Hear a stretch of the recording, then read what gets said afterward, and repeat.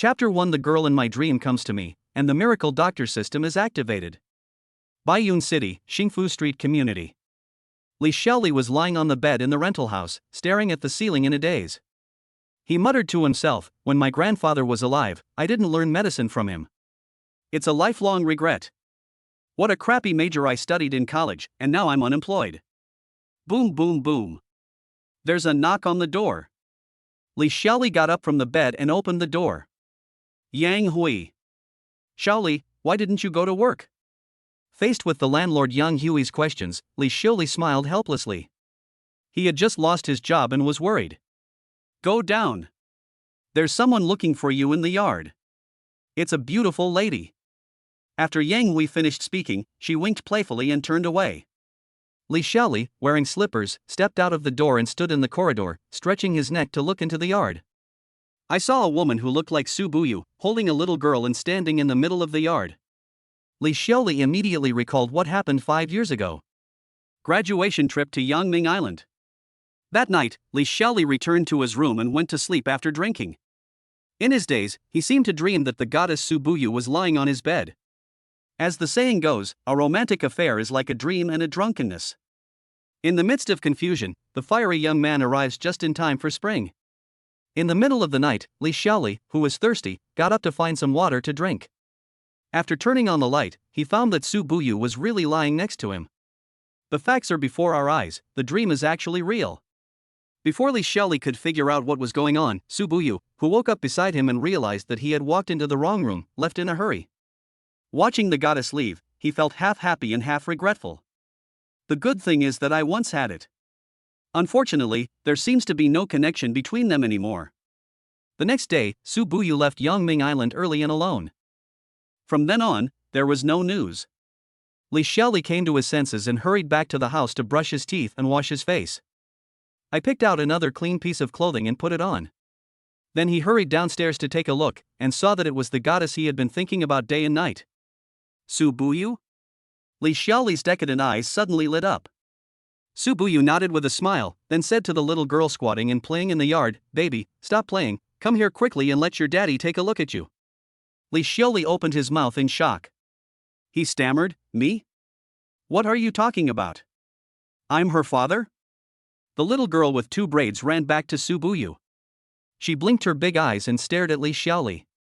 Su Buyu said in a low and embarrassed voice, "Yes, she is your biological daughter." Li Xiaoli leaned over and gently touched the little girl's face. He was so excited that he didn't know what to say for a moment. After that night, I returned to Baiyun City. About a month later, I found out that I was pregnant. Although that night was an accident, she was still a little life after all. I couldn't bear to abort her, so I gave birth to her secretly. If you don't believe me, let's do a paternity test. Li Xiaoli hurriedly said, "I believe it, I believe it. I believe you." Su Buyu said softly to the little girl, "Baby, call daddy." "Dad." The little girl screamed cutely. Ding. The super doctor system has been successfully bound. At this moment, a voice appeared in Li Xiaoli's mind. He wondered, what? Super divine doctor system. Yes, you recognize your biological daughter, and the system activates your original talent, the miracle doctor system. We communicate with each other through spiritual consciousness. Just recite what you want to say in your heart. Now open the first level of the divine doctor strength, observer. As long as you concentrate on observing others, or touch them, you can know the diseases in their bodies. Reward mechanism: every time you detect a disease in someone and persuade them to go to the hospital for treatment, the system will reward you 10,000 yuan. The kind system reminds you to remember to do more good deeds, and there will be extra rewards. Li Xiaoli smiled foolishly. I thought, isn't this like a sleepy man finding a pillow? Miracle doctor system.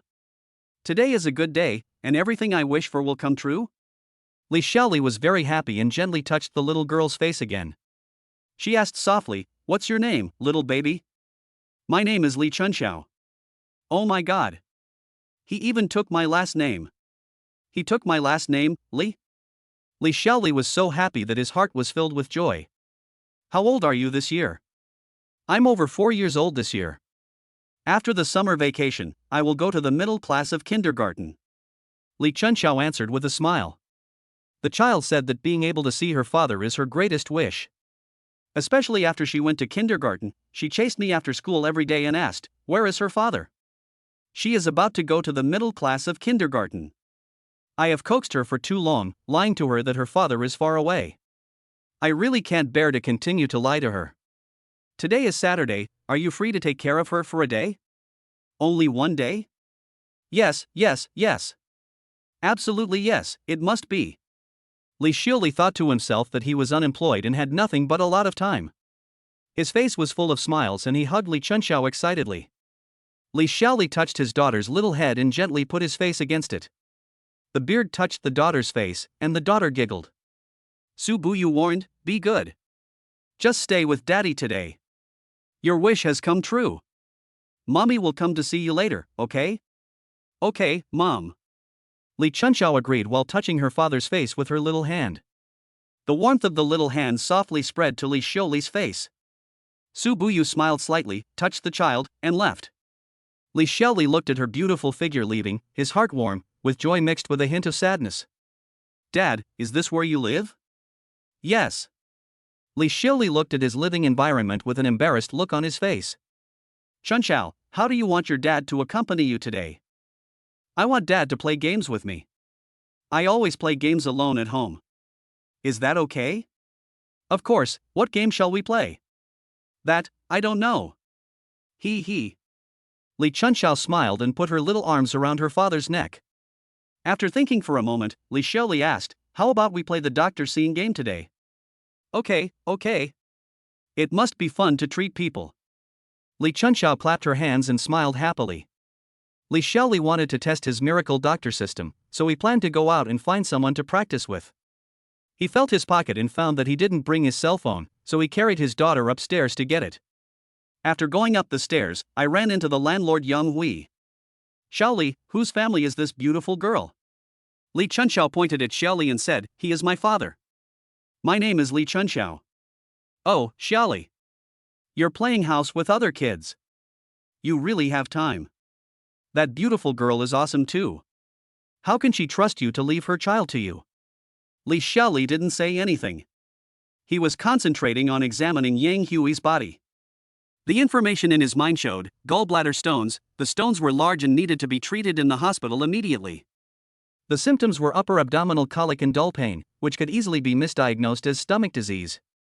Seeing that Li Xiaoli did not respond, Yang Hui was about to leave. Li Xiaoli called her, "Yang Hui, wait a minute. What's wrong? Are you going to pay the rent for next month?" Yang Hui turned around and asked with a smile. No, let me tell you, you have severe gallstones." Yang Hui squinted her eyes and said disdainfully, You can also treat illnesses? I have learned some medical skills from my grandfather. How about this? You go to the hospital for a checkup right now. If your gallstones are not serious, I will double your rent for next month. What do you think?" Yang Hui pointed at Li Xiaoli and said, "Xiaoli, you said that. I'll go now. I was supposed to go to the hospital for a checkup tomorrow. I have a dull pain in my abdomen. I'll go now. Wait for me. I'll bring back the test results and charge you double the rent." After Yang Hui finished speaking, she went downstairs. Chapter 2, The Doctor at the Alley Examines the Patient. Yang Hui ran downstairs and went straight to the hospital. At this time, Li Chunxiao blinked and asked, "Dad, can you really treat illnesses?" "Well, I guess so. Dad just checked your body. Our Chunxiao is in good health. We will go to the entrance of the alley and play the game of seeing a doctor. What do you think?" Yes. Li Xiaoli walked to the entrance of the alley with his daughter in his arms. Under the big locust tree at the entrance of the alley, several old men and women were playing chess and cards. Li Xiaoli sat down on the stone bench. He asked about Li Chunxiao's daily life and inquired about Su Buyu's situation. The daughter used her childish voice to narrate the trivialities of her and her mother's daily life. Li Xiaoli gently placed his forehead against his daughter and listened quietly. After a long while, the daughter asked, "Dad, when are we going to play the doctor game?" "Wait a little longer, Chunxiao, wait a moment, our small hospital will officially open for business." Li Xiaoli was waiting for Yang Hui, wanting to know whether the system would really give him 10,000 yuan after Yang Hui went to the hospital for a checkup. Ding! 10,000 yuan has been deposited into your bank card, and the system will give you an extra random gift package. Wow! As expected, Li Xiaoli took out his mobile phone and saw that 10,000 yuan had really been deposited into his bank card. The balance shown is 10,120 yuan. Whether to open the random gift package. Turn on. Congratulations, you have obtained a small level 1 physical strengthening pill, which can enhance your physical fitness by 1 point. Do you want to use it? Just add a little bit of physical strength, so little. Use it. Afterwards, Li Xiaoli felt that his body seemed to be a little stronger. He thought, will I feel anything if I add 1 point to my physique? Adding 100 points would be incredible. Li Xiaoli immediately took his daughter and planned to go to the entrance of the alley to make a sign. Right, free pulse diagnosis and physical disease examination. Dad, what are we going to do? Let's make a sign that says we are doctors so that others can know we are doctors who treat patients. Yeah, great. They arrived at an advertising production shop at the entrance of the alley. I saw a young man squatting on the floor in the store, and he was making a lightbox billboard. He saw Li Xiaoli walk in and asked, is there anything I need to do? I'm going to make a sign that stands on the ground. Okay, please wait for me, I will finish the work in my hands soon. Li Xiaoli agreed and sat on a chair nearby. This miracle doctor system is great for checking other people as physical diseases, ha. Li Xiaoli was very happy when he thought about it, and immediately started testing the young man squatting in front of him. The information in his mind showed chronic gastritis, caused by Helicobacter pylori, with symptoms including upper abdominal discomfort, dull pain, and burning sensation. Li Xiaoli asked, brother, do you feel uncomfortable in your stomach occasionally? For example, dull pain, heartburn, etc. The young man raised his head and asked curiously, yes, how did you know? I can diagnose diseases in the body by looking at the face and body shape. Oh my god, is this so magical? You will know if you go to the hospital for a checkup. A carbon-13 test shows that your disease is chronic gastritis. You must go, otherwise it may develop into gastric cancer. Okay, thank you. After about half a quarter of an hour, Li Xiaoli's sign was ready. The guy in the advertising shop watched Li Xiaoli's back as he walked away holding the sign in one hand and holding the girl's hand in the other. He muttered quietly, no. I have to go to the hospital for a checkup right away. My grandfather died of stomach cancer. Maybe this disease can be inherited. Then he ran to the hospital. Li Xiaoli took the finished sign and returned to the big locust tree in the alley. He put the sign on the ground and said to his daughter, our small hospital is open for business. Then he shouted loudly, a free pulse diagnosis and physical examination, free of charge. No charge, uncles, aunts, brothers and sisters, come and check your body. The old men and women nearby looked over, smiled, and continued playing chess and cards, ignoring Li Xiaoli. After waiting for a long time, no one came. Not only did no one come, but 2 big hats came from the corner of the street. After they approached Li Xiaoli and his daughter, they looked them up and down. One of them asked helplessly, you said that your stall doesn't look like a stall, I feel embarrassed to chase you away, is it free? Yes. It's free. Another thin man in a big hat looked at the little girl next to Li Xiaoli and asked gently, little boy, what are you doing? Uncle, my dad and I are playing a game about curing illnesses. It turned out to be a game. The 2 big hats laughed after hearing this. Just as they were about to leave, they hadn't taken a few steps. Li Xiaoli pointed at the thin man and said, you have hemorrhoids. Your waist pain is caused by prolonged blood in the stool. When the 2 men heard this, they turned their heads and stared at each other. You told him about your hemorrhoids? The skinny man in the big hat blushed with embarrassment and angrily replied, get lost. I don't even know him. The 2 of them immediately turned around and looked at Li Xiaoli. Frog fun. This. Can you tell this? The thin man in the big hat tilted his head and walked back to stare at Li Xiaoli as he spoke. It's nothing, I just learned a little bit. Go to the hospital and get treatment immediately, don't just bear it. Li Xiaoli held his daughter in his arms and spoke calmly while sitting on a stone bench. Another man in a big hat seemed to remember something and said hurriedly, wait, don't go. I remembered there's an old lady in our community with poor eyesight. I'll help her over here so you can take a look. Okay, no rush, my daughter and I will wait for you to come back. After hearing this, the 2 men in big hats left in a hurry. At this time, Yang Hui happened to come back from the hospital, and she also saw what happened just now. She came over with a smile on her face. Okay, Xiaoli, I'm sorry I didn't recognize you before. Li Xiaoli smiled and thought, if you hadn't gone to the hospital for a checkup, I wouldn't have gotten the 10,000 yuan, and I would be embarrassed to take my daughter out to dinner tonight. Yang Hui came over and looked at the sign that Li Xiaoli had put up on the ground. Free inspection. Are you doing a good deed? Wait a minute, I'll move a table for you. Li Chunxiao asked, Dad, are we playing games? I think Dad is so awesome. Dad really knows how to treat illnesses. It's okay. Dad can check other people's diseases and play the doctor game. It's just right. Yang Hui was very strong. At this time, she was seen carrying a wooden table back by herself. With a table, Li Xiaoli's stall providing free physical examinations began to look more like a normal one. Yang Hui asked, Xiaoli, do I have any other health problems? No, you are healthy. Just remember to control your weight. Hey! I just love to eat, so I don't bother to control myself. If it weren't for stuttering, what would I be living for? Being fat is a blessing. Everyone has his own way of living. Yang Hui said this casually and walked away again. As he walked, he said, Wait a minute, I'll find 2 more stools for you. Not long after, 2 men in big hats supported an old lady and walked towards Li Xiaoli.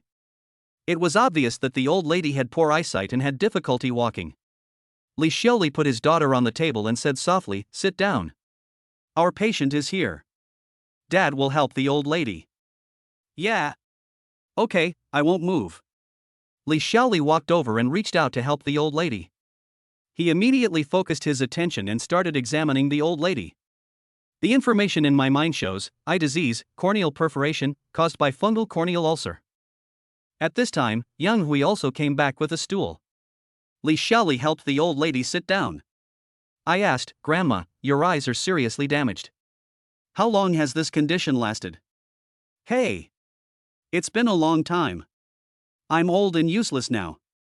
It doesn't matter if I can't see. I don't walk around, so it won't be a problem. Chapter 3, Meeting the Goddess's Father for the First Time. Li Xiaoli held the old lady's hand and told her, Ask your family to take you to the hospital for treatment. Your cornea is perforated. The thin man in the big hat said, The old lady has no one at home. She has only one daughter. Her daughter is very hardworking and well known in our community.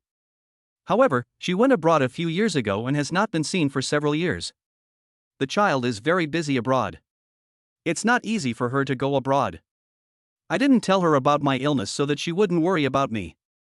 Just when everyone didn't know what to do, the old lady waved her cane and said, Now I know the cause of my illness. All right, thank you all.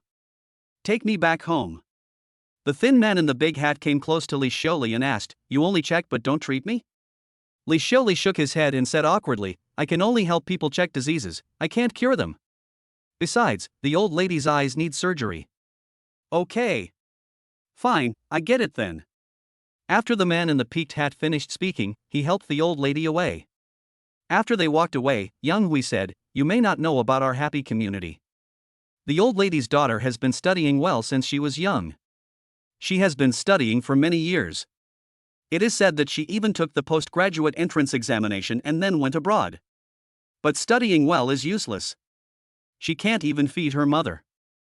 Look how pitiful she is. Li Xiaoli shook his head helplessly. He didn't know much about the old lady's family affairs and it was not right for him to say anything. Li Chunxiao asked in a low voice, Dad, can we take the old lady to the hospital for treatment? She is blind, how pitiful. Yang Hui picked up Li Chunxiao, who was sitting on the table, and held her gently in her arms, watching the old lady's back as she walked away. She said, I will go to the community street office and report it. At this time, 2 well-dressed elderly men came from the direction of the alley entrance. When Li Chunxiao saw the person coming, he immediately shouted, Grandpa, Grandpa. Yang Hui immediately put her down and Li Chunxiao ran over. Li Xiaoli looked at the 2 old men and thought, this is bad. How did Su Buyu's father find this place? He took out his cell phone and found that he had several missed calls that he had not noticed before. Yang Hui said, Xiaoli, this little girl's grandfather is dressed really elegantly. Look at the suit he's wearing.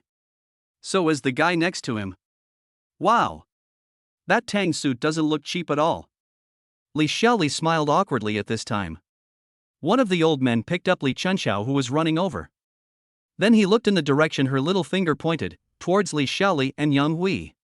Li Xiaoli stood up, walked over, opened his mouth, but couldn't say anything. Just kept smiling. Li Chunxiao pulled the two elderly people and wanted to show them the signboard that their father had put up on the ground.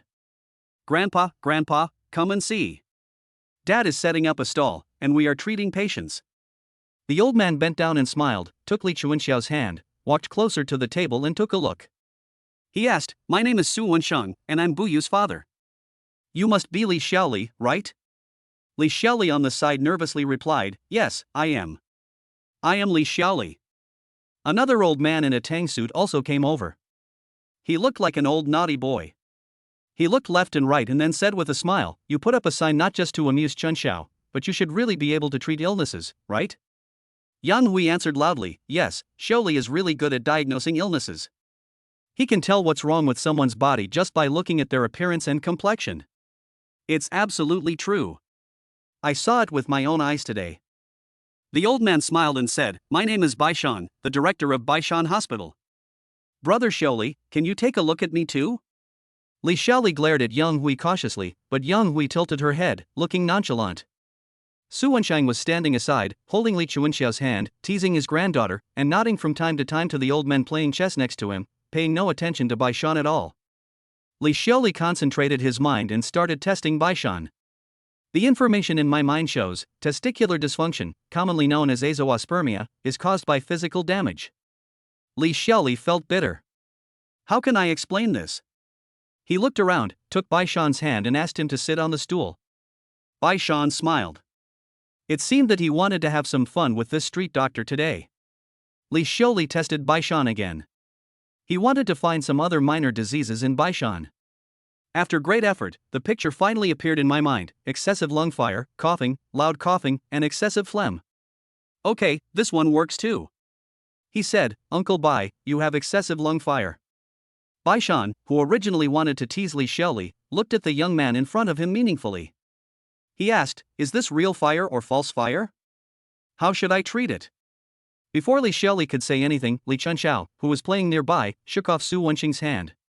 He ran to Baishan and said, "My father only watches but doesn't treat. You should go to the hospital."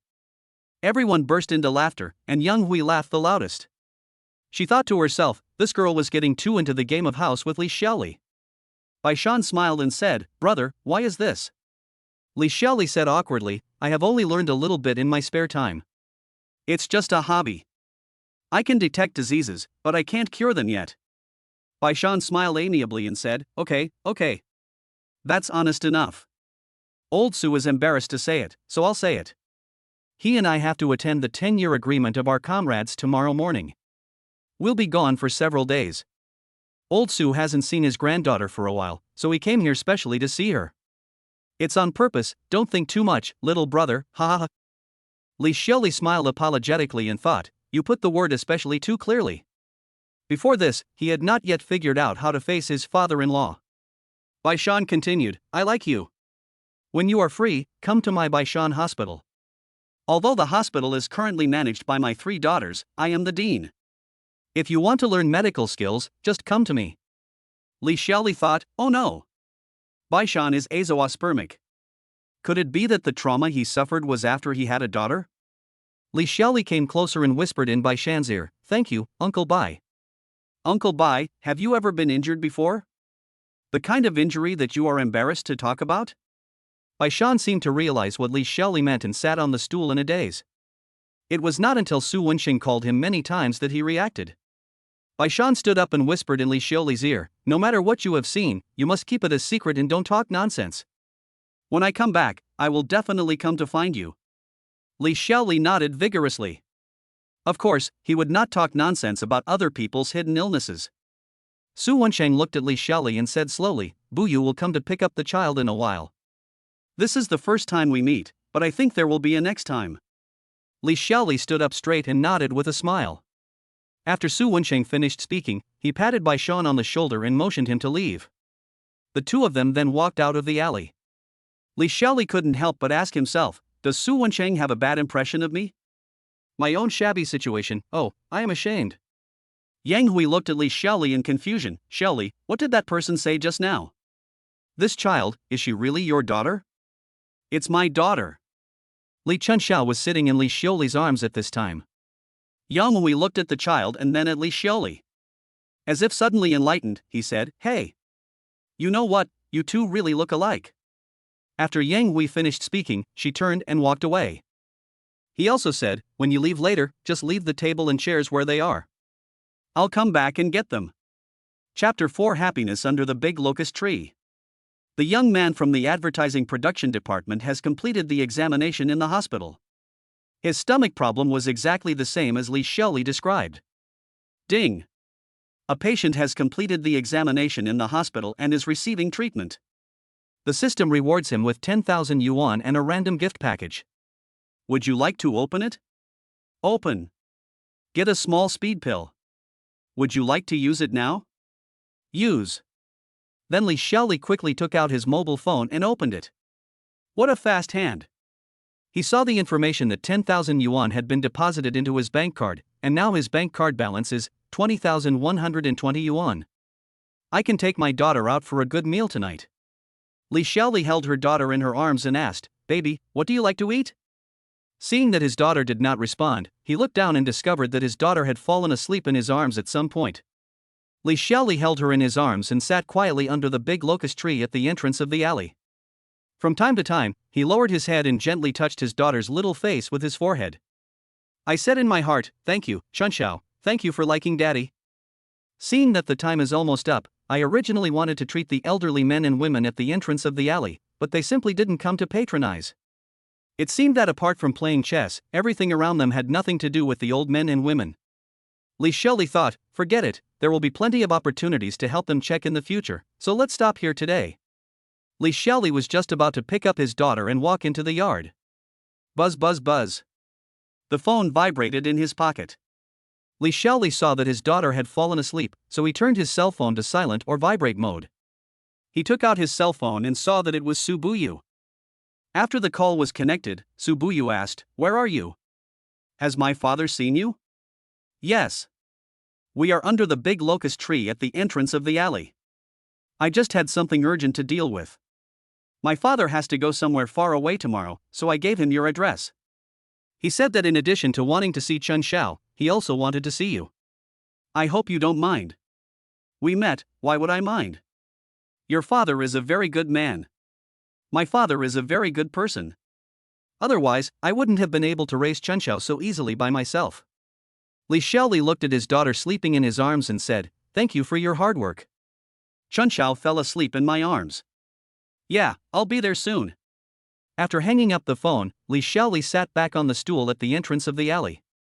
The big locust tree at the entrance of the alley is very old and is a witness to the happiness of the alley. After a while, Su Buyu walked in from the entrance of the alley. She was wearing a formal work suit, which she obviously hadn't had time to change out of. Her long black hair was tied behind her back. She had fair skin and a pretty figure, and looked very energetic. Li Xiaoli looked at her in a daze. Day and night, he would think of her in that night. Su Buyu walked up to him and looked at his daughter sleeping in his arms, feeling a little warm in her heart. How long has she been asleep? It's been a while. There's a stool here. Please just sit down for a while. Li Xiaoli pointed to the stool beside him. Su Buyu smiled and then sat on the stool. I'll treat you to dinner tonight as a reward for taking care of my daughter today. Do you think that's okay? Why do you want to repay? She is my daughter too.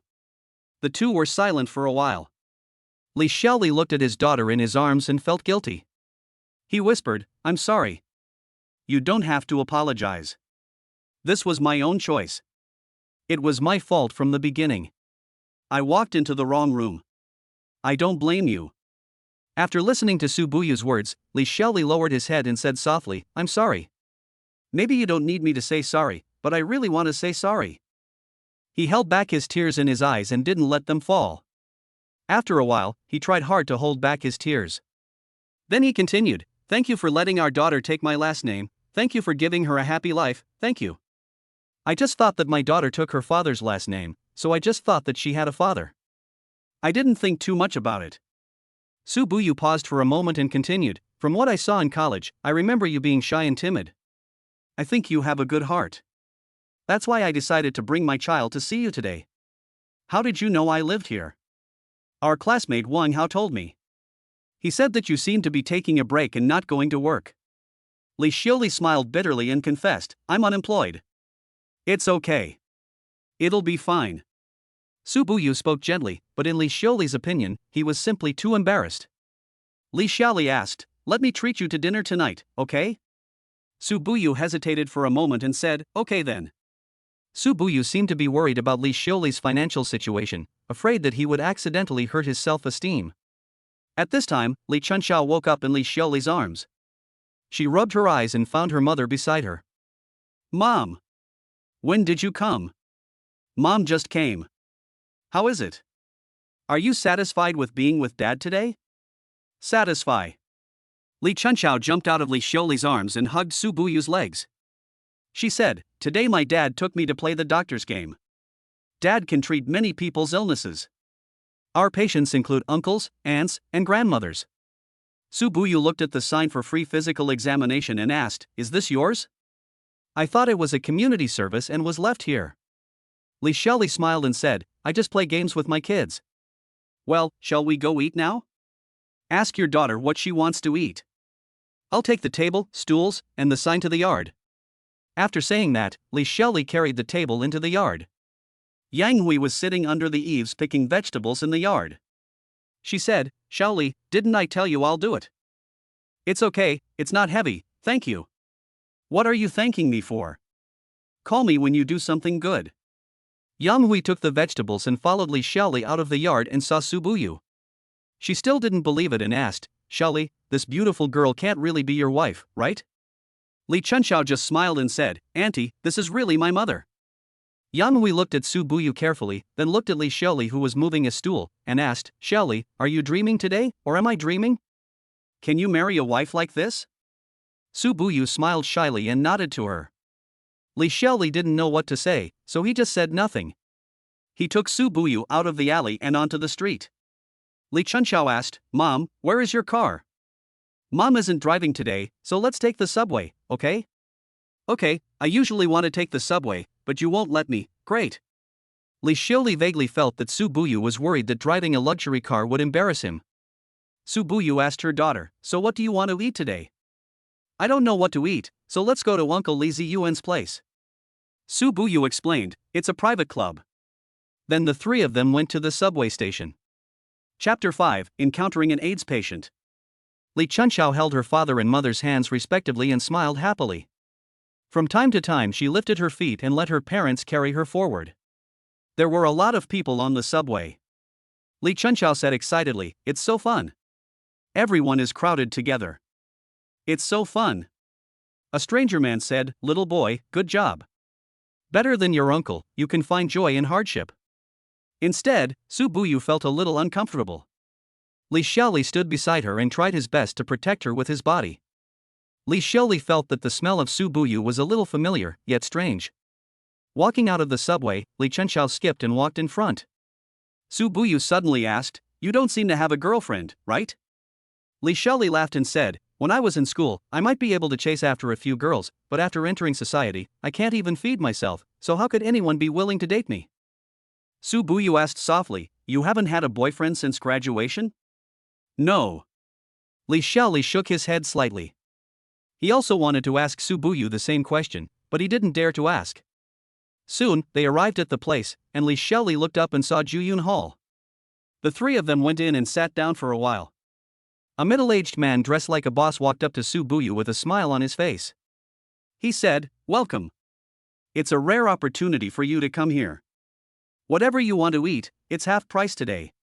Li Xiaoli smiled at him and nodded as a greeting. Su Buyu was about to introduce, "This is." Unexpectedly, she was interrupted by Li Chunxiao. She said in a childish voice, "Let me introduce you to each other, okay?" Li Chunxiao pointed at Li Xiaoli and said, "This is my dad. It's really my dad. My dad's name is Li Xiaoli. Isn't he handsome?" The middle-aged man looked at Li Xiaoli in surprise. "This is Uncle Li Ziyuan. He seems to be a cook." At this time, Li Xiuli inadvertently started a physical examination on Li Ziyuan. The information in my mind shows lumbar pain and soreness and pain in the legs, caused by varicose veins in both legs. Li Ziyuan stretched out his hand and was about to shake hands with Li Xiuli. Li Xiuli asked him softly, "Have you had back pain recently?" "Ah. How did you know that?" "My father is a miracle doctor."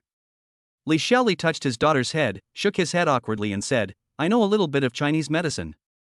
Your legs should also be a little sore and painful. All the reasons are caused by varicose veins in your legs. This seems to be an occupational disease of chefs. You should go to the hospital for a checkup and get timely treatment." Li Ziyuan opened his mouth wide and said to Su Buyu, "You don't know, I just have pain in my spine and I can't find the cause. It turns out that the problem is with my legs. I will go to the hospital tomorrow." Thank you. When Li Ziyuan left, he said, "Everything you eat tonight is free. It's my treat." Su Buyu looked at Li Xiuli in confusion. "Ask him, you and your daughter played the doctor game today, is it because you can really treat illnesses?" "A little bit, just a little bit, and I can only observe, not cure." After a while, all the dishes were served. Li Xiuli watched his daughter eat without moving. He asked, "Can I see you guys more often in the future?" Li Chunxiao replied cutely, "Well, Dad, we should see each other often. After we finish our meal, you can come home with Mom and me. Dad, you can live in the big house with us." Li Xiuli didn't say anything. He and Su Buyu both lowered their heads. "Dad, you have to live with me and Mom. You have to live in the same room with Mom. Other people's parents are like that. Then we have to go see other people every day." As Li Chunxiao continued speaking, the awkward atmosphere reached its peak. At this time, a handsome man and a beautiful woman walked over. When Su Buyu looked up and saw the other person, he looked unhappy. The man who came was wearing a white suit, had a slicked back hair, and a transparent watch on his wrist. Li Xiuli heard from others that that kind of watch seemed to be very expensive. The man's arm was held by the beautiful woman next to him. The beautiful woman was very young, wearing a small windbreaker, with slightly green hair, and looked fashionable and trendy. I only heard the man say, "Sister Buyu, I'm taking the baby to eat." The beautiful woman next to him was surprised when she heard the man say that, so the sister you have been thinking about and can't forget is her. She is really beautiful, I am ashamed of myself. Su Buyu whispered to Li Xiuli, "Ignore them." The man saw Li Xiuli and stretched out his hand with a smile. Out of politeness, Li Xiuli also stood up and extended his hand. Ding! Special warning. The person shaking your hand is carrying the HIV virus. When Li Xiuli heard the system's voice, he was startled and pulled his hand back. Everyone saw Li Xiuli's strange action. The man asked awkwardly, "Hello, sir. My name is Tang Zishan. What happened to your hand just now?" Li Xiuli didn't say anything. He looked at the woman next to Tang Zishan and gave her a physical examination. The information in the mind shows that everything is normal and there is no disease. Seeing Li Xiuli standing there in a daze, Tang Zishan asked, "The beauty next to me is called Li Jia, a famous internet celebrity. What are you doing?" Su Buyu looked at Li Xiuli, who had lost his composure, coughed, and pulled at the corner of his clothes. Li Xiuli reacted and said with an awkward smile, nice to meet you, you are a big internet celebrity." Ha ha ha. Tang Zishan was confused by Li Xiuli, and he said unhappily, "Enjoy your meal." Then he walked away. Su Buyu frowned and asked, "What's wrong with you? Do you need to be so obvious when you see a beautiful woman?" Li Xiuli leaned close to her and said, "Tang Zishan has AIDS, but that girl doesn't." "What?" Su Buyu shouted in surprise. Her voice caught Li Chunxiao's attention. She stopped eating and looked up at her mother cutely. "Mom and Dad, when will you live together?" Li Xiuli did not answer his daughter. He narrowed his eyes and nodded seriously at Su Buyu. What this means is that it is absolutely true that Tang Zishan has AIDS. Li Xiuli then asked softly, "Who is Tang Zishan? Haven't you read any gossip?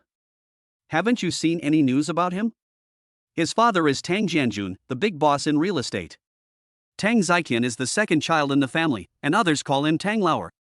We used to study and live abroad together, and he always annoys me, and I don't like him. Tang Jianjun, is he the real estate tycoon? Yes. Is what you said true? Everything Dad says is true. Dad is a miracle doctor. Li Chunxiao interrupted while eating. Su Buyu said, Chunxiao, be good and eat slowly. Don't interrupt when adults are talking, understand? Yeah. Okay, Mom. Su Buyu stood up, looked at Tang Laoer who was sitting a few dozen meters away, and said, I'm going to tell him. Li Xiaoli grabbed her and persuaded her, no, you can't just go there like that. You have to go back and tell him quietly. Su Buyu thought for a moment, sat down and asked, how do you think we can tell Li Jiejia? Should we ask her for her contact information now? I thought you were going to tell Don second. Why should I tell him? Now it's Li Jiejia who is next to him who is in danger. Are you sure she hasn't been infected? Chapter 6 Doing Good Deeds Under the Big Locust Tree. Li Xiaoli nodded seriously again and said, I'm 100% sure. After a while, Li Xiaoli said, go and quietly tell Li Ziyuan to write a note and give it to Li Jiejia when he serves the food. Do you think this will work? That seems to be okay. It's not good for others to go up to them suddenly. I'll be back soon. You and your daughter can eat first. Su Buyu stood up and walked straight to the kitchen of Juyun restaurant. After a while, she came back angrily. Li Xiaoli asked softly, what happened? Li Ziyuan actually said that he knew that Tang Laoer had AIDS, and that it was a well-known secret in their circle. What? He knows. Yes, he said he couldn't afford to offend Tang Laoer and didn't dare to remind Li Jiejia. Li Xiaoli shook his head helplessly and said, this is difficult to deal with.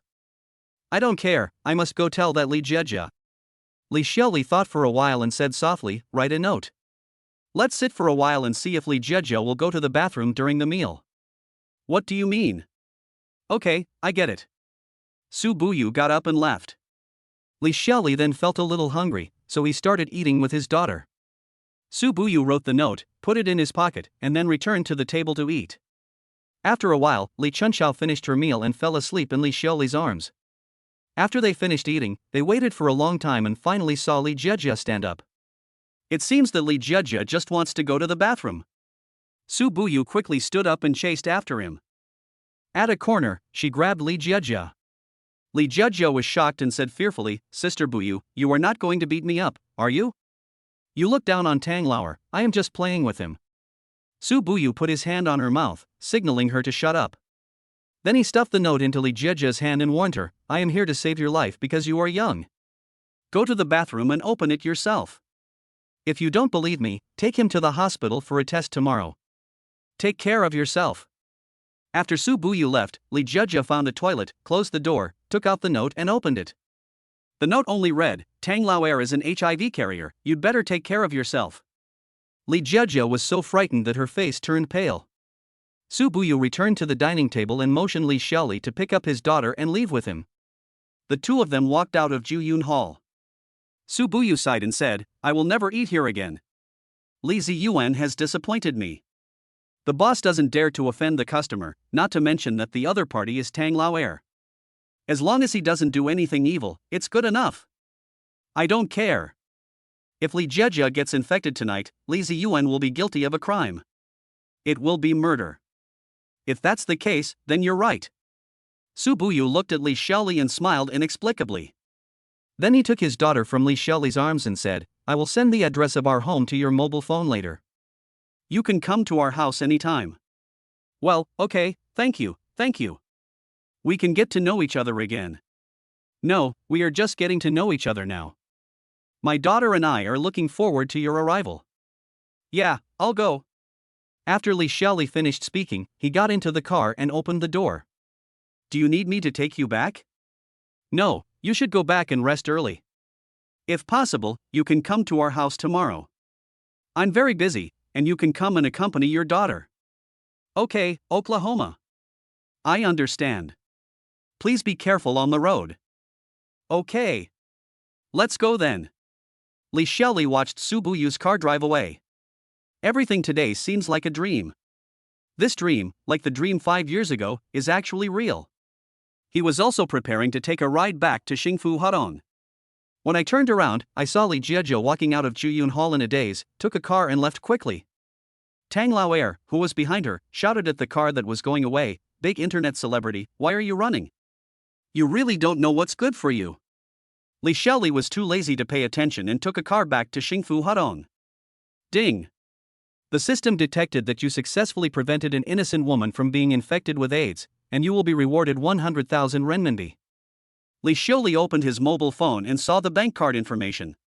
100,000 yuan had been deposited into the account and the balance was shown as 120,120 yuan.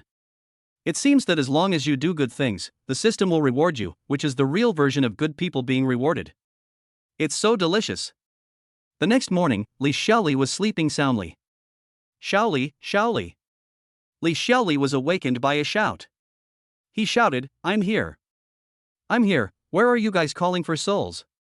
He got up, opened the door, and found a lot of people standing outside. What are you doing? I haven't gotten up yet. A thin man said, do you remember me? I'm the guy in the big hat yesterday. I brought you a patient. He's a senior from the construction site. Can you please help take a look at him? Is that so? No problem. You guys go down and wait for me. Please move the table in the yard to under the big locust tree. I'll come right after I wash my face. Okay. As they talked, they went downstairs. Li Xiaoli quickly brushed his teeth, washed his face, and ran downstairs. Li Xiaoli sat on the stool in the same position as yesterday and said, brothers and sisters, please line up and come one by one. If you have any health problems, I will tell you directly that you must go to the hospital for treatment. I can only help you with the examination. Okay? Good. Everyone agreed, the thin man maintained order, and everyone began to let Li Xiaoli check their bodies. The first one to come forward, Li Xiaoli took his hand and said, brother, you have lumbar muscle strain. Oh my god, you can tell right now? Next. Sister, you have arthritis. You often move things at the construction site, right? Handsome guy, you are so accurate. Come, tell my fortune again. Sister, I'm not a fortune teller. You should stop believing in that stuff and take care of yourself. Next. Next. As more and more people read it, more and more people will believe it. More people believed, and more people came to see. Watch until noon. Li Xiaoli thought that he probably wouldn't be able to go see his precious daughter today. At this time, the thin man brought Li Xiaoli a lunchbox and a bottle of water. Little brother, thank you for your hard work. Just take a few bites. Thanks. Don't be polite, we are the ones who want to thank you. My name is Li Xiaoli, what's your name? I know your name is Li Xiaoli. You are now a big internet celebrity in our Xingfu Hudong. Everyone in the circle of friends is talking about you. My name is Feng Yong. Brother Feng.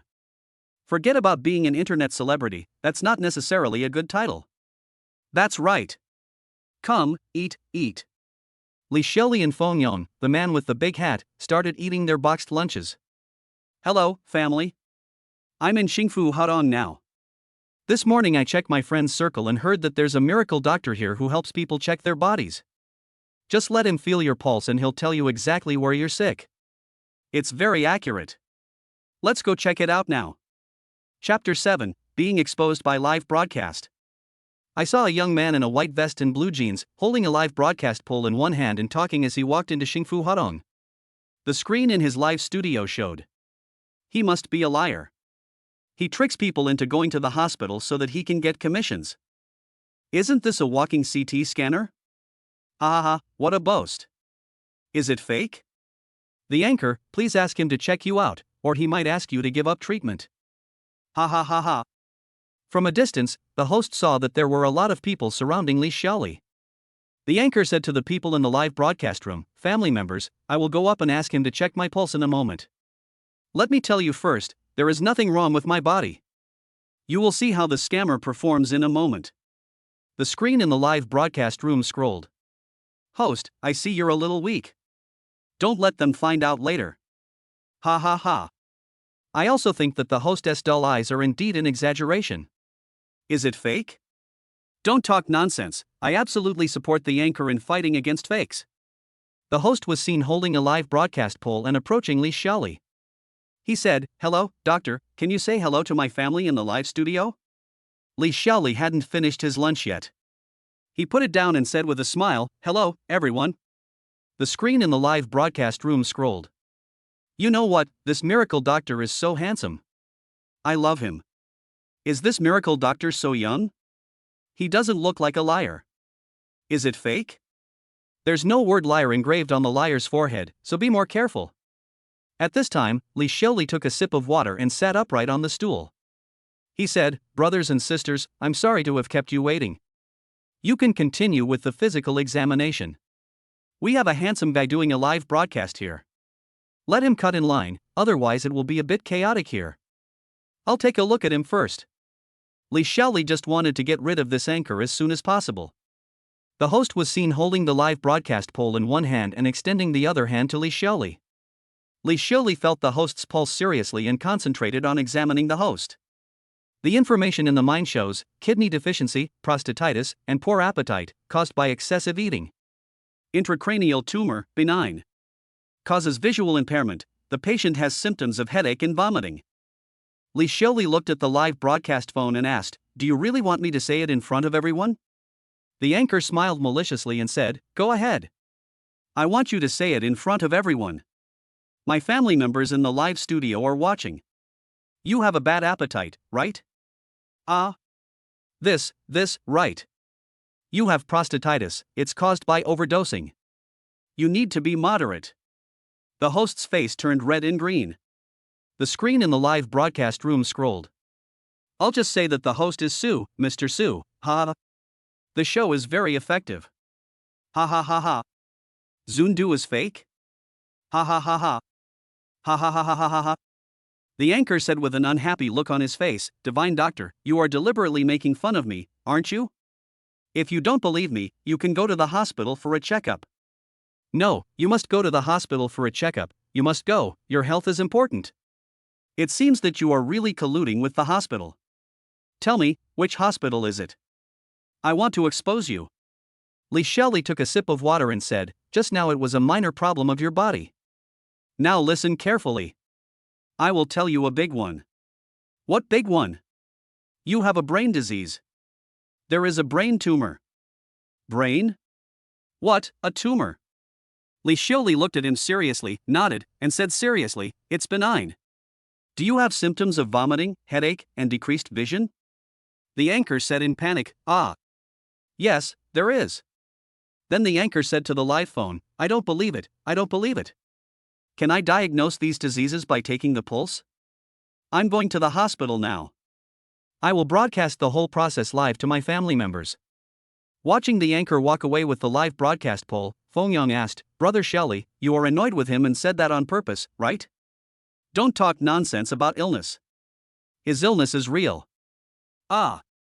He will probably be scared to death when he goes there." Li Xiaoli shouted loudly, "Everyone hurry up and come up one by one.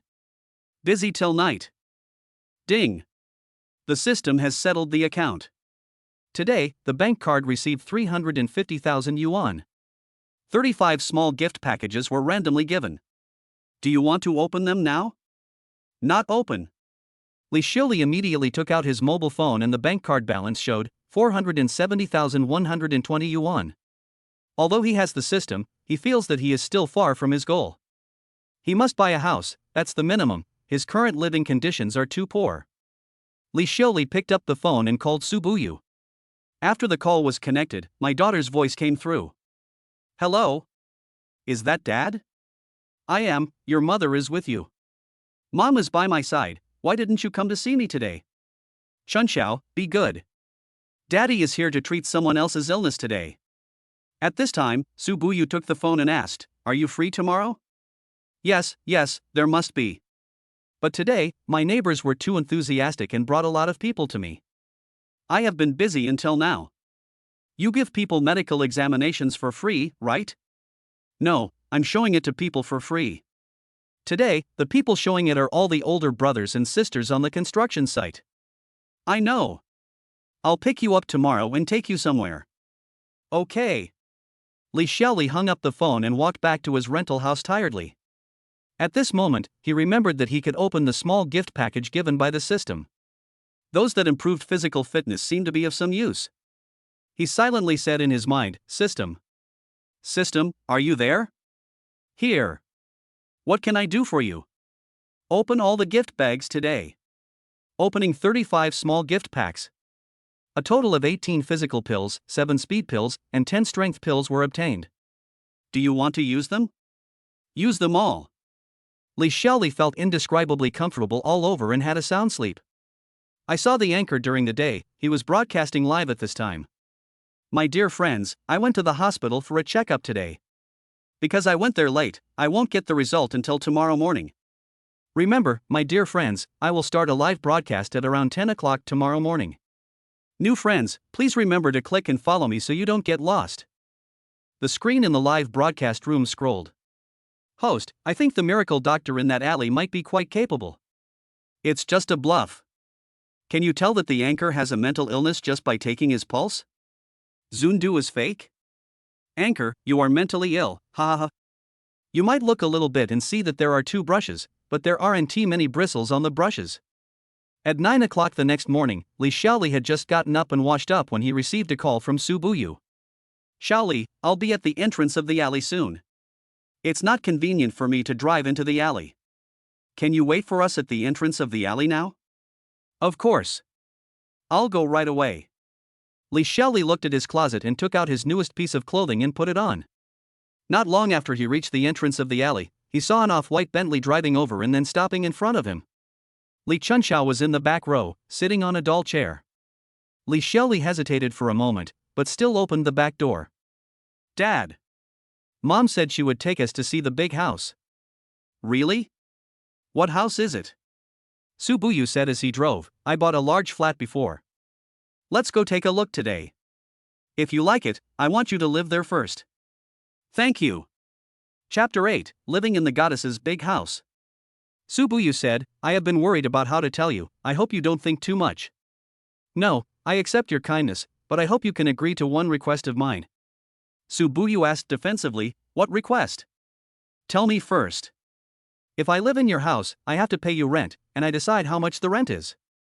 If you don't want the rent, I can't live in it, okay? Su Buyu felt that Li Xiaoli was speaking sincerely. If I don't charge rent, he won't have the nerve to live there. He replied, I promise you.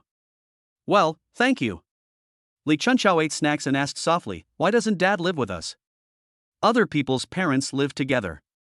Li Xiaoli quickly changed the subject and asked, Chunxiao, when are you going to kindergarten? Dad, didn't I tell you? It's summer vacation now. When it's over, I'll be in the middle class. Did I tell you that? Ha ha ha. Su Buyu said, Chunxiao, please sing a song for Dad. Dad has never heard you sing before. Okay. You guys are just changing the subject, so I'll start singing. Little red, little elephant, it's the little red elephant. A childish and lovely voice immediately echoed in the car. Li Xiaoli leaned his head forward and asked Su Buyu softly, hey, is this a song? Su Buyu said with a smile, yes, it really is a song. After a while, Su Buyu asked, I'm going to drive this car here today and leave it to you to drive. Is that okay with you? No, I'd better take the subway. You have a car, so it will be more convenient for you to take Chunxiao with you in the future. Li Xiaoli said awkwardly, I'm sorry, actually it's because I don't know how to drive yet. At this moment in the hospital, yesterday's anchor was starting the live broadcast. Family, give it a thumbs up. I'm on my way to get my test results right now. The screen in the live broadcast room scrolled. My main purpose is to provide companionship, not to follow or like. I like to watch for free, but I don't like to like. Is it fake? You're always pretending to be so respectful. I have tolerated you for a long time. After a while, the anchor went to the hospital's machine to print his own CT film. Family, I have the film now, but I don't know how to read it. Let's not waste time. I will take it to a professional doctor now. In the consulting room, the doctor looked at the film and fell into deep thought. Asked, are you live streaming? Yes, doctor. Can I just say it directly? All I want is for you to tell the truth in front of my family on the livestream.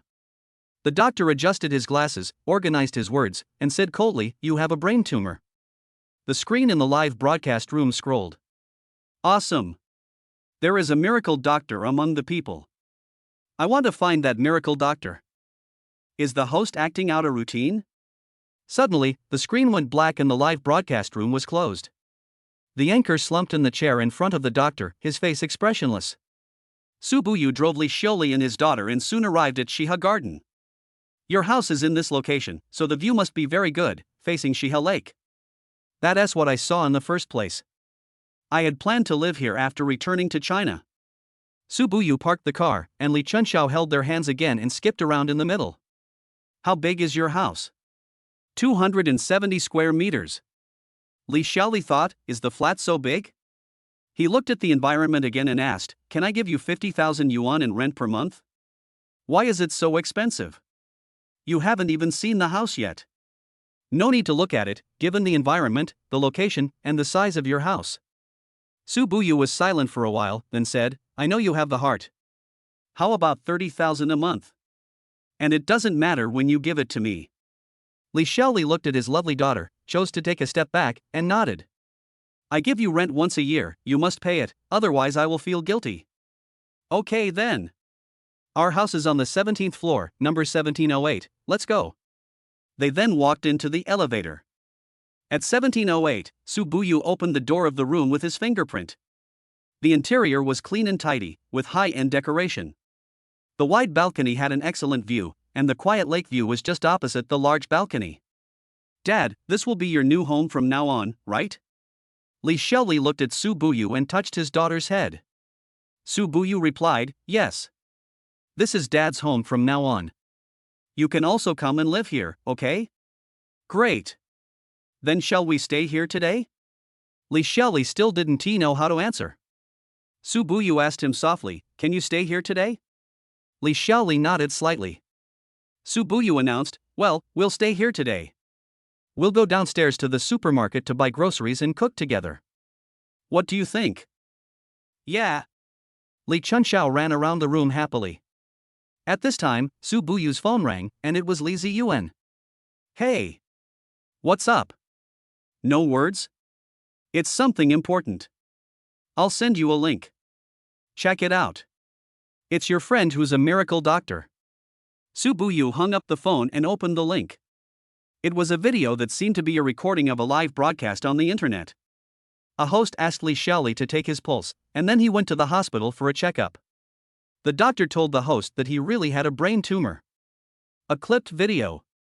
Su Buyu walked to the large balcony, where Li Xiaoli was teasing his daughter. Can you really treat illnesses? Yeah, I know a little bit. Li Chunxiao said happily, Mom, Dad is really good at treating illnesses. He tells me what illness someone has, and that's exactly what it is. Su Buyu handed the phone to Li Xiaoli. Li Xiaoli clicked on the video and said, oh. I know this anchor. I told him the truth.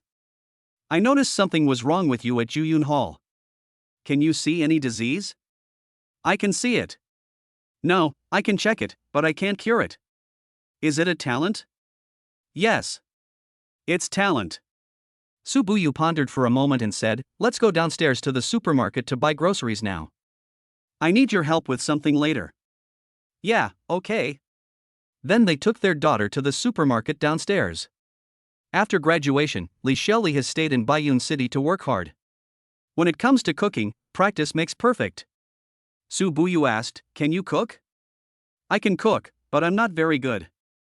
I guess it's edible. How about this? We each buy our own food, I cook 2 dishes, and you cook 2 dishes, okay?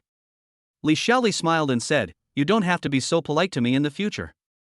Just say it directly, Xiaoli, cook 2 dishes for me. Okay. Xiaoli, you cook 2 dishes, one of which is sweet. Chunxiao prefers sweet. No problem. Li Xiaoli thought, what to do? Let us make cola chicken wings. Braised pork is a bit troublesome, and then I'll make eggplant. Xiaoli likes to eat eggplants, and he wants to see if Su Buyu and his daughter like them too. They quickly bought the groceries and returned to the big house. Li Xiaoli and Su Buyu were cleaning the dishes in the kitchen, and the children were playing in the living room. For a moment, Li Xiaoli seemed to feel that this was their happy family of 3.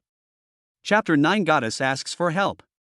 Li Xiaoli was cleaning up the dishes, and mustered up the courage to ask softly, you are so beautiful and so outstanding, do you have a lot of suitors? Yeah. Just like when I was in college. Li Xiaoli felt a pain in his heart. Su Buyu was the goddess of many people in college at that time. Really? Are there still a lot of people pursuing you? Well, at least, a reinforced company. Li Xiaoli forced a smile. It turned out that Su Buyu was teasing him. However, Su Buyu's humor made him feel so painful and sad. You're just kidding. I have Chen Xiao now, so I won't consider those suitors anymore. After hearing this, Li Xiaoli felt much better. He summoned up his courage again and asked, "What do you think of me? Do you hate me? What do I miss you? I remember you were very shy." "I don't hate you." Li Xiaoli swallowed and wanted to ask something else, but swallowed it back. He actually wanted to ask, "We have a daughter now. Have you ever thought, even for a moment, of being my girlfriend?" Of course, he didn't dare to ask. Li Xiaoli then asked, "I still don't know what your family does?" "Guess what? I can't guess. I work in finance. Stocks and futures. But we are majoring in marine science." Su Buyu curled his lips and said helplessly, "Marine science is my ambition. I went abroad to study finance, which is what Changxing Group needs." "So that's how it is. So you don't have any brothers or sisters?" "No. I only have a father. My mother passed away when I was very young." After Su Buyu finished speaking, he looked at Li Xiaoli and said, "Don't just talk about me, talk about yourself. I come from the countryside of Nanling. I have an older brother and a younger sister. My parents are still alive. They are both from the countryside." "Really? The countryside is great. The environment there is beautiful now. When can we take Chenxiao back to your hometown to have a look?" "Okay. You guys, can you? Are you really going to go?" Su Buyu said seriously, "Of course, your parents should also see Chenxiao, right?" Li Xiaoli was moved and said, "Thank you. Thank you. Your tone. Your thank you seems to have a deeper meaning." After a while, the food was ready and served on the table. The two of them watched Li Chenxiao just eating cola chicken wings, and there was nothing they could do. Li Xiaoli asked Su Buyu, "Do you eat eggplant?" "I like eggplant." "Eat. Eat, come and eat too." After Su Buyu finished speaking, he picked up some food for Li Xiaoli. As he ate, he felt an indescribable sweetness in his heart. After dinner, Li Xiaoli took the initiative to wash the dishes. Su Buyu looked at Li Xiaoli, who was busy in the kitchen. For a moment, she also wanted to ask him, "I gave birth to a child for you, will you treat me as your girlfriend?" After washing the dishes, they sat on the large balcony and chatted while the children played with toys in the large living room. "Do you smoke?" Li Xiaoli was stunned and said embarrassedly, "I smoked it." "I didn't see you smoking, are you embarrassed?" "Well, yes." "So did you bring cigarettes?" "The kids are not here, you can smoke now." Li Xiaoli took out a cigarette, thought about it, and didn't light it. "I have a friend whose father has a very serious disease, and it's a strange disease. He probably won't live long. Do you want me to go and help him? But I can only check what the disease is, I can't treat it. My friend's father just can't find out what disease he has. I want you to go and take a look. Is that okay?" "Yes. Of course, anytime. I can do anything you ask me to do." "Okay, the sooner the better. I'll ask Auntie to come and take care of Chenxiao. Let's go now." "Okay." After a while, my aunt came up. The daughter pulled Li Xiaoli's trouser leg and asked, "Didn't we agree to stay here tonight?" Su Buyu explained, "Mom is taking your dad to see a doctor for someone else and will be back soon." "Oh. So, go ahead then." Looking at his obedient daughter, Li Xiaoli said, "You have taken such good care of our daughter." "Thank you. If you bring it, I believe you will bring it well." After they got in the car, Li Xiaoli said, "Give me your bank card number." "Why? Are you going to pay me rent?" "This is my insistence, please." Su Buyu couldn't bear to hear this, and said softly, "Okay, it's in the wallet in front of you, take it yourself." Afterwards, Li Xiaoli transferred 360,000 yuan to him using mobile banking. After the transfer, Li Xiaoli's bank card balance showed 110,120 yuan. Su Buyu said, "I heard the sound of money being credited to my account. I am not interested in money. If you need it, as long as you are willing, you can take the black bank card inside me. There is 50 million in it. Thank you for being silent. I don't need it." Soon, the two of them arrived in front of a building, which was an old building that had been renovated. "This is the Xiang family. My friend is Xiang Ling, and her father is Xiang Lied. We want to see Xiang Lied, right? Well, yes. The two walked into Xiang's house, and unexpectedly it was so empty inside. The architectural style here was tall, and there were not many decorations, but the materials used looked very exquisite. Hey! It's Buyu, are you here to look for Xiang Ling? Yes. Brother Xiang Yong, you are here too. Xiang Yong looked at Li Xiaoli and asked, who is this? He's my friend. I brought him to see Uncle Xiang's illness. No way, just him. So young? Xiang Yong looked at Li Xiaoli with disdain. Sister Buyu. You're here. At this time, a cute girl with chestnut hair ran out. Su Buyu said, Xiao Ling, this is my friend, his name is Li Xiaoli, I want to take him to see your father's illness. Okay. Thank you. Sister Buyu, you are so thoughtful. After Xiang Ling finished speaking, she bowed and nodded to Li Xiaoli to express her gratitude. Then she took Su Buyu's hand and walked in front, and Li Xiaoli followed behind them. Xiang Yongzhe walked at the end with a look of disgust on his face. Li Xiaoli walked into the room and saw an old man lying on a big bed. The old man was leaning against the head of the bed, looking listless. There was another old man next to the old man, with gray hair and beard, who was taking the pulse of the old man on the bed. The gray-haired old man looks like a master of medicine. Ding! The system detected that you have encountered a rare disease that is rare in 1,000 years. I have specially sent you a good medicine, but the patient is too old, and this medicine can only extend his life by 3 years. Li Xiaoli touched his pocket and found a pill inside. He didn't have time to greet the people in the house. Is this a rare disease that only occurs once in 1,000 years? Then I have to take a closer look. Li Xiaoli focused his attention on the old man on the hospital bed and performed a physical examination on him. The information in my mind showed sleeping death disease, manifested by high fever, severe headache, dizziness, fatigue, anemia, subcutaneous edema, tender lymphadenopathy, and hepatosplenomegaly. The gray-haired old man walked towards Su Buyu and said, So it's Buyu. Hello, Mr. Sun. Who is this? He's my friend. He can find out the cause of someone's illness. I brought him to see Mr. Xiang. The gray-haired old man looked at Li Xiaoli, who was in a daze and fiddled with his beard.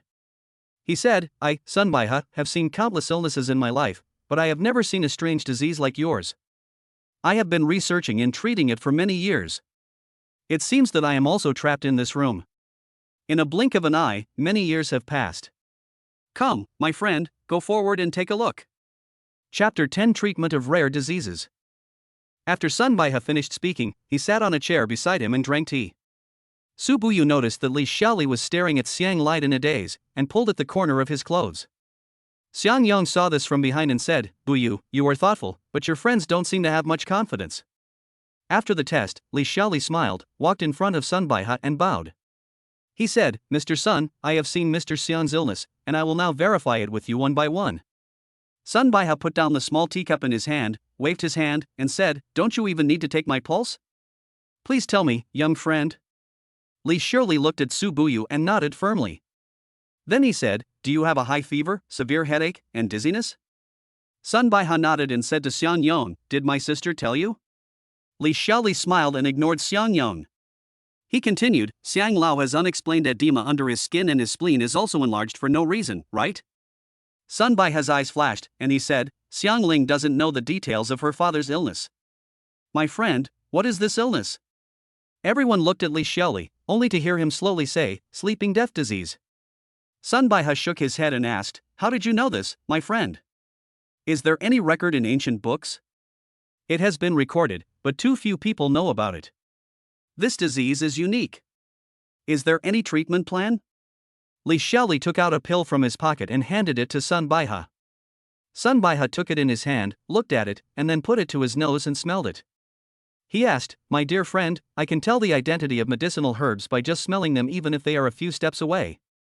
Why can't I tell the identity of this pill? Li Xiaoli rolled his eyes and said, It has been processed later. How do I take it? Just take the whole pill with warm water. Sun Baihe approached Xiang Lied, considering whether to give him medicine. Xiang Yong stopped him and said, Mr. Sun, don't trust me so easily. Death by sleeping is unheard of. He is so young, we have to doubt him. Li Xiaoli smiled and said, That's right. It's reasonable for you to doubt me. However, I have no grudge against your family, so I can't harm you. I'm here today just because Buyu asked me to come, so I came. There is only one pill, you can decide whether to take it or not, I respect your choice. After saying that, Li Xiaoli walked closer to Su Buyu and smiled at Xiangling again. He said, no words, let's go. Xiangling raised his right hand and shouted, wait, I believe him, Mr. Sun, please give my father the medicine. I am willing to take responsibility if anything goes wrong. After Xiangling finished speaking, she walked towards Mr. Sun, took the pill from his hand, and fed it to her father. After finishing, Xiangling asked, Brother Xiaoli, is there anything else I should pay attention to? When can I see the effect? Li Xiaoli replied, there is nothing to be concerned about. The effect will be visible tomorrow. After saying that, he left with Su Buyu. On the way back, Su Buyu asked, didn't you say that you can only diagnose diseases but not treat them? There is always an accident in everything, just like me getting that medicine was also an accident. After a long time, Li Xiaoli asked her, do you believe me? Su Buyu looked at him and said, I most likely believe you. Yes. We have only met each other and have never really gotten along, but somehow we have a lovely child. My child is a gift from God to me. You are all gifts from God to me. Li Xiaoli murmured softly. The next morning, Li Xiaoli was woken up by his daughter who climbed onto the bed. Li Chunxiao jumped on the bed and sang, little red elephant. Daddy, get up, Daddy, get up. Li Xiaoli picked her up and asked, where's your mother? She went to work. She can't not go to work. Why? Because mom is the CEO. Is this true or false? Really? Grandpa said so. Li Xiaoli carried her daughter out of bed and said, it will be fine if you and your mother stay here forever. Dad, you can live in the big yard with me and mom. As long as you stay with mom, we can live anywhere. Chunxiao, you know so much. Who taught you? I learned it from watching TV. At this time, Li Xiaoli's phone rang. He picked it up and saw that it was Su Buyu. On the phone, Su Buyu couldn't contain his excitement and said, hey, Xiaoli, Mr. Xiang is getting better. Today he was able to get out of bed and even went for a walk in the yard. Li Xiaoli was not happy. He sighed and said, alas. Why are you sighing? What's wrong? He is getting old and has been suffering from a strange disease for a long time. He only has 3 years to live. After 3 years, he will die. Even the gods cannot save him. 3 years is not bad. It seems so. Living without any illness or pain for 3 years is better than anything else. By the way, Xiangling will come to see me later, probably to thank you. Li Xiaoli thought for a while and said, please tell her that her father only has 3 years left. Also, I don't need her thanks, so I won't see her anymore. Okay, I understand. Li Xiaoli hung up the phone, looked at his daughter jumping around, and thought to himself that he had to go make money quickly. There is only 100,000 yuan in the bank card. Just when he was thinking about how to make money, Su Buyu called again. Xiaoli, you didn't read the online news, did you? You're on the news, check it out.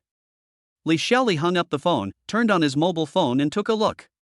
It turned out that it was the hostess' good deed. Now people on the internet are looking for me. It's over. I have really become an internet celebrity in an instant. Li Chunxiao came over to take a look and asked, Dad, why are you on the mobile news? Yes. Dad is on the news. They say he is a miracle doctor. What should I do? Wouldn't it be nice to say you're a miracle doctor? No. If you're too famous, you'll be recognized every time you go out. That's not good. I saw Li Chunxiao running out, as if to get something.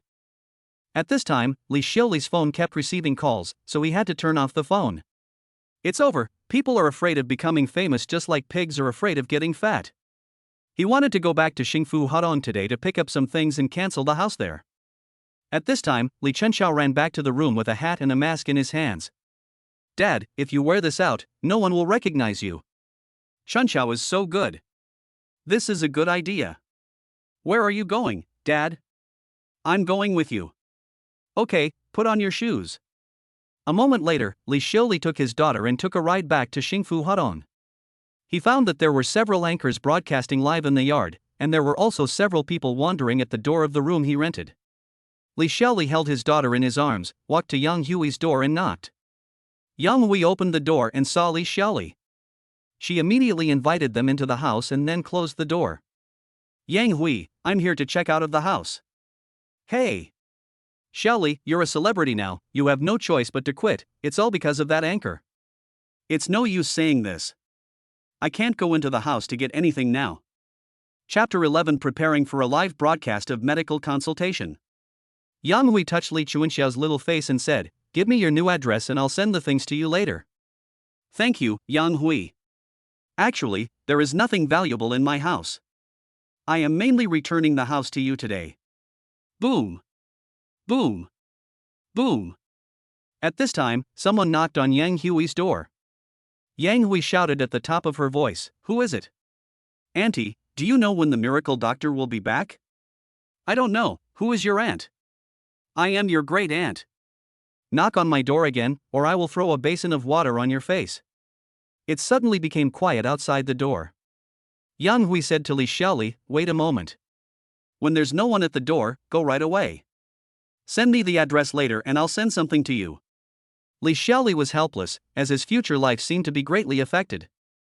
After a while, Yang Hui leaned closer to the door and looked out, saying, "Xiaoli, there's no one standing at the door, hurry up and leave." "Okay, I'll text you later." "Okay. Be careful." Li Xiaoli took his daughter back to the large flat by Shiha Lake, sat on the balcony, and fell into deep thought. "Dad, what's wrong with you?" "Baby, it seems that Daddy can't set up a stall to treat patients anymore." "Why?" "There are too many people coming to watch the fun." Li Chunxiao put his chin on Li Xiaoli's thigh, raised his head and blinked. She asked, "Isn't it good to have more people?" "Not good. There are too many people watching the fun. Dad can't see the doctor. If the order is chaotic, it will not be safe." Li Xiaoli shook his head. "Dad, you can broadcast the doctor live." "Hey! What did you just say?" "Live broadcast of seeing a doctor." A hint of joy flashed in Li Xiaoli's eyes. This seemed to be a solution. You can do good things and ensure your own safety. Most importantly, you can continue to make money from the system. "Baby, how do you know so much?" "Su Langchao told me that his mother is a live broadcaster." "Who is Su Langchao?" "The kid in our sunflower class, his mother sells cosmetics through live streaming."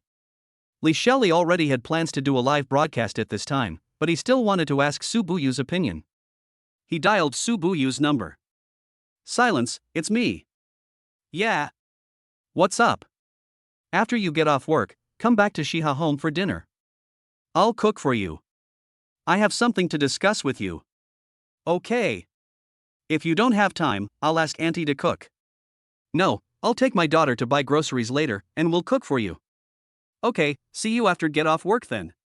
Li Xiaoli put down his phone, took his daughter's hand, and asked, "Let's go buy some groceries and cook for Mom, what do you think?" "Okay. Dad, after school starts, can you come pick me up after school?" "Of course. If you want Dad to pick me up, I will definitely go." "Great. I want to show them that I have a father too." After the little girl finished speaking, she skipped and played with her doll. Li Xiaoli looked at the Shiha Lake outside the balcony. In just a few short days, his life had changed drastically. The appearance of the goddess with her daughter is like the beginning of a new life. A moment later, he put on a hat and a mask, and took Li Chunxiao out to buy groceries. There were not many people in the supermarket, so he put his daughter in the shopping cart and pushed it. Soon they bought the vegetables. A supermarket waiter in front of him wearing a yellow jacket caught Li Xiaoli's attention. The other person was hunched over, looking completely powerless. Li Xiaoli stopped and performed a physical examination on the waiter who was sorting the shelves. The information in my mind showed epilepsy, caused by developmental disorder of the cerebral cortex, and the other party had also suffered head trauma. This disease will occur intermittently. It's impossible that she doesn't know about it. However, I'd better kindly remind her of the head injury. That injury will increase the frequency of epileptic seizures. Dad, what are you thinking about? Oh. Chunxiao, it's nothing. Dad seemed to see an acquaintance. Li Xiaoli then pushed the cart and walked to the supermarket attendant, who was an older lady. Big sister. The supermarket lady turned around and looked at Li Xiaoli and asked, "Is there something you want to buy that you can't find?" "Sister, did you have a head injury?"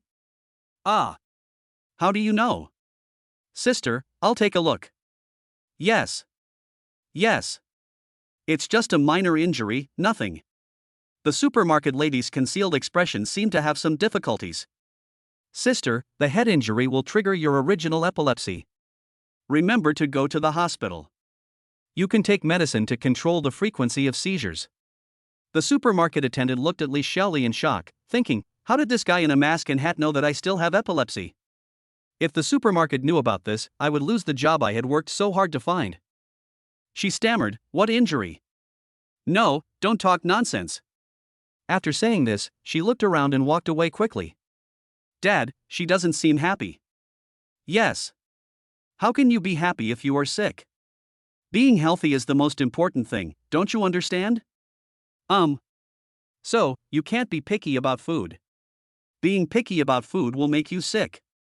You can't just eat cola chicken wings like you did last time. You have to eat vegetables, okay?" "Yes, I understand." Li Xiaoli looked at his daughter and picked up a handful of vegetables. He wanted to add an extra dish of stir-fried vegetables tonight. They then returned home and Li Xiaoli was busy in the kitchen. After get off work, Su Buyu drove to Shiha building. She also had a bottle of red wine in her car. She took the wine upstairs and opened the door with her fingerprint. "Mother! Chunxiao, be good." Su Buyu looked at Li Xiaoli who was packing in the kitchen and said to his daughter, "Go play." She put down the red wine, sat on the chair, and looked at the busy figure in the kitchen. I felt a warm feeling in my heart. "Ah. You're back?" "Yes. Thank you for your hard work." "It's not hard at all. The meal is ready. You can eat now." Su Buyu stood up and said, "Okay, then I'll take my daughter to wash her hands first." When she brought her daughter back, Li Xiaoli had already served the dishes on the table. Green vegetables, carrots, green peppers. If there's no stewed pork ribs, this meal would be a rabbit meal. Su Buyu said this and looked at Li Xiaoli in surprise. Li Xiaoli smiled and added another bowl of rice for his daughter. He asked, "Do you know what to eat more?" "Yes, I know." Li Chunxiao immediately picked up the vegetables and carrots and put them into the bowl. Li Xiaoli then scooped a small bowl of pork rib soup for her and placed it in front of her. Seeing his daughter obediently eating the vegetables that she would never touch normally, Su Buyu looked at Li Xiaoli in disbelief. "Come on, eat quickly too. After dinner, I have something to discuss with you." As Li Xiaoli spoke, he added another bowl of rice and handed it to Su Buyu. "How did you do that?" Su Buyu pouted at her daughter. Li Xiaoli smiled but said nothing. Chapter 12, A Gift to the Xiang Family. After dinner, clean up the kitchen. The two of them sat on the large balcony, looking at Shiha Lake. Li Xiaoli said, "I have something to discuss with you." "Well, you say." "I want to do a live broadcast to treat patients. Do you think it's okay?" "Sure. What's wrong with that?" Li Xiaoli looked at the house and said, "Can I do a live broadcast at home?" Su Buyu finally reacted and asked, "Is it because you were exposed that you can't go out to set up a stall now?" Li Xiaoli nodded. "Then you can live stream at home. Is there anything you need me to do?" "No, I'll buy live broadcast equipment online later. I don't think I'll need anything else." Su Buyu nodded, and after a moment asked, "How did you manage to get your daughter to eat vegetables and carrots?" "She thinks her father is a miracle doctor, so of course she has to listen to what a miracle doctor says, right? I also think you are a miracle doctor. When you examine someone, can you tell what disease they have just by looking at them, or do you need to use some energy or something? Use your power?" Su Buyu burst into laughter and said, "I'm sorry, my description was not accurate." Li Xiaoli also laughed and said, "It's just about concentrating your attention and observing the other person. Medical skills require observation, smell, questioning, and palpation. Want a drink? May I?" "Of course. But I can't drink too much." Su Buyu recalled the stupid thing that happened 5 years ago. At that time, he could sometimes get drunk just by smelling the alcohol, but he drank a whole glass of wine on the night of the graduation trip. It was not until she entered society that she slowly started to drink red wine. Li Xiaoli looked at the glass of red wine that Su Buyu poured and asked, "Red wine? Why, you can't get used to it?" A little bit. I can drink. I usually drink white wine or beer or something like that. Okay, I'll bring you some straw next time. Thatch? Why, you don't like it? Then what kind of liquor do you like to drink? It's not that I don't like it, it's that I've never drunk mousy before. Lee Shelley felt a little embarrassed when he thought about the bulk liquor he usually drank. Come on, cheers. Thank you for taking care of our daughter. It seems she wants to stay here until the end of the vacation. Lee Shelley raised the red wine glass and drank it all in one gulp. It had a slightly sour taste. I'll go help my daughter wash up. Yeah, okay. Subuyu stood up and walked away. Lee Shelley looked at her alluring figure and thought, they are from a wealthy family, marriage is a big deal, and interests come first. I am really not worthy of her. Lee Shelley returned to his room and lay down, sleeping soundly and dreamlessly all night. The next morning, Lee Shelley opened his eyes and thought, why didn't Ti Chenxiao jump onto the bed and sing Little Red Elephant to wake me up? He walked out of the room, found no one there, and picked up his cell phone. I saw that Subuyu sent me a message. I'm not working today, so I'm taking my daughter home first. Dad will be back tomorrow, so remember to eat breakfast. I noticed that you don't seem to have the habit of eating breakfast. After reading the message on his mobile phone, Lee Shelley purchased equipment for live streaming online. He had never been involved in live streaming before, and it wasn't until noon that he finally selected the live streaming equipment and paid for it. Lee Shelley threw his phone aside and prepared to go to the kitchen to get something to eat. The phone rang again. It's Subuyu. Xiaoli, Xiangling insists on seeing you. Now she is at my house. What do you think we should do? Okay. Then can you let her come to Shiha home? Of course, I'll let her do it herself then. Okay. After hanging up the phone, Lee Shelley quickly went to wash up, changed into clean clothes, and waited for Xiangling. Boom boom boom. Lee Shelley opened the door and Xiangling looked at him with a smile. Hello, brother Shelley. Hello, Xiaoling, come in and sit down. The two then sat down in the living room, and Xiangling took out a bank card from her bag and placed it on the table. Xiaoling, this is not necessary. You are Muyu's friend. If you don't mind, we can be considered friends. Brother Xiaoli. Listen to me, I am lucky to be your friend. This is what my father wants. If you don't accept me, he will be worried and might even come to visit me in person. Li Shili poured a glass of water for Xiangling and said, sorry, we only have mineral water here for now. Nothing, I don't like to drink anything else. Looking at the bank card on the table, Li Shili didn't know how much money was in it, but it was definitely not less. He asked, Xiaoling, can I receive a symbolic fee of 10,000 yuan? 10,000? No, brother Shelley, this is absolutely not possible. Li Xiaoli picked up the bank card and asked, how much money is in it? 10 million. Xiaoling, this is too much. This is inappropriate. I want to meet your father. Do you really want to meet my dad? Looking at Xiangling's happy expression, Li Xiaoli was confused. Why do you look so happy? Because my father and Mr. Sun Baiya are racking their brains to think of a way to see you again. Xiaoling, did Buyu tell you that 3 years later your father? Xiangling's eyes reddened and she said, Sister Buyu told me, and I told Dad too. Dad said he has been very content for 3 years. I'm sorry, Xiaoling, there's nothing I can do. Brother Xiaoli, thank you. My dad is very lucky to be like this now. Li Xiaoli picked up the bank card and said, I'll go home with you now. Okay, let's go. At the Xiang family's front door. Xiang Yong changed his unruly attitude when he first met Li Xiaoli, and said with a smile, Brother Xiaoli, please forgive me for being blind last time, please don't blame me. Brother Xiang Yong, don't take it to heart. It's human nature. I saw your video online and realized that you are the latest internet celebrity doctor. It's just that you are too young. Sorry, so rude. Excuse me, I want to meet your father. Xiang Yong waved his hand and said, Brother Xiaoli, please. Xiang's living room. As soon as Li Xiaoli stepped into the door, Xiang Lai came to greet him with a smile on his face, leaning on a crutch. His mental state was obviously much better. Brother Xiaoli, thank you for saving my life. Xiang Lai bowed and Li Xiaoli hurried forward to return the greeting. After sitting down, Li Xiaoli took out his bank card and placed it on the tea table. He said, Mr. Xiang, you gave me too much. I said before that I won't take a penny. Brother Xiaoli, I can't repay your kindness, but it's also a debt. Li Xiaoli lowered his head, seeming to be speechless. Xiang lied then said, how about this? I have a stone that I have treasured for many years. I will give it to you, Brother Xiaoli. If you think it is valuable, then it is valuable.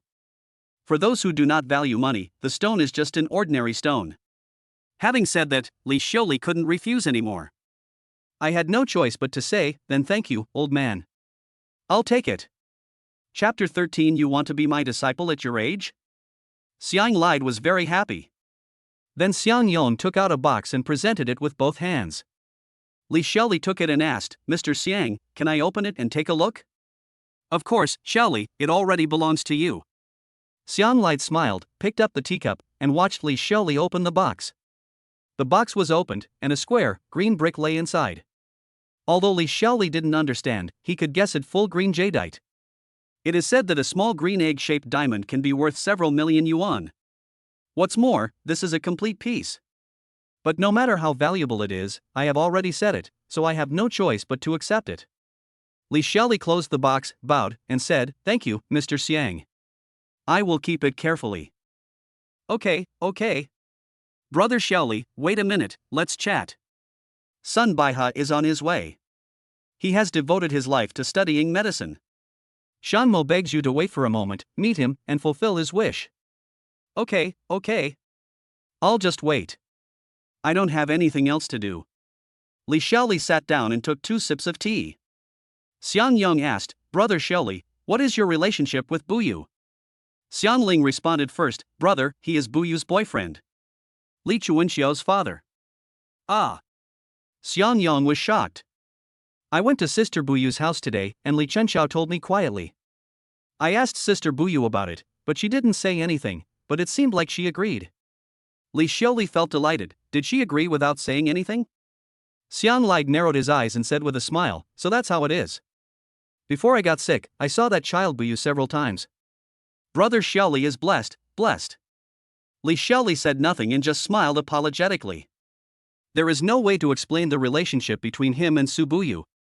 Not long after, Sun Baihe walked in from the door. He saw Li Xiaoli and walked straight up to him. Suddenly, Sun Baihe knelt on one knee, bowed, and said, Brother Xiaoli, please accept me as your disciple. The incident happened suddenly and everyone, including Li Xiaoli, was stunned. After Li Xiaoli reacted, he immediately squatted down and tried to help Sun Baihe up. Sun Baihe said, Brother Xiaoli, there is no order of precedence or age in terms of ability. I have devoted my life to studying medicine, and there are many things I don't understand. I would like to learn from you in my lifetime. I have no other request, and I hope you can help me. Mr. Sun, please get up quickly. I can only diagnose diseases now, but I can't treat them yet. I have to go to Baishan Hospital and learn from Uncle Baishan later. Sun Baihe raised his head and asked, Are you going to Baishan to learn medicine? Yes. Li Xiaoli nodded sincerely. Sun Baihe said angrily, I will beat him up when I get back. Ah. Everyone was puzzled. Sun Baihe only explained, Baishan is my disciple. He is the least capable one. Everyone was stunned again. How can we discuss this later? You call me master, and I call you grandmaster? Li Xiaoli suddenly felt helpless, but also very amused. He held Sun Baihe's arm and said, Old Sun, you get up first. No, Xiaoli brother, Sun will not bother you all the time. If you promise me, I will get up. At this time, Xiang Lied slowly walked towards Li Xiaoli. He cupped his hands and said, Mr. Sun and I are both about to be buried. We really have no other requests. In order to resolve the confusion of a lifetime and promote medical skills, I beg Brother Xiaoli to accept Mr. Sun as your apprentice. After he finished speaking, he was about to kneel down. Li Xiaoli was shocked and didn't know what to do for a moment. He closed his eyes, grabbed the hands of the 2 old men, and shouted, I'll take it. Isn't it enough that I promise? Sun Baihe stood up, stroked his gray beard, squinted his eyes and smiled slightly. Then he bent down again and called out, Little master. Li Xiaoli said awkwardly, I won't teach you. When I practice medicine, you can just watch from the side. This is natural. Then Li Xiaoli said goodbye to everyone, it's getting late, I'll go back first.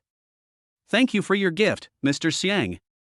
He picked up the box and prepared to go outside. Xiang Ling said, I'm going to take brother Xiaoli home. He didn't drive here.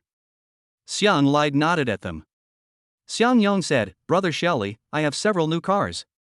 If you don't mind, you can drive one away. Thank you, Brother Yong.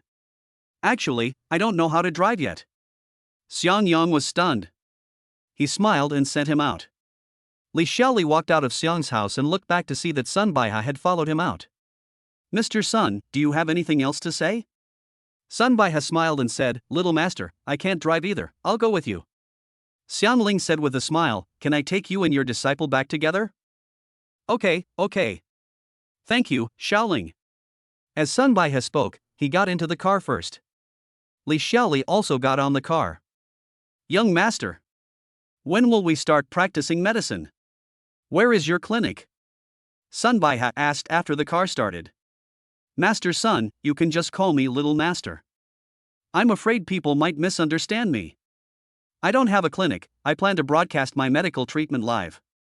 Live broadcast? What is that? Li Xiaoli said softly, I'll start practicing medicine in a few days.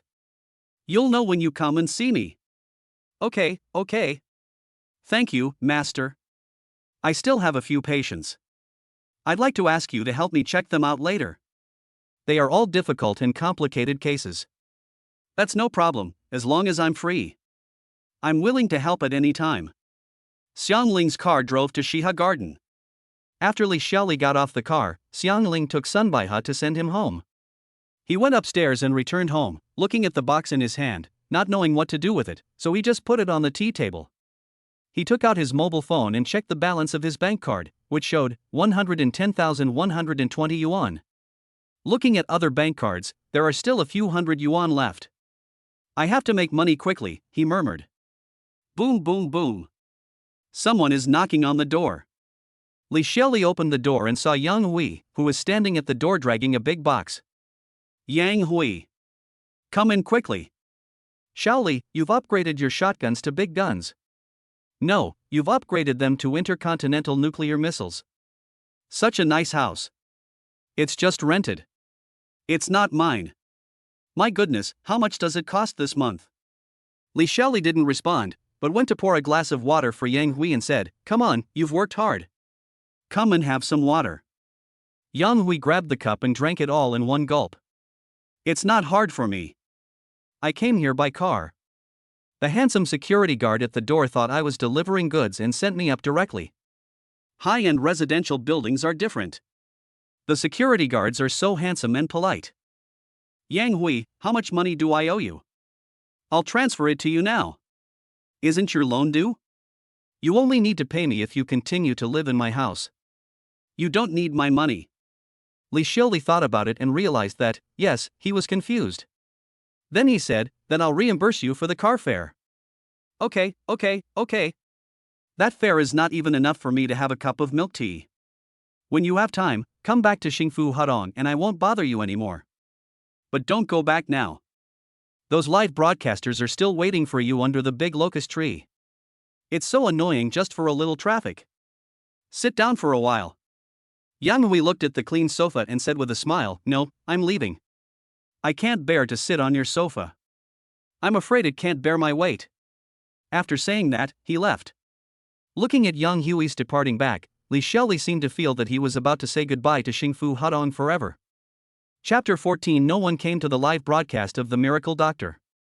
Li Xiaoli opened his mobile phone and looked at the information about the live broadcast equipment he purchased, which indicated that it would be delivered tomorrow.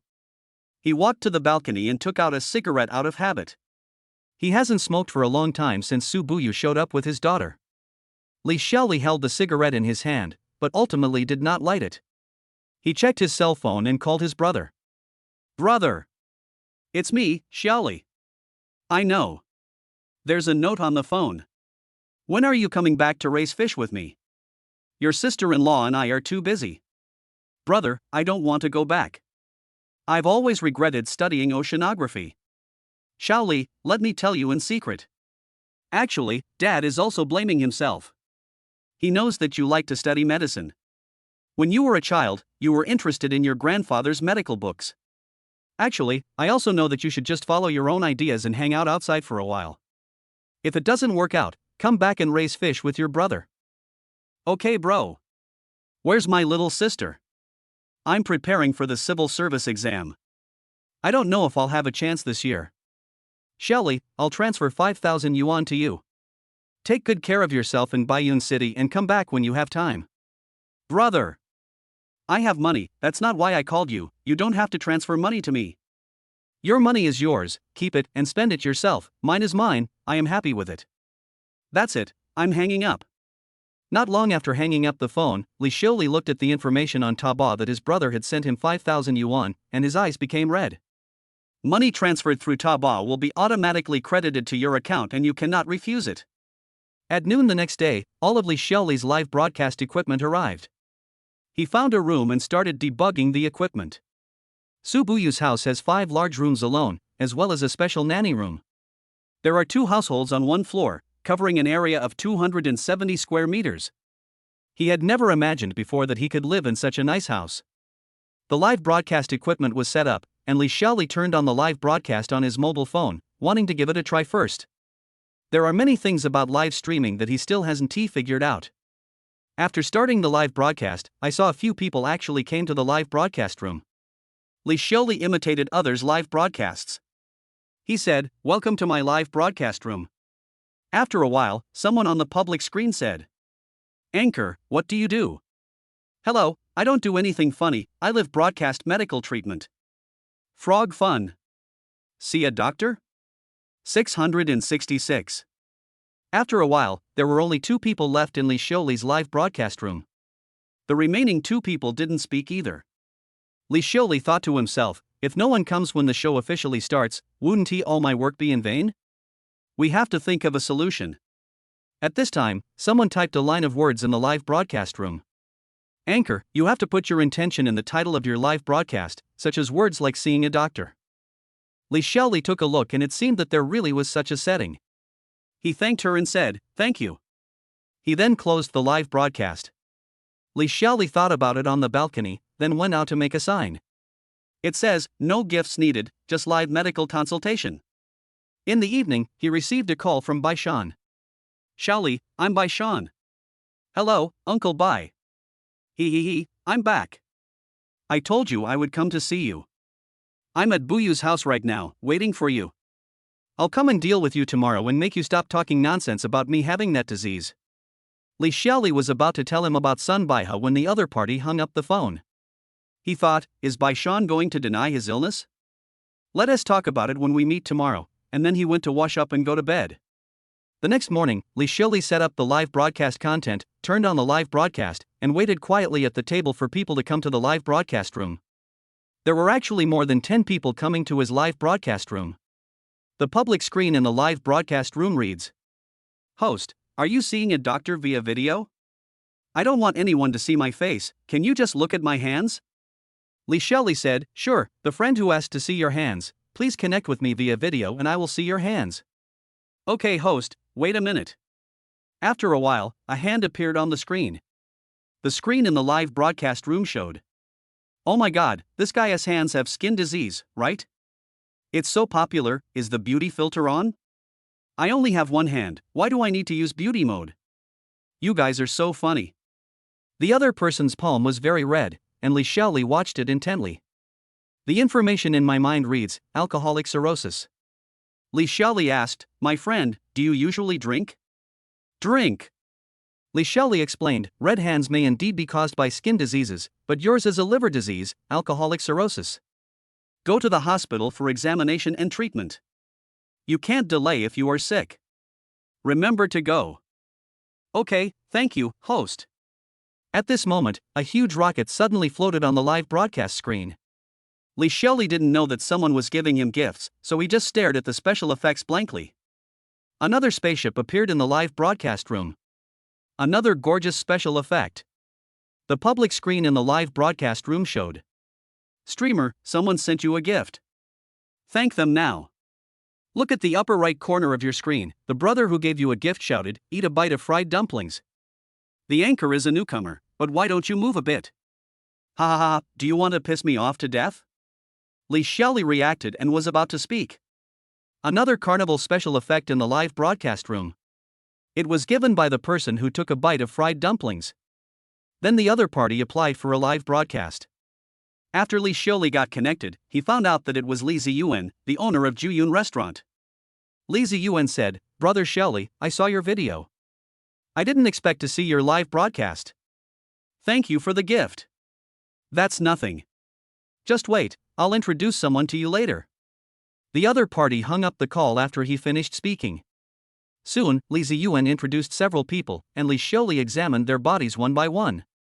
Li Xiaoli continued the live broadcast until noon before closing the live broadcast room. He thought that he could let Sun Baihe watch the live broadcast in the afternoon. So he called Sun Baihe. "Mr. Sun, I'm Xiaoli." "Oh. It's my little master. What's the matter?" "Mr. Sun, I'm going to do a live broadcast of my medical consultation this afternoon.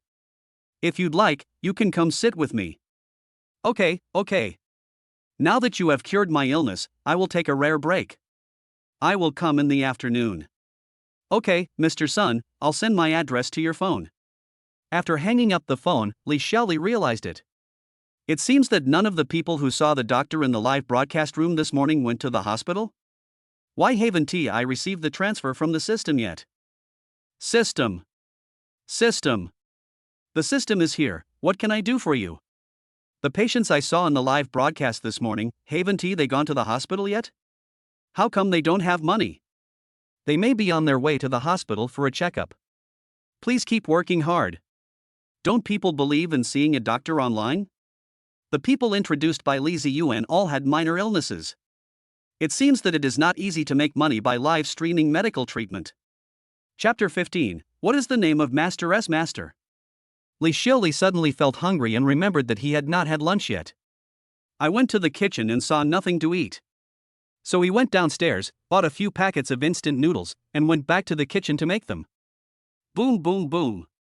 Li Xiaoli went over to open the door, wondering if Sun Baihe had arrived so soon. After the door opened, I found that it was Baishan who came. "Dad." Following Li Chuanxiao's childish voice, Baishan was followed by Su Wenxiang, Su Buyu. "Dad, why don't you answer the phone? Are you busy inside?" Mom said to knock on the door first. Li Xiaoli then remembered that he had left his cell phone in the room where the live broadcast was taking place. Then he said softly, "Dad's cell phone was left in the room, please come in. Then Li Chuanxiao pulled Su Wenxiang and sat on the sofa. Baishan also sat down, took out the tea he brought, and started making tea. Li Xiaoli looked at them and didn't know what to do for a moment. Su Buyu approached him, smiled, and signaled him not to be nervous. Then he said softly, "You go and chat with them. I'll go boil some water. I also brought you some tea and coffee." "Well, no words, thank you." Li Xiaoli then stood obediently next to Su Wenxiang and Baishan. Su Wenxiang looked at him and said, "You sit down too, don't be so reserved." "Hey! Let him sit down. He can't sit still. You can serve us. Come on. Add some water." Li Xiaoli took the kettle handed to him by Su Buyu and carefully added water to the teapot. After adding the water, he stood aside obediently. Su Wenxiang said slowly, "Uncle Bai is one of us. I am not pedantic. You don't have to be too careful. Just be natural." Li Xiaoli nodded, and Li Chuanxiao went over and pulled his pants. "Dad, do you want to stand in the corner?" Li Xiaoli smiled bitterly, not knowing how to answer. "Dad, the box on your tea table is beautiful, and the stones inside are also beautiful. Can you give it to me to play with?" Boom boom boom. At this time, someone knocked on the door. Li Xiaoli didn't notice the box in his daughter's hand, which was the jade cube given by Xiang Lide. Then he said, "Well, you can play with it." After saying that, he went to open the door. Li Xiaoli opened the door. The person who came was Sun Baihe. After Li Chuanxiao put the box into her small school bag, she also ran to the door. Asked, "Grandpa, who are you looking for?" Sun Baihe walked in and said with a smile, "Little friend, I'm looking for the person next to you." "Oh, you're looking for my dad." When Baishan saw that it was Sun Baihe, he was shocked and immediately walked over quickly. "Master." Baishan called out politely and stood aside. Sun Baihe ignored him, bowed, and said to Li Xiaoli, "Young master. Your disciple is polite." Everyone was shocked. Baishan's jaw almost dropped to the ground. Su Wensheng smiled, offered his seat to Sun Baihe, and said, Mr. Sun. It's been many years since we last met. I didn't expect you to be so energetic. I'm old. If I hadn't come to watch my young master's live broadcast of seeing a doctor today, I wouldn't have gone out. At this time, Baishan pointed at Li Xiaoli. He tilted his head and asked, Master, you said Li Xiaoli is your master? Yes. Don't call me Grandmaster. This brat, should I call him Grandmaster? At this time, Su Wensheng came to the rescue and asked, Mr. Sun, may I ask what is going on here? You know about Xiang Li's illness, right? No. My little master cured it. It only took one little pill and one night. Sun Baihe said with narrowed eyes. Su Buyu held his daughter's hand at this time, stood next to Su Wensheng, and said softly, Dad, it was indeed me who took Xiaoli to see Uncle Xiang. Baishan approached Li Xiaoli, walked around him, and looked him up and down. He asked doubtfully, Master? Li Xiaoli thought about it and said, In our place, we seem to call him Master. Baishan was stunned. Then he angrily said, You little bastard, are you serious? Don't be unreasonable. Sun Baihe stopped him. He narrowed his eyes, stroked his beard, and said, Master? Yes, some people call him that. I guess the young master is from Nanling. Here, we call the master's father Master. In fact, they mean the same thing. Li Xiaoli was terrified and quickly waved his hands to everyone, explaining, That's not what I meant. I definitely didn't mean that. I just said that out of the blue. I'm sorry, Uncle Bai. After saying that, he bowed to Baishan. Su Wensheng understood everything now, stood up and said, Mr. Sun, I will take my daughter away first. Today, you three can discuss medicine and reminisce about the past. Let's have a good chat here. Sun Baihe smiled and nodded at Su Wensheng. Li Chunxiao walked towards Li Xiaoli and grabbed his pants with her little hands. Su Buyu squatted over and whispered, Let's come over to accompany Dad tomorrow. Let's go home today, okay? Then she looked up at Li Xiaoli. Li Xiaoli nodded and said with a smile, Well, you guys come over tomorrow and play with Daddy for a day. Be obedient, Chunxiao. Sun Baihe looked at Su Buyu, squinted his eyes and smiled, So the young master is Su Wensheng's son-in-law, huh? Su Wensheng, you have good taste, good taste. Su Buyu blushed. Su Wensheng smiled and said, Mr. Sun, we'll take our leave now. Then Li Chunxiao put on his small school bag and was reluctantly taken away by Su Buyu. Wait till they leave. Baishan sat down on the ground. Woo, woo, woo. Baishan actually burst into tears. Li Xiaoli was at a loss. Sun Baihe was also stunned, thinking, how come this little disciple is still the same as he was back then, and still immature at this age? Li Xiaoli squatted down and tried to help Baishan up. Baishan swung his arms and said, Don't bother me. Today, one of you is my master whom I miss day and night, and the other is someone who saw that I have a hidden disease. Let me be unbridled for once. After saying that, he sighed. Sun Baihe stood up, walked towards his disciple, squatted down, grabbed his hand and took his pulse. After a while, he frowned and said slowly, Your body's yin and yang are a little out of balance, but it's not a big problem. Apart from feeling a little flustered and shaking hands, there's nothing serious wrong with you. Where's the hidden disease? It's his boy. You ask him. Baishan pointed at Li Xiaoli. Li Xiaoli didn't know how to say it, and couldn't help but admire Sun Baihe. He is truly an expert in medical skills. Baishan testicular dysfunction can lead to hormonal disorders in the body, and can indeed cause minor problems such as palpitations and hand tremors. Sun Baihe stood up and asked, Young master, what hidden disease does Baishan's disciple have? Testicular dysfunction. It's caused by physical trauma. Western medicine calls it azoospermia. Ah. Really? Sun Baihe looked at Baishan and asked in surprise. Baishan shook his big nose. He sighed again and nodded. Sun Baihe seemed to remember something and asked quietly, Is it the time in Muna village? Yes. That night in Muna village. Sun Baihe closed his eyes in pain, put his hands behind his back, walked to the balcony, and looked at Shihe Lake. Baishan saw that his master was sad, so he stood up and walked towards the balcony. Li Xiaoli hurriedly brought stools and asked the master and disciple to sit down. Chapter 16, A Cake That Will End Your Family Lineage? The master and disciple just sat there silently, looking at Shihe Lake, without speaking for a long time. Li Xiaoli, the little master, made tea and poured water and served them obediently. Sun Baiha said slowly, "It's my fault. I never thought that my anger and impulse would ruin your happiness for the rest of your life. Master, this is not your fault.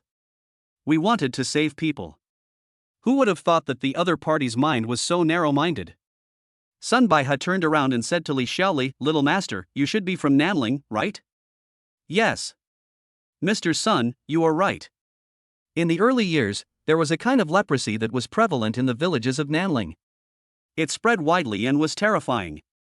Have you ever heard of it?" Li Xiaoli shook his head. He knew about the disease but not the history. Baishan said, "Master, I guess he hasn't met one in his generation." Baishan then said, "You don't know, leprosy was prevalent at that time. People with the disease would be driven up the mountain by the villagers and surrounded. It was commonly known as the leprosy village. It was very pitiful." Sun Baiha nodded and said, "Back then, I took 2 apprentices and traveled a long distance to the Nanling Mountains to look for medicinal herbs to treat leprosy. When we arrived at Muna village, we met a local female doctor named Wang Fengxian, nicknamed the Medical Fairy. She lost her husband at an early age, and it is said that she has great medical skills and even has a prescription specifically for treating leprosy." Hearing Sun Baiha say this, Baishan's eyes sparkled, as if he was recalling the high spirits of the past. Baishan continued, "What kind of medical fairy is this? It's just that her name has the word fairy in it. How can a medical fairy not save the people from suffering? My master asked her to generously hand over the prescription and help the villagers to relieve their suffering, but she refused. Not only did she refuse, she also insisted that we were liars and wanted to lead the villagers to drive us out of the village." What happened next? Baishan took the teacup, took a sip, and continued, "Later? Humph. My master had no choice but to compete with Wang Fengxian in medical expertise in order to prove that we were not liars. Mr. Sun is so powerful, you must have one, right?" Of course, it was at Wang Fengxian's house. We had a blindfolded medicinal herb identification competition. There were hundreds of medicinal herbs, all mixed together. My master named the herbs one by one in front of the villagers, and also told them their efficacy and side effects, without making any mistakes. Amazing. No wonder Elder Sun said he could tell what kind of medicinal ingredient a pill is just by smelling it. Li Xiaoli praised. Baishan continued, "Wang Fengxian couldn't play dirty tricks in front of the villagers, so he had no choice but to admit defeat. He also said that he would hand over the prescription to us the next day and let us stay at his house." Li Xiaoli asked, "She is a widow, is it appropriate for you to live in her house?" "What? She has a son and a daughter, and they are both grown up." "Oh, and what happened next?" Baishan looked bitter at this time, and said, "The 3 of us, the master and the apprentice, then lived in a room in her house. Not long after we fell asleep, we heard the sound of someone smashing things." "Smashing things? Hey!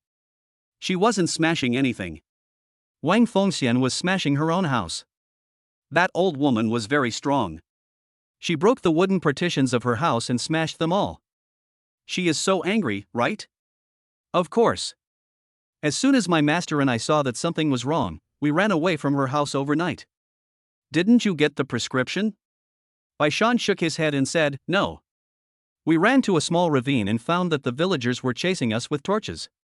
They insisted that we stole things from Wang Fengxian's house and smashed her house. They came to kill us. Perhaps Wang Fengxian didn't want to hand over the prescription, so she resorted to this strategy? I don't know. Anyway, no matter how we explain, it's useless. I covered my master and my senior brothers and ran away, and got into a fight with the villagers. Who knew that Wang Fengxian's son, that bastard? He was so cruel and kicked me right there when I wasn't paying attention." Baishan recalls painfully. He said fiercely, "It's a kick that will end your family lineage." Sun Baiha stood up, put his hands behind his back, and said, "Your senior brother and I found something wrong, and when we found you and helped you run, we actually felt that you were injured, but we didn't think about it. Wang Fengxian's son kicked me and ran away. A few villagers saw me rolling on the ground, cursed me a few times, and then left. When you came back to find me, I was too embarrassed to say anything, so I just endured it." Sun Baiha sighed, and suddenly remembered something, and asked, "Baishan, what about your third brother?" "Hey! Master, what are you thinking about? The third brother is the orphan of my comrade in arms." Li Xiaoli broke into a sweat. Fortunately, it's not a family tragedy. Baishan added, I was already living a hard life with my wife and 2 children. Later, a comrade's daughter was added to the mix, and life became even worse. When I brought the 3rd child home, she refused to drink rice soup and could only be fed with milk powder. We were so poor back then, and I was thinking about how to make money to raise them. I know you think I'm obsessed with money and that I stink of copper, so you don't want to bother with me. You don't know how many years you've ignored me. After Baishan finished speaking, tears were already streaming down his face. Sun Baiha looked at Shiha Lake, his hands behind his back trembling slightly. It's my fault. I wrongly blamed you. I only seek medical skills. I have no children in my life. I don't know the hardships of daily life. I'm sorry, Baishan. After hearing this, Baishan cried even louder. The sound was like a saw. Li Xiaoli hurried away, pretending to make tea. I thought it might take a while for the master and disciple to recover. After a while, Sun Baiha walked back to the living room and said to Li Xiaoli, Master, I am alone and have no worries. I want to spend the rest of my life at the Baishan Traditional Chinese Medicine Hospital and do my best for the people. Mr. Sun, I'll go with you, Li Xiaoli said without thinking. Baishan heard it and came over and patted Li Xiaoli on the shoulder. Asked, Really? Yes, that's true. I can broadcast live in the hospital, and the effect should be even better. Baishan nodded and said, Okay. When can you come over? I'll ask them to prepare. Li Xiaoli remembered that he had promised his daughter to play with her tomorrow. Then he said, I have something else to do tomorrow. After tomorrow, I can go to Baishan Hospital at any time. Ah, great. From now on, the 3 of us, master and apprentice, will open a department in Baishan Hospital to treat difficult and complicated diseases. Interesting, very interesting. Seeing Baishan laughing happily, Li Xiaoli thought to himself, sometimes he cries, sometimes he laughs, what a child. Sun Baiha asked, Little master, when did you become Su Wenqing's son-in-law? Ha, master, you don't know this, ha. When Baishan heard his master's question, he laughed even more happily. Li Xiaoli lowered his head embarrassedly. Seeing Sun Baiha's confused face, Baishan gently put his arm around his master's back and said, Master, let's go. Come to my place today. I'll tell you later about this kid and how he became Su Wenqing's son-in-law. You have to call him Little Master. Okay, you're my junior master. Master and I are leaving first. See you at Baishan Hospital the day after tomorrow. Li Xiaoli nodded and said respectfully, I will go there early the day after tomorrow. After seeing them off, Li Xiaoli slumped on the sofa. Chapter 17 Shiha Love Talk. Maybe he was too tired, Li Xiaoli fell asleep on the sofa in a daze until the evening. Ding! 50,000 yuan has been deposited into your bank card, and 5 small gift packages will be randomly awarded. Do you want to open them? Li Xiaoli looked at the balance of the bank card used to receive system rewards, which showed 160,120 yuan. There were only 5 people going to the hospital during a live online medical consultation this morning? The system has only detected 5 people going to the hospital. Keep up the good work. That's okay, I thought no one was there at noon. Open 5 small gift bags. Opening. Received 5 small stamina pills, would you like to use them? Use. Li Xiaoli stood up and touched his arm. It turned out that he could feel something. He suddenly felt hungry and remembered that he had not finished the instant noodles he had eaten at noon. It's been a whole day. I haven't eaten anything serious yet. Li Xiaoli walked to the room where he was broadcasting live, picked up his mobile phone and saw a lot of missed calls. After becoming famous, he had no choice but to change his phone number. With so many missed calls, he probably got them from his daughter. Li Xiaoli looked at the time displayed on the missed calls again and found that 2 of them were from the afternoon. So he called Su Buyu back. Hey, Xiaoli, are you still broadcasting live this afternoon? No, my phone was left in the live broadcast room. After I sent Mr. Sun and Uncle Bai away, I fell asleep on the sofa. Are you too tired? A little bit. You called me, is there something wrong? While talking on the phone, Li Xiaoli walked out and took the elevator. He wanted to go downstairs to find something to eat on the street. Xiaoli, did you give Chun Xiao the box in her school bag? Oh, yes. She said the box was pretty and asked me if I could give it to her to play with. At that time, Mr. Sun happened to knock on the door, so I agreed without hesitation. Hey, I thought she took it secretly. At this time, Li Chenxiao leaned over to the phone and said, I said my dad gave it to me. I didn't lie, did I, Dad? Xiao Li, do you know the value of the things in here? I don't know, but I think since it was collected by Xiang lied, it should be very expensive. I will explain the reason to you later. I didn't ask for it. I was forced to accept it. Xiao Li, I believe you. My dad said this jadeite block is worth hundreds of millions. Whatever it's worth, it belongs to my daughter now. No, she's just a little kid, no, it's too expensive. Li Xiaoli's elevator just reached the first floor at this time, and Su Buyu heard the ding sound of the elevator.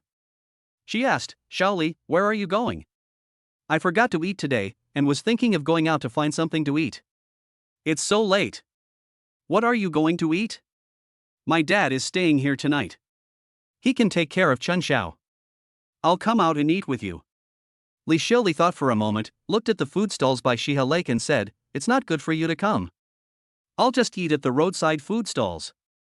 The environment of the food stalls is not good. It's okay. Once you sit down, send me your location and I'll be right there. After hanging up the phone, Li Xiaoli walked along Shiha Lake. He wanted to find a restaurant with a better environment. He didn't want Su Buyu to feel uncomfortable at all.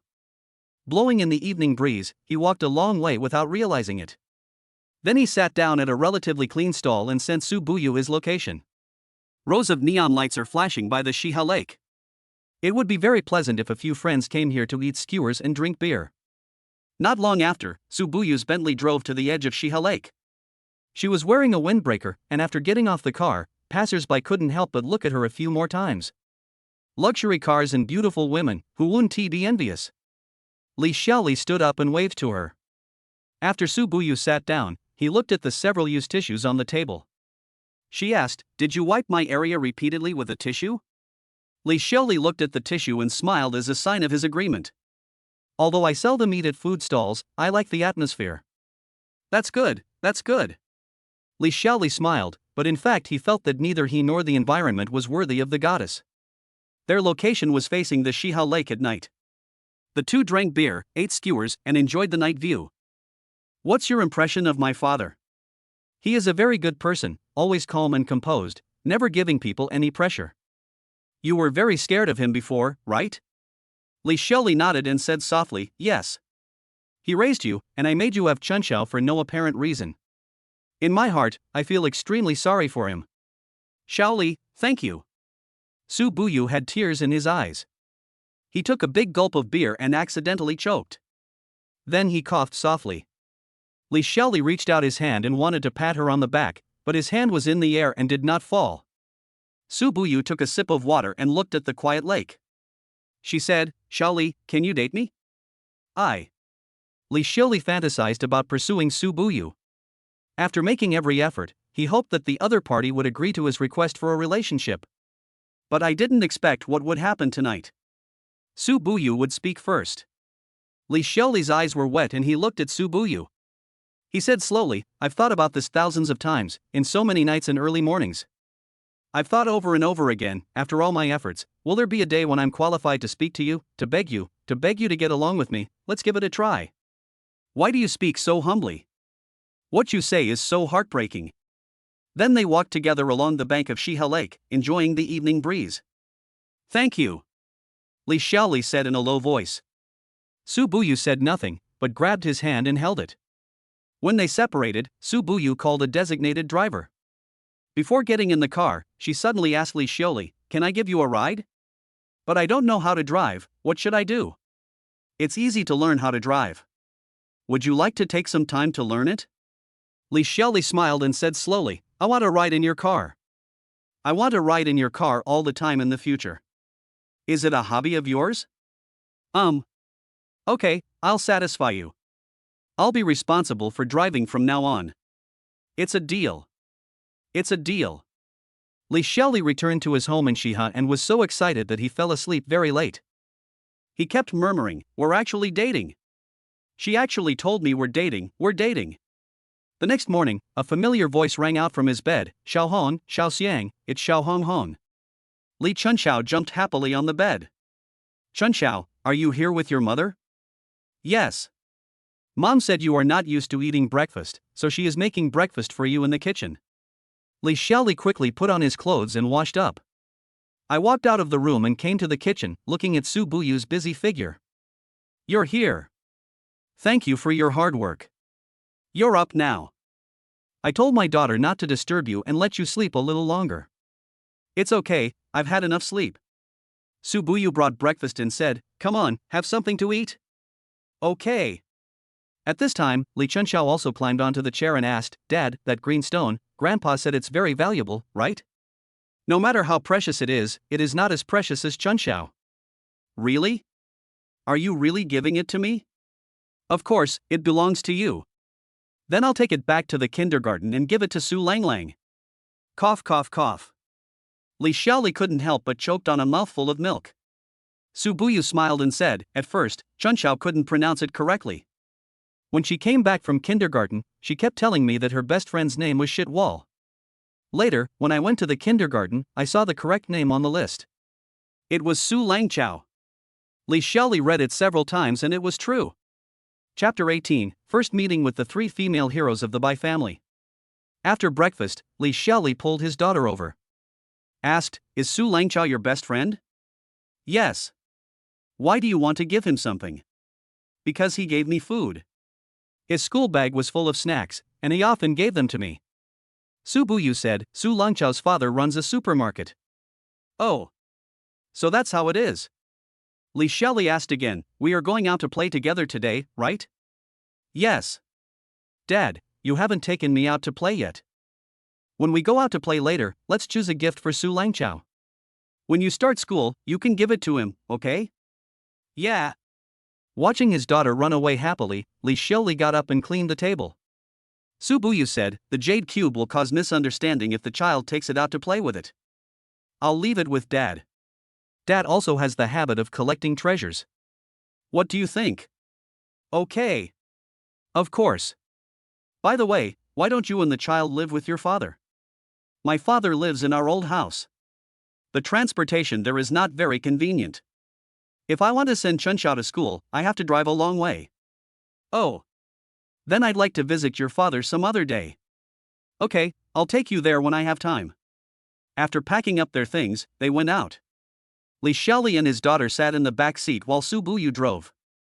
It seemed like many years had passed since Li Xiaoli had been so happy. Li Chunxiao looked at her father and mother, and she imagined how she would proudly introduce her father to other kids when her father sent her to school after summer vacation ended and kindergarten started. The next morning, in the conference room on the top floor of Baishan Hospital, Baishan is presiding over a work meeting. He said, the hospital has now set up a department for difficult and complicated diseases. All of your departments should sort out the medical records of patients who have been difficult to cure in recent years and bring them here. Yes. The doctors answered in unison. After the meeting, the daughters of Baishan stayed. Baishan has 3 daughters. The eldest is Bai Chaoying, who is already married. The second child, Bai Chaolu, and the third child, Bai Li, don't have boyfriends yet. They have a nickname, the 3 heroines of the Bai family. In the industry, the 3 of them not only have outstanding looks, but also have superb medical skills and are well known for their reputation. Baishan said happily, my master has come out of seclusion. He will come to our hospital today. You all know this, right? I know, the 3 daughters said in unison. You should go back and learn from master. It's very difficult for many medical experts to meet master. You should seize the opportunity. Got it, Dad. Bai Li answered first. She was the youngest, but her medical skills seemed to be better than her 2 sisters. Moreover, he is resolute and has strong execution capabilities. Baishan has always treated her like his son. After Baishan introduced his master, he suddenly felt embarrassed when he thought of his young master. How to introduce it? That guy is only 28 years old, the same age as Bai Li. He sat at his desk, holding his chin and asked, my master has a master, I call him master, what should you call him? Bai Chaoying replied, call me Grand Master. Bai Chaolu and Bai Li looked at each other. I thought, how old is the great master? How advanced is his medical skills? Baishan smiled bitterly and said, do you know how to call me Grandmaster? The 3 daughters nodded. That's good to know. Just scream louder later. Baishan looked at his watch and said, it's almost time. Come with me downstairs to welcome my master. Outside Baishan Hospital in the morning, Sun Baiha walked slowly. As he was old and less sleepy, he got up early and walked all the way to Baishan Hospital. He just spoke to his young master on the phone, and the young master will be here soon. Sun Baiha stood at the door of the hospital, with his hands behind his back, waiting quietly. After Baishan took his 3 daughters downstairs, he saw Sun Baiha from afar. He walked quickly forward, and from a distance of several dozen meters, he shouted, "Master." Sun Baiha looked at his apprentice and his daughters with a smile. Time has passed, and in the blink of an eye, the little apprentice back then has now turned grey in hair. When Baishan cried while sitting on the ground, the misunderstanding between them was resolved. Sun Baiha is well aware of how difficult it is for his apprentice, and what is more, he feels deeply guilty. Now, he has made up his mind to devote the rest of his time to Baishan Hospital. It can be considered as an explanation for the rest of my life. Baishan and his daughters came over. Sun Baiha looked at the 3 girls and smiled with satisfaction. I heard that the 3 Bai family heroes are very good at medicine. Well, not bad. Hello, Grandmaster. Well, good, Baishan, you did a great job. Baishan smiled, and all the grievances in his heart for many years had long since dissipated with the wind. Master, shall we go in? No hurry, the young master will be here soon. Let's wait for a while. Just as Sun Baiha finished speaking, he saw an off-white Bentley driving in front of the hospital. Attracting everyone's attention, after the car door opened, Li Xiaoli came out. Baishan took a look and said, "Oh, this brat, why is Buyu still working as his driver?" Baishan, don't talk nonsense. Yes. Master. Li Xiaoli walked towards them quickly, and when he got close to them, he greeted them one by one. Mr. Sun. Uncle Bai, hello. It's inconvenient to park here, so I'll go to work without saying anything. Please forgive me. Sun Baiha smiled, bowed, and said, "Young master. Your disciple is polite." Li Xiaoli hurriedly bowed his head in return. Baishan tilted his head and forced out a sentence from between his teeth, "Hello, master." The 3 Bai sisters stood behind their father, standing straight and stiff, as if their acupoints had been pressed, without any reaction. Baishan coughed, turned his head and shouted, "Call someone." His 3 daughters, you look at me, I look at you. Ah. I asked you to call someone. What's the name of our master? Baishan urged again. At this time, the 3 daughters slowly said, "Hello, Grand Master." Li Xiaoli blushed with shyness. Seeing that they seemed older than him, he responded, "Hello, 3 sisters. My name is Li Xiaoli. You can just call me Xiaoli." Bai Li suddenly stepped forward, looked at Li Xiaoli carefully, and asked, "You? Are you the internet celebrity doctor?" Li Xiaoli smiled and nodded. Bai Li shouted sternly, "You are a grandstanding scoundrel. You deceived my father and master." Sun Baiha was puzzled, and Baishan was also confused. What was going on? Li Xiaoli explained with a wry smile, "Live broadcast of medical consultation is a helpless move, but I am not a liar. My dad and sisters don't care about the internet, but I'm different. What you did is just a trick, a live broadcast effect, and an act. How can you not be a liar?" Li Xiaoli was speechless. He never expected that among the 3 women, the youngest one would be so vicious. I didn't know what to do for a moment. Although Sun Baiha and Baishan didn't understand those internet terms, they could vaguely understand what they meant. Sun Baiha said, "My daughter has doubts about my master's ability. This is not surprising. The master is too young. I have had the same doubts. This is easy to handle. Let's go to the hospital first and verify it one by one later." Baishan also advised, "Bai Li, don't be rude. I have seen your father's ability. Let's go in first." Unexpectedly, Bai Li grabbed Li Xiaoli's hand and said, "Come in. Of course you have to come in. You have to come in today. Don't even think about running away. Let's go to the hospital and see how I expose you, an internet celebrity." Baishan said awkwardly, "Bai Li, stop it. Let go of your hand. You are a girl, don't hold his hand. How can this be considered decent? Dad, master, it's okay. We are young people, shaking hands is nothing. Let's go. Let's go to the hospital."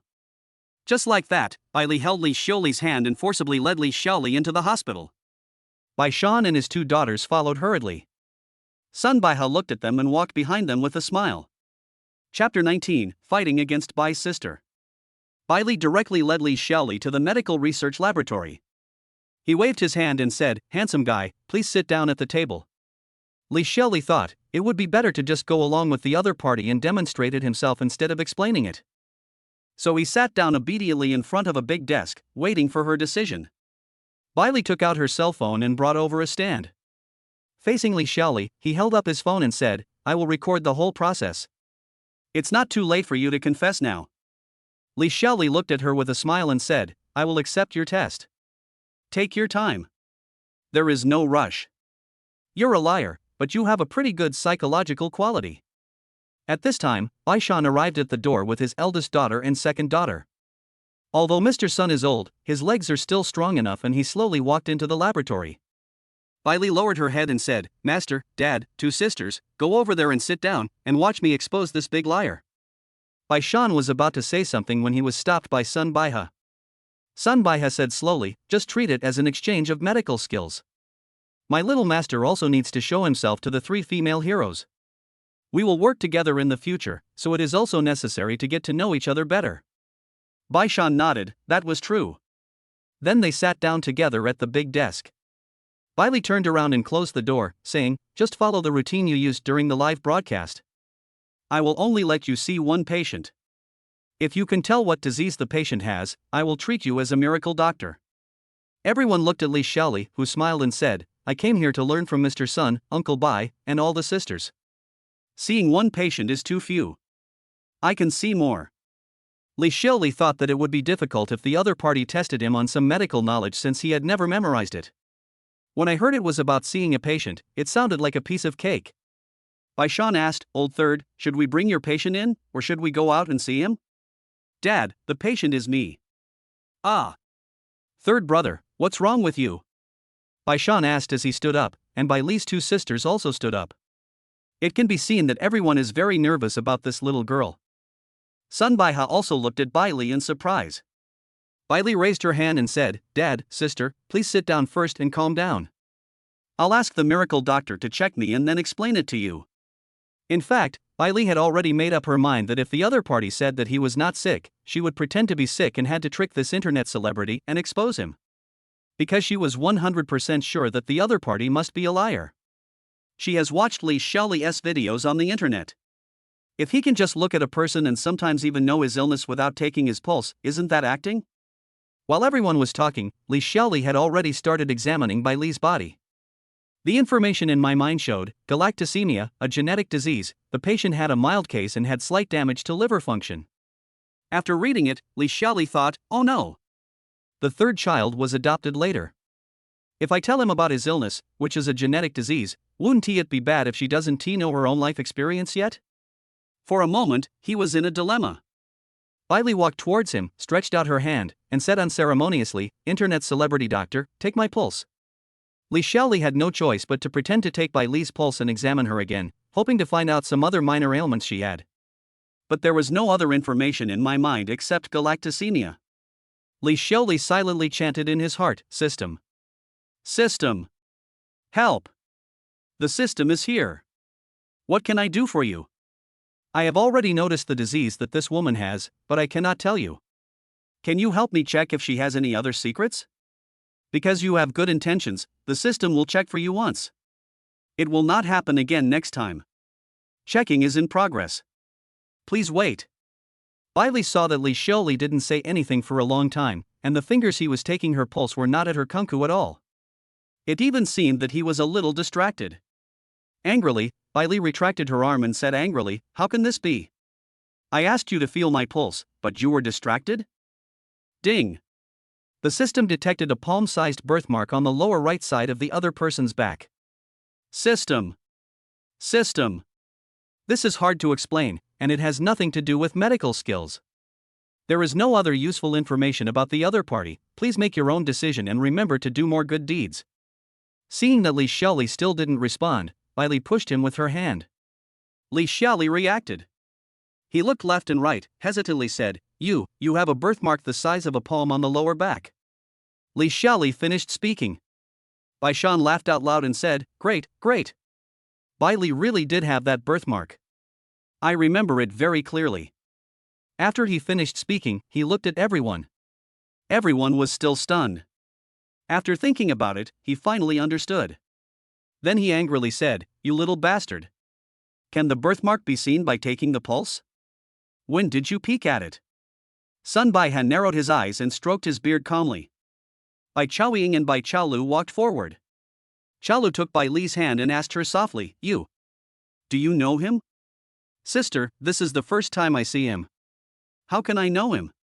Bai Li shook off the hands of her two sisters, stared at Li Xiaoli fiercely, stood up, and pushed him against the wall. "I can't believe you are such a filthy person, despite your handsome appearance. Tell me, how did you know I have a birthmark?"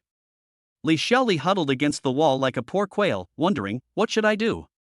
It's better not to say anything. "System, you are screwing me." Seeing that there was no way to avoid it, he quickly whispered into Bai Li's ear when she came closer, "Galactosemia." These 5 words were like a bolt from the blue. Betty turned around absent-mindedly and sat back down at the table. Wooden expression. Bai Chaoying stepped forward and comforted his sister without knowing what was going on. Bai Chaolu rushed forward and grabbed Li Xiaoli's arm. The two sisters thought, did he bully Bai Li? That's impossible, I haven't heard of this kind of person before. I only heard Bai Li say, "Sister, stop it, he is not a liar." Then he leaned on the table and started crying loudly. Bai Shan also stepped forward to comfort his little daughter. He said in a confused manner, don't cry, I will beat him up later and let you vent your anger. He felt his daughter's pulse and asked in confusion, what does this mean? There's nothing wrong with my daughter. Li Xiaoli quietly waved at Sun Baiha, winked at him, and walked out the door. Sun Baiha understood what he meant and followed. They walked out of the building and came to the small garden of the hospital. Li Xiaoli found a seat for Sun Baiha to sit down. Sun Baiha asked, "Little master, just now?" Li Xiaoli whispered, "Bai Li has a genetic disease, which is called galactosemia in Western medicine. Wasn't she adopted by Uncle Bai?" I couldn't say it out loud, so I used the fact that she had a birthmark to argue with her. Who knew I would make her cry? Sun Baiha asked again, I see. Then, little master, how did you know about the birthmark on Bai Li's back? Ha? Hi. I was just guessing. Li Xiaoli looked into the distance and pretended to speak casually. Sun Baiha still squinted his eyes and stroked his beard with a smile. After a while, Bai Shan came out. As soon as he reached the small garden, he walked towards the two of them. He walked quickly to Li Xiaoli and asked, "You little bastard, what did you do to our Bai Li?" Li Xiaoli recalled Bai Li's reaction when she heard about his illness, and thought, since she has medical skills, how could she not have discovered that he was not Bai Shan's biological son? Then he said, "Uncle Bai, this is the first time Bai Li and I have met." You misunderstood. However, she seems to know that she is not your biological daughter, right? Hey!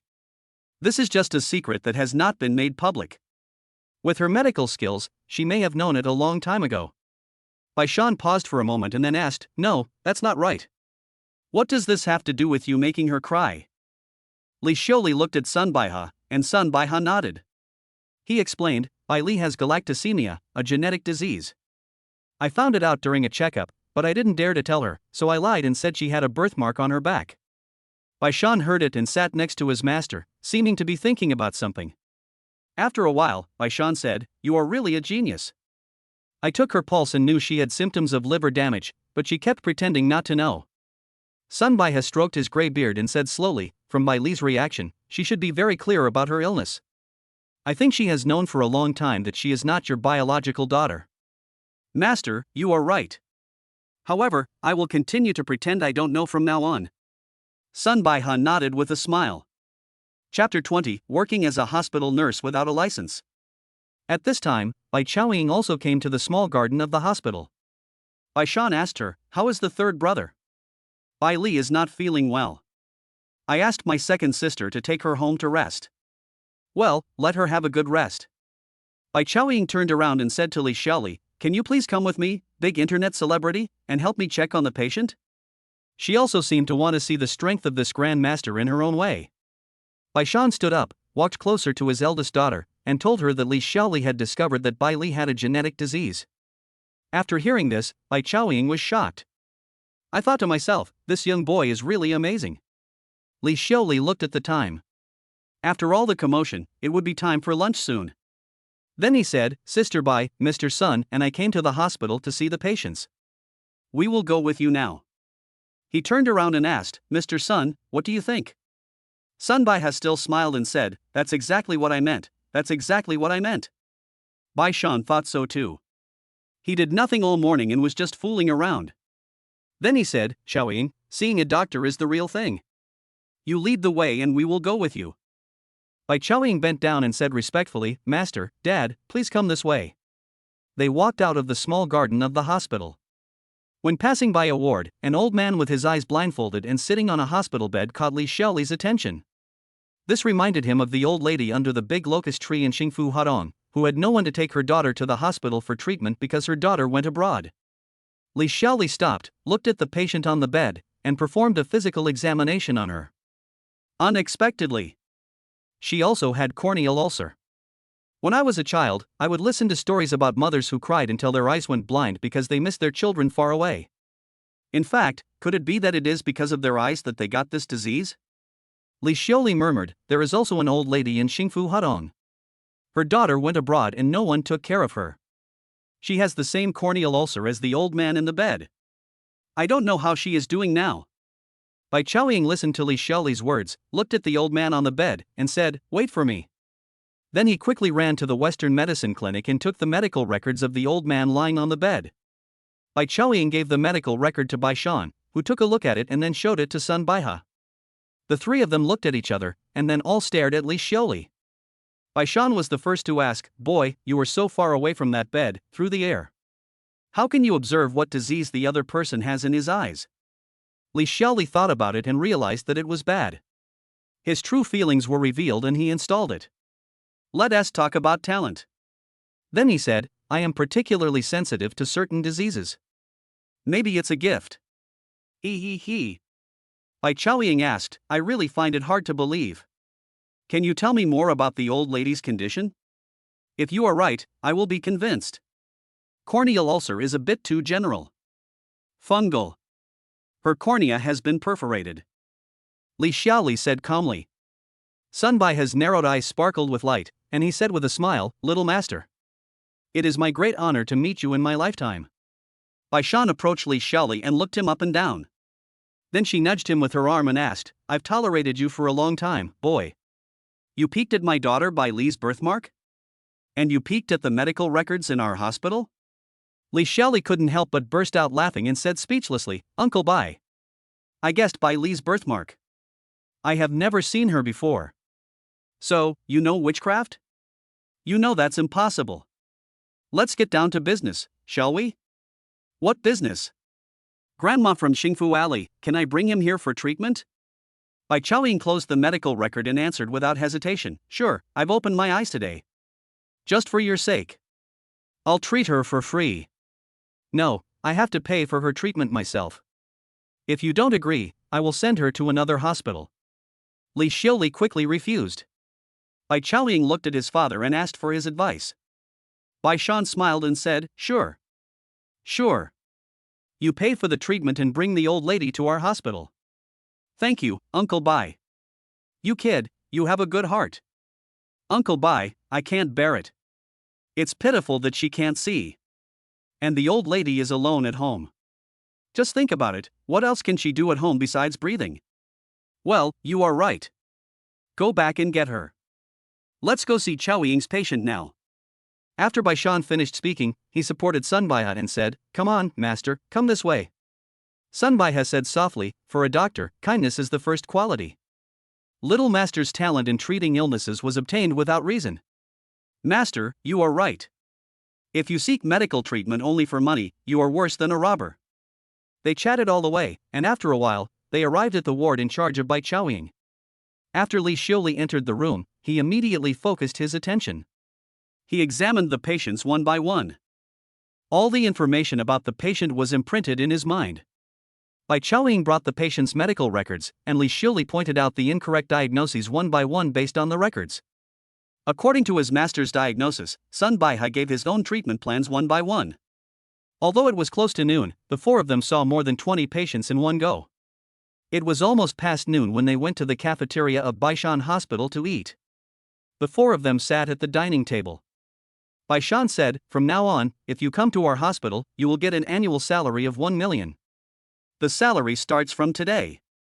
Li Xiaoli hurriedly said, "Uncle Bai, you didn't even ask me if I was willing to come. You have to come even if you don't want to. I'm going to fight you." "Then you're giving too much. Give me 1/3, that is, 300,000 a year." "What did you say? Give you 300,000 a year? Then how can I save face in front of Su Wensheng? Who am I looking down on?" Baishan squinted his eyes and looked at Li Xiaoli, then asked, "Why, you don't like my hospital? Do you want to go to another hospital?" "Chao Ying. Go get the contract immediately, sign it immediately, and execute him on the spot." Bai Chaoying quickly replied, "Okay, Dad, I'll get the contract right away." Li Xiaoli was speechless and reached out to stop Bai Chaoying. He said, "I have a condition. I will advance half a year's salary to pay for the medical expenses of the old lady in the alley for eye treatment. Is that okay?" "Sure. No problem. Do you want me to send an ambulance to pick her up now?" Bai Chaoying asked. "No, I don't even know where she lives." "Sure, kid. You can do it this afternoon. You've been busy all morning. I'll take Master home this afternoon." After Baishan finished speaking, he looked at his master. Then he said, "Master, there is one more thing. I bought a house near where we lived 2 years ago. It is an old-style house and the children don't like to live there. You are old and alone, how about you live next to me?" Sun Bai has stroked his beard and said, "It's really inconvenient to go to the hospital from the old house I live in now." "Okay, take me to see it."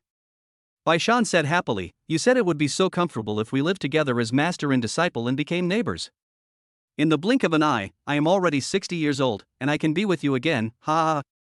How is your senior brother doing abroad? Have you contacted him recently?" "We contacted him a few months ago. He opened a clinic in the United States and can speak bird language. Let's give him a video call later. I'll let you take a look." "Okay." Xiang Li's illness has kept me in seclusion for these years. Now, the world is changing fast. "Master, you mentioned the sleeping death disease. Could it be that this brat just made it up to fool you? I saw it with my own eyes, it can't be fake." After lunch, under Baishan's supervision, Li Xiaoli signed his name on the contract. Because he had no medical qualifications, everyone racked their brains to find a solution. In the work column, Li Xiaoli filled in hospital nurse. Chapter 21: The system gives rewards, and the goddess suffers misfortune. After everyone left, Li Xiaoli called Yang Hui to ask about the old lady in the alley. After the call was connected, Li Xiaoli asked, "Yang Hui, how is the old lady with poor eyesight in your community doing now?" "Hey! Don't mention it. I'd been working in vain." "What's wrong?" "I went to the community street office several times to report the situation. Later, the street office came up with a plan and came to her house. However, the old lady didn't want to accept our help because it costs money after all." Li Xiaoli said hurriedly, "That's great. I can treat the old lady for free. I'm at Baishan Hospital now, and the hospital has a program to help the elderly see a doctor for free. Can you convince her to come for treatment?" "Sure. Who wouldn't come for such a good thing? Wait, I'll go talk to the old lady." After hanging up the phone, Li Xiaoli sat in the hospital garden and waited. After a while, Yang Hui called back. "Xiaoli, Grandma Zhang agreed. Which hospital did you say it was?" "I'll take her there now." "Great. It's Baishan Hospital. Come on over. I'll be waiting for you at the hospital entrance." After hanging up the phone, Li Xiaoli hurried upstairs to find Bai Chaoying. Bai Chaoying was in a daze in the office and was startled by Li Xiaoli's knock on the door. "Come in." "Sister Chaoying, if an old lady comes later, please cooperate with me and tell her that she can get free treatment at the eye hospital." Bai Chaoying twirled the pen in his hand and said, "Okay, no problem, I'll arrange it myself later." Li Xiaoli smiled and said, "Thank you. I will go to the hospital entrance and wait for the old lady now." "Go ahead. Bring the old lady over to me right away." "Okay." Li Xiaoli turned around and prepared to leave. Bai Chaoying looked at him and suddenly asked, "Wait a minute. I've been thinking, can we three sisters really call you Grandmaster?" Sister Chaoying, when Mr. Sun is not around, you can just call me Xiaoli. Bai Chaoying put down the pen in his hand, smiled and nodded. Li Xiaoli didn't wait long at the entrance of Baishan Hospital before Yang Hui and the old lady arrived. He went forward to support the old lady and asked, "Grandma, do you still remember me?" "Remember? Young man, my eyesight is not good, but my ears are fine. You are the guy who treats people at the entrance of the alley. Grandma, you have a good memory. Walk slowly, let's go upstairs." Yang Hui supported the old lady and said, "Grandma Zhang, his name is Li Xiaoli. He helped you get this opportunity to treat your eyes for free." "Oh, thank you, Brother Xiaoli, I'm sorry for worrying you." "It's okay. It's just a piece of cake." Soon, Li Xiaoli took them to Bai Chaoying's office. Bai Chaoying had arranged everything, and Li Xiaoli wrote his name in the family member's signature column. When Li Xiaoli saw Grandma Zhang's name, it was a nostalgic name, Zhang Guifan. After the signing was completed, Baishan Hospital deducted Li Xiaoli's half-year salary of 500,000 yuan as Zhang Guifan's medical expenses. Ding! The system has detected that you have helped others treat their illness at your own expense. Now we will immediately return 10 times the amount of the treatment fee, a total of 5 million yuan as a reward. Li Xiaoli was shocked and took out his mobile phone to check that 5 million yuan had been deposited into his bank card. The balance of his bank card shows 5,160,120 yuan. Bai Chaoying then personally arranged for the old lady's hospitalization. After finishing the work, Yang Hui said, "Xiaoli, I'm going back now." "Okay, I'll take you there." The two walked out of the hospital building.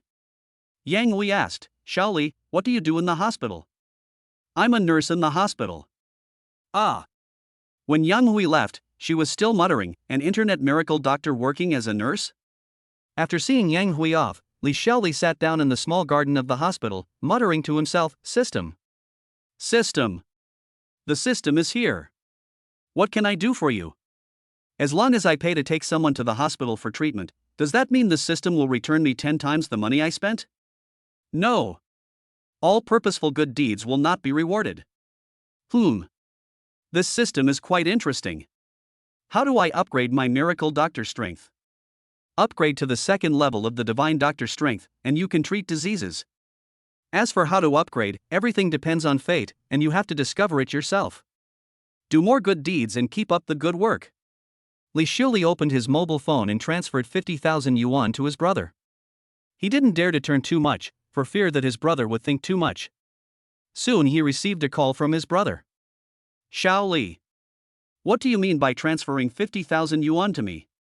"Brother. I treat patients and now I'm making money." "Is this true, kid?" "Really, brother, believe me, with my personality, I wouldn't do anything that would harm the world." "Okay, congratulations on finally embarking on the path of medicine. I'll take it." Li Xiaoli hung up the phone and took a look at the balance of his bank card, which showed 5,110,120 yuan. His brother asked him to go back to his hometown to have a look. Su Buyu also said that he could take the children back to the countryside with him. Thinking of this, Li Xiaoli became excited. I imagined the beautiful scene of them returning to the countryside together. At this moment, his phone rang. It was Su Buyu. Changxing Securities and Futures Building, underground parking lot. Su Buyu came down from the building. She was calling Li Xiaoli as she walked. "Xiaoli, if you're done, I'll pick you up now." "Well, I'm done with my work. Now I'm waiting for you to drive over to pick me up. I can ride in your car again. I feel happy just thinking about it." Su Buyu smiled and said, "Others like to drive nice cars, but you like me to drive you. It's a deal then. I'll take you to my Qiyun villa today. Chunxiao is already waiting for us at home. Today is your first time to see where we live, and I'm really looking forward to it." Su Buyu hung up the phone and walked towards the off-white Bentley with a smile on his face. She was just about to drive the car out of the parking space and just started. Squeak! A black SUV braked suddenly, blocking the front of Su Buyu's car. Su Buyu held the steering wheel, immediately closed the car window, and observed the black SUV. At this time, a man who was obviously drunk got off the SUV. The other person staggered to Su Buyu's car and put his hand on the front of the Bentley. He slowly raised his head and looked at Su Buyu. "Tang Zishan." Su Buyu said in surprise, then she opened the car door and got out. She asked, Tang Lauer, how dare you drive drunk? Tang Zishan shook his head and asked, so what? Move your car out of the way. Don't delay my return home. Tang Zishan lowered his head and asked slowly, did you tell Li Jiejia that I had AIDS? Li Jiejia told me everything. Su Buyu said firmly, yes. I told her. Okay. Did that stupid chef from Li Ziyuan tell you? Su Buyu turned his head and said, no. Ha ha ha. Tang Zishan burst into laughter and asked, do you know how I got AIDS? Su Buyu looked around and saw no one. He wanted to call the police, but then he felt that it wasn't necessary. She said impatiently, I am not interested in how you got AIDS. Go away. No. You must listen to how I got AIDS. Tang Zishan stammered and shrank to the ground. It seemed that he had drunk a lot of alcohol. Su Buyu looked at his car and thought for a moment. She walked straight over, started Tang Zishan's car, and moved away. Then he returned to Tang Zishan's side and said softly, get in your car and wait for a while. When you sober up, ask someone to pick you up. After hearing this, Tang Zishan actually got up and walked towards his car in a staggering manner. Su Buyu breathed a sigh of relief. She returned to her Bentley, started the car, and drove out of the parking space. When she passed by Tang Zishan's car, she didn't even look at Tang Zishan. Tang Zishan held the steering wheel in the car and watched Su Buyu's car drive away. He seemed to be irritated by Su Buyu's cold expression when he left. He shouted, do you know why I went out to fool around when I was abroad? It's because you ignored me. It's because you always had a cold expression on your face towards me. Tang Zishan shouted as he started his car and crashed into the off-white Bentley. Chapter 22, White Hair Overnight, opening the second level of the Miracle Doctor Strength. Bang! Su Buyu was driving, and when he turned a corner in the underground parking lot, he seemed to hear a collision sound from behind. She looked in the rearview mirror and saw nothing behind her. However, judging from the location where the sound came from, it seemed that Tang Zishan had a car accident. Just as Su Buyu stopped the car, unbuckled her seatbelt and wanted to open the door and go back to take a look, Tang Zishan's black SUV sped towards her. Su Buyu didn't have time to fasten his seatbelt again and started his car immediately. Bang! Tang Zishan crashed into Su Buyu's car. He stepped on the accelerator and yelled, do you know how I got AIDS? Why didn't you pay attention to me? If you had paid attention to me, I wouldn't have gone out to play with them that night abroad. I'm the second young master of the Tang family, and I actually got AIDS, ha ha ha. After Tang Zishan's car hit Su Buyu's Bentley, he kept pushing the Bentley forward quickly. Bang! Another huge crash. Su Buyu's car crashed into the wall of the parking lot. Everything was quiet. The front of Su Buyu's Bentley was severely deformed. The bumper of Tang Zishan's SUV fell off, the front half of the hood was damaged, and it was pressed against the Bentley, and the engine was stalled.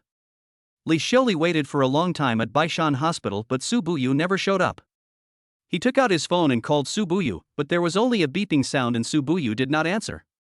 A trace of inexplicable panic flashed through Li Xiaoli's heart. In Baiyun First People's Hospital, Su Buyu was being rescued in the operating room. Tang Zishan only suffered a head injury. After the doctor bandaged him, he actually fell asleep on the hospital bed. Someone was discussing, the blood alcohol content of the driver of the black SUV has reached the standard for drunk driving. According to the surveillance, he and the owner of the Bentley seemed to know each other. At this time, a doctor walked over and said, we also detected that the owner of the black SUV is an HIV carrier in his blood. Oh my god, according to his identity information, he is Tang Zishan. One of them said, there was blood on his head before, I didn't see it clearly, you said he was the second son of the Tang family? That's right. Let's call for help. I'm worried that the reporters will come soon and we won't be able to handle it. Okay. When Li Xiaoli received a call from Su Wensheng and heard that Su Buyu had been in a car accident, his mind went blank. With trembling hands, he got a car and quickly arrived at the First People's Hospital. Outside the hospital's operating room, Su Wensheng was supported by someone and sat quietly on a bench in the hospital. Li Xiaoli didn't have time to ask how the car accident happened, he just wanted to see Su Buyu's current injuries. Unfortunately, he couldn't go in because the operation was in progress. After a long wait, the doctor walked out of the operating room. Su Wensheng walked quickly forward and looked at the doctor expectantly with Li Xiaoli. The doctor took off his mask, shook his head, and said softly, I'm sorry, we tried our best. Then the doctor walked away. Su Wenqing couldn't stand steadily and had to be supported by someone. Li Xiaoli walked quickly into the operating room, held Su Buyu's hand in front of the bed, and knelt down. The information in his mind showed that his head had been severely injured and his vital signs were fading. System. The system has detected the patient's physical condition. She has a serious head injury and is about to die. I beg the system, please, I am willing to use everything I have, including my life, to get her back. You need to pay a huge price to barely maintain her vital signs. She may not wake up in the future. Do you still think it is meaningful? As long as she is alive, it has meaning, it will definitely have meaning. Are you willing to sacrifice 50 years of life to maintain her vital signs? I am willing. Even if I have to exchange my life for another, I am willing. Okay. The system requires you to hold her hand until the next morning. At this time, Su Wensheng was helped in and saw Li Xiaoli kneeling in front of the operating table, holding his daughter's hand. He walked up to him, and Li Xiaoli suddenly turned his head and said to him firmly, Uncle Su, I have a way. Do you have a solution? Su Wensheng looked at the instruments showing his daughter's vital signs and shook his head. Believe me. Do you still remember Uncle Xiang? It was me who cured him. I have a way to save Buyu's life. What are you going to do? Arrange a ward for me. I want a day and a night. No, until tomorrow morning. Su Wensheng looked at Li Xiaoli. He thought that the young man was just too sad. However, after thinking about the various ties between his daughter and him, he agreed. He said, I will arrange a single room for you. So he went out to make arrangements. After a while, Su Wensheng watched Li Xiaoli holding his daughter's hand and entering the single room. He sat outside, watching quietly. The hospital said that his daughter would never wake up, but he insisted, just arrange a single room for us, just for one night, and I will donate 5 million to your hospital. The hospital reluctantly agreed. There are many people who, for some reason, you feel close to when you meet them for the first time. He felt that Li Xiaoli was a friendly guy and he was willing to trust him. The boy said that he should not be disturbed, just for one night. Su Wensheng planned to sit in front of the ward door and help him guard it. In the ward, Li Xiaoli covered Su Buyu's hand. Now, start transferring the power of the elixir you have used. It will be helpful to the patient. As a few white lights appeared on Su Buyu's body, Li Xiaoli felt very tired. Now, start consuming your life. Li Xiaoli held Su Buyu's hand tightly, his body becoming more and more tired and heavy. At 3 o'clock in the morning, Li Xiaoli still held Su Buyu's hand tightly and placed it on his forehead. But he had lost consciousness, and tears slid down his cheeks and dripped onto Su Buyu's hands. Outside the ward, Baishan rushed over. Brother Su. Hold on. He put his hand on Su Wensheng's hand, and the two longtime friends nodded to each other. In the early morning, light shines through the hospital windows. Li Xiaoli woke up. He felt Su Buyu's pulse, then stood up and happily used his fingers to check her breath. He ran out and opened the door, shouting, Doctor, doctor. Su Wensheng and Baishan stood up and stared at him blankly. Li Xiaoli's originally black hair turned completely white after one night. Su Wensheng walked into the ward quickly. Baishan grabbed Li Xiaoli and said, You little bastard, your hair. Li Xiaoli said weakly, Don't say anything, I saved it. Then he fell down. Baishan supported Li Xiaoli who had fallen to the ground and shouted, Doctor. Doctor. When Li Xiaoli woke up again, he found himself lying on a hospital bed. Ding. You have been upgraded to the second level of Divine Doctor Strength. Exchanger. Why did it suddenly upgrade? What is a swapper? You spent 50 years of your life to treat others, and forcibly upgraded to the second level of the Divine Doctor. As the name suggests, in order for others to receive treatment, they need to make some kind of exchange with you. The specific exchange is given by the system and cannot be changed. Chapter 23 The Calm Before the Storm. Swapper? I have no interest in healing anyone right now. I just want to know if Buyu can wake up. Everything is possible, it all depends on her luck, you have done your best. Everything in the world has its own rules and opportunities.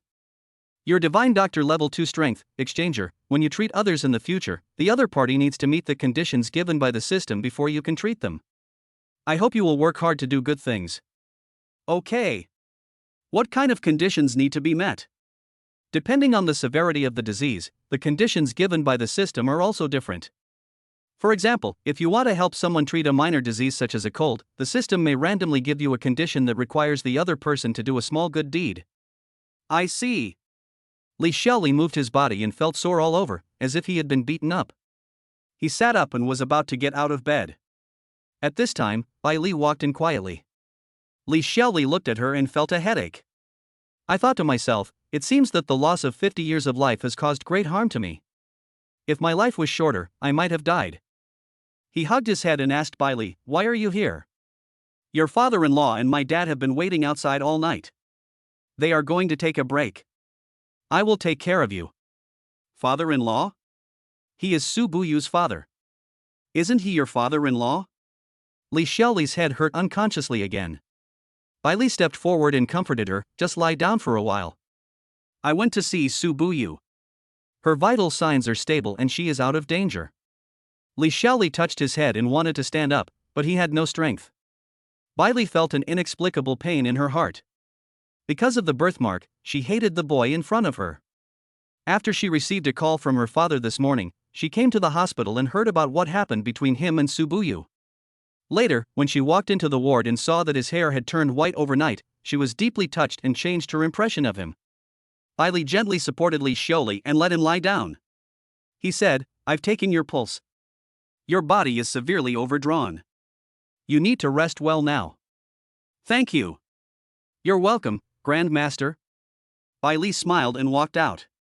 She gently closed the door of Li Xiaoli's ward, turned around, and saw her master Sun Baihe standing behind her.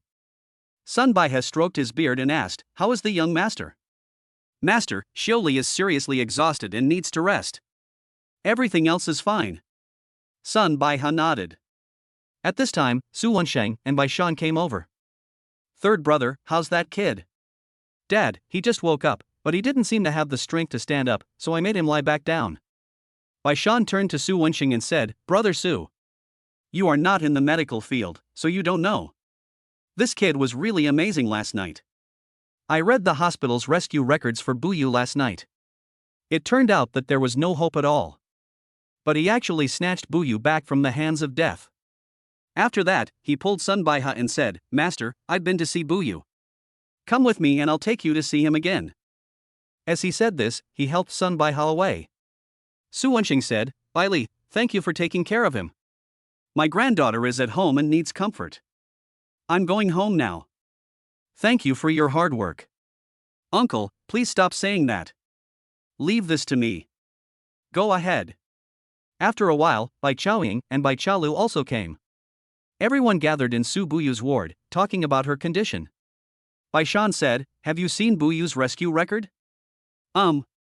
Master, this Li Xiaoli is simply not a human being. This seems to be beyond human power, right?" Sun Baihe narrowed his eyes and said, "Don't talk nonsense. Some patients who were given up on by the hospital have come back to life." "Yes." Bai Li asked, "Master, what is Su Buyu's condition like now?" Sun Baihe stood up, put his hands behind his back, and said slowly, "I checked her pulse. The chance that she can wake up within half a month, or even a month, is 0. Bai Chaoying said, For a person in a coma, if he doesn't wake up within 2 or 4 weeks, he will really enter a vegetative state. I wonder if Xiaoli can still defy fate and wake up Buyu. She is so young, and she has a 4-year-old daughter. This is simply a sin." Bai Shan said this while shaking his head. Real estate tycoon Tang Jianjun's car was parked in front of the hospital. Tang Jianjun almost had a heart attack after watching the video footage of the underground parking lot at the time of the incident. He is an upright man who sticks to his word. He never thought that his son would do such a thing. Normally he hangs out with internet celebrities and small stars, but this time he was driving drunk and hit someone, and is suspected of murder. He got out of the car and stood alone at the hospital entrance waiting for Su Wensheng. This is what he meant, his right and left hands were sitting in the car not far away. After a while, Su Wensheng came over with his granddaughter Li Chunxiao. "Brother Su!" Tang Jianjun shouted with a bow. Su Wensheng stopped and said, "Brother Tang, I have already told you very clearly on the phone, why bother with this? As the saying goes, if a son is not well educated, it is the fault of his father." "How shameful! How shameful! I will never plead for that beast. I just want to tell Brother Su that as long as you can use me, Tang, just use me. I will never refuse even if I die. Brother Tang, we haven't dealt with each other much, but I can see what kind of person you are, so I'll say a few more words to you. Please speak. Tang Zishan has been handed over to the judiciary. You must not interfere. Whatever the result of the judicial process is, it will be what it is. I will accept it. After that, I will never take the initiative to retaliate against him. Otherwise, as long as you intervene in the justice of the judiciary, I, Su Wensheng, will fight you with all my strength in my life. Tang Jianjun shuddered. Considering Su Wensheng's character, this was already his most serious warning. Although Su Wensheng has retreated to the second line, the powerful Changxing group should not be underestimated. Tang Jianjun bowed and said, I, Tang Jianjun, swear here that I will never help that beast Lao Er to interfere with the judiciary. That is not my way of doing things. I will let him fend for himself and he will be severely punished by the law. As for Brother Su, if you have any other requests, I, Tang, will never say no. No need, go back. Su Wensheng said this softly, then took his granddaughter Li Chuanxiao's hand and walked into the hospital. When Tang Jianjun's right-hand man saw Su Wensheng entering the hospital, they quickly got out of the car and came to Tang Jianjun. Notify the eldest and third brothers. Ask them to wait for me at home. Yes. Wait, please invite the fourth sister Tang back home as well. Okay, got it. Afterwards, Tang Jianjun left the hospital. Chapter 24. Mom fell asleep. At the door of Su Buyu's ward. Dad. Li Chunxiao ran over. Li Xiaoli picked her up. Dad, your hair. Why did it turn white? The daughter's little hand touched Li Xiaoli's forehead. Baby, Daddy will dye your hair back later. Yeah. I saw some dyed blue, gold and yellow, and there seem to be very few completely white ones. But you look good like this, too, Dad. Really? Daddy will dye it a little bit in your favorite colors for you to see later. Dad, doesn't that make it a feather duster? Bailey burst out laughing. She took the child from Xiaoli's arms and said, Your father is very tired, can I hug you? You are so beautiful and cute, I want to hug you too. Auntie, you are as beautiful as my mother. Oh, really? Thank you, pretty girl. Su Wensheng said to Xiaoli, I have already explained to the child. She knows her mother is injured. You can take her in to have a look. She won't make a fuss. Bailey held the child and pushed open the door of Su Buyu's ward. At this time, Bai Shan and his two daughters were sitting at a small table in the ward, discussing the plan to transfer Su Buyu to another hospital. Li Chunxiao saw her mother lying on the hospital bed, broke free from Bai Li's arms and ran over. Mom, Grandpa said you were injured and needed to rest. I can't disturb you. I'll just hold your hand and I won't say anything. Bai Shan went up and touched Li Chuanxiao's head. Then he walked to the door of the ward and said, My master asked me to send him back. I have discussed with him and asked him to transfer Buyu to our hospital, right? Su Wensheng said gratefully, Thank you very much. Thank you very much. Don't be polite with me. Your uncle is also in my Baishan hospital. He and my master may be able to think of a way to wake Buyu up someday. Okay, Brother Su, I'll follow your instructions. Baishan looked at Li Xiaoli and said, Why do I feel that you are very weak? Your hair has turned white overnight. You have to hold on. Go back and rest now. After Buyu is transferred to Baishan Hospital, whether he can wake up or not depends entirely on you. He turned to Bai Li and said, Send this kid back. Your two sisters and I will arrange for Buyu to be transferred to another hospital right now. Li Xiaoli looked at Su Wensheng, and Su Wensheng nodded slightly at him. He walked into the ward, stayed by Su Buyu's bed for a while, then took his daughter's hand and said, Come home with Daddy. Yes. Okay. Walking to the door, Li Xiaoli said softly, Uncle Su, you should also have a good rest. Well, I have asked the two aunts to go to Shiha Garden. You can go back with the children first. Bai Li said to Su Wensheng, Don't worry, I will drive them back. Afterwards, Li Xiaoli took his daughter's hand and followed Bai Li out of the hospital. Bai Li drove them to Shiha Garden. Xiaoli and his daughter sat in the back seat. Chunxiao, why are you crying? No, Daddy, I'm not crying. Li Xiaoli wiped his daughter's tears and said, Come, let Daddy hug you. He held his daughter in his arms and comforted her, Don't forget, Dad is a miracle doctor, right? Yes. Dad is a miracle doctor. I will make sure Mom gets better soon, believe Dad. Yes. I believe in Dad, you can definitely make Mom better. Young Li Chunxiao wiped away tears as he spoke. The car drove to the side of Shihe Lake, and rows of neon lights were still flashing. Li Xiaoli felt a pain in his heart. It had only been 2 days since Su Buyu told me that they were dating by the Shihe Lake. They had just begun when they came to an abrupt end. Tang's house, in the spacious living room. Tang Jianjun's eldest son Tang Zishan, the third son Tang Zishui, and the fourth son Tang Xiaomei, all sat in front of their father in a proper manner. The eldest brother, Tang Zishan, asked, "Dad, are we really not going to hire a lawyer for my brother? I have already contacted him. No need. We don't want lawyers, no visits, no pleading. Remember these 3 things I told you. The law will sentence the beast the same way." Tang Zishan asked again in confusion, "Dad, are you afraid of Changxing Group, so you agreed to Su Wenxing's conditions?" Bang! Tang Jianjun got so angry that he threw the teacup on the table. He said loudly, "I am not afraid of anyone.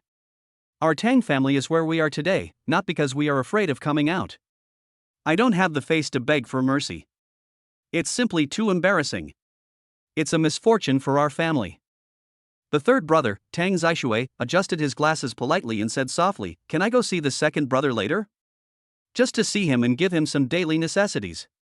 "No. No one can go." Tang Jianjun's tone was full of anger. Tang Xiaomei stood up and stood behind her father. She put her hand on her father's shoulder and comforted him, "Dad, don't be angry. I heard that Su Buyu is out of danger." Tang Jianjun touched his daughter's hand and said, "I know. There are too many gossips about your second brother. I don't understand those new terms, and I can't tell which ones I should listen to and which ones I shouldn't." He paused, and asked Tang Zishan sternly, "Are those things about Lao Er messing around abroad true?" Tang Zishan rolled his eyes and replied, "Dad, don't believe those rumors. People nowadays can make up anything for traffic. You can't believe them." Tang Jianjun glared at the boss and said, "He is a man, but he doesn't do anything serious. He is obsessed with little stars and wanders between women all day long. How can he be so shameless? I wanted to kick him out and cut off all ties with him a long time ago. Isn't he ashamed?" Tang Xiaomei said, "Second brother might just be drunk this time. He told me before that he really likes Su Buyu. Although she has a daughter, he also wants to pursue her. I really can't understand why second brother would bump into her." Tang Zishui winked at her, signaling her to stop talking. "Ha! He likes me? He doesn't deserve it," Tang Jianjun said disdainfully. The next morning, Li Xiaoli took his daughter to Baishan Hospital early. He bought a bouquet of flowers on the way. When they arrived at Su Buyu's ward, he and his daughter worked together to trim the branches. He held the flowers in his hand, lost in thought. After a moment, he concentrated on examining Su Buyu again. The information in his mind showed that his vital signs were stable, his cerebral cortex had lost function, he was in a vegetative state, and he was in an irreversible coma. "Dad! Dad!" His daughter's cry brought Li Xiaoli back to reality. "What's wrong, Chunxiao?" "Dad, your finger is bleeding. Does it hurt?" When Li Xiaoli was distracted, his finger was accidentally pricked by the thorns of the flowers. "It doesn't hurt. Chunxiao, be careful too. Watch out for the prickles." "Well. Dad, look at the flowers I arranged. Are they pretty?" It looks good. Your mother will definitely like it when she wakes up and sees it." At this time, Bailey knocked on the door, then gently pushed it open and stuck her head in. She smiled and said, "Everyone will come for a consultation in a while." "Yeah, okay, thank you." "You're welcome, Grandmaster." "Chunxiao, do you want to go out and play with me?" "No, Auntie, I want to accompany my mother." "Yeah, okay, be good." After Bailey went out, Li Xiaoli suddenly thought of her galactosemia. System. The system is here, do you have any instructions? Can we treat Bailey's galactosemia? She can be treated, but the system provides the following conditions. She needs to go to the high-altitude mountainous areas and participate in medical support work for a period of 3 years. Can I change to something else? Can't I do good things in Baiyun? Once the conditions are given, they cannot be changed. When she returns after 3 years, the system will automatically treat her. Li Xiaoli thought that curing genetic diseases and supporting the high-altitude mountainous areas for 3 years were actually very simple conditions. Chapter 25 Tang Family Seeks Help. In the Tang family's courtyard, early in the morning, Tang Jianjun turned down all social engagements. Today, he wants to stay at home for a good day. He felt that after years of struggle, he had gained nothing but wealth and status and position to satisfy his vanity, but his family education was a mess. He doesn't care about money and fame. The home he cared about had become unfamiliar to him without him noticing. The eldest brother Tang Zishan lacks ability, but he is very scheming and narrow-minded. The third and fourth sons have not really entered society yet and are two greenhorns. His second son was the one that hurt him the most. He had wanted to send him abroad to learn skills and broaden his horizons, but who knew that he would be so disappointing? He has the most gossip. Follow an internet celebrity today and chase a small star tomorrow. In fact, the gossip news outside has been frantically reporting that the second brother Tang Zishan has AIDS and that he drove drunk and hit a person, turning him into a vegetable. However, Tang Jianjun, who is in a high position, sometimes has no access to those gossips in the market, and people around him dare not remind him easily. Tang Jianjun strolled to the table in his garden, and the servants brought him tea-making utensils. He asked, "Is my little sister back to Baiyun University for classes?" "Yes." "Where's the third brother?" "Master Tang Zishui is in the study." "Well, go ahead and get busy." The third brother, Tang Zishui, is gentle and refined, but has a gentle temperament. He still has a long way to go if he wants to grow up and become independent. Tang Jianjun thought of this and shook his head slightly. After the servants left, Tang Jianjun made tea and wanted to ask Tang Zishui to come down and chat with him. He stood up and walked towards the study. At this time, Tang Zishui had just finished playing games and was reading the gossip about his second brother in front of the computer. He didn't notice that his father Tang Jianjun had walked into his room. By the time he noticed his father standing behind him, it was too late. Tang Jianjun pushed him away and looked at the news again and again. In an instant, his anger soared. "I only saw those news headlines. A hospital detected HIV in Tang Zitian's blood. The Tang family has a corrupt private life. Tang Zitian was drunk driving to chase a girl and got into a car accident, leaving her in a vegetative state. The masses spontaneously boycotted Tang's real estate and demanded severe punishment for Tang Zitian. It is rumored that Tang Zitian is not Tang Jianjun's biological son. He has become an abandoned child." Tang Jianjun asked, "Is it true or false that the hospital detected AIDS in your second brother's blood? Tell me the truth." Tang Zishui adjusted his glasses, lowered his head and did not dare to answer. "I thought it was just a rumor." "It doesn't matter if you don't tell me. I'll go ask and find out." "Dad." Tang Zishui grabbed his father. "Say it now." "Yes, it's true. My second brother was infected with HIV abroad. But Dad, you don't have to worry too much. Although AIDS cannot be cured now, it can be controlled with medicine." "Wow." Poof. Tang Jianjun felt dizzy, his chest felt hot, and he spat out a large mouthful of blood. He fainted. When Tang Jianjun woke up and opened his eyes again, he was already lying on a hospital bed. In the intensive care unit, the Tang family surrounded him. Tang Zishan saw his father wake up and winked at his men. After his men walked out, a lawyer came in from outside the ward. The lawyer approached Tang Jianjun and whispered, "Mr. Tang, do you want to make a will now? Get out. Get out of here, get out now." Tang Jianjun waved his hands and said weakly.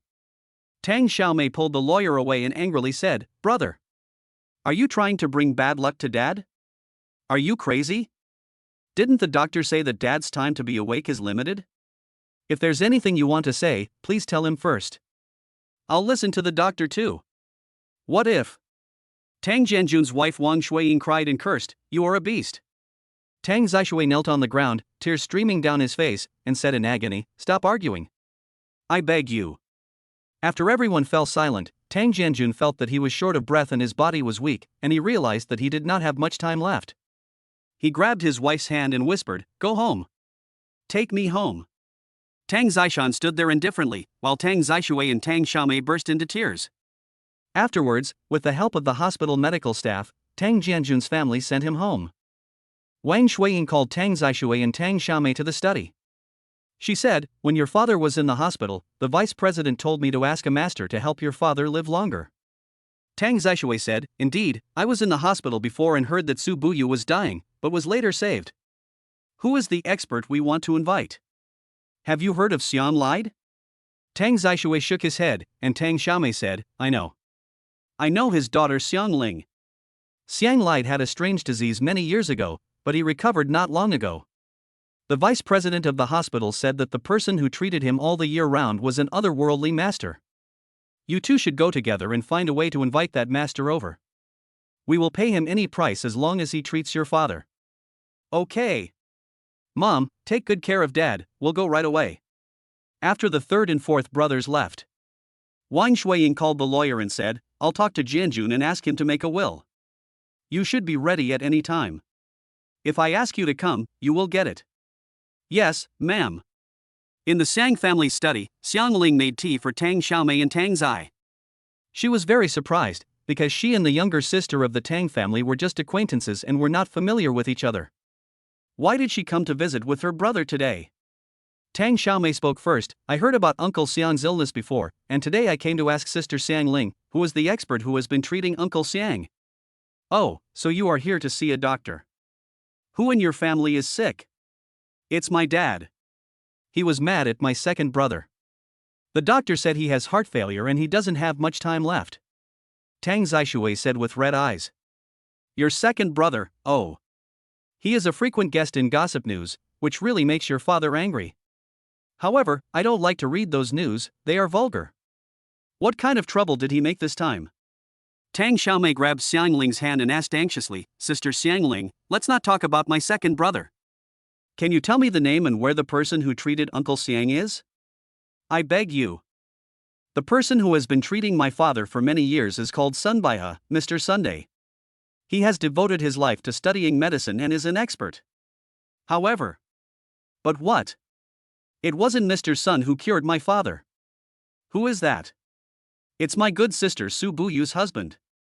No, it should be her boyfriend, his name is Li Xiaoli. Xiang Ling said this with a gleam in her eyes. She had a good impression of Xiaoli. The Tang siblings felt dizzy and almost fell down. Xiang Ling discovered that something was wrong with them. She asked, What happened to you? Why do you suddenly look like you're going to faint?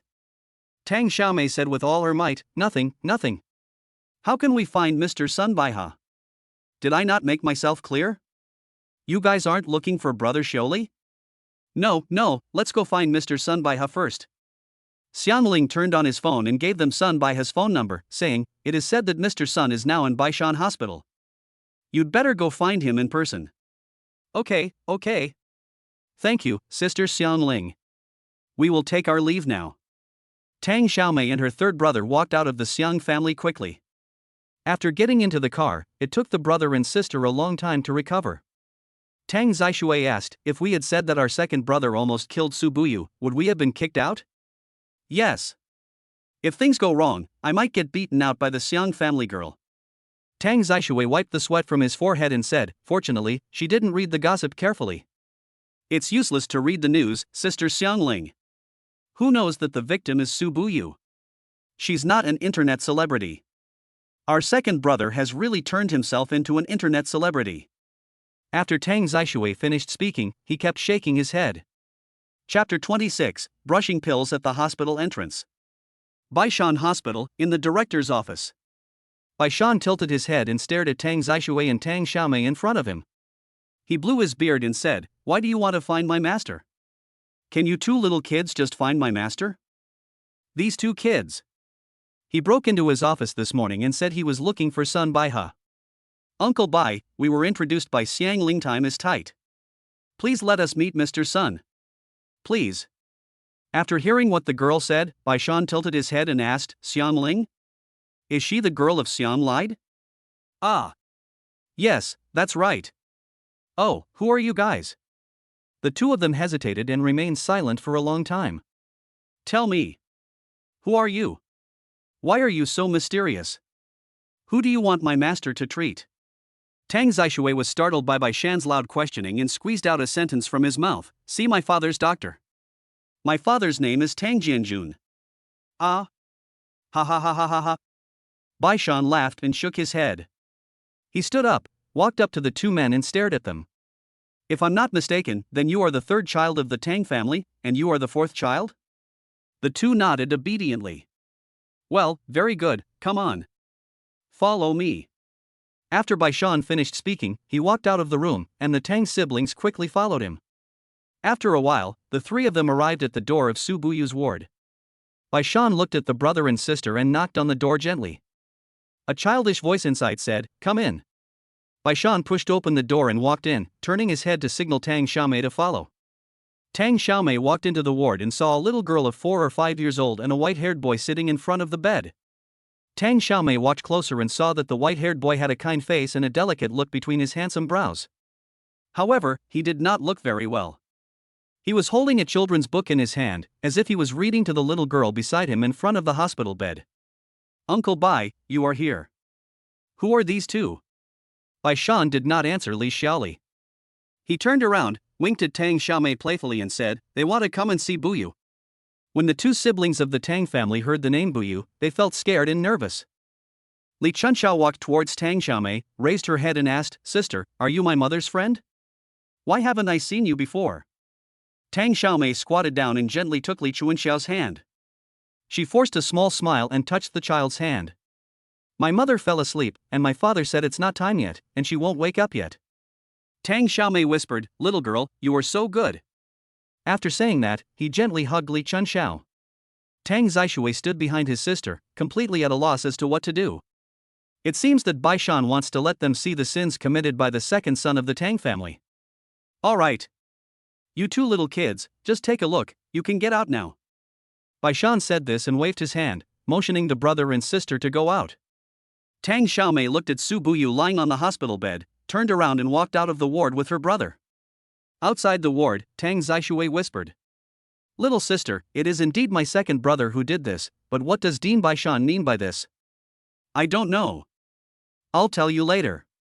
Baishan walked out of the ward soon, curled his lips, and said to the brothers and sisters, "Do you know who the white-haired boy is? Is it Su Buyu's boyfriend Li Xiaoli?" Baishan nodded. "Then do you know why he has white hair?" The Tang siblings shook their heads. Baishan turned his head and motioned for them to follow him. The three of them then went to the small garden of the hospital. Baishan only said, "Su Buyu was sent to the hospital in critical condition and had no chance of survival. Xiaoli used some unknown method of treatment to save her from death. His hair also turned from black to white overnight." Baishan made a grabbing gesture with his right hand, and then asked, "The son Bai you were looking for is my master. Didn't you know this before?" The Tang siblings shook their heads gently again. Do you know what son Bai calls Guan Xiaoli?" The Tang siblings looked at Baishan in confusion. "My master calls him master. Yes, according to seniority, I have to call Li Xiaoli grandmaster." "Ah. What? Now you understand. You, the Tang family, have turned Buyu into a vegetable, and you still want us to treat your father. That's wishful thinking." Tang Xiaomei wanted to say something, but saw Baishan frowning. He kept waving his hands and saying, "Roll, roll, roll, roll." In a luxury car, the Tang siblings sat in the back seat. Tang Zishan still said in disbelief, "Li Xiaoli, that white-haired boy, is actually son by his master, Baishan's master. Is this true? Is he that powerful?" From what Baishan said, it seems that Li Xiaoli can save people from the brink of death. "Little sister, even if he has that ability, it's useless. In Su Buyu's ward, if the white-haired boy knew our identities, he might throw us out." As Tang Xiaomei sighed, the brother and sister's car sped away. At noon, in Baishan Hospital, in Su Buyu's ward. Sun Bai has stroked his beard and looked out the window towards the hospital entrance. At this time, Li Xiaoli, with his daughter, was standing at the hospital entrance, conducting physical examinations on every patient who had just entered the hospital for treatment. After the physical examination, the patient will go directly to the relevant department for treatment. Ding! The system has detected that your current behavior is suspected of cheating money and elixirs. System, I just want to simplify the process of patients seeing a doctor, which is a good thing.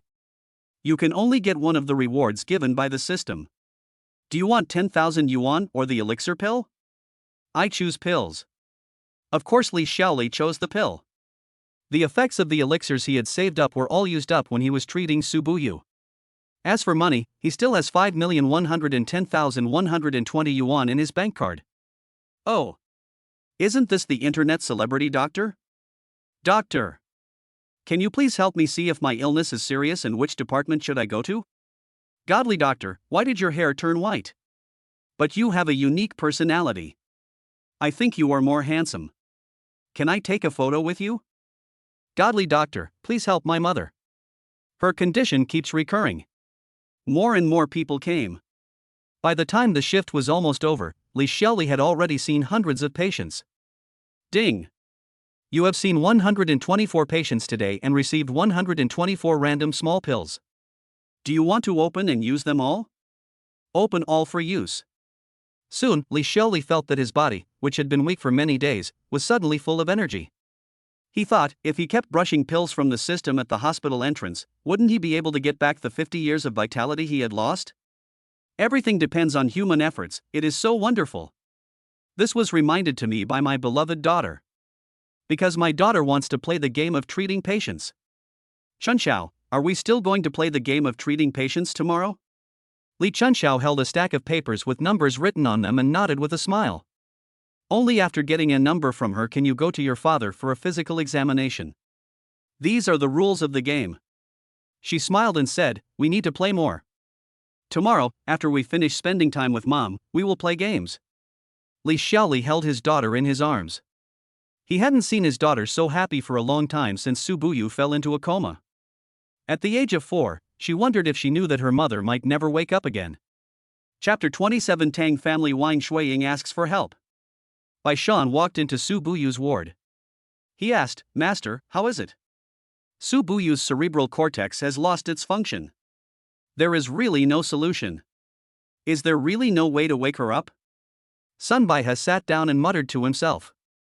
He kept thinking about the medical books he had read. It seemed that there was a special treatment method, but he couldn't remember it. Master, there is something I want to tell you. Well, go ahead. Bai Shan walked to the door of the ward and locked it, then turned around and said, the third and fourth sons of the Tang family came to the hospital to see you today. Oh? You mean, you bumped into Su Buyu's Tang family? Yes. Tang Jianjun is sick, and those two kids actually came here to look for you. Tang Jianjun? Hey! It's the head of the Tang family. It was his second son who hit Su Buyu. Sun Bai has stood up with his hands behind his back. Just pretend I've never heard of this. I have no chance to receive treatment. Got it, Master. I chased those two kids away this morning. At Tang's house, in front of Tang Jianjun's bed. Tang Zishan and Tang Xiaomei were telling their mother in detail the process of going to Baishan Hospital to invite Sun Baihe. Wang Shuiying was shocked and said, the master of the master is actually Su Buyu's boyfriend and Su Wenqing's son-in-law? Yes, Mom. I heard that the boy turned white overnight in order to treat Su Buyu. He has the ability to bring the dead back to life and his medical skills are extraordinary. Tang Zishan adjusted his glasses and answered. At this time, Tang Jianjun waved his hands weakly, and Wang Shuiying came over after seeing it. Don't bother the Su family anymore. Their daughter suffered misfortune for no reason, but they didn't hold us accountable. They spoke ill of us, which is already giving us face. Remember, after I leave, don't let the children violate my 3 prohibitions. Wang Shuiying whispered in Tang Jianjun's ear, don't worry, Jianjun, I'm here. Wang Shuiying then took her son and daughter out of Tang Jianjun's room. I want to go there in person. I have met Su Wenqing several times before. He has an extraordinary manner of conversation and temperament. I think if I ask him to ask his son-in-law to treat your father, there should be a chance. Tang Xiaomei said, since my second brother got into trouble, I heard that my father asked to see Su Wenqing many times, but he refused every time. Can he see you? I have a way. If I can plead with him in person, there will be hope. I think Su Wenqing is not a narrow-minded person, but a kind and righteous person. Mom, my third brother and I will go with you. Okay, Su Buyu is in Baishan Hospital now, right? Yes. My third brother and I know where her ward is. Wang Shuiying thought about it and made up her mind. She wanted to start by visiting Su Buyu. After all, after the accident, the Tang family has not visited Su Buyu because of Su Wenqing's refusal. The next morning, Li Xiaoli is teaching his daughter to write in the ward. Dad, I like painting. Can I learn painting in the future? Really? Of course you can. As long as you like it, but Daddy can't draw. I can teach you to read, but can you draw a picture for Daddy to see? Yes. I'll draw it for you right away. Li Chunxiao immediately took out paper and colored pens and started drawing on the table. Boom! Boom! Boom! The knock on the door was light and rhythmic. Li Xiaoli stood up and opened the door of the ward. In front of him stood a woman, dressed elegantly and gracefully. Who are you? Excuse me, little brother, is this Su Buyu's ward? Well, who are you? Just as Li Xiaoli was about to continue asking, he saw the person standing behind the woman. They were the man and woman who came to see Su Buyu yesterday. Li Xiaoli invited the woman into the house. The woman turned around and asked everyone to wait outside, and she walked into the ward alone. The woman walked to Su Buyu's bed and took a look. As she looked at it, she sighed, "What a beautiful person. I'm so sorry." Li Xiaoli was confused and brought a chair to the woman. The woman smiled at Li Xiaoli, and after sitting down, she reached out and touched Su Buyu's hand. Are you Su Wenqing's son-in-law? What's your name and where are you from? Auntie. I'm not the son-in-law of the Su family yet. My name is Li Xiaoli, and I'm from Nanling. Oh, Nanling, it's a great place. Li Xiaoli went to pour a glass of water for the woman and handed it to her. The woman took the water and held it in her hand. She looked at Li Xiaoli, put down the cup, and took out a check from her bag. Reach out and hand it to him. Li Xiaoli didn't answer and asked curiously, Auntie, who are you?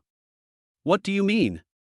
This is 100 million yuan in consolation money for Su Buyu. Please accept it for her. No, no. You should give it to Uncle Su. I'll make a call for you now. Li Xiaoli did not dare to delay and got up to call Su Wensheng. In fact, he only needed to take a look at the check to know that the other party was the Tang family. But he didn't even reach out to take it. Wang Shuiying watched Xiaoli making a phone call, and the corners of her mouth curled up slightly in satisfaction. Uncle Su, an aunt came to see me and asked me to accept a check for 100 million yuan. What do you think I should do? Relax, Xiaoli, it's okay. Give her the phone. After Xiaoli gave the phone to the woman, she listened to the phone and nodded continuously. After she hung up the phone, she handed over the phone and said with a smile, Your Uncle Su will be here soon. I'll wait for him.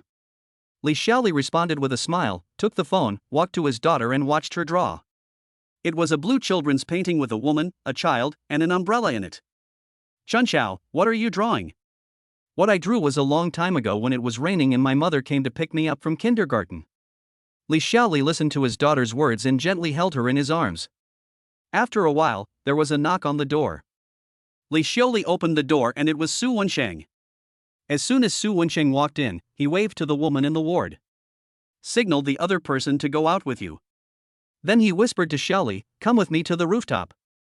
I'll ask the nurse to take care of Chunxiao for a while. Yes. Okay. There was not much wind on the rooftop of the hospital, and there were a few pots of flowers and plants piled in the corner. Li Xiaoli looked at Su Wensheng's back. He didn't know when his father-in-law seemed to have lost a lot of weight. Su Wensheng asked the woman, If I remember correctly, your name is Wang Shuiying, right? The woman nodded and smiled awkwardly. Su Wensheng whispered to Li Xiaoli again, Wang Shuiying is Tang Jianjun's first wife. Only then did Li Xiaoli understand that the 100 million yuan was the consolation money given by the Tang family to Su Buyu. After the accident, Su Wensheng once told him that the perpetrator had been taken into custody by the police, and that he should trust in the judiciary in everything. The most important thing at the moment was to treat Su Buyu as soon as possible. He felt that Su Wensheng was right, so he did not ask about the Tang family. While Li Xiaoli was stunned, Wang Shuiying knelt down in front of the two of them. The second son of the Tang family has been detained. My husband Tang Jianjun previously announced 3 prohibitions. The Tang family cannot hire a lawyer, cannot plead for mercy, and cannot visit. Su Wensheng and Li Xiaoli faced the wind, looked at her, and did not move. Today, I, Wang Shuiying, kneel down not for our second son, but for Tang Jianjun. Su Wensheng frowned and asked, What happened to brother Tang? My Jianjun, he is dying. I beg your son-in-law, please save my Jianjun's life. Li Xiaoli turned his back, not knowing how to calm himself down. Chapter 28, Going to the Tang family for medical treatment cost me 1 billion. Wang Shuiying was kneeling on the rooftop. Shouted at Li Xiaoli's back. My second son has committed a sin that is unforgivable and he deserves it.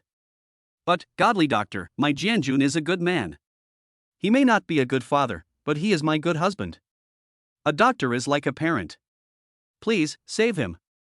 Li Xiaoli was confused. He just wanted to refuse directly. What the woman said seemed to make some sense. At this time, Tang Zishan and Tang Xiaomei ran over. They all knelt down in front of Li Xiaoli and Su Wensheng. Baishan heard the sound of the wind and also supported Sun Baihe and walked to the rooftop. They walked to Li Xiaoli's side. When Su Wensheng saw Mr. Sun coming, he asked, "Mr. Sun, what do you think we should do about this?" In theory, doctors should treat all patients equally and wholeheartedly, regardless of their identity or status. Baishan said, "Master, no." Although the Tang family was cured, Buyu was still lying in bed. What's going on? Sun Baihe stroked his beard and said, "I am just discussing the matter. As for how to make the decision, it is up to the little master." Li Xiaoli asked softly, "Uncle Su, what do you think of Tang Jianjun? This man is a man of his word. He is truly a real man. Uncle Su, should I go? I think you should go and take a look. Everyone has their own causes and consequences. Tang Jianjun deserves your visit." Li Xiaoli pondered for a moment and came up with an idea. He walked towards Wang Shuiying and said, "I can go to your house, but I have conditions." Wang Shuiying was delighted and said hurriedly, "Please tell me." The Tang family can agree to any condition. I want 1 billion yuan. Whether I can cure Tang Jianjun or not, I want all this money. Baishan laughed and said, "This brat, 1 billion, I like it." He. Wang Shuiying didn't even frown. She said readily, "No problem. I can have someone transfer the money to you right away. In addition, I also want your son and daughter to come to Baishan Hospital and work as nurses for free for 3 years. Wang Shuiying looked at Li Xiaoli and confirmed that the other party was not joking. She turned her head and asked, "You two have been working as nurses in the hospital for 3 years. Is there any problem?" Tang Xiaomei was the first to speak. Yes. I have no problem. I just asked the doctor to heal my father. I am willing to work as a nurse in the hospital for 3 years.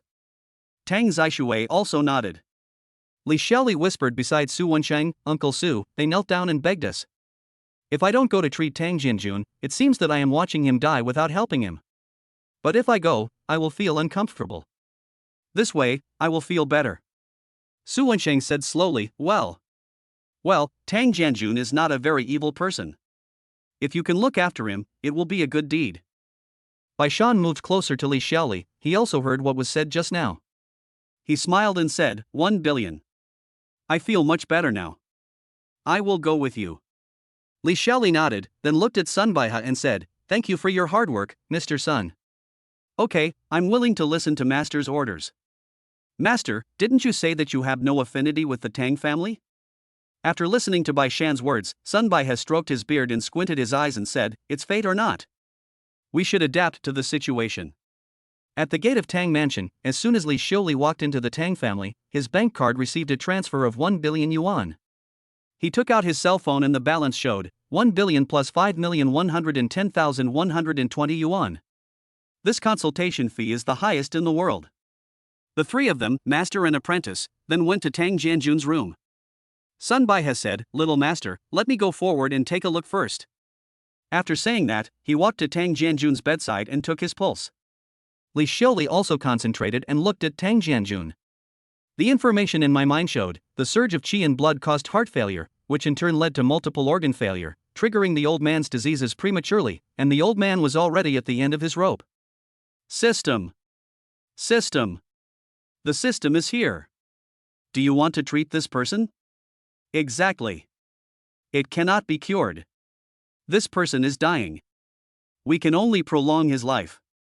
What are the conditions that prolong his life? In exchange, the other party donated 1 billion to the children in poor mountainous areas for the construction of roads and schools. Li Xiaoli thought, Wang Shuiying was on the rooftop and gave him 1 billion yuan for the medical consultation without even thinking about it, so it shouldn't be a problem for her to take out another 1 billion yuan. He sat down at the table and waited patiently for Mr. Sun and Baishan to diagnose him. After a while, Sun Baihe stood up first, stroked his beard and said, "As the saying goes, the oil is running out and the lamp is burning out. There is no way to save the situation. Bai Shan also nodded along with his master. Li Xiaoli looked at Wang Shuiying and said, "Your husband's health shouldn't be like this." His qi and blood surged up, causing heart failure. Then, heart failure caused the failure of other organs. It was a chain reaction, and now it has become like this. Wang Shuiying wiped her tears and said, "Let's send him to the hospital. The doctor has already told us about this and told us to be mentally prepared. Brother Xiaoli, I heard that you have the ability to bring the dead back to life. Please save him. I do have a way to prolong Tang Jianjun's life." After Li Xiaoli finished speaking, Wang Shuiying whispered behind him, "Kneel down. Kowtow to your benefactor." The eldest, third, and fourth sons of the Tang family all knelt down in unison. Li Xiaoli said, "Madam, can your Tang family donate 1 billion yuan to build roads and schools for children in poor mountainous areas?" After hearing this, Tang Zishan turned his head and stood up from the ground. He questioned loudly, "I've already given you 1 billion, and you want another billion for treatment. Isn't your appetite too big? 2 billion, how can you spend it? I need your Tang family to donate this 1 billion. I won't accept it." Tang Zishan said angrily again, "You are obviously playing tricks on us. It's not like our Tang family hasn't done charity before. We have donated countless amounts of money. You want us to spend 2 billion a day. Do you know how much money that is?" Bai Shan approached Xiaoli, blinked and said, "Xiaoli, you cut 2 billion from the Tang family in one go today. It's really too much. Are you really teasing the Tang family?" Li Xiaoli didn't say anything. Wang Shuiying raised her hand, signaling Tang Zishan to shut up. She asked seriously, "Brother Xiaoli, there is no problem in donating 1 billion to the Tang family. Are you serious?" Li Xiaoli said seriously, "Madam, I am not kidding. Donating 1 billion to the children is also a good deed for the Tang family." Wang Shuiying nodded, looked at her husband who was dying on the bed, and said slowly, "Call Zhao the finance officer over." "Mom!" Tang Zishan wanted to stop it and glared at Li Xiaoli. Finance Zhao came up, leaned close to Wang Shuiying's ear, said a few words and then stepped aside. After hearing this, Wang Shuiying walked up to Tang Zishan fiercely. Bang! Gave Tang Zishan a big fight. He angrily cursed, "You are such an unfilial son, how dare you transfer Tang's funds?" "Mom! I'm just worried that my father is gone and there's no one to make the decisions at home. Look, you're going to be scammed again. 2 billion in one day. Who can afford that?" Tang Zishan touched his mouth, looked at his mother, and stated his reasons in a wronged manner. Wang Shuiying said helplessly, "Brother Xiaoli, after the housekeeper paid you 1 billion yuan, he discovered that there was less than 200 million yuan in the Tang family's account. It was not until just now that the financial consultant found out that it was my unfilial son who did it. I'm sorry to embarrass you. Now, our Tang family can't even come up with 1 billion yuan.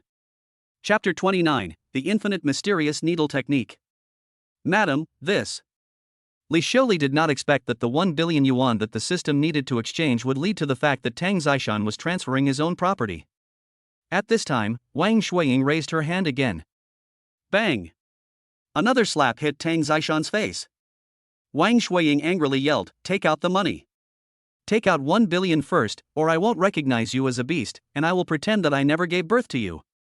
Unexpectedly, Tang Zishan ran to the door of the room in a few steps, and his two bodyguards immediately blocked Tang Zishan behind them.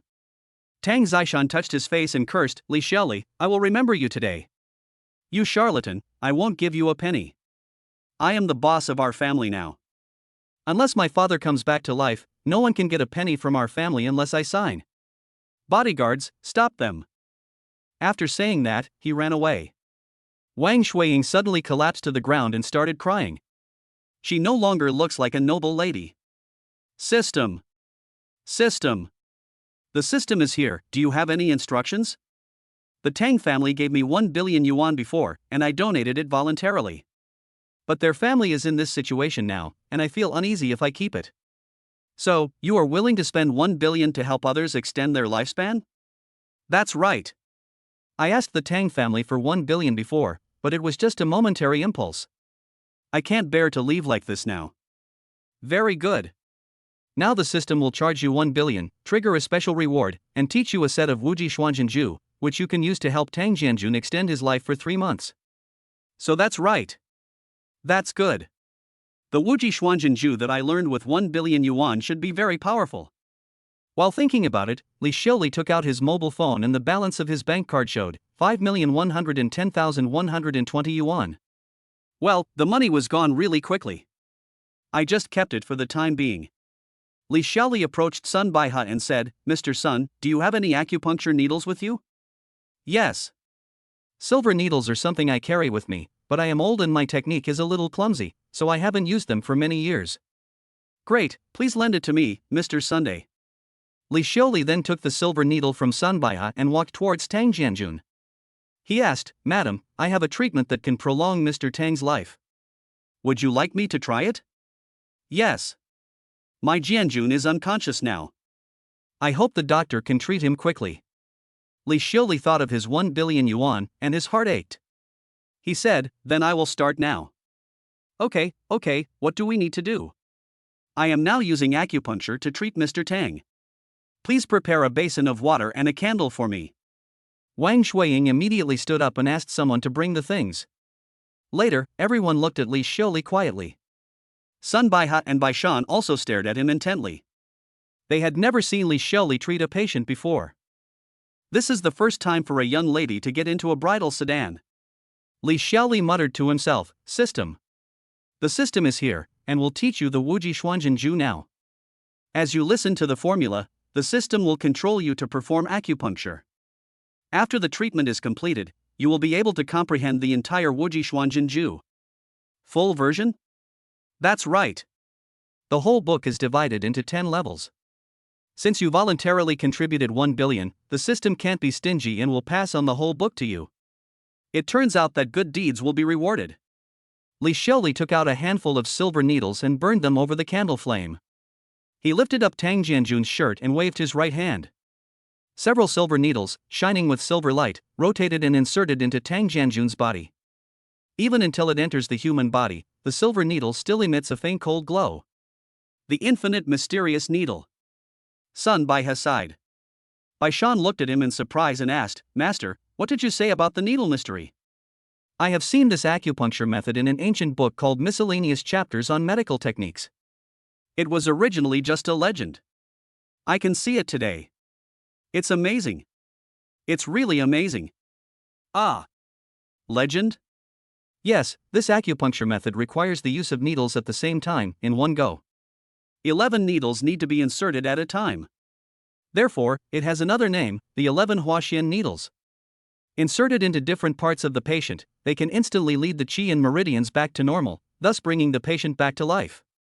After listening to this, Baishan opened his eyes wide and counted the silver needles on Tang Jianjun's body with his hands. Master, there are really 11 needles, not one more, not one less. After a long time, Li Xiaoli waved his right hand, and all the silver needles were returned to his hand. Tang Jianjun coughed lightly a few times, his breathing gradually became heavier and then calmed down. Li Xiaoli then stood up and put the silver needle into the basin of water. He said, This method can only extend your life by 3 months at most. I have done my best. Madam, goodbye. After Li Xiaoli finished speaking, Tang Jianjun actually sat up. Everyone exclaimed. Wang Shuiying quickly walked to Tang Jianjun's side, touching and looking around, examining her husband. Everyone in the Tang family also rushed forward, marveling at the spectacle.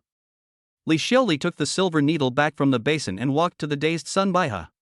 He whispered, Mr. Sun, Uncle Bai, let's go back.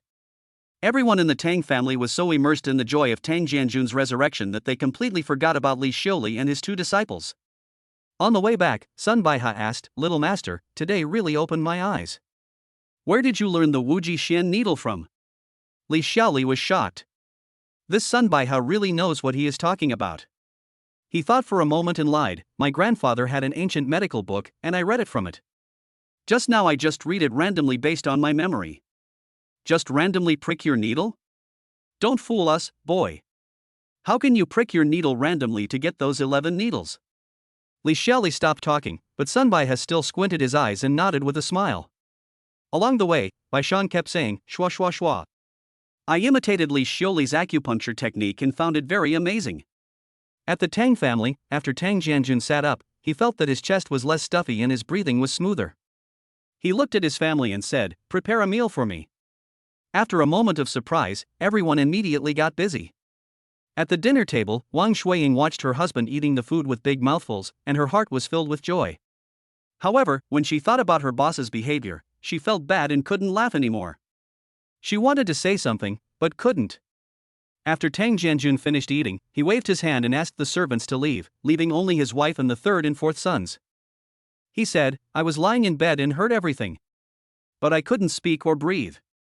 Tang Zishan stood up, put his hands behind his back and continued, "I'll take care of the boss's affairs.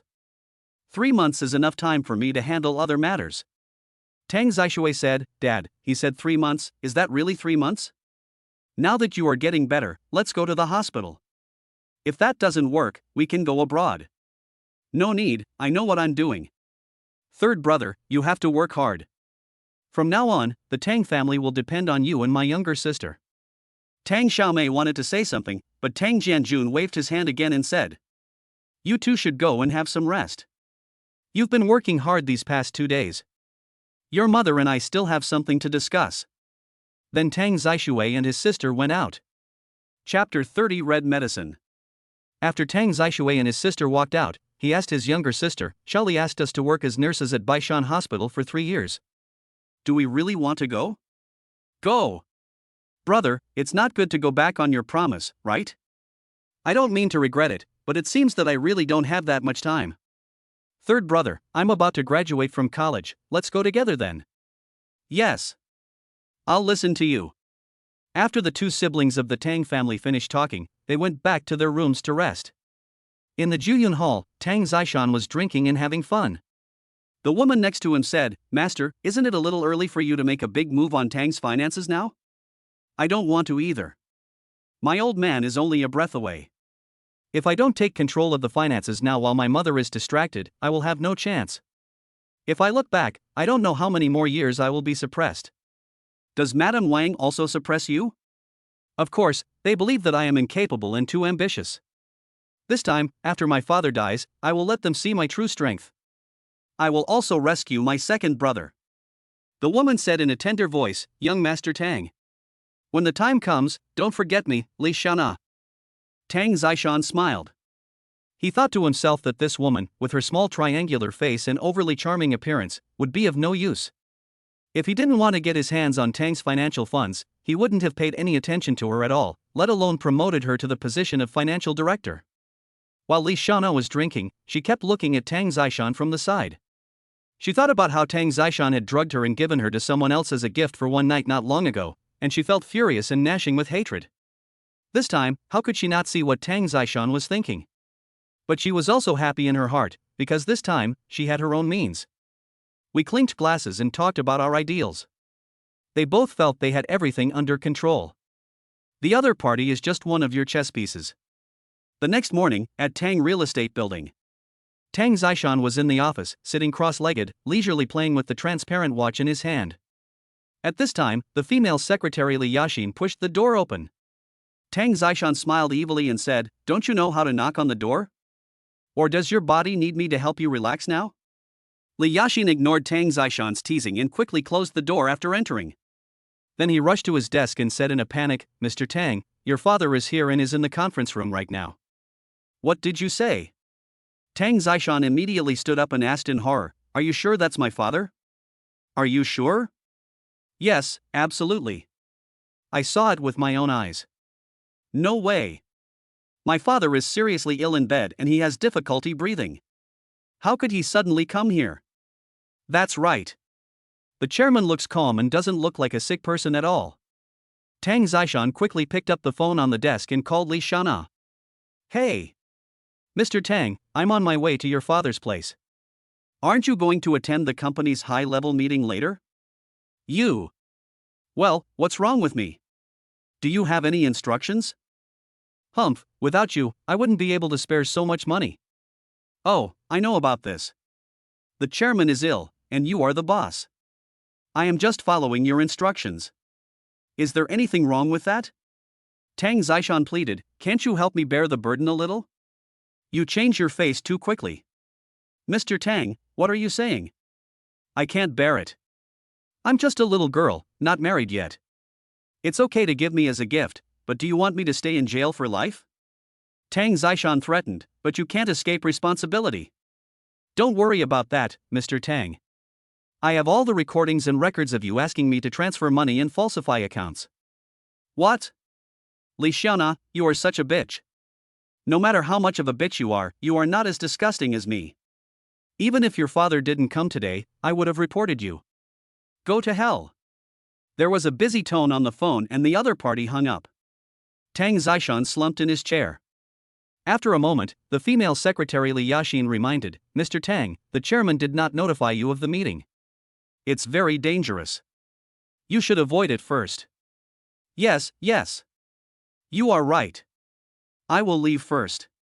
You can tell me what their meeting was about today. After Tang Zishan finished speaking, he quickly walked to the door. As soon as he reached the office door, he was blocked by 2 bodyguards. You want to rebel too? What do you want to do? I am Tang Zishan. The 2 bodyguards were wearing sunglasses, so Tang Zishan couldn't see their expressions. One of them said coldly, the chairman has ordered that you cannot leave the office. If you leave by force, he will hand you over to the police. You will be charged with embezzlement and the amount is huge. You may be sentenced to life imprisonment. Please make your own decision. After the 2 bodyguards finished speaking, they stepped aside and stopped blocking the door. Tang Zishan walked back to his desk in a daze. Li Yaxin went over and closed the office door. Tang Zishan murmured to himself, aren't you going to die soon? You're coming back to block the Earth's rotation. You don't want to die, right? Then let me help you. There was a fierce murderous look in his eyes. He grabbed Li Yaxin who was beside him. Li Yaxin! It's me, Mr. Tang, what's wrong with you? Li Yaxin was frightened and looked at him in fear. Young Master Tang took out a bank card and put it in her hand. The password of the bank card is 123,456. There is 50 million in it. I'll give it all to you. No, Mr. Tang, I don't dare to accept it. Don't be afraid, this is clean money. I want you to do something for me. After you're done, I'll secretly give you 50 million. Li Yaxin asked in panic, what do you want me to do? Go to Nanling, Muna village, and find a woman named Wang Inhuan. I have established a little friendship with her in order to help my father with his illness. Go and get something from her for me. Can't you just ask her to come? It'll be quicker if she sends it to you by express. Stop talking nonsense. I can't contact her now. You have to go there in person. After you see her and confirm her identity, you can say that I sent you there. Li Yaxin retreated and said, what exactly do you want me to get? A bottle of red medicine. Medicine? Yes. I have already paid the money. Remember, you must tell her that you took the red medicine. Is it that simple? It's that simple. But you have to keep it a secret. You can't tell anyone about this. Li Yaxin breathed a sigh of relief when she heard that she was going to get a bottle of red medicine. Tang Zishan let her go, walked back to his desk and turned on his computer. Then he smiled maliciously and said, come here, I'll show you something good. Li Yaxin leaned over and took a look. Anger and shame made her face turn red immediately. What Tang Zishan found in his computer was his own disgusting side. Chapter 31 Su Buyu's Hope. Tang Zishan continued to play those images of Li Yaxin on his computer. Li Yaxin could never have imagined that Tang Zishan would secretly record a video. Don't worry, I'm just collecting, it's purely a personal hobby. But if you don't listen, I don't know how your parents, brothers and sisters, and the uncle and aunt next door will react when they see these. Li Yaxin stared at Tang Zishan in surprise with tears in her eyes. Tang Zishan patted her shoulder gently and put on a smile. He consoled her, I just want you to get me a bottle of medicine. Why are you acting like your mother has died? If everything goes well, you'll be back in a few days and you'll get a lot of money. Why not? Li Yaxin just stood there motionless, without any reaction. Tang Zishan spread his hands and said shamelessly, I didn't expect that you would be the last card I would play. Considering the love we had as husband and wife so many times in the past, you don't want me to die ugly, right? I'm done, and you will be buried with me. Okay. I understand. Li Yaxin compromised. Remember, don't use the phone, and don't contact me. After you get the bottle of medicine, go back to work normally and pretend nothing happened. Okay, I'm leaving now. After Li Yaxin left, Tang Zishan turned off the computer. He straightened his mind, stretched his neck, and sat down calmly. He was waiting for his father's verdict on him. Near noon, Tang Jianjun finally arrived with everyone. Tang Zishan quickly stood up and stood aside properly. I have terminated all your positions in the head office. You don't belong here now. Tang Zishan lowered his head and said nothing. Tomorrow you will go to the new real estate project in the west of Baiyun City to sell houses and be an ordinary salesperson. Of course, you don't have to go. No one will care about you. Okay, Dad, I will definitely go tomorrow. Tang Zishan's reaction was beyond everyone's expectation. Everyone thought that this young master should be crying bitterly, but unexpectedly, he was so calm. After Tang Jianjun finished speaking, he turned around. He said to Li Xiana beside him, "You have done a good job. Your position as financial director is retained. I hope you will continue to work hard." Thank you, Chairman Tang. Tang Jianjun pointed at Tang Zishan and said to Li Xiana, "Do me another private favor. Make him hand over all the money and all the bank cards under his name. Don't leave a single cent. If he dares not to cooperate, you can send him to Uncle Hat for embezzlement." Li Xiana bent down and replied, "Yes, Chairman." After Tang Jianjun left, Li Xiana looked at Tang Zishan with a smile. "Xiana, isn't it too risky for you to do this? We are all in the same boat, and you betray me like this? It makes me feel really cold." Li Xiana moved towards him viciously. I asked softly, "When you gave me as a gift to someone else, did you ever think about how I felt?" Tang Zishan smiled coldly and whispered in her ear, "I really haven't thought about this. How do you feel? Is that fat guy powerful?" Bang! Li Xiana gave him a big fight. Ha ha ha ha ha ha ha. Tang Zishan smiled, took off his suit jacket, and spread his hands. He said, "Come on. Take away all the valuables on me. Remember, when I come back, you will cry bitterly for your stupidity and betrayal today." Li Xiana didn't bother to pay attention to him. She turned her head and signaled her subordinates to get to work. In Baishan Hospital, Su Buyu's ward, Li Xiuli is giving Su Buyu an acupuncture treatment. He followed the meridian formula recited by Sun Baihe beside him, focused on the 9 palaces on Su Buyu's head, and performed the Wuji Xuanjinju. After a while, Li Xiuli took back the silver needle. "Mr. Sun, you said that my set of Xuanjinju can help Buyu's head meridians to be unblocked quickly. Why is there no improvement?" "Little master, don't be anxious. This is your first acupuncture session. From now on, you should follow my Ton Luo Qingxing Pian and perform acupuncture once a day. You will see the effect soon." Li Xiaoli wiped the sweat from his forehead and looked at Su Buyu's quietly sleeping face. "No matter what, there is finally a way, and with a way, there is hope." Sun Baihe said, "I couldn't remember it before, but there was a treatment method in a book that seemed to describe the symptoms of aphasia. Now I remember it." "Mr. Sun, what kind of book is this?" 9 Turns to Return to the Heart chapter.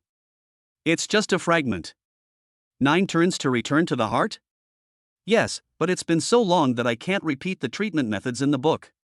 I helped Xiang Light cure his sleeping death disease, which delayed me for many years.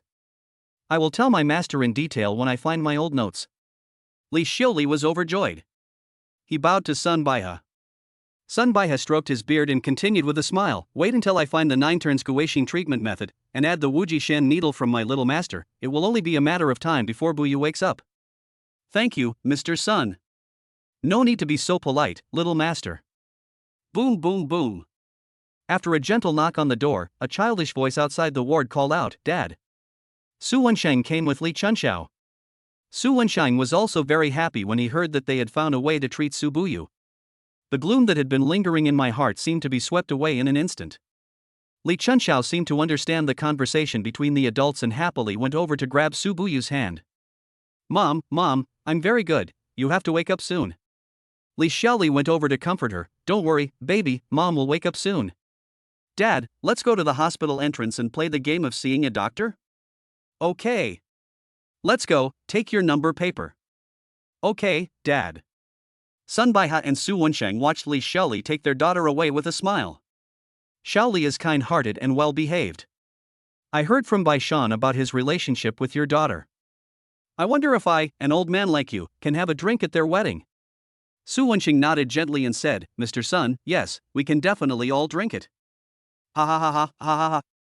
Sun Baiha smiled as he stroked his gray beard. At the gate of Baishan Hospital, Li Xiaoli started to brush the system pills again. Today, Bai Li also started to play with the father and daughter. Sister Bai. Xiaoli, I have to correct you, I am the same age as you. Really? Ha ha ha. Why didn't you say so earlier? You took advantage of me. Bai Li rolled her eyes at him and said, how can I say anything? But if you want to call me, just call me, little brother. Li Xiaoli put away his smile and asked seriously, if your galactosemia can be cured, what price are you willing to pay? Can current technology and medicine perform genetic surgery? I mean, if possible. Bai Li held her chin, looked at the blue sky, and thought for a while. She said, if it is a prince who heals me, I will repay him with my body. Hey! In this way, my disease is cured and my personal problem is solved. After she finished speaking, she snapped her fingers. Perfect. Chapter 32 Sun Baiha is missing. Li Xiaoli looked at Bai Li, who was entertaining herself at the side, and was speechless. I originally wanted to ask her if she could accept going to the high-altitude mountainous area for medical support for 3 years. After being teased by Bai Li, Li Xiaoli couldn't continue the conversation. The three of them had been playing the game of examining patients at the hospital entrance for the entire afternoon and were ready to pack up and call it a day. Ding! The system detected that you have successfully examined 97 patients today, and rewarded you with 97 random gift packages. Do you want to open and use them? Open and use. Li Xiaoli only felt that his body had regained some strength. He touched his white hair, wondering how many small pills he would have to take to turn it back to black. Xiaoli, what are you thinking about? I wonder when my white hair will turn black. Bai Li packed her things and took Li Chunxiao with her. She asked in confusion, don't you know there is a thing called hair dye? Ah. After dinner, Li Chunxiao was taken home by his grandfather to rest. Li Xiaoli sat in front of Su Buyu's bed and carefully massaged her feet to promote blood circulation in her feet. He pressed it again and again. I am looking forward to Su Buyu waking up soon, and want to take her and my daughter back to the countryside in Nanling to take a look. There seem to be many things left unsaid and unfinished between them. Buzz. His cell phone vibrated. He picked it up and saw that it was a call from Sun Baiha. After the call was connected, the person on the other end said, Little Master. I found my notebook. Li Xiaoli was delighted and said happily, That's great, Mr. Sun, this is really great. Sun Baiha sighed. What's wrong, Mr. Sun? Do you have any questions? The notebook was found, but there were 2 holes in it. I don't know what it was. Maybe it was bitten by a rat. When Li Xiaoli heard this, he felt like he had fallen into an ice cellar, mixed with joy and sorrow. Sun Baiha said, although it is incomplete, some parts can still be used. I will study it carefully tonight and go to Baishan Hospital tomorrow morning to study it with Master. Okay. Mr. Sun, take care of yourself and get some rest. I'll be waiting for you tomorrow morning. Li Xiaoli hung up the phone, massaged Su Buyu's feet for a while, and then fell asleep on the sofa. The next morning, Su Wensheng brought Li Chunxiao to the hospital. After knocking on the door, Li Xiaoli woke up. He looked at the time. It was already 9:30. Hey! Why hasn't Mr. Sun Baiha come to the hospital yet? Maybe he was studying his notes all night and got up late? Li Xiaoli thought about it and went to wash up. By 10 o'clock, Sun Baiha still hadn't arrived.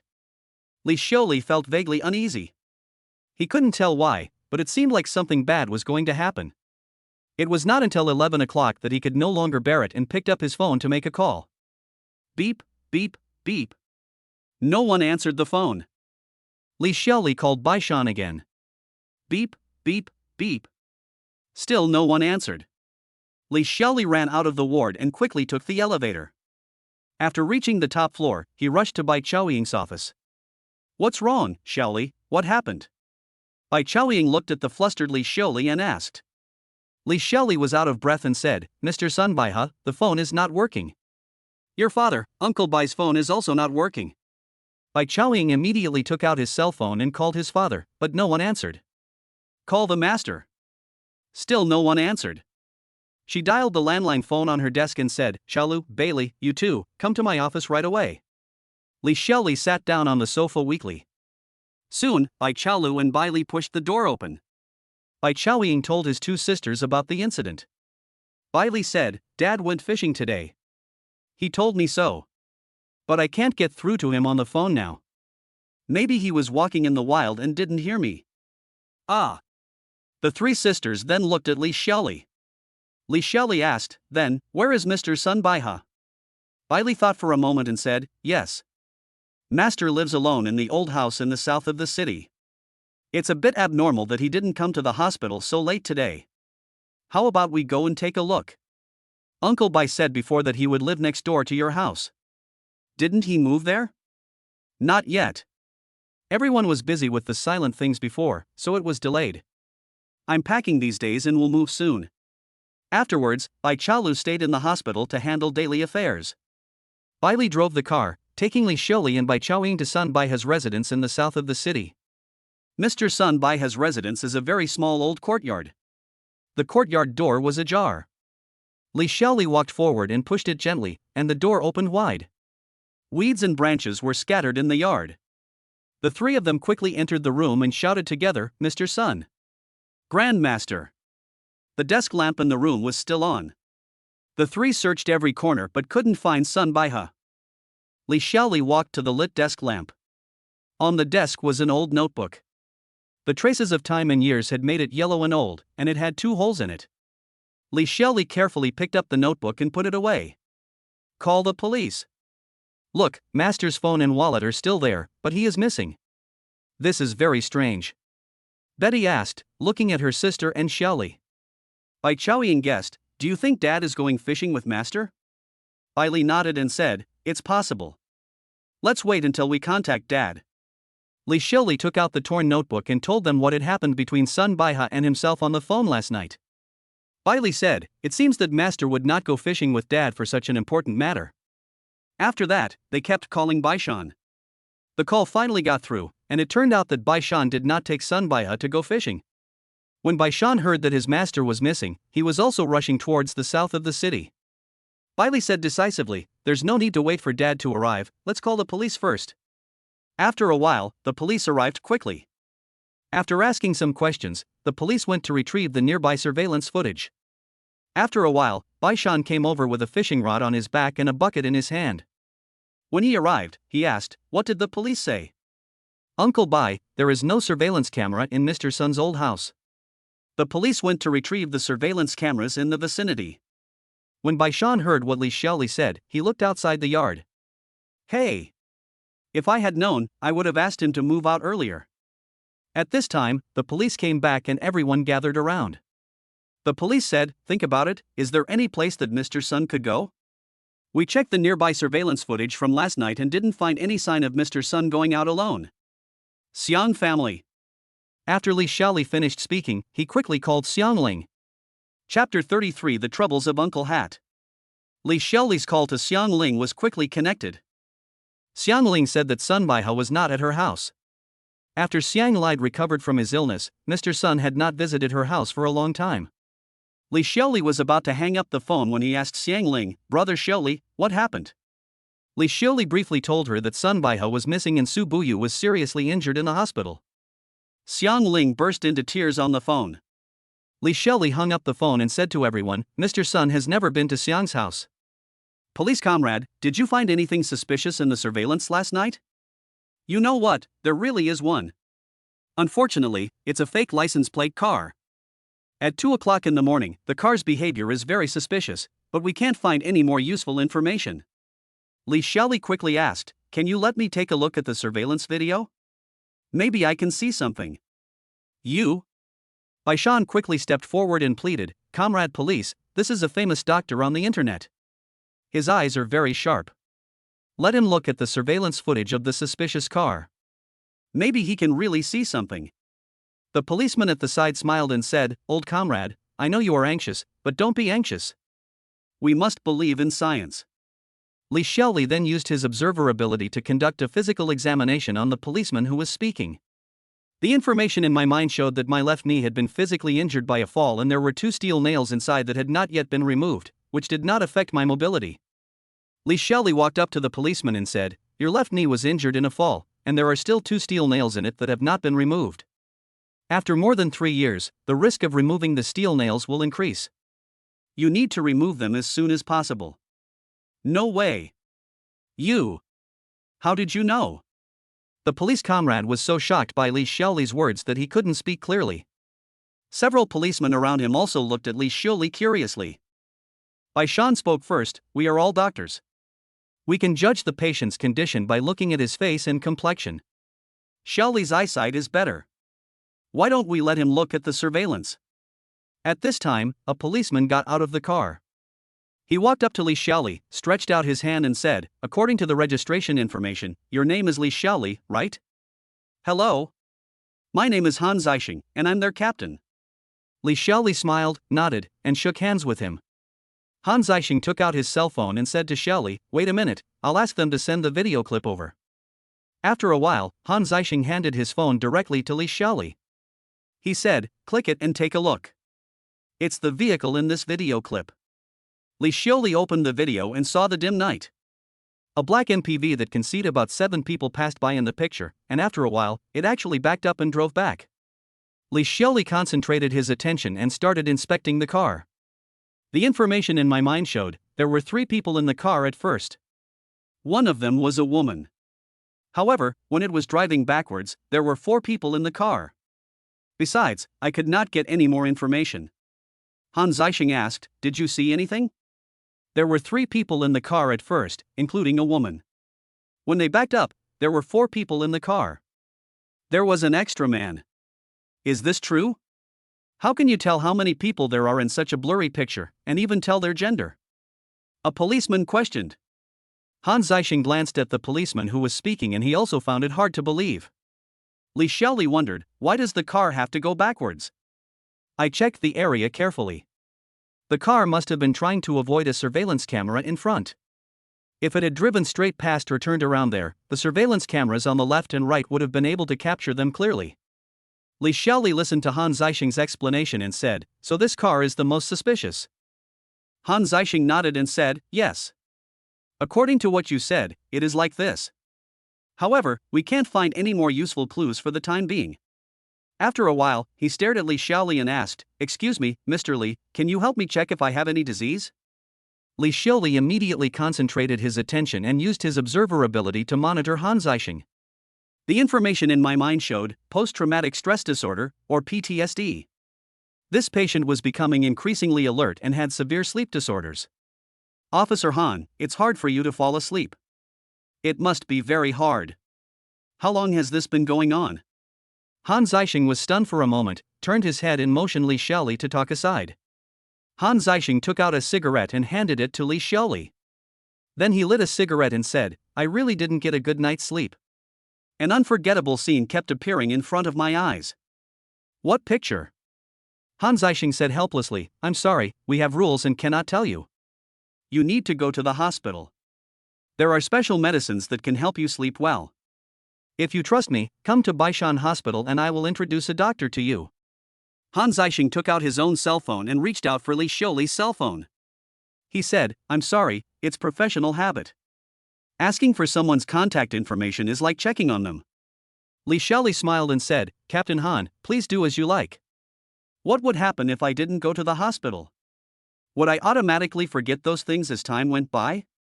Han Zishan asked him while returning the phone to Li Xiaoli. It's hard. The more you want to forget the bad memories from the past, the harder it is to forget them. Every time you think of them, you experience the pain again. Your body will also have a certain stress response, which may even accompany you for the rest of your life. Han Zishan put out his cigarette and said, okay, I got it. If there is any progress on Sun Baihe's disappearance, I will inform you as soon as possible. Okay, thank you Captain Han, we will go back first.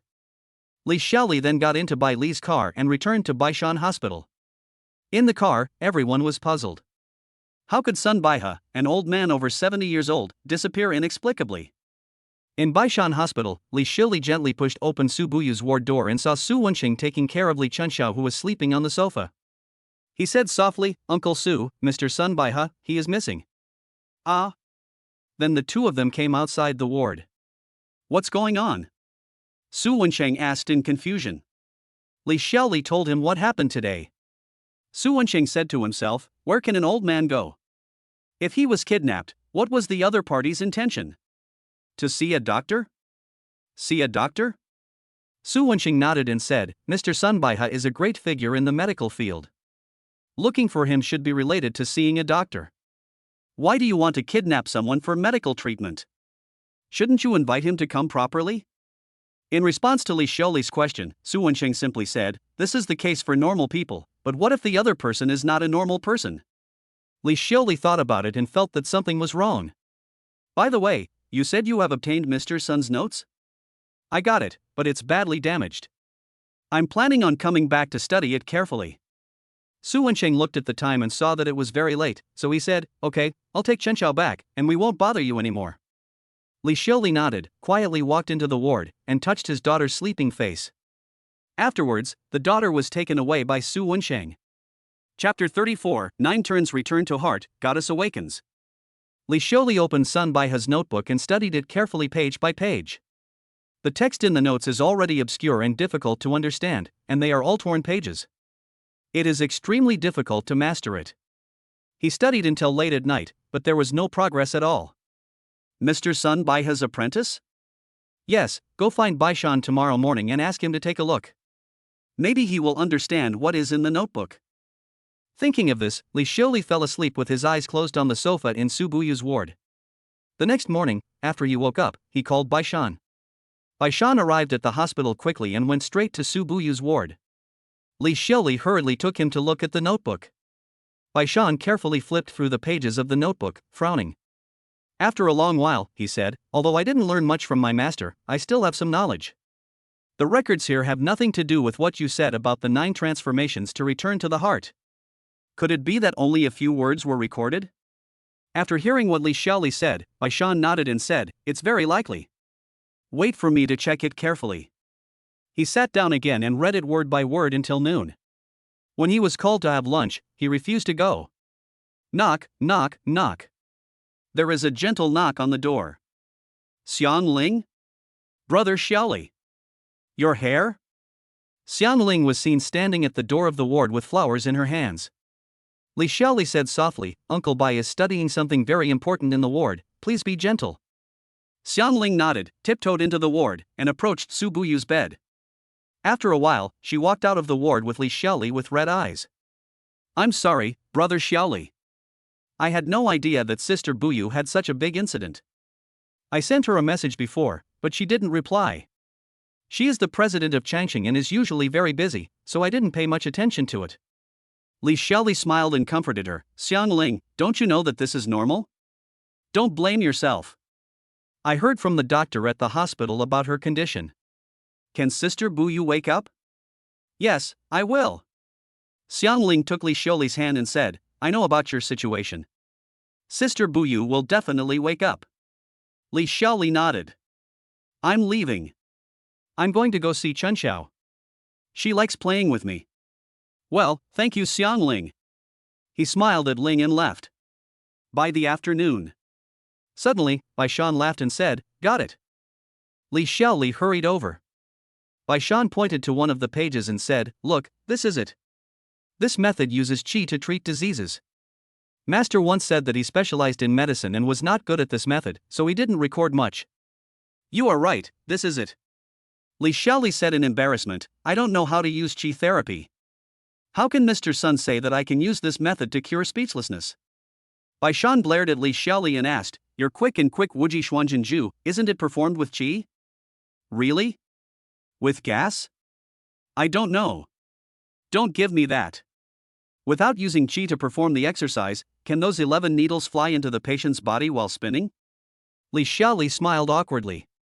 It seemed that he needed to ask his system. Baishan continued, I'll translate it for you and mark the meridian points, and give it to you later. I can't do anything about the broken ones. After he finished speaking, he took out his cell phone and took pictures of the pages in the notebook that recorded the qi therapy. I'm leaving now. I'll bring it to you right after I finish translating it. Thank you for your hard work, Uncle Bai. Don't be polite to me, kid. I'm leaving now. After I finish translating this, I'll go find my master. I don't know how he is doing. Baishan said this and left. Li Xiaoli silently thought in his heart, system? System. The system is here, do you have any instructions? I have learned the Wuji Xuanjin Ju. Does that mean I can use qi? Can I use qi to heal my wounds? Yes. But you haven't learned any healing techniques yet. Once you have the healing techniques, you can use qi to heal others. What kind of book is 9 Turns to Return to the Heart? It is said that Zhouzhuan Guixing Ju is a book about healing with qi, and the chapter on clearing the meridians and clearing the heart is specifically designed to help patients clear their meridians and restore their qi and blood. Where can I find this book?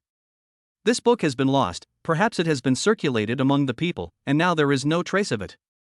Okay. That's fine. Remember to do more good deeds, good karma comes from good deeds, keep going. Li Xiaoli thought, when did the system make this kind of chicken soup? After dinner, Li Xiaoli received a call from Su Wenshang. After the call was connected, it turned out to be my daughter calling. Dad, Grandpa said you had important things to do, so we didn't go to the hospital today. Yes, Chunxiao, be good. I believe that Daddy will be able to wake your mother up soon. Well, Dad, I'm good, but I miss Mom so much. Aunt Xiangling came to play with me today, and I missed Mom even more. Listening to his daughter's words, Li Xiaoli felt as if his heart was being stabbed by needles. After he finished talking to his daughter on the phone, he rolled up his sleeves, washed his hands, and prepared to give Su Buyu another foot massage. In the evening, several pictures were sent from Baishan. It turned out that after I got home, I took out an old book and translated those pages of notes by comparing them. I saw it written on it, first use qi to open Baihui, Tongtian, and Dangyang. Li Xiaoli took out a silver needle and experimented by rubbing it on himself. Halfway through the treatment, there was no more. However, to his great delight, the effect was very good. Even without the subsequent treatment methods, the effect of using Wuji Xuanjin to treat the entire half is also very significant. Li Xiaoli immediately rested himself and began to give acupuncture to the goddess Su Buyu. With the help of the complete Wuji Xuanjin Ju, although the 9 turns return to the heart treatment was only a short period, Su Buyu's upper 9 palaces head meridians gradually responded. After a treatment, Li Xiaoli was sweating. He inadvertently saw Su Buyu's big toe move slightly. Li Xiaoli lay at the goddess' feet and watched carefully. Yes. It moved slightly again. Li Xiaoli muttered to himself while wiping the sweat off his face. He thought to himself, let's do it again, because the 9 transformations to return to the heart is only a short section, and the effect should be better if we do it again. Li Xiaoli took off his clothes, leaving only a small vest, and sat back at the head of Su Buyu's bed, beginning to practice the Wuji Xuanjin Ju. In the second half of the night, exhausted, he leaned on the head of Su Buyu's bed and fell into a deep sleep. The early morning sunlight slowly shone into Su Buyu's ward, and Li Xiaoli woke up. He opened his eyes and was shocked. Where is Buyu on the bed? Where is she? Li Xiaoli said this and turned around in horror. Su Buyu was seen sitting on the sofa in the ward, covering himself with a quilt, looking at Li Xiaoli with the same horror. Chapter 35. It doesn't matter, as long as you are fine. No words. Li Xiaoli walked towards her while shouting her name excitedly. Su Buyu quickly covered himself with a blanket and said in panic, "Don't come over here, why am I here?" Ah! Li Xiaoli was stunned. Did Su Buyu forget that he was hit? He thought again that people who had suffered severe head injuries might suffer from temporary amnesia after waking up and would not be able to remember what happened. Don't be nervous. Don't panic. I'll step back. Look, I'm stepping back. Let's talk slowly. Li Xiaoli said this, raised his hands and slowly backed away. He sat on the chair and looked at Su Buyu quietly. Buyu, do you still remember who I am? Are you Li Xiaoli? Li Xiaoli smiled and nodded, thinking, not bad, he even knows I am Li Xiaoli. Why am I here? My legs can't move. I could only crawl. Because you are injured, and this is a hospital. You slept in the hospital for a long time. Your feet are not used to walking for a long time. Su Buyu touched his head and asked, then why can't I remember anything? Because you were injured in the head. It seems so. My head hurts a bit. Li Xiaoli quickly comforted him, don't worry, you are fine now. Wait. Where's my daughter? My Chunxiao. Where's my father? Li Xiaoli quickly took out his cell phone and called Su Wensheng. Then he handed her the phone and said, I called you. Chunxiao is with Grandpa. Come. I'll give you the phone. Then Li Xiaoli watched Su Buyu quietly while he was on the phone. Obviously, Su Buyu did not lose her memory, but she seemed to have forgotten Li Xiaoli. No, she had forgotten Li Xiaoli in these days. After a long time, Su Buyu finished the call. She said, "My father and daughter will be here soon. I'm sorry, I can't remember how I was injured, and I can't remember why you are here. So, I am Chuan Xiao's father." "You should have remembered this, right?" Su Buyu said softly, "Yes, you are Chuan Xiao's father. I have always wanted to find you, but I don't know your situation, and I am worried that you will not recognize her as your daughter." Li Xiaoli smiled and thought, "That's good, she remembers everything except her most recent self." Soon, Su Wensheng came with Li Chunxiao. Watching my daughter run over and hug her mother and cry, I realized that all the good behavior she had shown for so long was just an act. Li Xiaoli shed tears unconsciously. He was happy to have such a daughter. He walked out of the ward and the three Bai sisters also came. He smiled at everyone and went to the bathroom to wash his face. Wait until Li Xiaoli finishes washing his face and walks out of the bathroom. I saw Han Zishan standing in the corridor of the hospital with several policemen beside him. Li Xiaoli walked over and asked with a smile, "Officer Han, are you here to see a doctor?" The other party had a cold face and pulled Li Xiaoli over. He asked softly, "Are you not qualified to practice medicine?" Li Xiaoli nodded in surprise, wondering why Han Zishan asked him this. This morning, Tang Zishan died in his home. His eldest son Tang Zishan called the police and said that you had visited his father, so we came to find you. Li Xiaoli was confused. On second thought, that's not right. Tang Zishan can still live for more than 2 months. Han Zishan saw that Li Xiaoli was in a daze, and gently pulled him again. "Officer Han, do I need to go with you now?" The other party nodded. "Then I can?" Originally, Li Xiaoli wanted to go to the ward to take another look at Su Buyu, but he suddenly thought that it would be troublesome if his daughter saw him being taken away by the police. Then he changed the topic and said, "Officer Han, then, let's go." Li Xiaoli got into the police car. He took out his cell phone and thought about it, but he didn't know who to notify. Should I notify Su Wensheng? Is it appropriate for me to ask him for help? He thought about it and gave up.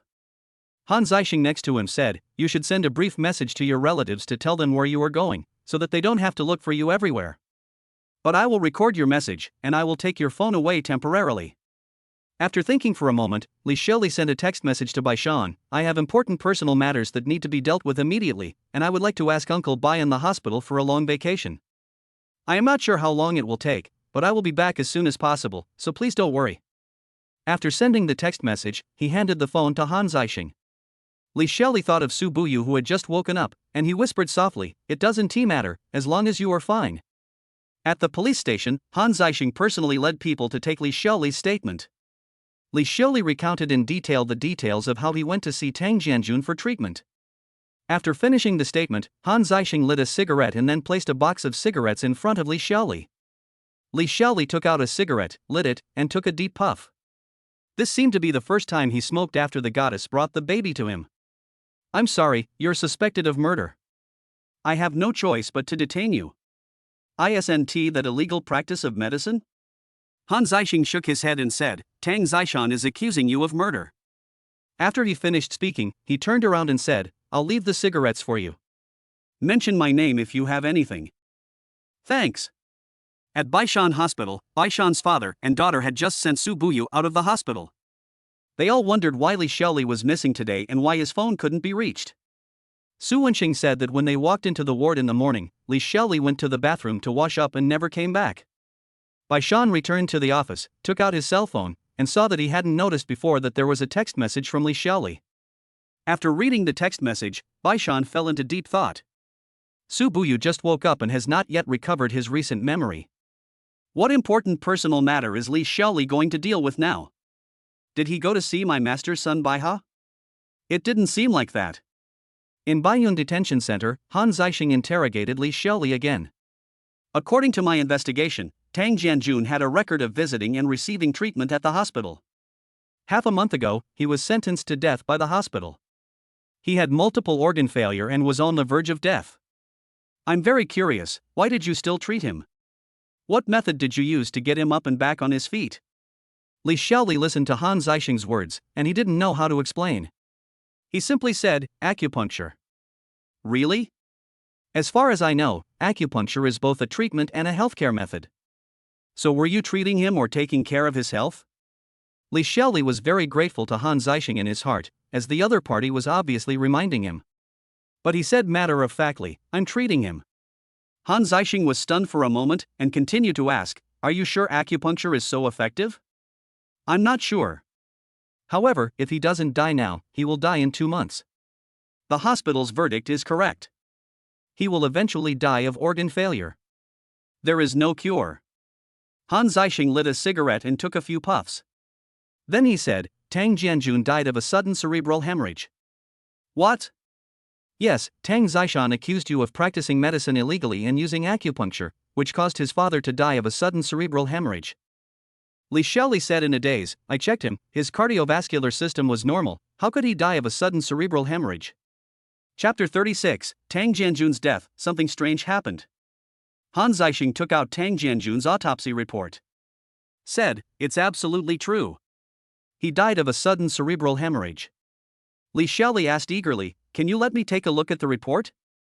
Maybe I can find something, especially those pictures? Han Zishan looked left and right, and said to the policeman beside him, Xiao Zhang, let's take a break. Go out and get me a glass of water. Xiao Zhang understood and immediately stood up and said, yes. So he took the cup of water on the table and went out. Li Xiaoli looked at the fragmentary pictures in the autopsy report, and the information in his mind showed, the other party died of a sudden cerebral hemorrhage. Is this the other party's fate? Either he died of organ failure or he died of cerebral hemorrhage, they are both deaf?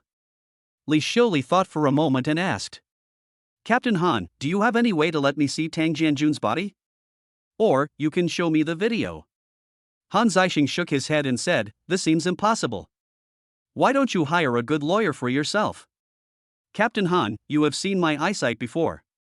The autopsy report has limitations. If I take a look at his body, can I find out the truth? If the truth comes out, then the truth of whether I indirectly caused Tang Zishan's death will come out. It won't matter whether I hire a good lawyer or not. Han Zishan stood up and walked around the room thinking.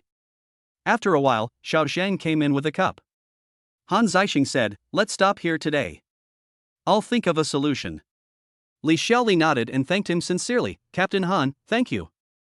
I am willing to consider your suggestion, but it is just out of professional sensitivity, because I have seen Tang Zishan. When he came to report the case, he looked like a winner. He didn't look like a son who just lost his father at all. Han Zishan left after he finished speaking. Li Xiaoli kept thinking about what Han Zishan said when he left. Is Tang Zishan the winner? Is it because he took control of Tang Corporation? In his eyes, I am just a charlatan. Is it necessary for him to be so mean to me? In fact, the same question that Li Xiaoli was thinking about was also being thought about by Han Zishan. After he walked out of the detention center, he lit a cigarette in the car. After making up his mind, he drove quickly to the Baiyun Forensic Department. What?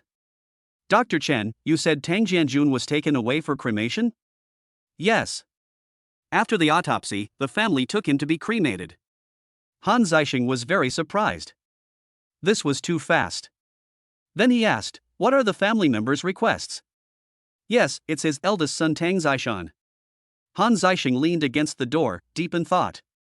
Medical examiner Chen asked, Captain Han, do you have any questions about the autopsy? No. Did you find anything wrong during the autopsy? Forensic Dr. Chen shook his head and said, I didn't do Tang Zishan's autopsy. Xiao Lu did it. While washing his hands, he said to Han Zishan, if there is anything abnormal, think about what kind of person Tang Zishan was. It is understandable that he kept his death a secret. However, his family insisted on doing an autopsy. There are so many elderly people who died of cerebral hemorrhage. They want to cremate the body immediately after the autopsy. It seems like an autopsy just for the sake of an autopsy. Isn't that strange? After listening to what forensic Dr. Chen said, Han Zishan smiled, as if he understood something. He said, rich people sometimes have mindsets that we ordinary people can't imagine. Since he has been cremated, if I'm not mistaken, then the death of Tang Zishan and the change of ownership of the Tang family will be reported in the newspaper tomorrow. It seems so. The process is completed.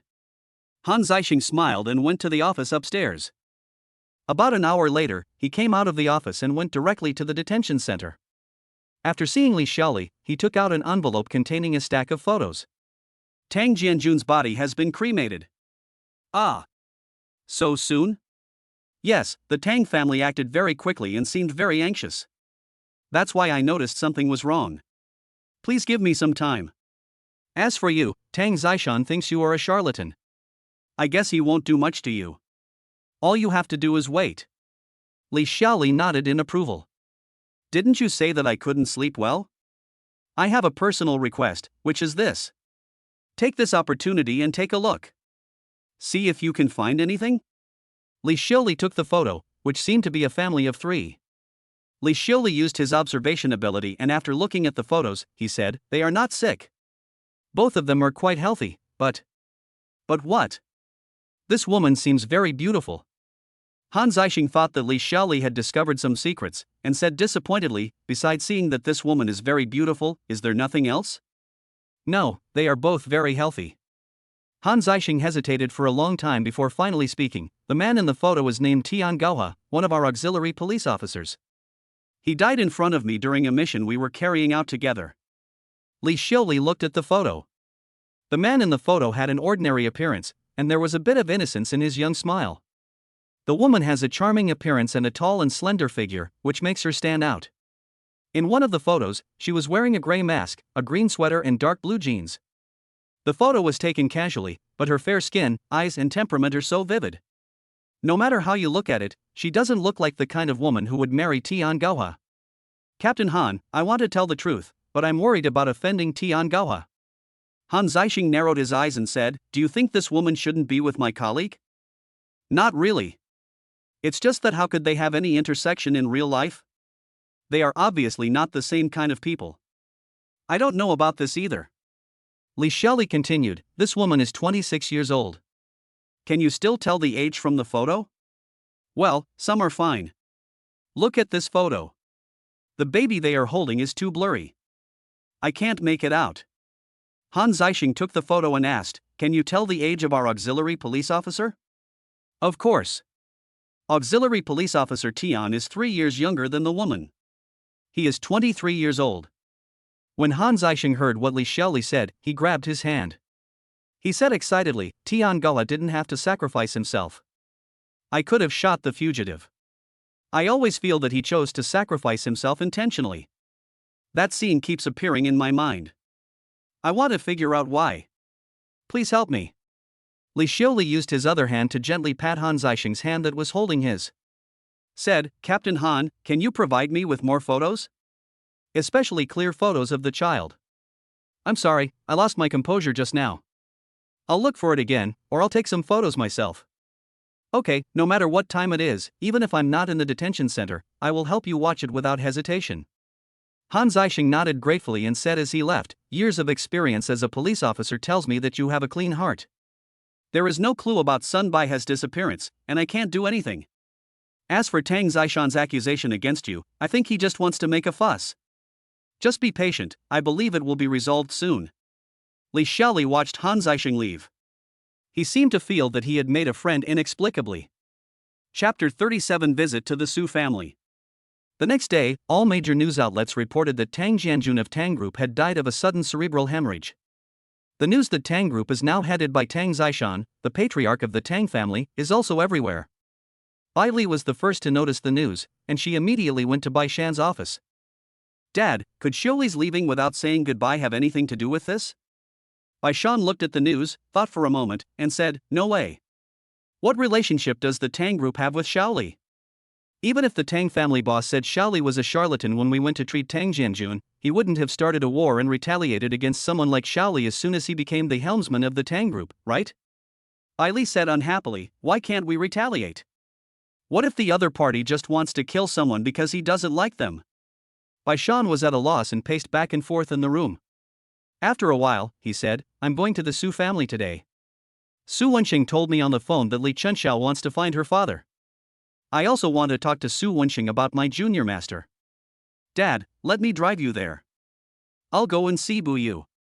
Okay, let's go this afternoon. In the afternoon, at Chiyun Villa, Bai Li drove her father and just arrived in front of Su Bu Yu's villa. Li Chunxiao and Su Wenxiang were seen waiting in front of the villa. As soon as the father and daughter got off the car, Li Chunxiao ran over. "Auntie, Grandpa, bye. Why didn't my dad come with you?" Betty took her hand and said softly, "Your father has something important to deal with. He will come to see you soon." "Really?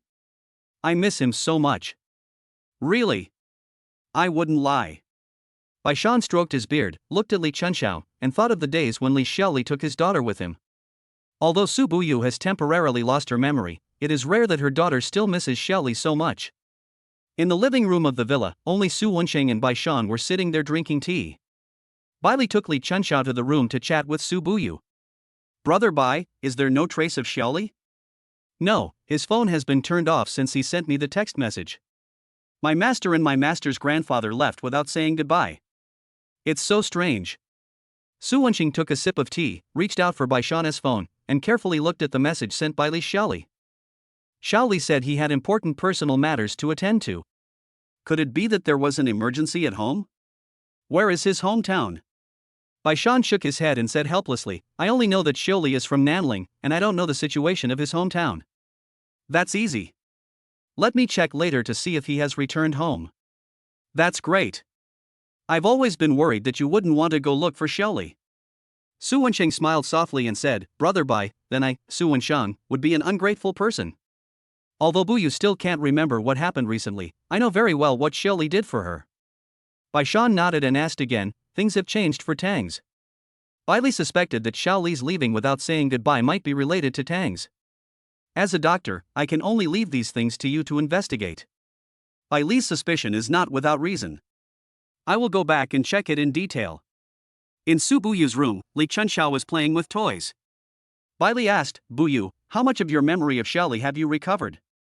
Su Buyu shook his head and said softly, "I only have memories of Xiaoli from college. My daughter keeps talking about her in my ear every day, and so does my father. I believe in my daughter and you, but I really can't remember anything at all. I really hope you can remember quickly. I always feel that Xiaoli is in trouble and he may need your help." Su Buyu nodded and said softly, "Chun Xiao said that I found Li Xiaoli in Xingfu Street community. I want to go there and take a look. Maybe I can remember something." "Yes, that's right. Going back to the place where you were before does help restore your memory." At this time, Bailey remembered the old lady with poor eyesight whom Li Xiaoli had once helped. She continued, "There is an old lady in our hospital. Xiaoli helped her with eye treatment at her own expense. She said there is a big locust tree in Xingfu community. I guess Xiaoli used to live there." "At your own expense?" "But from what my daughter and my father said, I felt that Xiaoli didn't seem that wealthy. The house he lives in Shiha Garden is also mine." Bailey sighed, "Xiaoli is kind-hearted. My father gives him 1 million yuan a year, and he directly took out 500,000 yuan to treat the eyes of the old lady named Zhang Guifeng."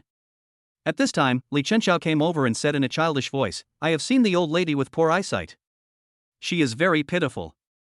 No one in her family took her to the hospital for treatment." Su Buyu said softly, "Is that the first time you met Dad, the patient you met when Dad took you to play the doctor game?" "Yes." Su Buyu said to Bailey, "I will find a way as soon as possible to remind myself of what happened during this period of time. I'm sorry to trouble you." "It's okay, you can always find me if you need me, I'll be back first." After Bailey finished speaking, she squatted down and said goodbye to Li Chunxiao before going downstairs. Baishan and Su Wensheng finished their conversation and got into their daughter's car and left Chiyun Villa. Baishan asked in the car, "Old third, how is Buyu doing?" "She is trying hard to recall what happened between her and Xiaoli recently. I hope she can remember soon. They are all good children." Baishan then said thoughtfully, "I have a hunch that Su Wensheng will soon figure out Xiaoli's situation. Xiaoli should still be in Baiyun. He hasn't left. Su Wensheng's Changxing group seems to be taking some action as well." Bailey asked in confusion, "Dad, what action is Changxing going to take?" "What aspect do you mean?" Baishan narrowed his eyes and said mysteriously, "Hee, I'm just guessing. You see, the eldest brother of the Tang family doesn't know his place. Whether he is competitive or not, he will definitely find a way to get his second brother Tang Zishan out, and he will definitely offend the Su family." Bailey held the steering wheel and asked, "Are you saying that Changxing will fight with Tang?" "There will definitely be a battle.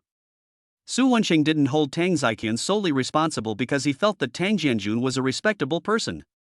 As the saying goes, heroes appreciate heroes. Now, this condition is gone. Bai Li thought about the usually amiable Su Wenxing and wondered, Uncle Su is always calm and composed. Does he have that kind of destructive power? Bai Shan looked at the scenery passing by outside the car, and seemed to recall something in the past. He said calmly, Old Third, do you think it is possible that it is because of his strength that he looks so calm and indifferent, looking down on everyone? Dad, what you said is so magical, is it true? Old 3, many successful people have experienced hardships, even bloody storms. They can come out of it and succeed, so they must have some strengths. How can they be as harmless as they appear on the surface? Bai Li pouted. She felt that Li Xiaoli was different. He was powerful and harmless to people and animals. Chapter 38, Challenge. The next day, Su Wensheng had just finished breakfast. The cell phone on the table rang. Su Wensheng wondered who would call him so early, and when he picked up the phone, it was an unfamiliar number. Not many people knew his phone number, so he answered the call. Hello? I'm Tang Zishan. Are you Uncle Su Wensheng? Yes, I am. Tell me what you have to say. Okay, it seems you are in a hurry. You are too old to go running, right? Do you want to live a few more years? Su Wensheng smiled faintly. This kind of gangster temperament is rare in the circle of wealthy people nowadays. Tang was on the other side of the mountain. He sat on a huge black leather sofa, holding his cell phone and looking at the city of Baiyun through the floor-to-ceiling windows. The seductive Li Xiaona was kneeling beside the sofa with her hands tied behind her back. I sincerely apologize to you on behalf of the Tang family. Let's just leave it at that. I have already bailed out my brother.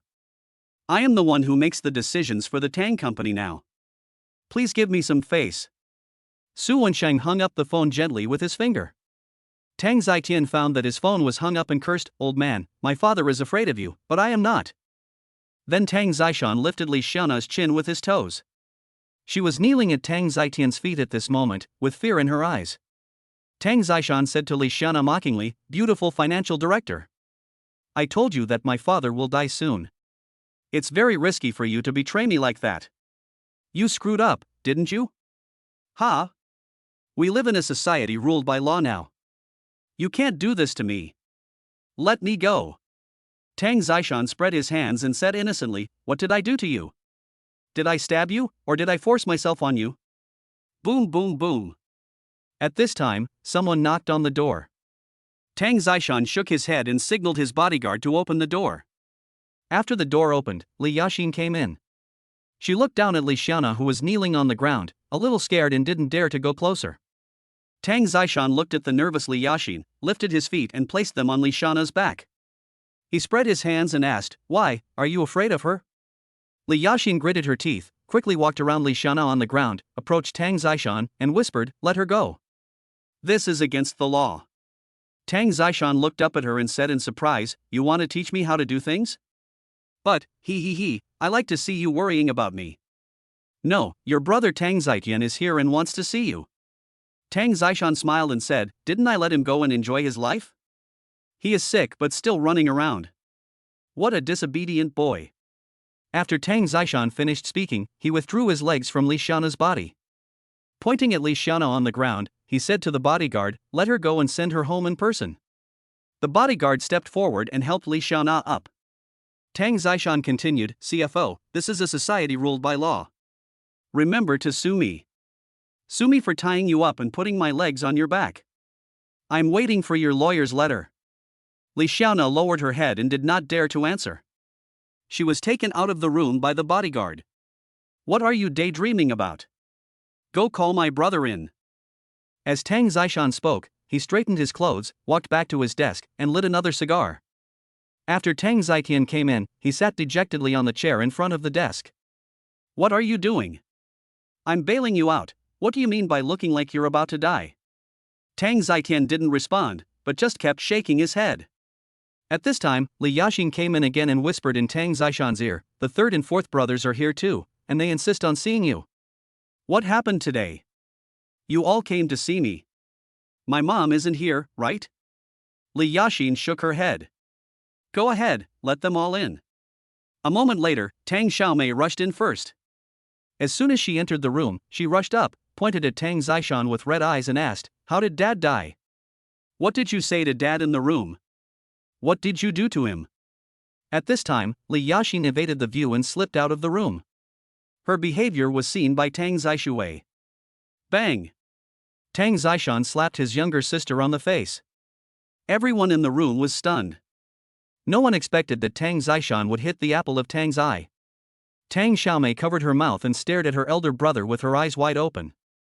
An elder brother is like a father. This slap in the face is to teach you a lesson for not understanding family education and rules. Tang Zishan reacted and quickly used his body to protect his little sister, shouting, "Brother, even my parents didn't touch my little sister, what gives you the right to do that?" Why?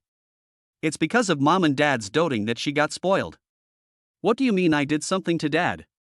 What can I do to Dad? Ha! Tang Zishan acted superior, as if no one could question him. Tang Zitian approached his little sister and comforted her. "Little sister, are you okay? Does it hurt? Now that Daddy is gone, we have to listen to our big brother." Tang Xiaomei shook off his hand and cursed, "Don't touch me. Do you know what you did? Do you know that Su Buyu has become a vegetable after being hit by you?" Tang Zitian lowered his head, speechless. Tang Zishan walked to the French window and said, "I received news that Su Buyu has woken up. The white-haired boy who defrauded our family of 1 billion has been sent to the detention center. He is probably waiting for the lawsuit with tears in his eyes." What? Tang Xiaomei and Tang Zishan exclaimed. Tang Zishan continued nonchalantly, "So, you kids, don't meddle in the affairs of adults. You don't know how much I have done for this family." Tang Xiaomei rushed out. Tang Zishan looked at his two brothers and went to look for Tang Xiaomei. "Brother, has our family compensated the Su family god?" Tang Zishan turned around, shook his head and said, "What compensation? No. Our biological father promised Su Jesan not to allow us to plead for you, not to hire a lawyer for you, and not to allow us to visit you. Did you know that? It's my fault after all. You said Su Buyu woke up.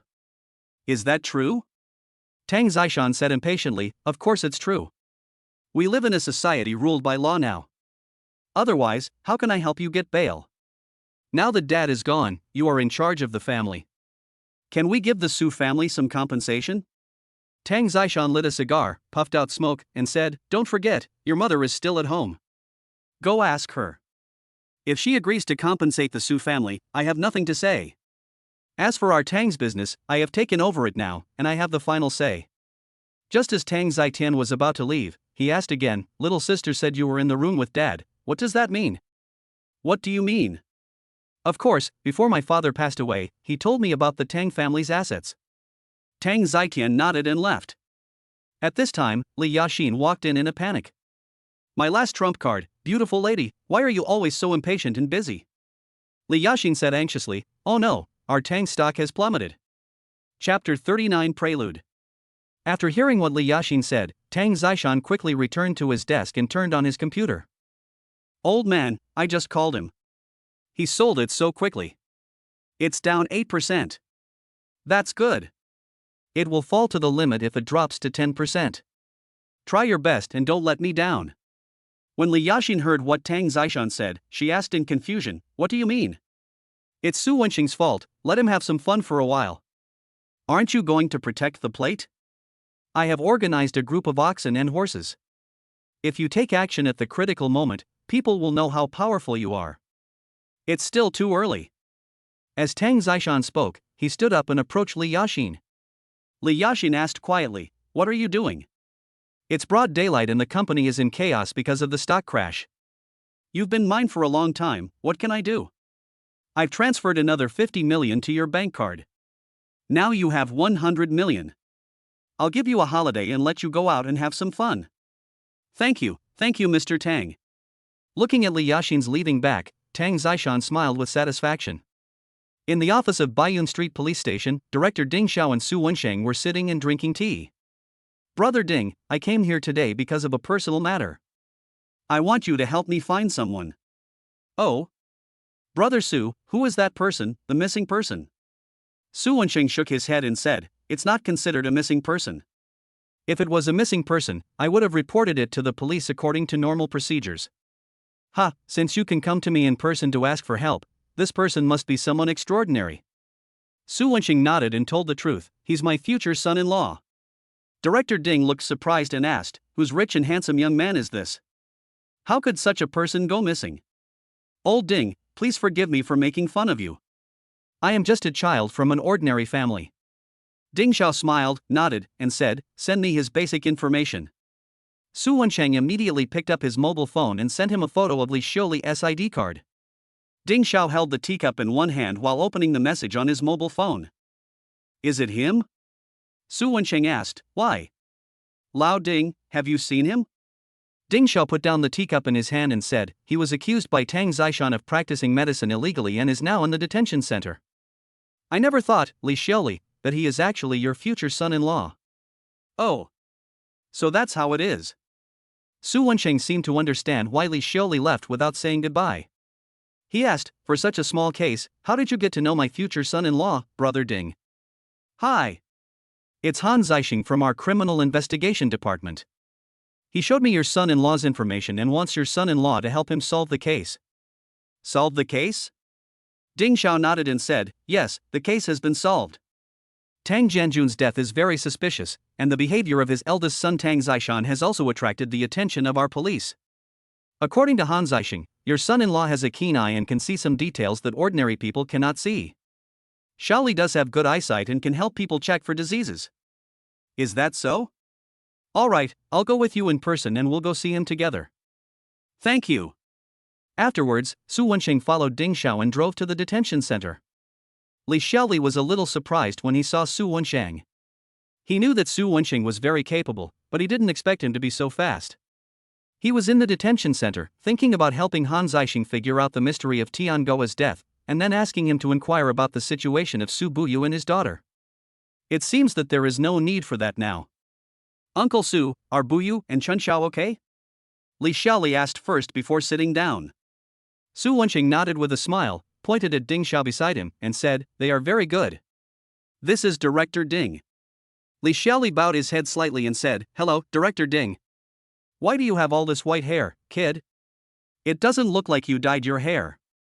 Director Ding exclaimed, looked at Su Wencheng beside him, and felt that his question seemed a little too gossipy. He picked up the teacup, stood up and said, you guys chat, I'm going outside to get some fresh air.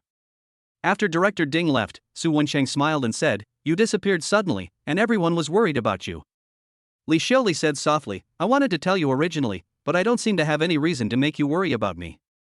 Besides, Buyu has just woken up, and I don't want to cause more trouble. Do you know what the key is to open the door to my heart? Li Xiuli didn't think about this question, he just shook his head. It's because of the sincerity in your eyes.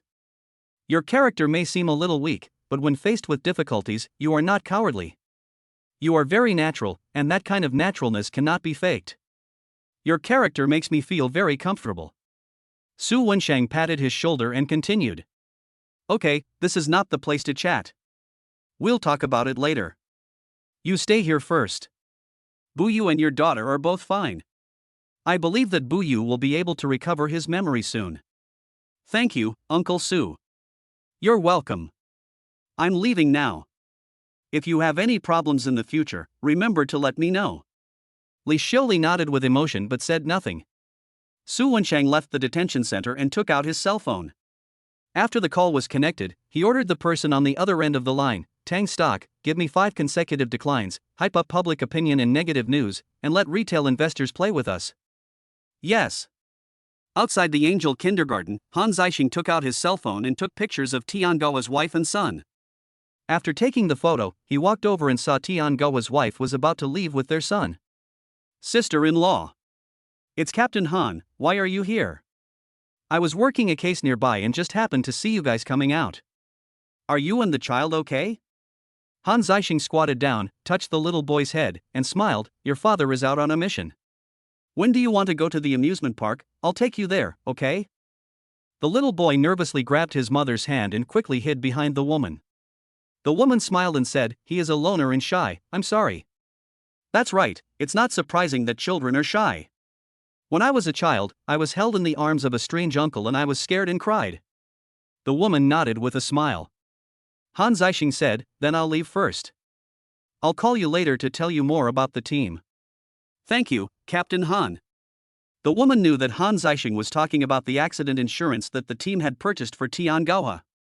Afterwards, Han Zisheng said goodbye to the mother and son and drove straight to Baiyun Detention Center. On the way, he received a call from Director Ding. "You kid, do you know who that Li Xiaoli is?" "Who is he?" "I only know that he is a strange man with very good eyesight." Director Ding said unhappily on the phone, "He is Su Wensheng's future son-in-law." "Ah. Is that Su Wensheng from Chongqing Group?" "Who else?" Han Zisheng was surprised and said, "I've been dealing with this guy, but I didn't know he had such a powerful background. He's about to be thrown into prison, and it seems he won't seek help from others." "Now you know. Remember to send them a nice meal. As for the rest, you can take care of it yourself." That's it. Han Zisheng hung up the phone, still with an incredible expression on his face. Chapter 40 I Do. When Han Zisheng saw Li Xiaoli, he hurriedly took out his mobile phone and showed him photos of Tian Gawa's wife and son. Li Xiaoli concentrated and looked at the little boy. The information in his mind showed that autism is a developmental disorder that manifests itself as social and communication disorders and has a high inheritance rate. "Captain Han, have you ever come into contact with this little boy? Have you noticed that he is different from other children?" Hearing Li Xiaoli's question, Han Zisheng frowned and looked like he didn't understand. "I've met him a few times. He's quite cute. Apart from being a little shy, he's just like any other kid. He doesn't breathe or blink the same." "What did you see?"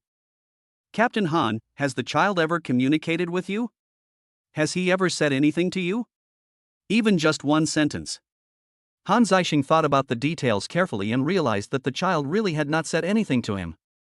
He shook his head and squinted his eyes and asked, "What do you mean?" "The child is autistic. To put it simply, when he grows up, he won't be able to take care of himself." Han Zisheng suddenly thought of something and wanted to go and see Tian Gawa's belongings. After Tian Gawa died, Han Zisheng personally sorted out his belongings. Thinking about Tian Gawa's expression when he died, he always felt that he was hiding a secret. Now, after hearing Li Xiaoli say that the child was sick, he wanted to take a closer look at Tian Gawa's belongings. "I know this disease. Do you see anything else? This child is not Tian Gawa's. You should have known this a long time ago, right? There is really nothing else. Leave me the video of this woman and I will take a look." Han Zisheng couldn't believe his ears. That child was not Tian Gawa's? "What do you mean we should have known it earlier? Are the two of them so mismatched?" Han Zisheng was now even more certain that Tian Gawa was hiding a secret, and he said, "Okay, I'll go take care of something first, and I'll ask Xiaozhang to show you the video later." Li Xiaoli nodded and asked, "Captain Han, what is the name of this woman?" Han Zisheng was about to push the door open and go out. He turned around and replied, "Fu Lian. A patient with autism, a son who is not his own, a beautiful wife, and high-value accident insurance, are these related?" Han Zisheng muttered in the car. He felt more and more that Tian Gawa's smile when he died seemed to have another meaning. He returned to the bureau and went straight to Tian Gawa's storage box. There were only a few simple pieces of clothing inside, which was why Han Zisheng was not in a hurry to hand over the belongings to Fu Lian. He wanted to wait until the pension from the team came in and then transfer it to the family all at once. Han Zisheng really didn't want to face Fu Lian many times. He always thought that Tian Gawa's sacrifice in front of him was inexplicable, but he had an unshirkable responsibility. He picked up Tian Gawa's cell phone, which was turned off. Han Zisheng thought about it and went to the technical department. "Help me unlock the password for this phone." "Yes. Captain Han." Han Zisheng sat on a chair at one side and was about to light a cigarette when he heard a comrade from the technical department say, "Captain Han, this phone doesn't have a password."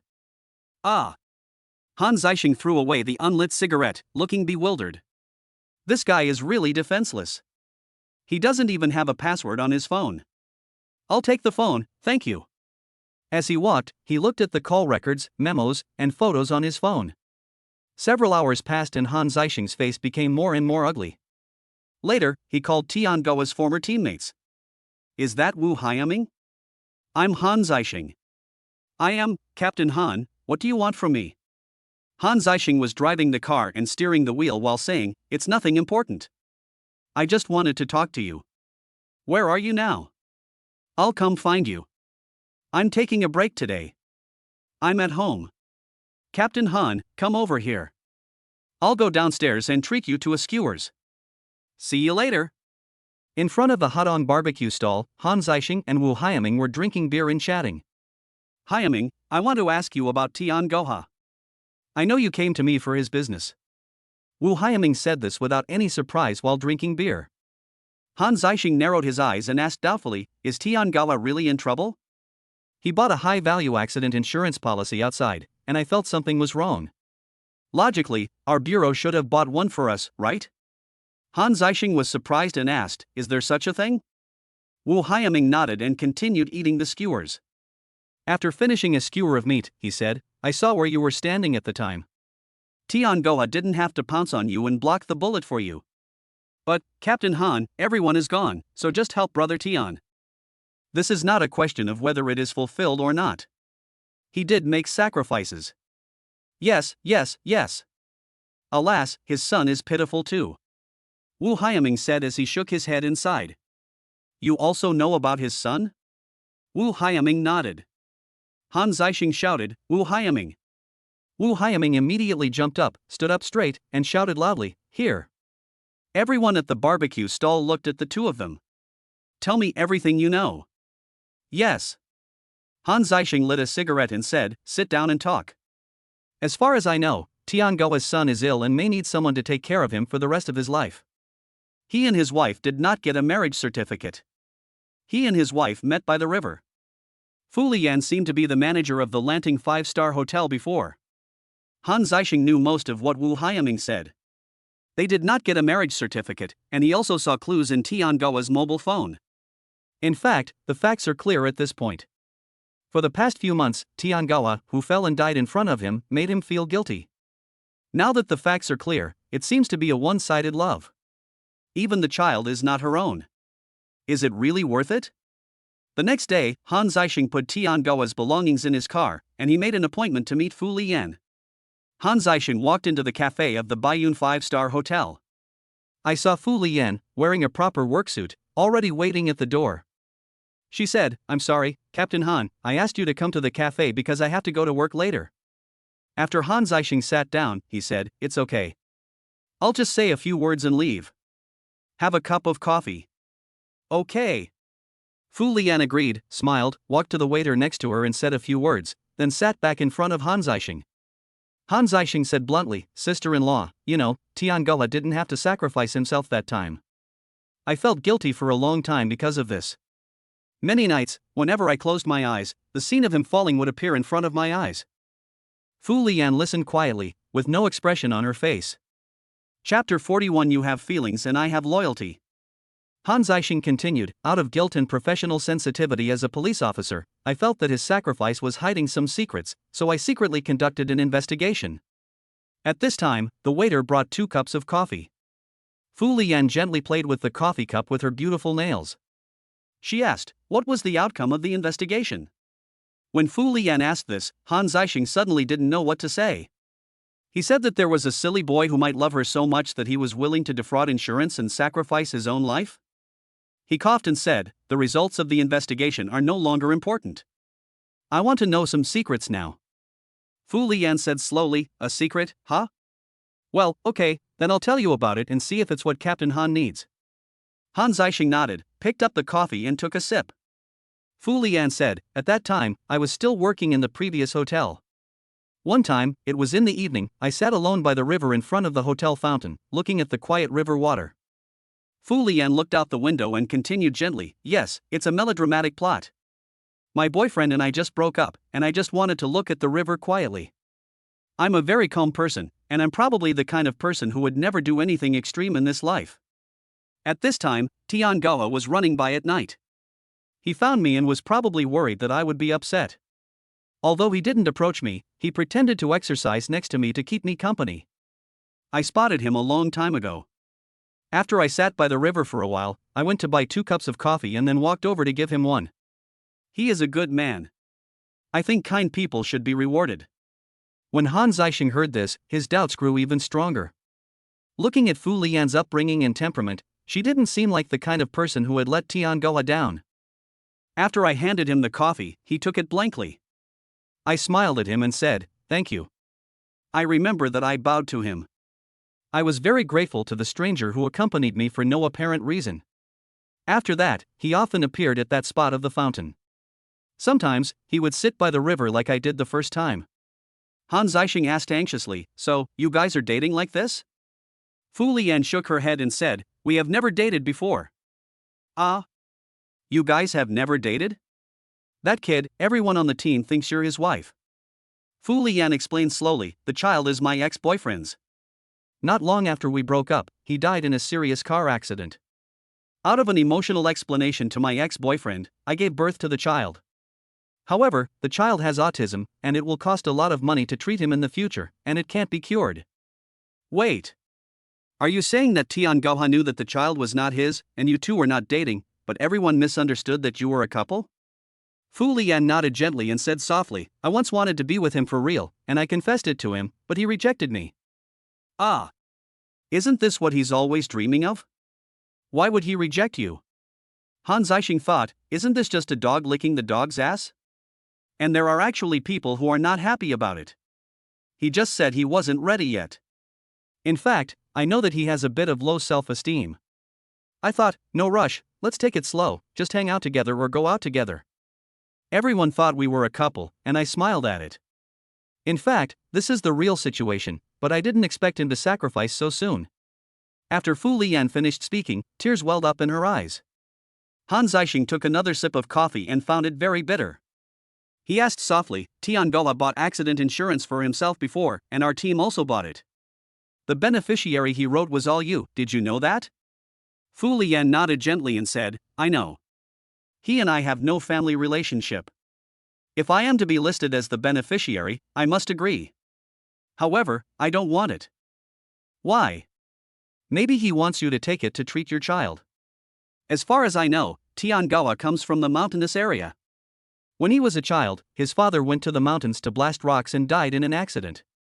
His mother later remarried, and he and his sister grew up with their grandmother.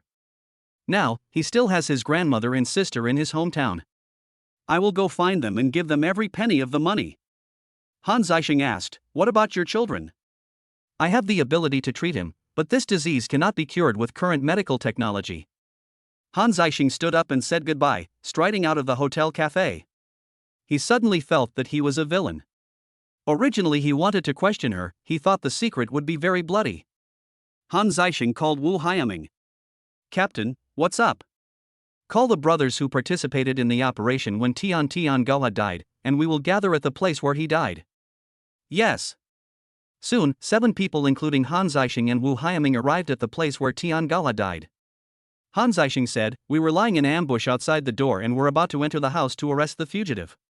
When the door was opened, we found that the fugitive in his shorts had a gun in his hand. I was about to shoot, but Tian Gaoha protected me and threw me to the ground. Then he was shot in the back."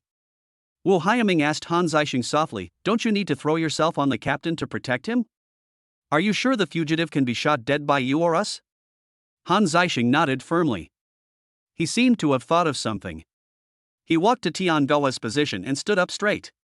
He muttered to himself, "Is there a possibility that he has discovered another dangerous existence?" Wu Haiming beside him also heard his words. They both looked at the half-open door opposite at the same time.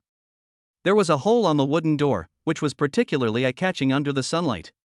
What if there was a fugitive there shooting at himself?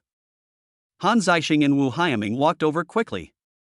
Han Zisheng took out a gun and simulated the posture of someone ambushing and shooting inside. Wu Haiming followed the route from which the bullet was fired.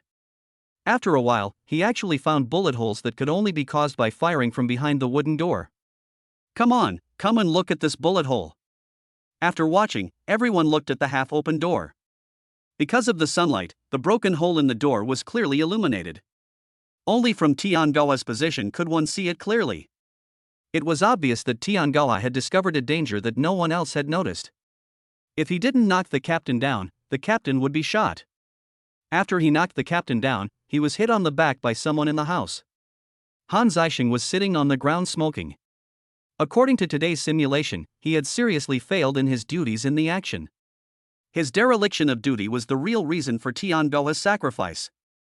How many fugitives were there? Where were they hiding? He had no idea before he took action. Disband! Wu Haiming yelled, then slumped down beside Han Zisheng, silently shedding tears. He saw the moment Tian Gawa pounced on Han Zisheng, and his confusion turned into misunderstanding. He now feels extremely regretful. Why did he doubt his comrades and friends so much? Han Zisheng picked up the phone and called Fu Lian. Take the time to bring the child with you. I'll take you to see someone. I think he might be able to treat the child? Well, it's too late today, how about tomorrow? Fu Lian agreed and asked. She knew what autism meant, but as a mother, she would never give up any chance. Okay, I'll pick you up tomorrow morning. Han Zisheng hung up the phone. He really wanted to do something for them.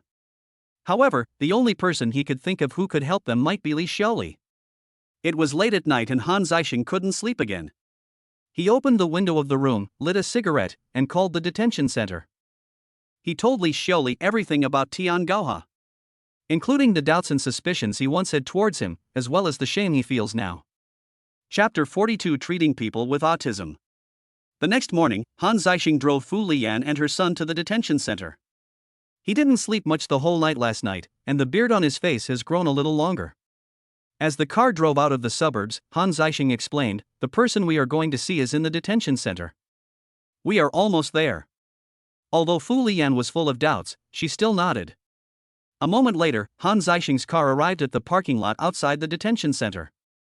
He said, "I don't know if you believe it or not, but I would never have believed such a thing before. The person I am taking you to see has amazing eyesight. He can see details that many people cannot see, and can even see diseases in other people. I always feel that he should be able to help you." Fu Lian sat in the back seat of the car, hugging her son. She smiled calmly and said calmly, "I believe you, and I am willing to believe that there are such extraordinary people in the world. Even if the probability is only 1 in a billion, it doesn't matter if I'm disappointed. It's much better than having no hope at all." Han Zisheng nodded. After getting off the car, he wanted to go over and pick up the child, but the little boy dodged him. In the office of the detention center, as soon as Li Xiaoli entered the door, he saw the mother and son beside Han Zisheng. He focused his attention on Fu Lian. There were no secrets about her. She was very clean. Li Xiaoli smiled, walked over and squatted in front of the child. "System. The system is here. Do you want to treat this child?" "Yes, treat this child. What are the conditions in exchange?" "No conditions." "Why?" "His adoptive father's love and sacrifice are enough." "Now, place your index finger on the child's forehead." As Li Xiaoli did as he was told, the space and time around him seemed to disappear, and a light appeared in the darkness. Then another room appeared. There was no door in the room, and a little boy inside kept shouting, "Daddy! Daddy!" Li Xiaoli appeared in the room. When the little boy saw Li Xiaoli, he thought he was his father. The little boy smiled and held Li Xiaoli's hand. Li Xiaoli lowered his head and smiled, holding the little boy's hand tightly. A vertical ray of light immediately appeared on the wall of the room without a door, as if it was going to cut the wall open. The wall was slowly cut open by the light, and there was a bright light in front, like the first ray of dawn in the morning. Li Xiaoli took the little boy's hand and walked out following the light on the wall. Han Zisheng and Fu Lian only saw the white light on the boy's forehead gradually disappear, and Li Xiaoli slowly retracted his fingers. The little boy slowly opened his eyes and looked at Li Xiaoli with a smile. "Dad!" When the little boy cried out clearly, Fu Lian covered her mouth and her tears burst out. Li Xiaoli nodded, smiled, and touched his head. "Dad!" At this moment, a young and familiar girl's voice called out from the other side. Li Xiaoli turned his head and saw Su Buyu with his child standing at the office door, looking at him. Behind them is Su Wenshang. Su Buyu looked at the scene in front of him. A little boy actually called Li Xiaoli dad? Her head began to hurt violently and she fell down. Su Wensheng noticed that his daughter was about to faint and quickly supported her. Li Xiaoli stepped forward quickly and performed the Wuji Xuanjin Ju. In a hurry, he used it with his bare hands. He used qi to massage the acupuncture points on Su Buyu's head. 11 small cyclones rotated gently, and Su Buyu fell asleep immediately.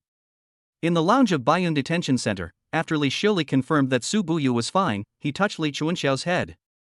Then he picked up his daughter and whispered, "Daddy misses you so much, little baby." Li Chuanxiao cried and said, "Dad, I miss you too, but Mom just can't remember you." "It's okay, baby. Mom will remember. Let's just wait patiently. Crack. Crack. Crack. Outside the detention center, the sound of several cars braking could be heard. Su Wenxing was just about to go into the lounge to take a look when he saw several black SUVs speeding into the open space of the detention center. Su Wenxing looked at the license plate and signaled to his bodyguard not to be nervous. Li Xiaoli stood up, walked over and stood with Su Wenxing. He had seen these cars before. They belonged to the Tang group. Han Zishan signaled Fu Liyan to take the child into the lounge. He also stood beside Li Xiaoli. I know these license plates. They're the same as when you reported the crime and asked us to arrest you. Don't worry. This is a detention center. Su Wenxing heard what Han Zishan said and asked, Are you Captain Han? Your director Ding said that you are a rare and powerful general. I am Su Wenxing. Yes, uncle, I am Han Zishan. I am sorry to have embarrassed you. I have heard of your name for a long time. I didn't expect that Xiaoli is your son-in-law. I am so disrespectful. At this time, Tang Zishan, wearing a luxurious suit and black sunglasses, got out of the car. He looked at Li Xiaoli and the others, spread out his hands, and made a helpless expression on his face. He said, Why do I feel a little scared after getting off the bus?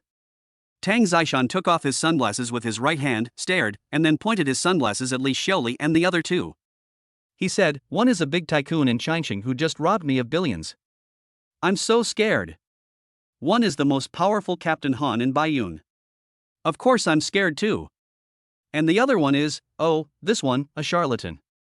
Don't panic. How come you are locked up in the detention center and can come and go so freely? In broad daylight, is there any law? Han Zishan said, Mr. Tang, we needed to rescue someone just now. Li Xiaoli had no choice but to come here. There is surveillance footage as evidence. What are you doing here in the detention center? Save people? Do you really think he's a doctor? I didn't expect you to be so stupid and ignorant. Su Wenxing stepped forward and said calmly, If you came here just to warn me, then you might as well go back and think of a way to prop up Tang's stock. Several billion is just an appetizer before the meal. The main course is still to come. Tang Zishan gave Su Wenxing a thumbs up and said with a fake smile, You are awesome. No one can beat you in stock and futures. I won't sue your son-in-law today. Give me some face. It's good for you, me, and everyone else. After Tang Zishan finished speaking, he raised his right hand and the lawyer brought him a document. Han Zishan stepped forward, took the document, opened it and looked at it, then turned and nodded to Li Xiaoli and Su Wenxing.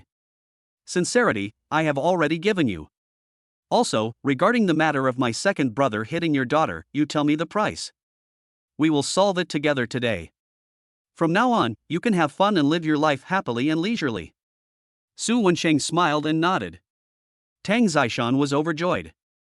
He didn't expect Su Wenxing to agree so quickly. Su Wenxing said, I will stop, but I'm sorry, I've spread my business too far. When I withdraw, your Tang Corporation will lose at least 5 billion yuan in stocks. I'll consider it as my daughter's medical expenses, and you can leave now. Fine. 5 billion is nothing, just take it. Tang Zishan walked towards Li Xiaoli, frowning and looking at him with narrowed eyes. He leaned in closer and said, You know what, your white hair is pretty cool. How can you be so handsome? It is said that your hair turned white overnight. Is that true? System. The system is here, do you have any instructions? This person is so annoying, is there any way to punish him a little? Use the Wuji Xuanzhenju on his Sheng Tiangwen and Xia Tiangu respectively. He will suffer from a splitting headache for 1 minute every night at midnight. The next time he meets you, you snap your fingers and he will also have a headache. Li Xiaoli waved his right hand, and 2 cyclones flew towards the 2 meridians in Tang Zai's 9 palaces on the mountain. Tang Zishan felt a sharp pain in his head, and then everything returned to normal. He touched his temple unconsciously. Under the scorching sun, he felt dizzy. Li Xiaoli touched his white hair with his hand, looked at him coldly, and said, I look like this thanks to your second brother. Do you think it's cool? Tang Zishan looked at him and nodded nervously. He raised his hands and touched his hair, saying, It makes me want to dye it. Li Xiaoli smiled contemptuously, If you have any headaches or fevers in the future and have nowhere to seek medical treatment, you can try to come and ask me for help. Tang Zishan walked back to the car, sneering, What you, please? Please sell me a few Li Yuan so that I can eat them as snacks? Go to hell, handsome guy, bye. After saying that, he opened the car door and got in. Han Zishan shouted, no. Tang Zishan's convoy went away. Han Zishan turned to Li Xiaoli and said, wait a minute, I'll go handle the formalities, and you can go back with Mr. Su in a while. After he finished speaking, he went to the office. Chapter 43. The goddess regains her memory and Xiaoli goes home with her. Su Wensheng sighed, Tang Jianjun, once a man of the hour, a hero of his generation. I was surprised that he raised such a ruffian son. It seems that the Tang family has run out of luck. However, his son should not end in my hands. Let's leave the affairs of the younger generation to those who come after us. It is inevitable that there will be another bloody storm. Li Xiaoli didn't understand. He wasn't interested in Tang's company either. He just wanted to go in and see Su Buyu as soon as possible. At that moment, Li Chunxiao shouted in the lounge, Mom. Mom is awake, Dad, Grandpa. Come quickly, come quickly. Li Xiaoli walked in quickly and squatted in front of Su Buyu's bed. Su Buyu had her eyes tightly closed and her eyelashes trembled slightly. Fu Lian, who was standing by, held her child's hand and leaned close to Li Xiaoli and whispered, just now, she did open her eyes slightly. But now, she has closed them again. Wait a minute, she may need to rest for a while. Li Xiaoli smiled and nodded, then concentrated on examining Su Buyu's body and found that there was nothing wrong with her body.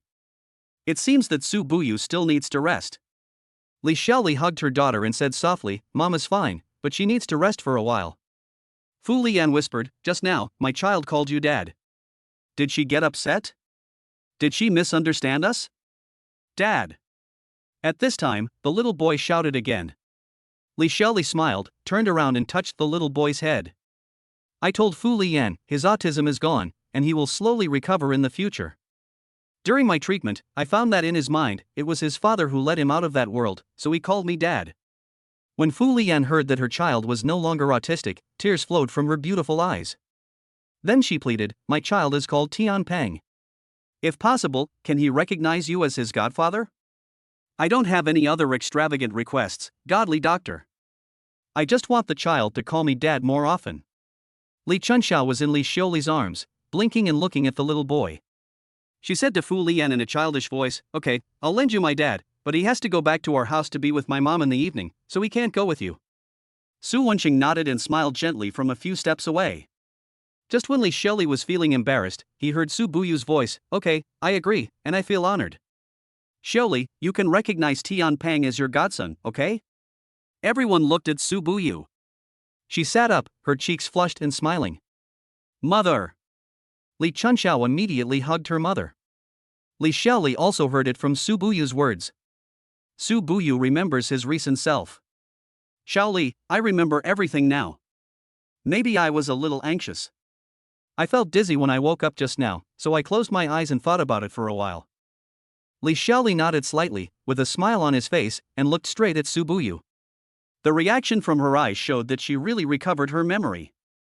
At this time, Su Wensheng walked forward, smiled at Fu Lian, and then touched Tian Peng's little head in her arms. He asked gently, I am Li Xiaoli's father-in-law, your father's father. Can you call me Grandpa? Master, master. Tian Peng shouted in a tone that was not very pleasing to the ear. Hey! You're so good. If you hadn't called Xiaoli Dad, my daughter probably wouldn't have had a headache. If she didn't have a headache, she wouldn't be able to recover her memory, right, Xiaoyu? Su Wensheng smiled and looked at his daughter as he spoke. Su Buyu lowered his head and called out softly and embarrassedly, Dad. Li Xiaoli was stunned at this moment. What was going on? Is she irritated by other people's children calling her dad? Su Wensheng actually said that he was his father-in-law? Su Wensheng smiled and said, ha, there are so many happy events today. There are so many happy events. Let me add one more thing. Xiaoli, you can leave at any time. I have already completed your formalities. I will report to our director later and that's it. Han Zishan walked in while asking. Fu Lian touched her child's head and said with a smile, it seems that our Tian Peng's autism has really been cured. I have another great happy event to add to my wish. Everyone had a smiling face and the atmosphere suddenly became as festive and peaceful as the Chinese New Year. Su Buyu got out of bed, held Li Xiaoli's hand, and looked at his head of white hair. She shed tears and whispered, "Thank you." "You don't need my thank you, but I really want to say thank you." Li Xiaoli's eyes instantly turned red and tears welled up in his eyes. Only he knows the meaning and sincerity behind this way of speaking. He said this to Su Buyu for the first time under the big locust tree in Xingfu Hadong. Li Chunxiao smiled, looked up at her mother, then at her father, and held them tightly with her little hands. Su Wensheng said to Han Zishan on the side, "Thank you, Captain Han. I will host you today. Let's go to my humble abode for a simple meal. What do you think?" "Okay. Then I won't be polite." Han Zishan agreed with a smile and looked at Fu Lian, who also nodded gratefully. Han Zishan waved his hand and said, "Come on, sister-in-law, you two can take my car. I'll take you." After saying that, he and Su Wensheng walked in front, while Fu Lian followed behind holding Tian Peng. Everyone walked out of the detention center and prepared to get in the car to leave. Su Buyu pulled Li Xiaoli and leaned close to his ear and said, "I'll drive you and the baby. I remember you said you like riding in my car." Li Xiaoli nodded vigorously. Xi'an Villa. This was the first time Li Xiaoli went to the place where Su Buyu and his daughter lived. The villa is like a quiet villa, located between green mountains and green waters, and built in the center of a lush Su-style garden. "Chunxiao, is this where you and Mom have always lived? It's so beautiful." Li Chunxiao said happily, "Yes, Dad, this is my and Mom's home, and it's also your home." Su Buyu stopped the car and said softly, "Xiaoli, welcome home. I hope you are willing to stay and live with us." "Yeah. That's great." Mom said, "Welcome Dad home. Dad, you can stay in the same room with Mom tonight. We will live together from now on." Li Xiaoli's eyes were a little hazy and unclear. He just smiled, perhaps with tears in his eyes. Su Buyu asked embarrassedly, "Chunxiao, how do you know so much?" "My good friend told me. Anyway, other people's parents live in the same room. Mom, can you let Dad live in the same room with you too?" His daughter's question made Su Buyu, who was already embarrassed, even more embarrassed. When she opened the car door and prepared to get out, she said firmly, "Mom agrees, why don't you ask your dad if he agrees?" Li Xiaoli looked at Qian Villa, but in fact, he felt a little timid. "This is a wealthy mansion, and I am just a little karami. If it weren't for the system, I would probably still be unemployed. Living here?" He didn't dare to think about it. Seeing that her father didn't say anything, the daughter urged, "Dad, Mom agreed, and you agreed too, right?" "Okay, baby, Daddy agrees." "Daddy thanks you." After Li Xiaoli finished speaking, he got out of the car with his daughter. Chapter 44. Tang Zishan takes over everything. In the Tang family courtyard, Tang Zishan and his mother Wang Shuiying were sitting around an exquisite tea table. Wang Shuiying asked softly, "Are you sure that if you don't prosecute Li Xiaoli, he will be able to leave the detention center soon?" "Yes. I have asked my lawyer to sign the documents and handed them over to them at the detention center." Wang Shuiying asked again. Su Wensheng said he is really willing to stop and will not pursue the matter of your second brother hitting her daughter? Yes, he said that he had made a big investment in the stock market. When he withdraws, he will probably be able to take away another 5 billion yuan from us. The old man is really ruthless. He made our stock hit the limit down for 3 consecutive days, and the useless people I summoned didn't have any solution at all. Wang Shuiying felt relieved when she heard Su Wensheng say that he would not pursue the matter. She picked up the file bag on the chair and handed it to Tang Zishan. He said, "Since you are willing to reconcile with the Su family, I will naturally do what I promised you before. I have already signed these documents. From now on, all matters of the Tang family's industry, big or small, will be decided by you." Tang Zishan took the file bag with a smile and said, "In fact, that old guy, I just released his white-haired son-in-law, and he immediately gave up his plan to fight with the Tang family. I was a little surprised. Maybe he just thinks it's unnecessary. His daughter has woken up, and his son-in-law is fine now. There's no need to keep bothering you." Wang Shuiying stood up and prepared to leave, but couldn't help asking, "What did you two say in your father's room that day?" Tang Zishan said impatiently, "I've said it so many times." Dad felt that he didn't have much time left. When I confessed to him, he forgave me. Who knew that he suddenly fell ill the next moment? Everyone has seen Dad's autopsy report and the cause of death. Wang Shuiying turned her back and said calmly, "Now, everything is handed over to you. The Su family will not retaliate. Treat the Tang family and your brothers and sisters well." After saying that, he left. Tang Zishan watched his mother's departing back and muttered in his heart, that red medicine from Wang Yinhuan is really awesome. It can kill people with any disease you want them to die from. I wonder what kind of sparks will emerge when she meets that white-haired boy. It's quite interesting, ha ha ha. Baishan Hospital. Baishan was overjoyed when he received a call from Li Xiaoli. Xiaoli, you really worried me to death. My master is still missing and you left without saying goodbye.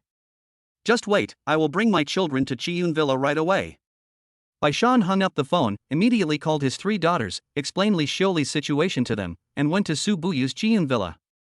In the courtyard of Qiyun Villa, everyone sat around the dining table. As soon as Bai Li parked the car, Baishan ran out. Although he was over 60 years old, his legs and feet were still very nimble. My little master. Baishan is just like an old kid. Fu Lian was shocked and asked in surprise, Master. The 3 Bai sisters also shouted, Grandmaster. Li Xiaoli said awkwardly, Sister Bai, didn't we agree that when Mr. Sun is not around, you should call me Xiaoli? Baishan was unhappy and said, What are you talking about? In front of me, they call you Xiaoli and I call you Master. Don't I have any face? Everyone laughed. Su Buyu leaned close to Fu Lian's ear and briefly explained the whole story to him. After hearing this, Fu Lian looked at Li Xiaoli in disbelief, then smiled and nodded at Han Zishan. She was grateful to Han Zishan for letting such a miracle doctor treat her son. Han Zishan responded with a smile. He had never expected that Li Xiaoli's seniority would be so high. While everyone was happily eating, Li Xiaoli said to Han Zishan, Captain Han, is there really no clue at all about the disappearance of Mr. Sun Baiha? Yes. There is no clue at all.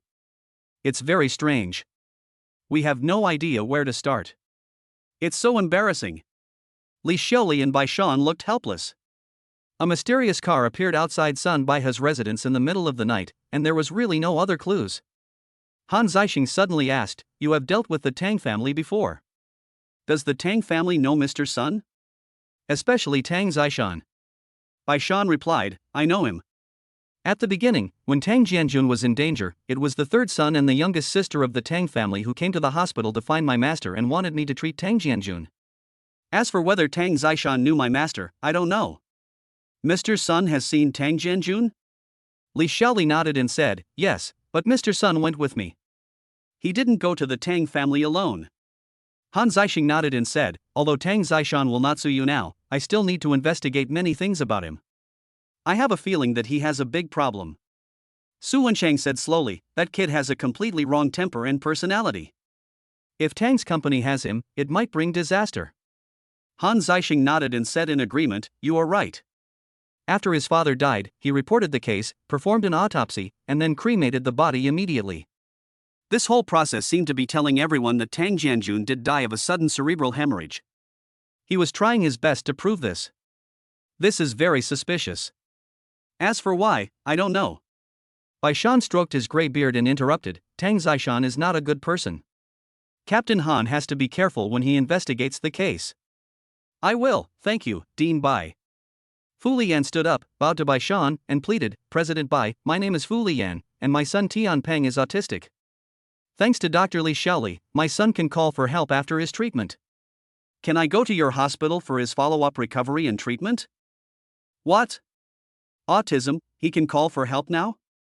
Bai Li asked loudly first, then he stood up and walked towards Tian Peng, squatted down, and touched his face with his hand. Bai Shan, Bai Chaoying, and Bai Chaolu were all shocked and couldn't believe their ears. Bai Li smiled and whispered, Hello, little friend. Tian Peng seemed a little overwhelmed. He opened his mouth and shouted with great effort, Dad. Then he turned and looked at Li Xiaoli. Baishan stared at Li Xiaoli with eyes wide open and asked, Little master, you are really good. Is this also yours? Li Xiaoli smiled and did not answer. He just nodded towards Tian Peng and said, Xiaopeng, you are so good. Daddy is here. Fu Lian's eyes turned red again. Han Zishan leaned close to Baishan's ear and explained to him softly. Su Wencheng smiled and said, It's my godson, Xiaoli, who cured him. Bai Li recovered from her stunned expression and said, Leave Xiaopeng's subsequent recovery to me. I'll be responsible for it. Thank you, thank you. Fu Lian thanked everyone one by one. Baishan said, I thought my little master was. Ha ha ha. Little master, what are your plans when you turn around? In order to hide the embarrassment, Baishan quickly changed the subject. Li Xiaoli turned around and looked at Su Buyu and whispered, I want to go back to Nanling, but I haven't asked Buyu yet. I'd like to go with you. Before Chenxiao starts school, I also want to see the place where you grew up. Su Buyu smiled sweetly. Chapter 45 The Beginning of Qiyun Villa. At night, everyone dispersed and went to the large balcony on the second floor of Qiyun Villa. Li Xiaoli and Su Buyu sat together quietly. After so many things that had happened, they seemed to have endless things to say to each other. Su Buyu gently held Li Xiaoli's hand and asked softly, How long has it been since you went back to your hometown in the countryside of Nanling? Li Xiaoli estimated and said, I haven't been back since I graduated from college. Tell me about your family and your childhood? At this time, the evening breeze blew gently, blowing away the white hair on Li Xiaoli's forehead. He said slowly, My mother didn't talk much. From what I remember, she just kept working hard. My father was a very strict man. I remember when I was a kid, whenever my brother and I didn't obey, he would make us hold a stick in our hands and kneel at the gate. Really?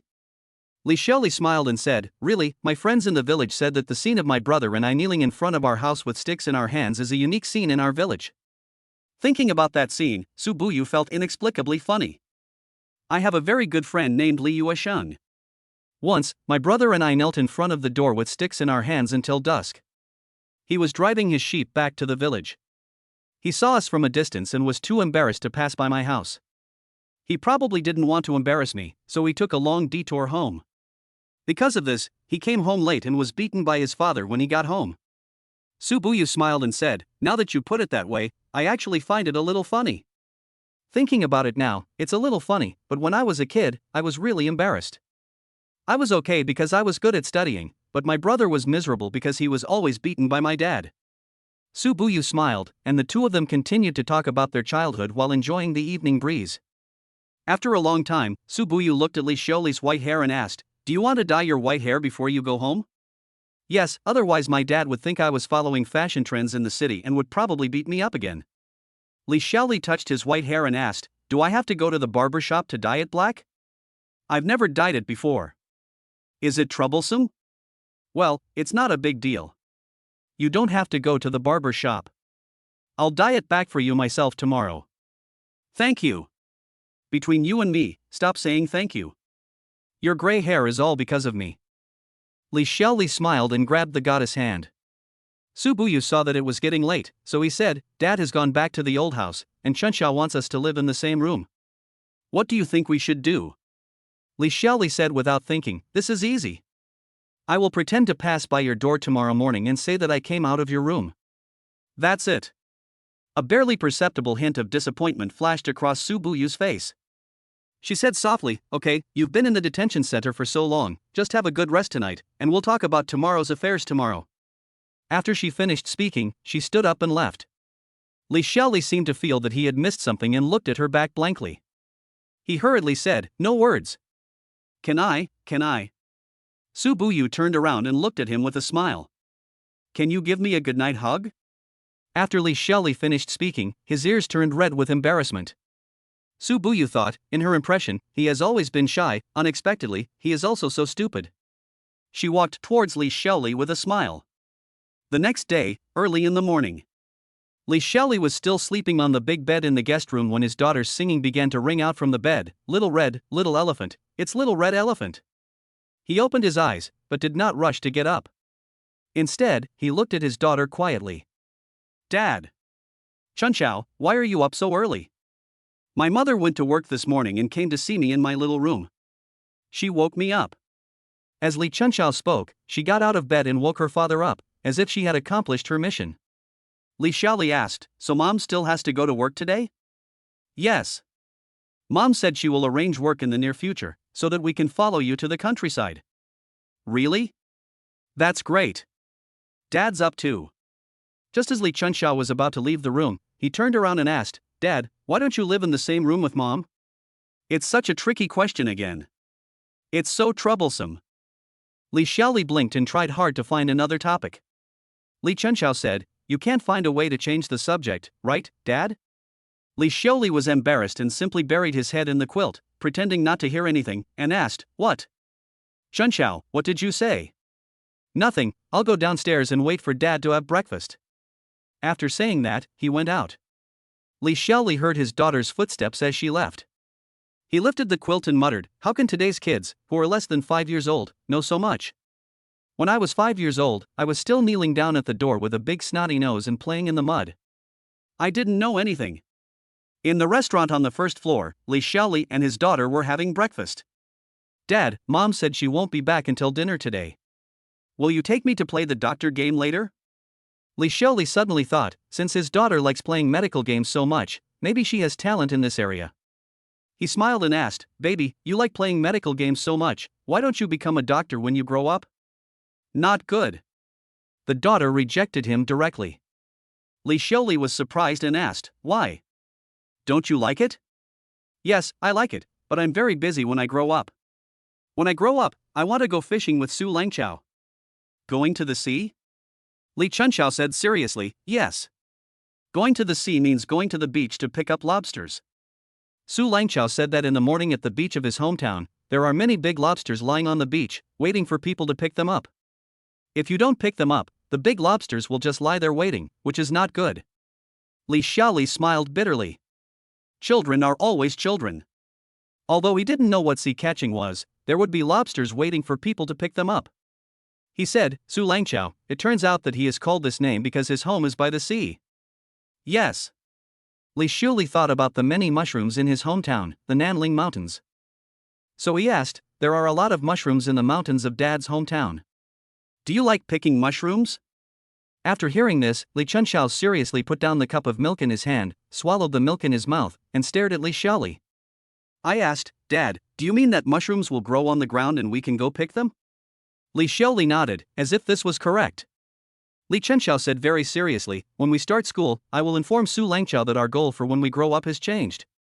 When we grow up, we want to go to Dad's hometown to pick mushrooms." "Really? What about the lobsters on the beach? Just leave them waiting and not pick them up?"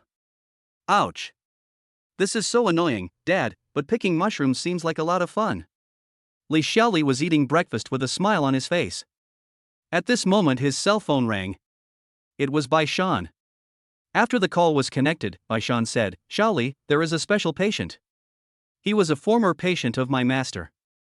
Please come and see him as soon as possible." "Okay, Uncle Bai, I'll be there soon." Chapter 46 The Woman in Sun Bai He's Portrait. After Li Xiaoli hung up the phone, he said to his daughter, "Chunxiao, eat quickly.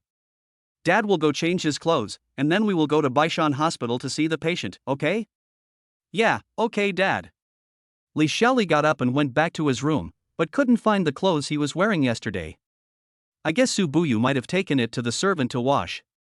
What should I do? I can't go out in my pajamas, right? After thinking for a long time, I had no choice but to call Su Buyu. "Xiaoli, you're up. Did Chun Xiao come to bother you?" "Buyu, let us not talk about this for now.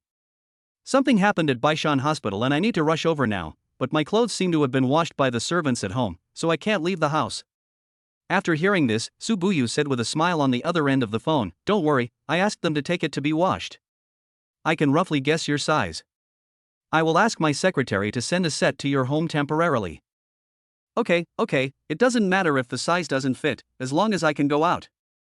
At this time, my daughter Chunxiao was already calling me to go out at the door of the room. He hung up the phone and went out to explain to his daughter, "Dad has no clothes to wear. Let's wait. Mom said someone sent some clothes." In just over 10 minutes, which took a cup of tea, Li Xiaoli's clothes were delivered to Chiyun Villa. As the saying goes, clothes make the man. I saw a white-haired young man wearing a brand new suit. The high-end fabric exuded elegance and taste. The whole suit has smooth lines and is well cut, which makes Li Xiaoli look even more handsome and tall. Li Chunxiao looked at his father and said, "I said my father is the most handsome. Let's go to the kindergarten and show them what he is like." Li Xiaoli put on his clothes and walked out. The woman who delivered the clothes and a middle-aged man were still waiting in the living room and had not left. Seeing Li Xiaoli leading his daughter downstairs, the woman hurriedly said, "Mr. Li, I'm Mr. Su's secretary, my name is Yang Looney, and the man next to me is Mr. Zhang, a high-end suit maker, and he's here to help you measure your size." Li Xiaoli rushed to Baishan Hospital and said, "I'm in a hurry and there are patients waiting for me. Can I take the measurement next time?" After hearing this, Zhang Shang hurried forward, took out a tape measure and said, "Mr. Li, 2 minutes, just give me 2 minutes." After he said that, Li Xiaoli had no chance to refuse and went up to measure with a ruler. Li Xiaoli had no choice but to let him measure. What's more, the timing was just right. After measuring, Zhang Shang bowed. Said, "Thank you, Mr. Li, I have measured it." Li Xiaoli stood still at this time. Just now, when Zhang Shang measured his size, he touched the other person's body. Zhang's illness appeared in his mind, pneumoconiosis, caused by tiny fibers and hair debris, and the patient also had noise-induced hearing loss. Li Xiaoli pointed at the sofa and said, "Master Zhang, right? Come, sit down." Zhang Shang was recording Li Xiaoli's body size in a notebook. When he heard Li Xiaoli speak, he didn't react to what he meant and looked at young Looney. Young Looney also found it strange. Didn't they say they were in a hurry to leave? But he still smiled and said, "Mr. Zhang, our Mr. Li invites you to sit over there." Li Xiaoli asked, "Your hearing is not good, right?" Zhang Shang pointed to his ears and said, "It's not good, but I have hearing aids." Then I thought, it doesn't feel right. Mr. Li seemed to be dissatisfied with himself, so he quickly apologized, "I'm sorry. Mr. Li, I took up your time. I just thought I was quick and could measure your size quickly. I'm sorry." As soon as Li Xiaoli heard this, he knew that the other party had misunderstood. Then he stood up and said with a smile, "You misunderstood. Do you have pneumoconiosis?" "Ah. How did you figure that out?" Li Xiaoli said, "I have learned a little bit of medical skills, don't be nervous." Yang Looney asked in surprise, "How come tailors also get this kind of occupational disease?" Zhang Shang now understood that Li Xiaoli did not mean to blame him. He smiled bitterly and said, "Miss Yang, I followed my master to learn tailoring in my early years. Our environment at that time was very bad and poor. There were fibers of clothes floating everywhere in the space, and the noise was very loud." Li Xiaoli was just about to ask the system if he could treat the tailor, but at this moment his cell phone rang. When he saw that it was Bai Shan, he said, "Master Zhang, I have something important to do today. Please come find me later. I have to leave right away." Zhang Shang nodded blankly. Of course he didn't know that Li Xiaoli could help him with treatment. Yang Looney hurriedly said, "Mr. Li, President Su told me to drive you there. Let's go." At Baishan Hospital, Li Xiaoli held his daughter's hand, got out of the car, and went to Baishan's office. Yang Looney, who was behind, also jogged along. Why are you following us?" Li Xiaoli asked her in confusion. Yang Looney smiled and said, "Boss Su asked me to be your driver all day." Li Xiaoli didn't waste any more words. It was more important to go to Baishan's office, so he picked up his daughter and walked quickly. Li Xiaoli walked to the outside of Baishan's office and saw that Baishan was already waiting. "What's going on? Why did you come just now? You are wearing such a neat suit, what are you doing?" Faced with Baishan's anxious inquiries, Li Xiaoli shook his head and handed his daughter to Yang Looney behind him. "Ask Baishan, where is the patient? Hey, come with me." Li Xiaoli followed Baishan as Baishan said, "This patient? No, I won't tell you about her condition. You can see for yourself. Logically, we have no way to treat this disease. It's just that when my master was here, her disease was controlled by my master. She recognized my master, so I asked you to come and see her." "Well, I know. Mr. Sun told me that he has some difficult patients, but we haven't had time to see them yet." Soon, Li Xiaoli followed Baishan into the intensive care unit, where he saw a woman about 35 or 36 years old lying on the bed with another woman standing beside her. The information in Li Xiaoli's mind showed systemic lupus erythematosus. At this time, the patient had hematuria, severe edema, and kidney damage. "Damn it! This is a tormenting, incurable disease." Li Xiaoli whispered, "How did Mr. Sun control the patient's condition? Her kidneys are seriously damaged." Baishan was surprised and said admiringly, "Little master, you can see the kidney damage in systemic lupus erythematosus at a glance. You have a sharp eye." Then she continued, "I don't know what method master used. Her name is Luo Jia, she is 35 years old. She believes in master's treatment method and does not want to use Western medicine. I can't control her condition now." Li Xiaoli walked forward. Luo Jia, who was lying on the hospital bed, looked pale and lifeless. At this moment, she opened her eyes. Luo Jia looked at Li Xiaoli and smiled faintly. "When I opened my eyes and saw such a handsome guy dressed so well in front of me, I thought I was in heaven." Li Shelley smiled awkwardly and said, I'm sorry, I came here in a hurry and didn't have time to change into other clothes. Luo Jie smiled weakly and said slowly, I was just kidding, don't mind me, I have something to tell you, everyone else please go out. After she finished speaking, she looked at the woman beside her. The woman nodded and walked out of the ward with Bai Shan. Since you were invited by Dr. Bai, then you must be Grandpa Sun Bai's master, right? When Li Xiaoli heard her question, he nodded. I need to go to the hospital frequently because of my illness. One morning, I was painting by the river outside Baishan Hospital. I saw a gray-haired Mr. Sun walking by. So I drew a picture for him. It's right next to his bed. Take a look. Li Xiaoli went to the bedside and picked up the painting. When he saw it, he was immediately shocked. In the background of the picture, there is a woman in yellow, who is painted vividly, but very strangely. Chapter 47, The Woman in Yellow, First Appearance. Li Xiaoli stared at Luo Jie's painting. In the painting, Sun Baiha has a white beard, wears a simple gray shirt and cloth shoes. He was strolling leisurely, passing by the river. In the background of the painting, there is a big willow tree with drooping branches. A woman in yellow is standing underneath. She stares at Sun Baiha with cold and sharp eyes, which clearly gives Li Xiaoli a danger signal. However, this is still a human painting, not a photo. With doubts, Li Xiaoli asked, Ms. Luo, did you add the woman in yellow in the background of this painting at random? Luo Jie seemed weak, but after hearing Li Xiaoli's words, a light flashed in her eyes. Because the woman in yellow clothes in the painting was not added at random. Just as she was about to speak, Li Xiaoli noticed that she was very weak. I thought to myself, it's my own fault because I was only focused on looking at the paintings. Let us restore her body first, and then ask the system how to cure her.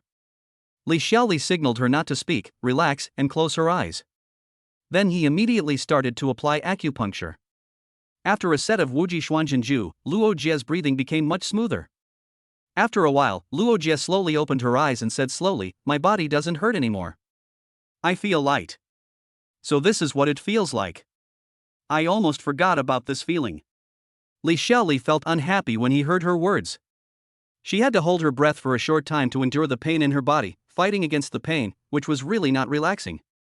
Mr. Sun said that you might be able to cure me. I thought he was just trying to comfort me out of pity for me. Now it seems that you are really capable. Li Xiaoli immediately picked up the painting and pointed at the woman in yellow under the willow tree in the painting. He asked, Ms. Luo, please tell me quickly, is the woman in the picture real? Why is her look so sharp? Luo Jie recalled, this woman really existed. The other characters were all made up by me. You really surprised me. If I remember correctly, she was wearing a yellow coat with a hood that day. I couldn't see her expression clearly under the willow tree, but it caught my attention, so I deliberately drew her in. As for the sharp eyes, is that how I drew her? Li Xiaoli held the painting and nodded. Although he could not use his observer ability on the woman in yellow in the painting, she intuitively felt that there was something wrong with this person and she was very dangerous. Luo Jie sat up and put her legs on the edge of the bed. He muttered, what kind of magic power did you perform on me? Why do I seem to be healed all of a sudden? Li Xiaoli was distracted thinking about something and didn't pay attention to her. When he heard her ask him, he realized that she had sat up. He said, your illness is not cured. What you feel now is only temporary. I will treat you, but I cannot guarantee whether it will be cured or not. Li Xiaoli thought, whether the treatment is effective or not, he has to ask the system. Luo Jie smiled and said, I just sent my mother and Dean Bai away. Actually, I want to ask you a question. Well, you ask. Can I leave this world without pain? Li Xiaoli took a breath and said in surprise, you want me to help you with euthanasia? I can't, and it's not legal. Luo Jie smiled and said, yes. I want euthanasia. I've had this idea for a long time. Wouldn't it be fine if I just died of my illness? Li Xiaoli thought, it seems that Luo Jie has thoughts of committing suicide, he has to ask the system immediately. He immediately signaled her to stop talking and keep quiet. Then I silently said to myself, system. The system is here. Do you want to treat this lupus patient? Yes. What are the exchange conditions given by the system? After testing Luo Jie, the system did not give any exchange conditions. The system gave the following solution, you can choose to transfer her disease to her father or mother. This is the only way, There is no other way. Why is it so? Can't we just get rid of the disease like Tian Peng did? Or, we can exchange it with other conditions. Like Bai Li, we can exchange 3 years of medical support for treatment? Tian Peng's adoptive father Tian Gawa sacrificed himself to protect others. His love and kindness are enough to exchange any conditions with the system. As for Luo Jie, the system cannot answer your question for the time being. Is there no other way? No, and it cannot be changed. Remember to do more good deeds. Li Xiaoli stood up. He didn't know how to discuss this treatment plan with Luo Jie. Transfer the disease to her father or mother? This is simply unimaginable. He picked up the painting and froze in place. Little handsome boy, I know that it is illegal for you to help me with euthanasia. I am just helpless because of the pain. Just pretend that I never mentioned this matter. Don't worry about it. Please help me call my mother in. Li Xiaoli nodded and was about to open the door when he suddenly thought of something. He asked her, "Where is your father?" "You ask what my father does, what's wrong?" Li Xiaoli thought for a moment and said, "Lupus erythematosus is caused by genetic inheritance. Your mother doesn't have the disease. I want to ask about your father's health condition." Luo Jie raised her hands above her head, stretched her waist, and said, "The treatment you gave me just now has relieved my pain. During such a rare and comfortable time, I really don't want to talk to you about him." Luo Jie seemed to have something else in mind. Li Xiaoli smiled and said, "The treatment I just gave you will give you at least 3 days of relief. When you have made up your mind, come talk to me. I'll give you my phone number." Luo Jie nodded gratefully and handed her cell phone to Li Xiaoli. Li Xiaoli took Luo Jie's cell phone and called himself, asking, "Can I take this painting?" Hearing Li Xiaoli's question, Luo Jie said affirmatively, "Of course, I was going to bring it to Mr. Sun, but Dean Baishan said that Mr. Sun is not in the hospital." "Mr. Sun, he's missing." "Ah."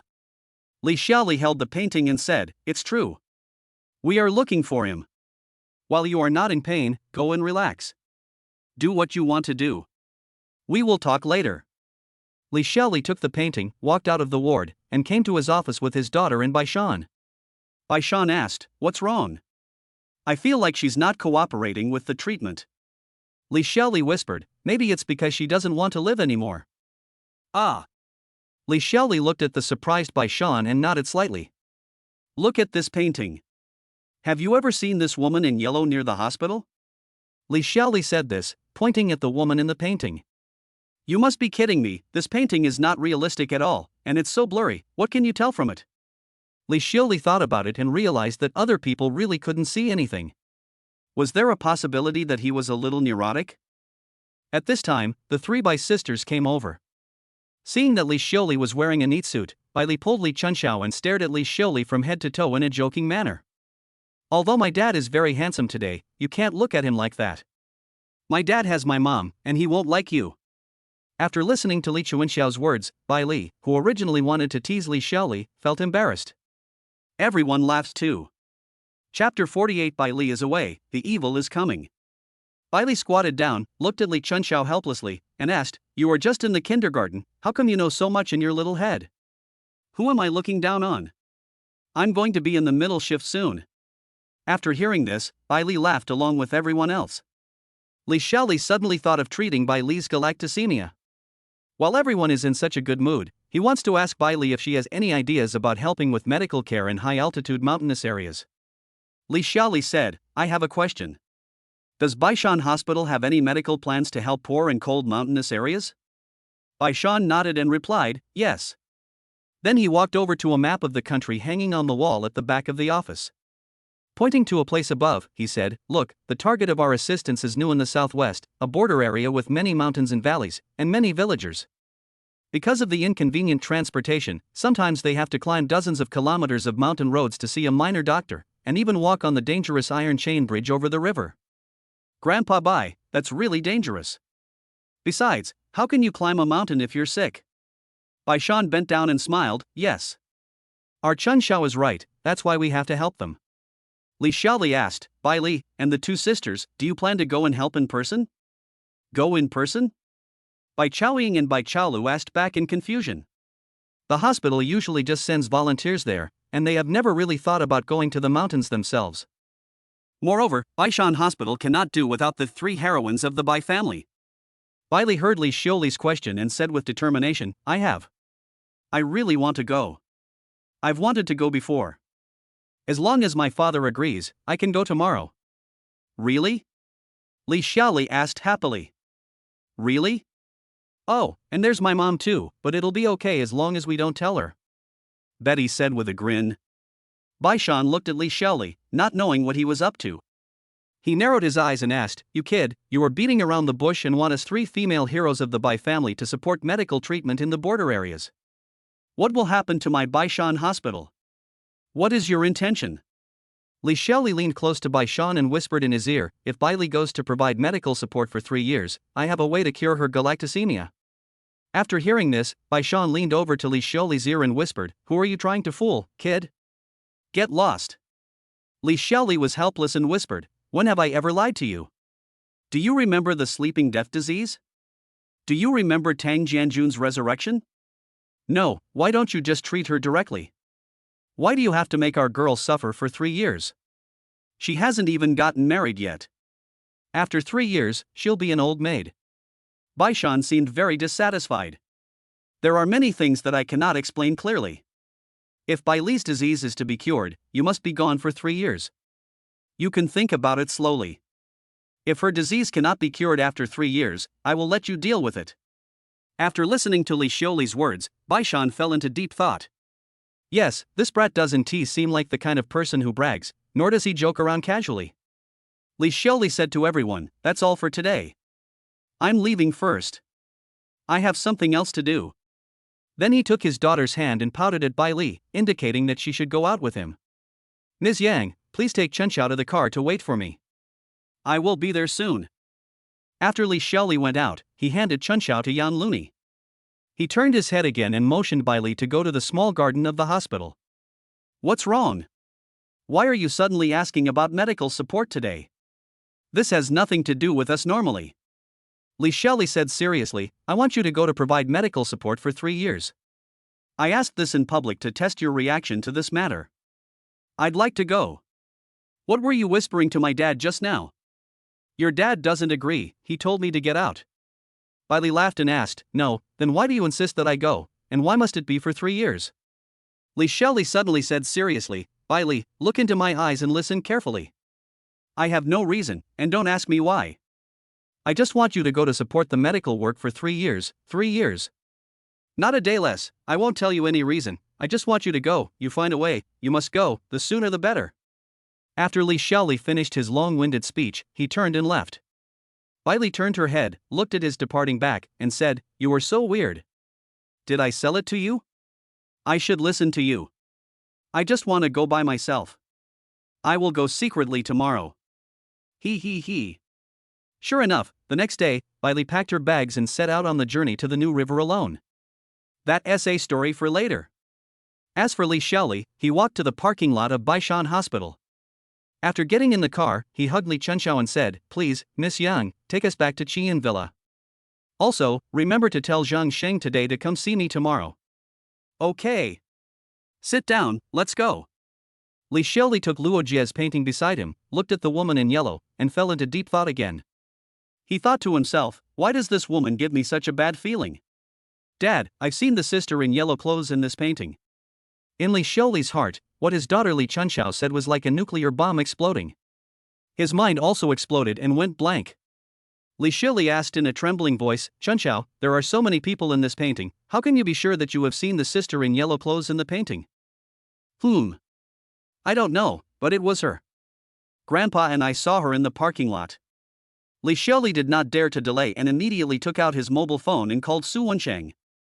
Uncle Su, I need to see you right away for something urgent. Where are you now? Oh. Xiaoli, I'm in Chongqing building now. Is there anything urgent? Li Xiaoli was not sure how to explain it, so he said anxiously, I can't explain it clearly at the moment. I need to see you right away. Okay, come to Chongqing building now, I'll wait for you downstairs. Yang Looney, who was driving, also heard Li Xiaoli's panic and asked, Mr. Li, we are going to Chongqing building now, right? Yes. Please drive safely, we are rushing over now. Okay, don't worry, I'm driving very steadily, just sit tight. After Yang Looney finished speaking, she turned around and quickly drove towards Changxing Building. In the lobby of Changxing Building, when Li Xiaoli arrived, Su Wensheng was already waiting. He didn't care about anything else and ran towards Su Wensheng with the painting. Li Xiaoli panted heavily, pointed at the woman in yellow in the painting, and asked, "Uncle Su, have you seen this woman?" Su Wensheng looked at the painting in surprise and shook his head. Li Xiaoli used his observer ability to examine Su Wensheng's body. The information in the mind shows, this person's body is poisoned by the soul-leaving poison, a kind of voodoo. The poisoned person's body is no different from that of an ordinary person, but if he gets angry or furious, he will suffer a sudden cerebral hemorrhage, and the consequences are disastrous. Chapter 49, Divine Golden Needle. Li Xiaoli muttered to himself, "System. The system is here, don't worry." The system has detected that this person has been poisoned by a vicious technique, but this person is calm and indifferent by nature, and will not get angry easily, so it is not easy for him to trigger the soul-leaving poison. That won't do. I have to treat him right away. The system has detected that you know the 9 transformations to return to the heart technique. Even though it is only a fragment, it is easy to remove this poison. Really? That's great, how can I help? You only need to use a needle to pierce this person's middle finger, use the 9 turns return to the heart technique on his heart meridian, and let the poison flow out from his Han-Juyan pericardium meridian. After Li Xiaoli understood what the system meant, he pulled Su Wensheng aside. He said softly, "Uncle Su, you were accidentally poisoned, but you have to stay calm, I can help you treat it." Su Wensheng smiled calmly and comforted her, "Xiaoli, don't panic, you see your forehead is full of sweat, I am very calm, you can help me deal with it slowly, there is no rush." Li Xiaoli wiped the sweat from his forehead and looked left and right. Indeed, he was more nervous than Su Wensheng. Just now in his mind, he even wanted to use the energy of Wuji Xuanzhenju to break through Su Wensheng's fingertips. Su Wensheng saw him looking around, patted his arm again, and asked softly, "Are you looking for something?" "Uncle Su, I need to prick your finger, but I don't have a needle with me." Su Wensheng laughed again and said, "You mean, you want to use acupuncture needles?" "I have a set of needles upstairs." "Just ordinary needles will do." "What? You said you have acupuncture needles?" Su Wensheng nodded and said, "Come with me upstairs to my office." "Don't panic. We'll go slowly." Then he waved at Li Chunxiao, motioning her to come over.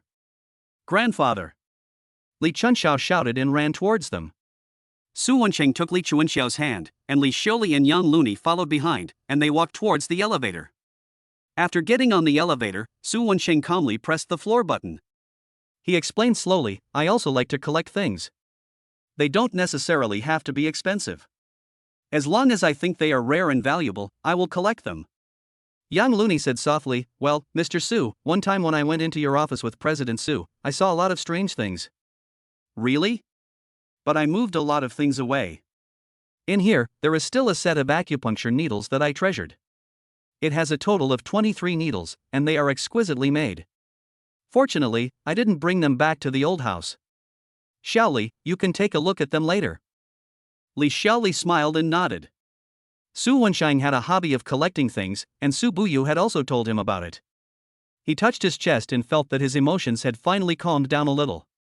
When they reached the floor and the elevator door opened, Li Xiaoli followed Su Wensheng into a spacious office. Yang Looney also walked in. After she closed the door, she stood at the door. Su Wensheng gestured to Li Xiaoli to sit on the sofa, and then he went to carry a box over. "Come on, open it and see for yourself." Su Wensheng placed the box on the large coffee table in front of Li Xiaoli and motioned for him to open it. Li Xiaoli opened the box and saw another crystal box inside. The needles shining with golden light are neatly arranged in the crystal box, which is extremely beautiful. Ding! System detection, you have encountered the legendary magic needle. What, magic needle? Yes. This is the Shenxiao golden needle, commonly known as Jinshui. There are 9 heavens in the sky, and Shenxiao is the highest. My God! Su Wensheng actually collects this kind of thing. Li Xiaoli took out a short needle. He didn't have time to appreciate this set of golden water. It was important to help Su Wensheng resolve the soul separation poison first. Li Xiaoli said, "Chunxiao, you just be good and watch Daddy treat Grandpa. Don't get close, understand?" "Okay, Dad.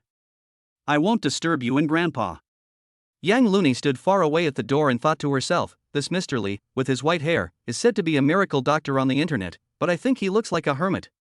Su Wensheng smiled and sat down according to Li Xiaoli's instructions. Li Xiaoli took out a golden needle, burned it with a lighter, and pierced Su Wensheng's middle finger. Then he placed his fingers on a clean crystal ashtray. He immediately used the 9 turns return to the heart technique on Su Wensheng's heart meridian. After a moment, a few drops of black dirty blood flowed from Su Wensheng's fingers and dripped into the crystal ashtray. Ding! Treatment completed. The system kindly reminds you, Golden Water Divine Needle, if you have it, it will be of great use to you in the future. Li Xiaoli thought, this is someone else's treasured item, I would be embarrassed to take it. He took the tissue, wiped Su Wensheng's fingers, and said, Uncle Su, you're fine now. Su Wensheng looked at the few drops of dirty blood in the crystal ashtray with an incredible expression on his face. He really couldn't remember when he was poisoned. Li Xiaoli breathed a sigh of relief, and only then did Yang Looney bring him tea. He picked up the cup, wiped the sweat off his face, and took a few sips. Xiaoli, I really can't understand why I was poisoned. When Su Wensheng asked, Li Xiaoli said, Uncle Su, do you remember that you and Chun Xiao met a woman in yellow clothes in the parking lot of Baishan Hospital? It seems so, but I don't seem to have any impression. At this time, Li Chunxiao said, Grandpa, when we were going home that night, the car of the sister in yellow clothes was parked next to our car. When she got out of the car, she bumped into you slightly, and she even said sorry to you. Really? Chunxiao, it seems to be true. After Su Wensheng finished speaking, he asked Li Xiaoli, are you saying that she poisoned me? Very likely. Su Wensheng was startled and asked, is Chunxiao okay? No. Chunxiao is fine, there is nothing wrong with her. That's good, that's good. As Su Wensheng spoke, he went over, picked up Li Chunxiao and held her in his arms. Boom boom boom. Someone knocked on the door, and Su Wensheng motioned to Yan Looney to open the door. The person who came in was Su Buyu. Xiaoli, baby, why are you here? Su Wensheng smiled, turned his head and signaled Yan Looney to step away. Li Xiaoli also said, Chunxiao, go play over there. Yeah, okay, Dad. Then Li Xiaoli took out the painting and explained the matter in detail. You mean, this woman in yellow is related to Sun Baiha's disappearance, and she also poisoned me. If I get angry, I will have a cerebral hemorrhage? Su Wensheng asked fearfully. Su Buyu also asked in disbelief, This is too terrible. Who is so cruel to kill my father? Before Li Xiaoli could speak, Su Wensheng said calmly, it seems to be Tang Zishan. That's right, it should be him. Li Xiaoli also agreed, and the person he thought of was Tang Zishan. Chapter 50, An Old Lady in Her 40s? Su Wensheng continued, according to the time when I was poisoned, it was after Tang Jianjun's death, when I cleaned up their Tang family stocks. Etc. Su Buyu raised her hand and shouted, she seemed to have thought of something. Li Xiaoli looked at her and nodded, as if everyone had thought of it. Yes, the death of Tang Jianjun. He died of a sudden cerebral hemorrhage. Soul-leaving poison? The three of them were all thinking at the same time, would Tang Zishan be so cruel? Killing his father? Li Xiaoli stood up, walked to the floor-to-ceiling window, and looked at the distant view of the city of Baiyun outside the window. It seems that the plan to return to the countryside in Nanling has to be put on hold for the time being. Su Wensheng put his hands behind his back and said slowly, Tang Zishan and I agreed in the detention center to stop here, but I still have a way to deal with him. However, I don't think I will have to do anything next time. Why? Uncle Su, does Tang Zishan have other enemies? Hearing Li Xiaoli's question, Su Wensheng explained, Xiaoli, you don't know that the Tang family mainly made their fortune in real estate, and the golden age of real estate has passed. However, according to the investment information I have, the Tang family has not reduced its investment in real estate. If this industry is not well managed, it will experience a very long winter in the future. The so-called general trend is gone. I don't believe that Tang Zishan alone has the ability to reverse the trend of the entire market. Is that so? Uncle Su, then you just wait and see what happens. I will go investigate that woman in yellow and stop her from harming people anymore. Su Buyu asked anxiously, Xiaoli, are you in danger? Don't worry, I will ask Captain Han Zixing to help me. Besides, I can treat illnesses, so that woman shouldn't be able to hurt me. Su Wensheng said softly, although it is dangerous, Xiaoli, you still have to investigate. As men, there are many dangers that we cannot avoid. What's more, this is related to the disappearance of Mr. Sun Baiha. Okay, I understand. Don't worry. At least, I should have no problem protecting myself. How about this? I'll give you Yang Lu and I. Maybe she can give you a hand. At least, she can drive for you. After hearing what Su Buyu said, Li Xiaoli asked in confusion, "Give it to me, what does that mean?" Su Wensheng smiled and said, "Xiao Yang is an expert in boxing and kicking. She is not as weak as she looks." Ah. Li Xiaoli was shocked. Su Wensheng added, "Also, take this set of golden needles. I'll give it to you." Ah. Li Xiaoli was surprised again. Su Buyu smiled and said, "Xiaoli, what are you doing? You're just talking nonsense." Li Xiaoli said embarrassedly, "This golden needle is a very powerful thing." Oh? Do you know its origin? Su Wensheng immediately asked curiously. "I only know that this set of golden needles is called the Divine Heaven Golden Needles, which are the legendary Divine Needles Golden Water. They are extremely precious and are not ordinary things." Su Wensheng picked up the golden needle, looked at it again and again, and said in amazement, "I have collected it for many years and shown it to countless experts, but no one knew its name. They only thought it was a rare and hard to see rare thing. It turns out that it is called Shunshao Golden Needle." "Well, Uncle Su, this is too valuable, I can't take it." Su Wensheng looked at his daughter and then at Li Xiaoli with a smile. He smiled and said, "My most precious thing is my daughter. Now even my daughter is yours. What's the point of talking about a set of twisted golden needles? Besides, the golden needles are of great use only in your hands. What's most important is that you can use them to save people." When Su Buyu heard what his father said, he lowered his head in embarrassment. Li Xiaoli also blushed. "Oh, I'm hungry." At this time, Li Chenxiao was holding a toy, pouting, and talking. Everyone laughed. Su Buyu looked at the time and said, "It's getting late, Dad. Let's go back to Qiyun Villa to have dinner together." "No, you guys take Chenxiao back, I have something else to do." "Xiaoli, remember to take the golden needle away with you." "Okay, Uncle Su, thank you." Li Xiaoli was very happy holding the golden needle. The system said that it would be of great use in the future, but he didn't know what it meant. After walking out with Su Buyu, Li Xiaoli said, "I have something very important to discuss with Han Zishan." "You should take your daughter back first. Are you in such a hurry?" "Well, Mr. Sun Bai He is still missing. I need to tell him about the woman in yellow as soon as possible." Su Buyu waved his hand, motioning Yang Looney to come over. "Let Nini go with you?" "Nini?" Su Buyu smiled and said, "It's okay, you can call me Xiao Yang like my dad." Li Xiaoli was puzzled. "No, I call her Miss Yang." "Is there any difference?" "Ha, you men don't understand." Li Xiaoli was still puzzled, but he didn't take it to heart. He took out his phone and called Han Zishan. "Xiaoli, is there something wrong?" "Captain Han, I have something important to report to you." "Is it convenient for you to see me now?" "I'll come to you." "Okay, Xiaoli, I'm at the Baiyun Golo Street office now. I'll wait for you here, okay?" "Yeah, okay, I'll be right there." After Li Xiaoli finished the call, he said goodbye to Su Buyu and his daughter, then left with Yang Looney. On the way, Li Xiaoli remembered that Su Wensheng said Yang Looney was a master of boxing and kicking.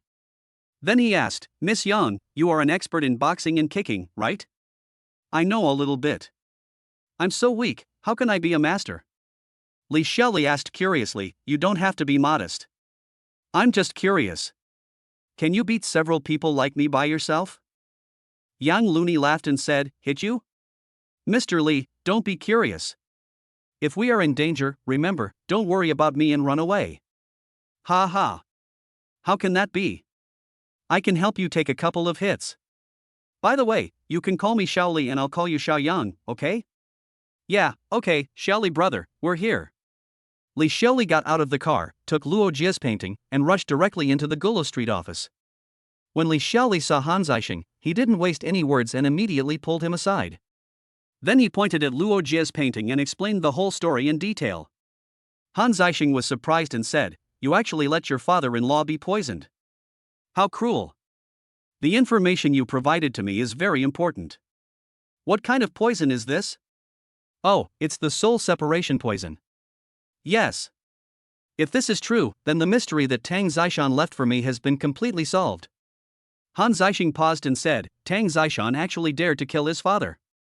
As he pulled Li Xiaoli out of the neighborhood office, he said, I need to find the woman in yellow as soon as possible. I won't greet you anymore. Please do as you please. I will go back and mobilize personnel to find the surveillance footage of Baishan Hospital during that period. Li Xiaoli nodded and said, well, we'll go back too. If Captain Han finds any clues, remember to inform me as soon as possible. Don't worry. Of course, I still need your fire eyes and golden pupils. Li Xiaoli took young Looney away. At this point, he had no choice but to wait patiently for Han Zishan to investigate and monitor the situation. When young Looney was driving him back to Chiyun Villa, he felt a little sleepy and fell asleep in the back seat. Young Looney drove to Chiyun Villa. After getting out of the car, she did not wake up Li Xiaoli, wanting him to sleep a little longer. Until Li Xiaoli's cell phone rang. Li Xiaoli woke up and saw that it was Han Zishan. He answered the phone. Han Zishan on the other end of the phone said, Xiaoli, we have checked the surveillance footage of the woman in yellow, but after comparing, we can't find any identity information that matches this young girl. I have sent you the picture, but you didn't reply, so I called you. Okay, Captain Han, I just fell asleep in the car, I'll take a look right now. Li Xiaoli hung up the phone and opened the photo sent by Han Zishan. He used his observer ability to watch. Later, he was shocked. Young girl? Li Chunxiao also said it was the sister in yellow clothes? But the information in my mind shows that the other party is clearly a 42-year-old old lady. Chapter 51, Enemy. Li Xiaoli put away his observer ability, got out of the car, leaned against the door, took out his cell phone and looked at the woman in yellow in the photo.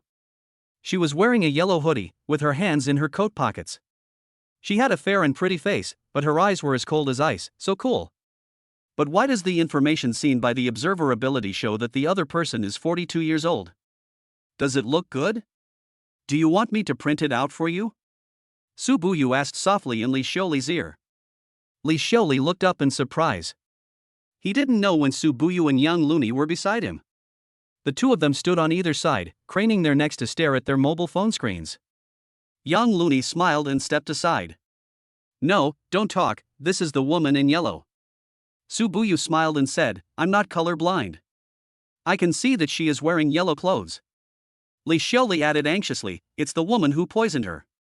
She's the killer. No way. You got the other person's photo so quickly? Su Buyu asked in surprise. I didn't get it. Officer Han Zishan found it. He just sent it to my phone. Come on, take a look at this woman. How old is she? Su Buyu said, let me guess, 26 years old? Li Xiaoli looked at young Looney again, and she nodded and said, no more than 28 years old. Li Xiaoli shook his head in denial and prepared to call Han Zishan. Su Buyu said, it's time to eat. Let's go out and see if you've woken up. Let's go in. Wait a minute. I'll make a phone call, it'll be quick. Li Xiaoli pressed the dial button and the call was connected. He said to the other side, Captain Han, you need to lock the age of the person being compared to between 38 and 43 years old. Han Zishan's questioning voice came from the other end of the phone, no way, Xiaoli, even though the photo is from a surveillance camera, it's obvious that this is a little girl. Before Li Xiaoli could explain, Han Zishan continued, okay. I understand. Let's do a recomparison right away. Li Xiaoli hung up the phone. Su Buyu was surprised and said, no way. Although the photo is not high definition, it is obviously not the effect of makeup. The age difference can't be that big, right? Li Xiaoli shook his head. He didn't understand either. I could only guess, maybe there really is a way to stay young in this world. Let's go eat, I feel like I've been hungry for a while. Well, let's go eat. The three of them walked into the villa restaurant, only to see Li Chunxiao holding silver chopsticks and singing, Little Red, Little Elephant, it's Little Red Elephant. Young Looney continued with a smile, Little Elephant, Xiaohong, it's Xiaohonghong. Go and add more food for everyone. Li Xiaoli laughed out loud. Su Buyu asked, why are you happy? Nothing, Chunxiao sings this song so beautifully. In fact, Li Xiaoli didn't understand. His daughter had sung it many times, but he could never hear a single effective line of lyrics. Maybe this is a nursery rhyme. After dinner, Su Buyu said to young Looney, Nini, your work will follow Li Xiaoli from now on. I will assign your other colleagues to my side. Yes. President Su. Actually, if I could drive, she wouldn't have to follow me, and I should be safe. After hearing what Li Xiaoli said, Su Buyu smiled and said, "Didn't we agree that you couldn't learn to drive? The situation forces me to let Nini follow you now, and I will be your driver in the future, okay?" Li Xiaoli nodded. With Yang Looney around, continuing the conversation would seem like feeding her dog food. Li Xiaoli suddenly thought of the tailor and asked Yang Looney, "The tailor, Mr. Zhang, has pneumoconiosis. I think he is quite well behaved and honest. Can you bring him to see me again tomorrow?" I will try to treat him." "Ah. Pneumoconiosis? Is it that, master?" Hearing Su Buyu's question, Yang Looney explained, "The one who came to measure Xiaoli's size today is Zhang Shang, the master of Defushan Tailor Shop." "Xiaoli, can you also treat pneumoconiosis?" Li Xiaoli was not sure, so he said, "I don't know, let me try." If you see someone who is sick, pretend not to see it, it seems like you can't do it yourself. Su Buyu smiled. She felt sweet in her heart when she heard Li Xiaoli's words. This man has many qualities, and somehow she likes them all and they are very compatible with her. In the evening, Li Xiaoli wanted to take a bath. He suddenly remembered that many of his clothes were still in the large flat in Shiha Garden. In fact, he originally wanted to move back to Shiha Garden, but he didn't want to be separated from Su Buyu and his daughter. He sneaked downstairs, wanting to go back to Shiha Garden alone. As soon as I got downstairs, I saw Yang Looney drinking coffee and reading a magazine there. At this moment, she was dressed casually and still looked like a secretary. Li Xiaoli could not imagine that she was actually a master. Yang Looney looked up and asked, "Brother Xiaoli, are we going out?" "Dad, I want to go too." Li Chunxiao ran out from somewhere. Li Xiaoli picked up his daughter and said, "Dad wants to go to the house in Shiha Garden to get some things and some clothes." "Dad, let's ask Mom to go too. She was busy just now, but she's not busy now." "Okay, then go ask Mom for her opinion. If she's free, we can go together, okay?" "Okay, wait for me." Li Xiaoli put his daughter Chunxiao down, and she ran upstairs to call her mother. After a moment, Su Buyu came down. She pointed to the shoe cabinet and said, "Chunxiao, go change your shoes by yourself, okay?" "Yeah, okay, Mom." Seeing Li Chunxiao running to put on his shoes, Su Buyu said to Yang Looney, "Nini, I asked your colleagues to form a special team. From now on, they will follow and protect you and Xiaoli in the dark 24 hours a day and follow your command. I received a message that they are already in place. You can contact them." "Understood." "President Su." Li Xiaoli asked, "What about you and Uncle Su?" Su Buyu smiled and said, "Don't worry, my father and I have it too. Starting tomorrow, someone will secretly protect us. Then I feel relieved. Let's go to Shiha Garden." At this time, Li Chunxiao had also changed her shoes and walked over holding the hands of her parents. She said, "Mom and Dad, let's go." They then walked out of the villa, got in the car, and drove towards Shiha Garden. Before the car arrived at Shiha Garden, Li Xiaoli received a picture message from Han Zishan. Li Xiaoli opened the picture, which showed the information of the woman in yellow, Wang Yinhuan, 42 years old, from Nanling Mountains, and from Muna village. Li Xiaoli handed the phone to Su Buyu. Chapter 52 Yang Looney takes action. Su Buyu took a look and said in surprise, "She is really 42 years old? This is a bit too exaggerated. Since she is an expert in using medicine, maybe she has some way to maintain her beauty." When Su Buyu heard what Li Xiaoli said, he sighed, "If she enters the cosmetics market, she might be able to lead the entire industry. I'm sending her photo to Nini now." "Nini, remember to let everyone pay attention to this person." "Okay, got it." Yang Looney replied. At this time, Li Xiaoli's phone rang. It was Han Zishan calling. "Captain Han, I saw the photo information. Xiaoli, I really can't believe it. She clearly looks like a little girl. However, I have encountered a very difficult problem. I have no evidence to arrest her." The same is true for Tang Zishan. We don't have definite evidence as to whether he used the soul separation poison on his father. Li Xiaoli thought about it carefully and realized that without substantial evidence, everything became just speculation. Han Zishan continued on the phone, "I can only stay in Baiyun City now. I have to find her as soon as possible and monitor her to prevent Tang Zishan from using her to harm others again." Li Xiaoli thought for a moment and said, "Captain Han, if you find out where she lives, please let me know. I want to find a chance to meet her." "No, according to what you said, the other party used poison, which is very dangerous." "What if something happens to you?" "No, I should be able to protect myself from drugs." Maybe we doctors can have a conversation with each other. Han Zishan hesitated and said, a conversation? No, you are a doctor and she is not. Let me think about it. Besides, she may not be in Baiyun now. Han Zishan finished speaking and hung up the phone. Li Xiaoli muttered to himself, Wang Inhuan. A 42-year-old old lady. It is said that the bungarus cobra is also called the white flower snake. Its neurotoxin is very strong. You must be extremely careful when in contact with it. Young Looney's words seemed to have a deeper meaning. Li Xiaoli nodded in agreement. He was thinking that he would have to have a good talk with Baishan later and ask him whether Wang Fengxian had a successor. Was it a coincidence that all the people in Nanling had the surname Wang and were from Muna village? The Nanling Mountains are very large, stretching over 500 kilometers from north to south. He himself had never heard of that place Muna. Soon, their car arrived at Shiha Garden. After getting off the car, Su Buyu asked, Xiaoli, if you want to come back and live here, Chun Xiao and I will come and accompany you. Thank you, Buyu. No thanks. Shiyun Villa is fine. Although it is spacious here, there is no yard for Chun Xiao to run around. It would be better for her to live in a house with a yard during her childhood. At this time, young Looney interrupted and said, a colleague notified us that there seems to be a host wandering around the door of room 1708. Do you need me to go up and deal with it first? Li Xiaoli was surprised and said, they came to Xingfu Hadong before because I was seeing a doctor under the big locust tree and a host had exposed me. How come someone came here too? Su Buyu said, I can tell the property security to take him away. Besides, the security guards are also to blame for letting strangers in. After she finished speaking, she was about to make a phone call, but Li Xiaoli shook his head and waved his hand, signaling her to wait. He asked young Looney, Xiao Yang, are you sure the other person is alone? Sure. Li Xiaoli smiled and said, well, let's go meet him together.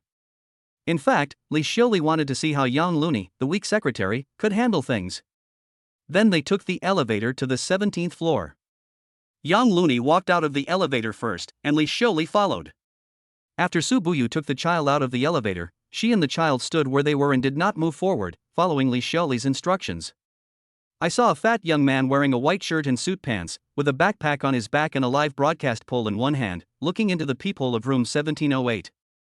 Before Yang Looney and Li Xiaoli got close, the man turned his head and saw them. He immediately rushed towards the two of them with a selfie stick in hand.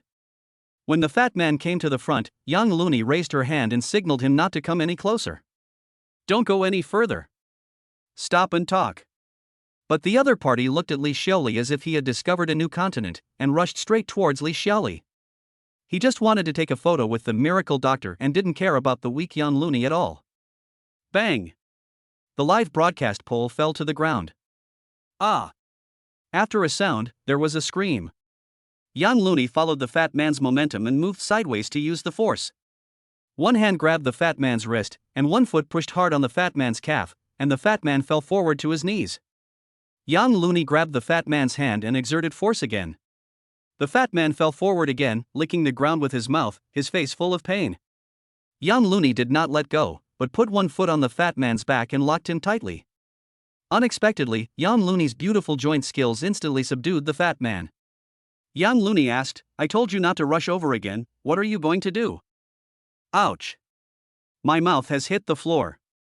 Let me go, I mean no harm. Miracle doctor, I really mean no harm. The fat guy asked Li Xiaoli for help. Li Xiaoli was still in a daze. He didn't expect young Looney to be so amazing. Considering this man's weight and height, it's not easy to knock him down. The fat man continued to shout, I really have no ill intentions, I am a live broadcaster, I just want to attract some traffic, godly doctor, I am not a bad person, please let me go.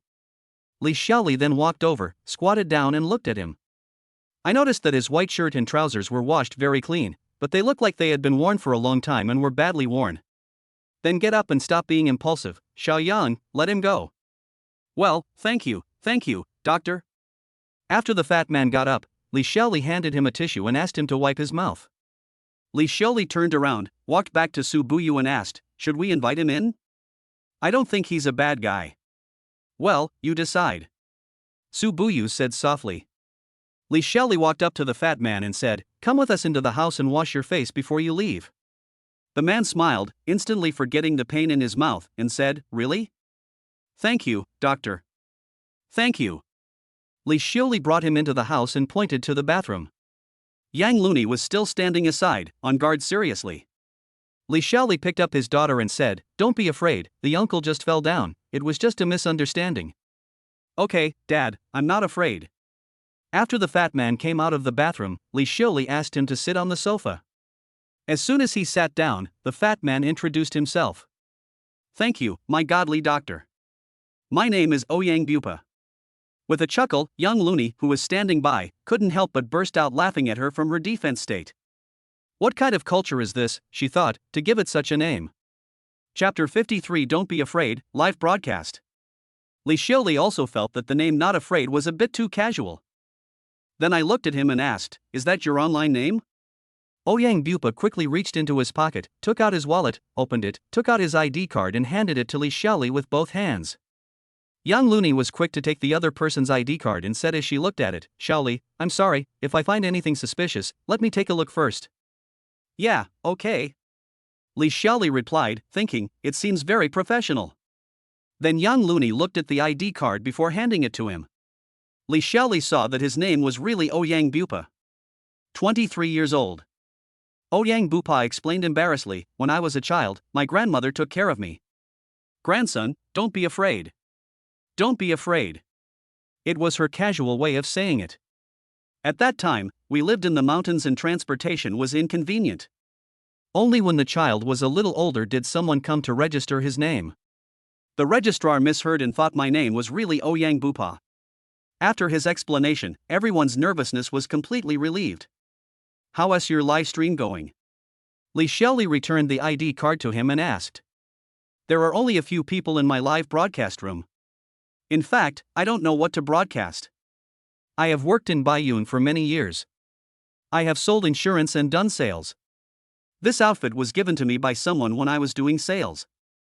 I have been wearing it until now because it fits me well." Ouyang was not afraid to say this, feeling a little embarrassed. At this time, young Looney brought tea and Li Xiuli motioned for him to drink it. He asked, "Why did you want to block me at the door? I haven't lived here for a long time." Ouyang Buden wanted to take a sip of tea, but the tea was a little hot. He put the cup down and said, "No wonder. I've been here for several days. I always pretend to be a delivery man. I just want to attract some traffic. The most important thing is that I'm also interested in medicine."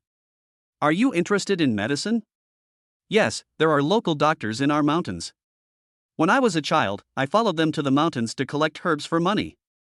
I know the most herbs." Li Xiuli nodded and asked, "Looking at your ID card, you are only 23 years old now. "Haven't you ever been to college?" "No, I went to middle school and graduated." "Then when I was old enough to work, I started working." Yang Looney asked suspiciously, "Why are you so fat? Do you get good food as a worker?" Ouyang said without fear of embarrassment, "I don't know either. I have been fat since I was a child. I eat well.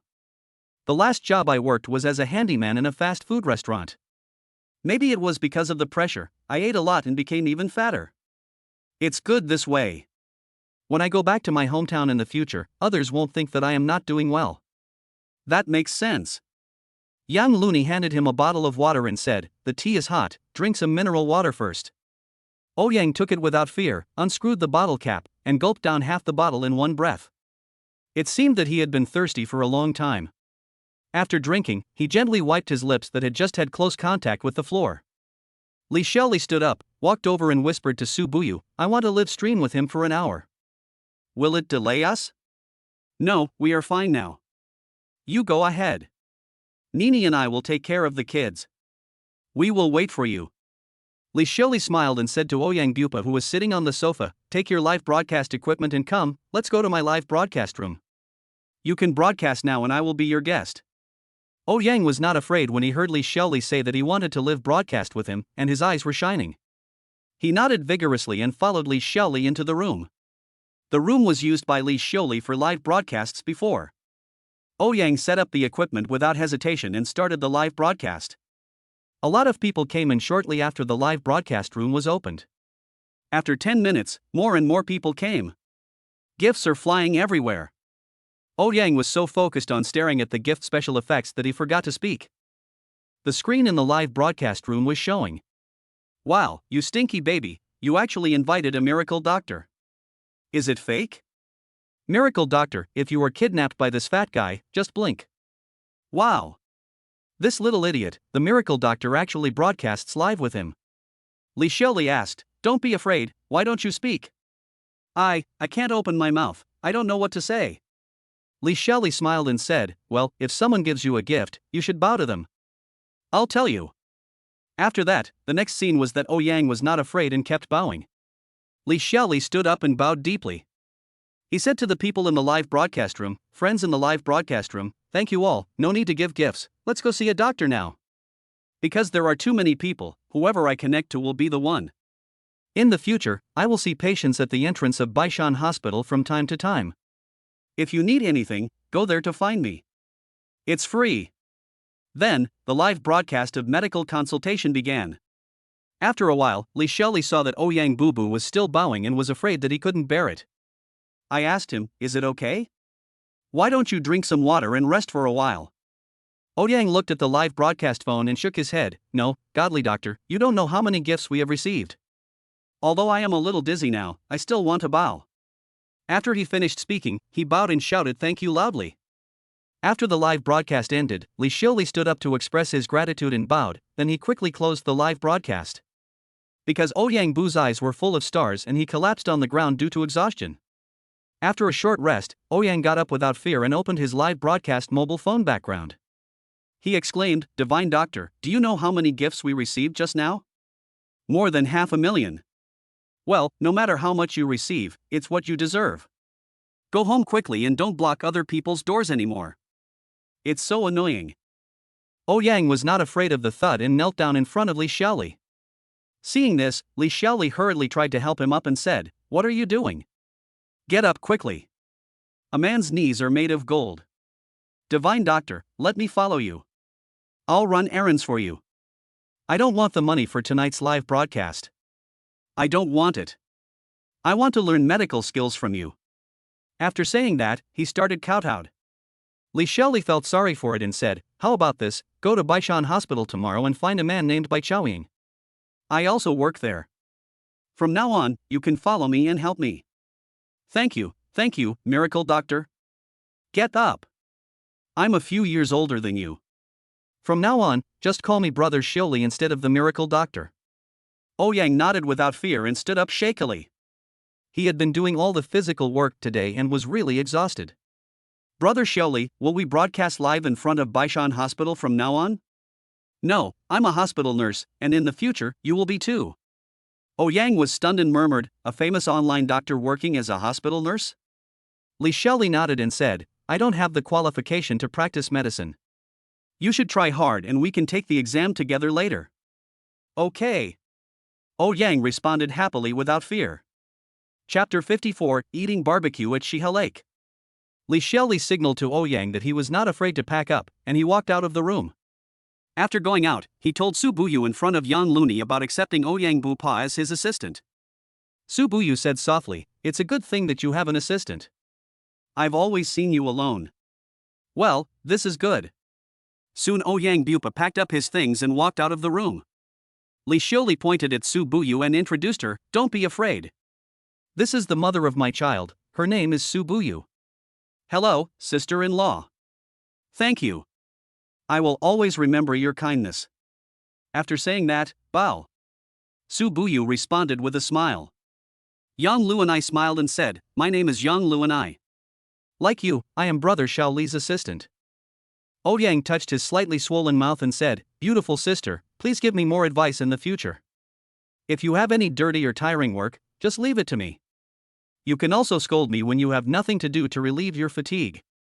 After saying that, he bowed again. Yang Looney asked with a smile, don't be afraid. Don't be afraid. It would be a bit weird if I called you by your name. Do you have a nickname? Yes, my nickname is Chubby. Yang Lu and I was helpless, okay? I'll just call you by your full name. I'm older than you, so you can call me Sister Nini. Okay, Sister Nini. Li Xiaoli and Su Buyu were laughing on the side. Li Chunxiao shouted, "Hello uncle, my name is Li Chunxiao." Hello little friend. Ouyang was not afraid to squat, his face was bursting with smiles. He tilted his head and greeted Li Chunxiao. Su Buyu suggested, "Should we go to Shihe Lake to eat skewers? It's been a while since we've eaten skewers." Upon hearing this, Li Xiaoli nodded with a smile. Ouyang was not afraid and said, Okay, I haven't eaten for a whole day." Everyone went out and went downstairs. When they arrived at the parking lot, young Looney suddenly asked, "Ouyang, don't be afraid. Can you drive?" "Yes. I drive just like I run, very steadily." "You can't run, okay? You drive." Ouyang Pan took the car keys and looked at them, then hesitated. He then walked over to the car and stood still. Li Xiaoli asked him, "What's wrong with you?" "Brother Xiaoli, I don't dare to drive. This car is too expensive." Ouyang was not afraid to lower his head and said sadly. Su Buyu said softly, "It's okay, the car is insured." "Your brother Xiaoli can't drive, so I'll leave it to you from now on." Ouyang raised his head, blew out a breath, and said after calming down, "Don't worry, sister-in-law, I drive very steadily and never drive fast." "Okay, let's go." Following Li Xiaoli's instructions, they came to the kebab restaurant where he and Su Buyu had eaten before. The night wind blows, and the neon lights are still flashing by the quiet Shihe Lake. The night when Li Xiaoli and Su Buyu fell in love by the Shihe Lake seems like it was just yesterday. At Baiyun University, Tang Xiaomei was waiting for her third brother Tang Zishan on the roadside. She was very surprised. The third brother said he wanted to meet her and take her out for a meal. Usually, the third brother played games at home and rarely went out at night. After a while, Tang Zishan drove his sports car to the side of the road. Tang Xiaomei ran over and asked after getting in the car, "Brother, what are you doing tonight?" "I've graduated and have a lot of things to deal with. I just want to get some fresh air. I want to find someone to talk to. You've been in college for so many years, and I haven't visited you in school. If I don't come again, there will be no chance. Come on, I'll take you to eat skewers." Tang Zishan was driving the car, and he looked a little depressed. Ever since his father passed away and his eldest brother Tang Zishan took over as head of the family has never been together again. In addition, he and his younger sister were still brooding over their father's sudden cerebral hemorrhage and their older brother, and the relationship between them could not be eased. Tang Xiaomei even felt that her elder brother must have said something he shouldn't have said or done something he shouldn't have done in the room with their father that night, which led to their father's illness. Tang Xiaomei said with concern, "Third brother, don't stay up late at night. You don't look very energetic. When my parents were around, they would always come to my study to supervise me. Now my mother has gone to the mountains to cultivate her character and practice Buddhism. No one is watching over me anymore." After hearing these words, Tang Xiaomei looked out the car window and silently shed tears. Tang Zishan noticed and consoled her, "What are you doing? Why are you crying? Third brother, how did our family become like this all of a sudden?" Tang Zishan also felt sad, so he said, "In fact, many things have already changed, but we just haven't noticed." "What has changed?" "Nothing. What are your plans after you graduate from college?" Tang Xiaomei turned her head to look at her third brother and reminded him, "Third brother, have you forgotten? We are going to work as nurses in Baishan Hospital for 3 years." At this moment, Tang Zishan spotted a luxury car parked on the side of the road. He slowed down and looked towards the night market stalls by Shihe Lake. He immediately saw the white-haired boy Li Xiaoli. Tang Zishan said, "Little sister, look over there." "Ah, it seems to be that miracle doctor." Tang Zishan was about to drive off when he said, "Let's go." Tang Xiaomei said, "Third brother, let's go down and say hello to the miracle doctor. I want to tell him that after I finish my graduation, we will go to work as nurses." "Ah. Is this really necessary?" "Well, third brother, let's go down." Tang Zishan had no choice but to slowly park his sports car to the side of the road. Then the two siblings got out of the car, and people nearby immediately looked at them. No wonder, Tang Zishan's sports car is so eye-catching. Yang Looney was eating skewers when she noticed the situation. She immediately stood up and said, "Boss Su, look, do you recognize the two people walking towards us?" Li Xiaoli was the first to answer, the third and fourth sons of the Tang family. After he finished speaking, Tang Zishan and Tang Xiaomei had already walked up to him. Tang Xiaomei bowed and nodded to Li Xiaoli, saying, "Godly doctor, although my father is gone, my brother and I will keep our promise." Soon, we will be able to report to Baishan Hospital. Li Xiaoli thought that he asked them to work as nurses in the hospital because he was angry at the moment, so he said, Buyu was injured and unconscious. I had to go to treat your father at that time. My request was also made in a moment of anger. You don't have to take it seriously. Tang Xiaomei shook her head and said, Divine Doctor, how can you go back on your word? We must keep our word. My brother and I saw you guys here, so we came to tell you. Sorry to bother you. At this time, the people who were eating skewers around seemed to have realized that the white-haired boy was the internet miracle doctor. I just heard someone say, I said that the white-haired guy looks like an internet miracle doctor. You still don't believe me? Look, it's him. Take a photo. Post it on your moments. Things are starting to get a little out of control. Chapter 55, Don't be afraid to report. Many people were walking by the Shiha Lake, also holding their cell phones, and were slowly approaching Li Xiaoli's table, wanting to join in the fun. Young Looney immediately said into the headset, If there is any situation, please pay attention to pick us up and drive the car over. We will get in the car as soon as we get to the side of the road. She then said to Ouyang Bupa, who was standing there in a daze, Pack your things quickly, block the way with your body, and walk out slowly, retreat. Oh. Got it. Ouyang was not afraid and immediately put away his things.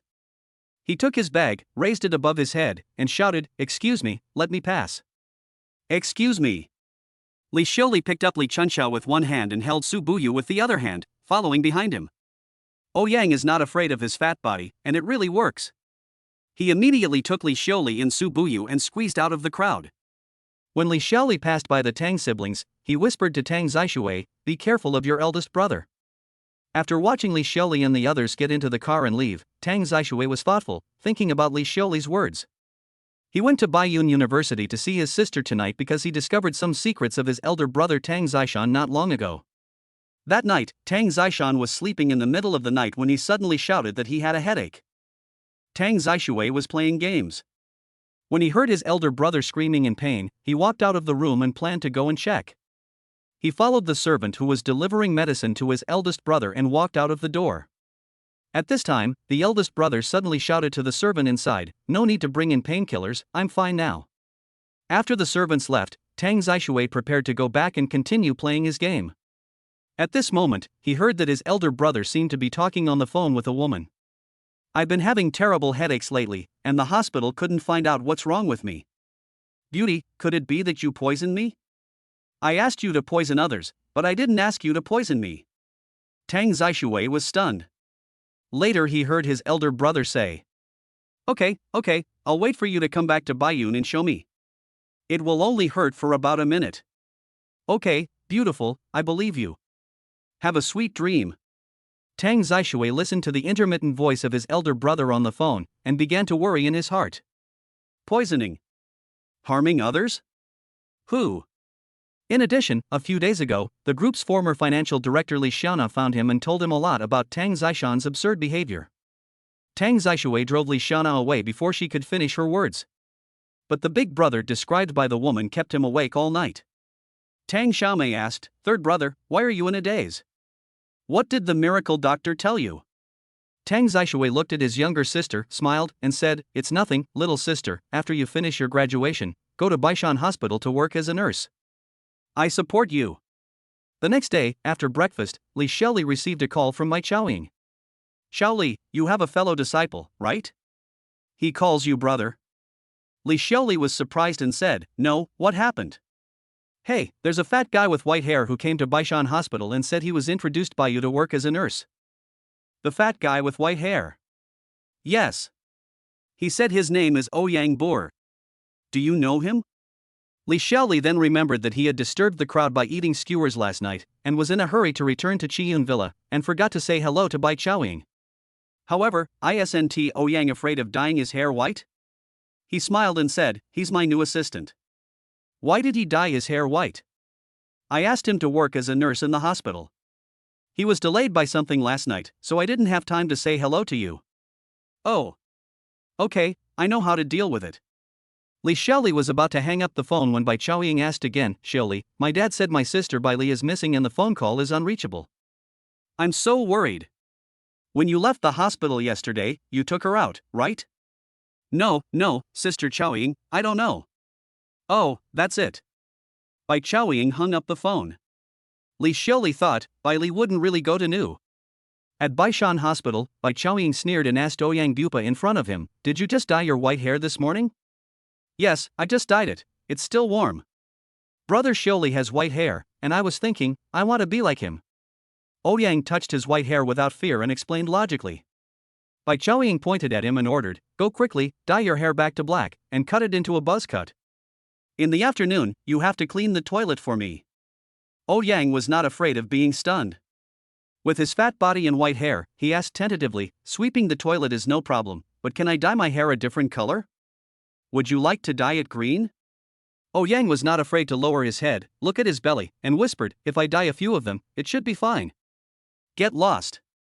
If you keep talking nonsense, I'll make you shave your head. This is a proper hospital.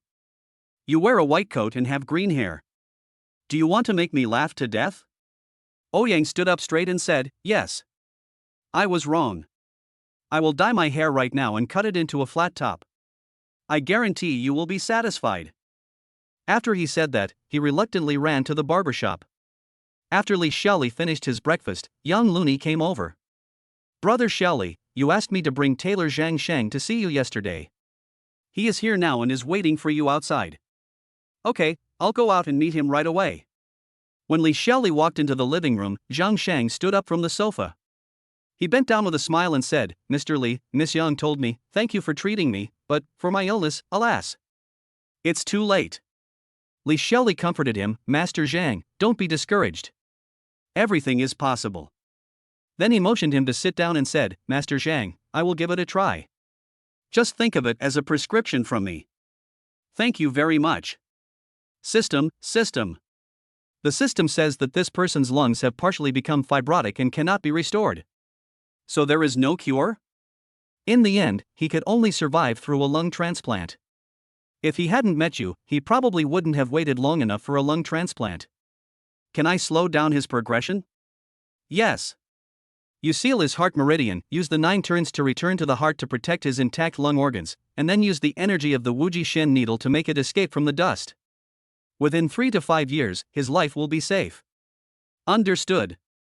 Li Xiaoli asked Yang Looney to get a basin and brought Zhang Sheng to the yard. He signaled to Yang Looney not to let anyone disturb them and began the treatment. After a cup of tea, Zhang Sheng coughed and vomited a lot of dirt into the basin. I immediately felt much better. Li Xiaoli said, "Master Zhang, go back to the hospital that originally treated you, get another checkup, and then wait for a lung transplant." Zhang Sheng stroked his chest, took a few deep breaths, and said in surprise, "No. Why do I feel like I'm alright?" "No, go to the hospital. Write down my phone number and call me if anything happens. I won't keep you here. This matter cannot be delayed." Zhang Sheng bowed, said a lot of words of thanks, and then left. At noon, just after Li Xiaoli and his daughter had lunch, he received a call from Zhang Sheng's daughter. The other party said, "Mr. Li, I am Zhang Sheng's daughter. I know you are the miracle doctor on the internet. Thank you. Thank you so much. I want to see you, I want to see you, I want to see you." Li Xiaoli wondered, what a chatterbox. This guy. Chapter 56 Luo Jie's Pain. On the other end of the phone, Zhang Sheng's daughter continued to shout, "My name is Zhang Wenyuan, can I come to see you?" Then came the sound of snatching the phone. Then Mr. Zhang spoke up, "I'm sorry, Mr. Li, my daughter is ignorant. She is with me in the hospital now. My lung condition has improved so much that the doctors in the hospital have been shocked. They said they don't need to pay for my medical expenses anymore. As long as I continue to receive treatment at their hospital and promote their products, thank you so much. Master Zhang, don't be polite, just take good care of yourself." Li Xiaoli hung up the phone and his daughter Li Chunxiao came over. I whispered in his ear, "Dad, I think I need a Coke to calm myself down." Li Xiaoli smiled and said, "Go get it yourself. Isn't there any Coke in the refrigerator?" The daughter nudged Li Xiaoli with her head and whispered, "No, Mom doesn't allow me to drink." Well, Mom is right. Drinking too much Coke is bad for your health. Come on, open your mouth and let Dad take a look at your teeth. My daughter obediently opened her little mouth. Well, your teeth are fine, no problem. Li Chunxiao blinked and said happily, "Then, shall we go?" "Where are you going?" Dad, there's nothing wrong with my teeth, let's go buy some Coke. Li Xiaoli is in a dilemma. The daughter then said, Dad, how about we go for a walk in Baiyun Square? Chunxiao, you're a father, but you don't know that there are the most Coke fried chicken shops there. Are you going there just for the Coke? Dad, you see the truth but don't tell it, and you are still good friends. Li Xiaoli thought, oh my god. Kids nowadays are so smart. When I was 5 years old, I was so stupid that I didn't even know to wipe out the snot when it ran into my mouth. Okay, let's go for a walk. Go change your shoes. After hearing this, Li Chunxiao jumped to change his shoes. A moment later, Li Xiaoli took his daughter and walked out of the yard. Yang Looney came up and asked, Brother Xiaoli, are we going out? Where are we going? Well, I want to take a walk in Baiyun Square. Okay, wait a minute. After Yang Looney finished speaking, she quickly ran into the villa and came back with a mask and a hat. She said, Brother Xiaoli, I underestimated your influence before. Come, put on a hat and a mask to reduce the risk of being recognized. Li Xiaoli took the things and said, thank you. Baiyun Square, in the center of the city of Baiyun, is a huge central park. Li Xiaoli used to be busy with work and life, and was just passing by, and did not have the leisure to come here for a walk. Today, walking here holding his daughter's hand, he feels very emotional. Ever since the goddess found him with her daughter, everything seemed to become better and more meaningful. Passing by the Coke fried chicken shop, Li Xiaoli bought a small cup of Coke for his daughter. His daughter held his hand and walked happily in the square. Yang Looney was a few meters away from the father and daughter, observing them all the time. The incident at the barbecue stall last night still makes her feel scared. As a bodyguard, it would be her dereliction of duty if she let Li Xiaoli get into a predicament where he was surrounded. Baiyun Square is shaded by green trees, and people are strolling in groups of 3 or 4 on the wide sidewalks. Under a big tree, Li Xiaoli saw a familiar figure. Luo Jie was seen wearing a beige windbreaker, with her hair tied up behind her head, sitting on a small stool. There was an easel in front of her, and she was painting a portrait on the drawing board. Li Xiaoli took his daughter's hand and walked over. He stood behind Luo Jie, watching her paint from a distance. Luo Jie looked very thin, and there was almost no flesh on her hands as she held the paintbrush. Crash, crash. Li Chunxiao had finished her Coke and was trying hard to suck out the last few drops of Coke in the cup with a straw. Luo Jie heard the sound, turned around and saw Li Xiaoli. She looked at Li Xiaoli and Li Chunxiao with a bright smile. Although Li Xiaoli was wearing a hat and a mask, Luo Jie still recognized him quickly based on his figure and his exposed white hair. Luo Jie waved to Li Chunxiao handed the finished Coke to Li Xiaoli and walked over. Wow! Auntie, the uncle in front of your painting looks so real. Luo Jie smiled and said to the man sitting in front of her, it's finished. Please take a look and see if you are satisfied.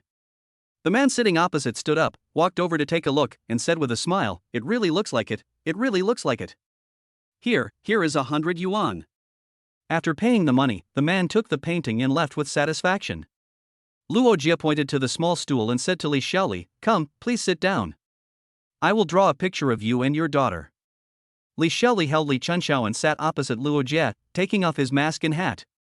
As Luo Jie was painting, she said, your daughter is so lucky to have a father like you. Li Xiaoli didn't say anything. In the hospital, he felt that Luo Jie seemed to be very disgusted with her own father. After a while, the daughter fell asleep in Li Xiaoli's arms. Luo Jie said softly, Mr. Li, I don't care much about gossip and news.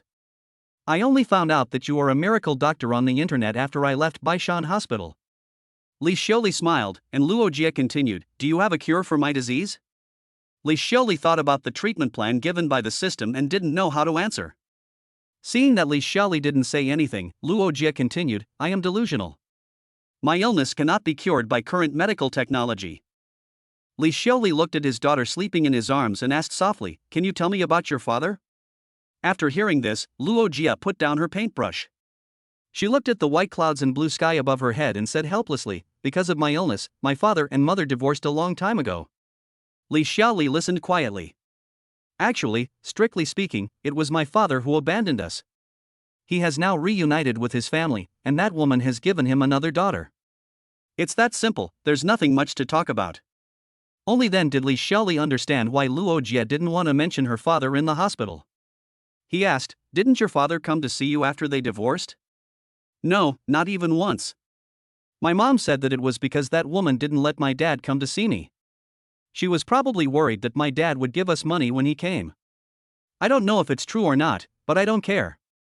After Luo Jie finished speaking, she picked up the paintbrush and started painting again. Li Xiuli looked around and asked, "Where's your mother?" "She's going to do some odd jobs. She'll come here to pick me up later." Li Xiuli thought for a moment and asked, "Do you know your father's address? Because your disease is hereditary, I want to meet him." "Is this really necessary?" Li Xiuli nodded seriously. "My mom might have it, I don't know, I'll ask her later." "It's done, come and take a look." Li Xiuli was about to stand up with his daughter in his arms when young Looney walked over quickly and gently took Li Chunxiao. Li Xiuli looked at the paintings that Luo Jie drew for himself and his daughter. "I couldn't help but admire her. Her painting was very beautiful.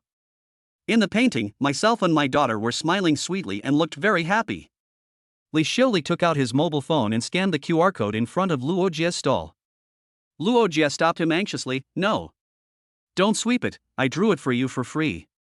Li Xiuli said softly, "You don't have to care too much about material possessions. It's just that you need it more than I do right now."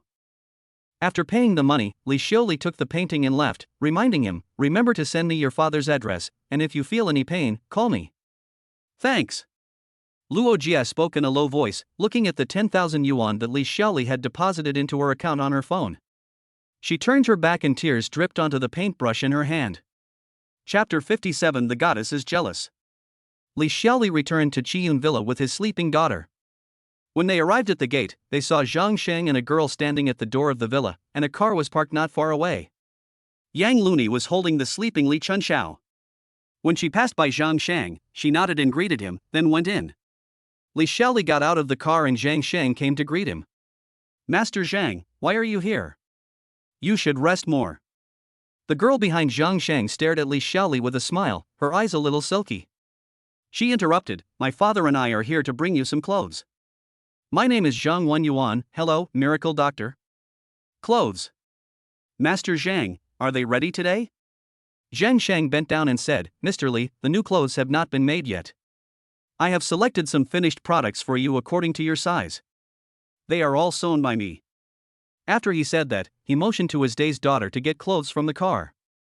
Seeing that his daughter didn't respond, he reached out and tugged at the edge of her clothes, whispering, "Hurry up and get some clothes for the doctor." "Oh, yes, okay." Zhang Yuan came to her senses and immediately ran to the car to get her clothes. Li Xiuli said, "Master Zhang, let's go inside and talk." "Yeah, okay. Master Zhang, all your clothes are hand-sewn. Is it easy to do business this way?" "It's not good, but we can still make a living by relying on old customers, especially your father-in-law, who takes special care of us. He likes my craftsmanship very much and says that it is more comfortable to wear than buying directly." Li Xiuli nodded, and he and Zhang Sheng walked into the yard of the villa but did not enter the house. At this time, Zhang Yuan came back carrying several large bags. He gasped and said, "It's so heavy, so heavy." Li Xiuli and Zhang Sheng hurriedly reached out to take it. "Master Zhang, why are there so many?" Zhang Sheng smiled and said, "They are just 5 suits that fit your body size."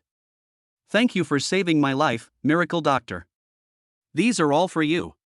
If my daughter hadn't shown me the video and told me that you were a miracle doctor, I really wouldn't have known." No. I have to pay you for all these clothes." Zhang Sheng pushed the order away and said, "Not just today's 5 sets. From now on, I won't charge you for Mr. Li's clothes.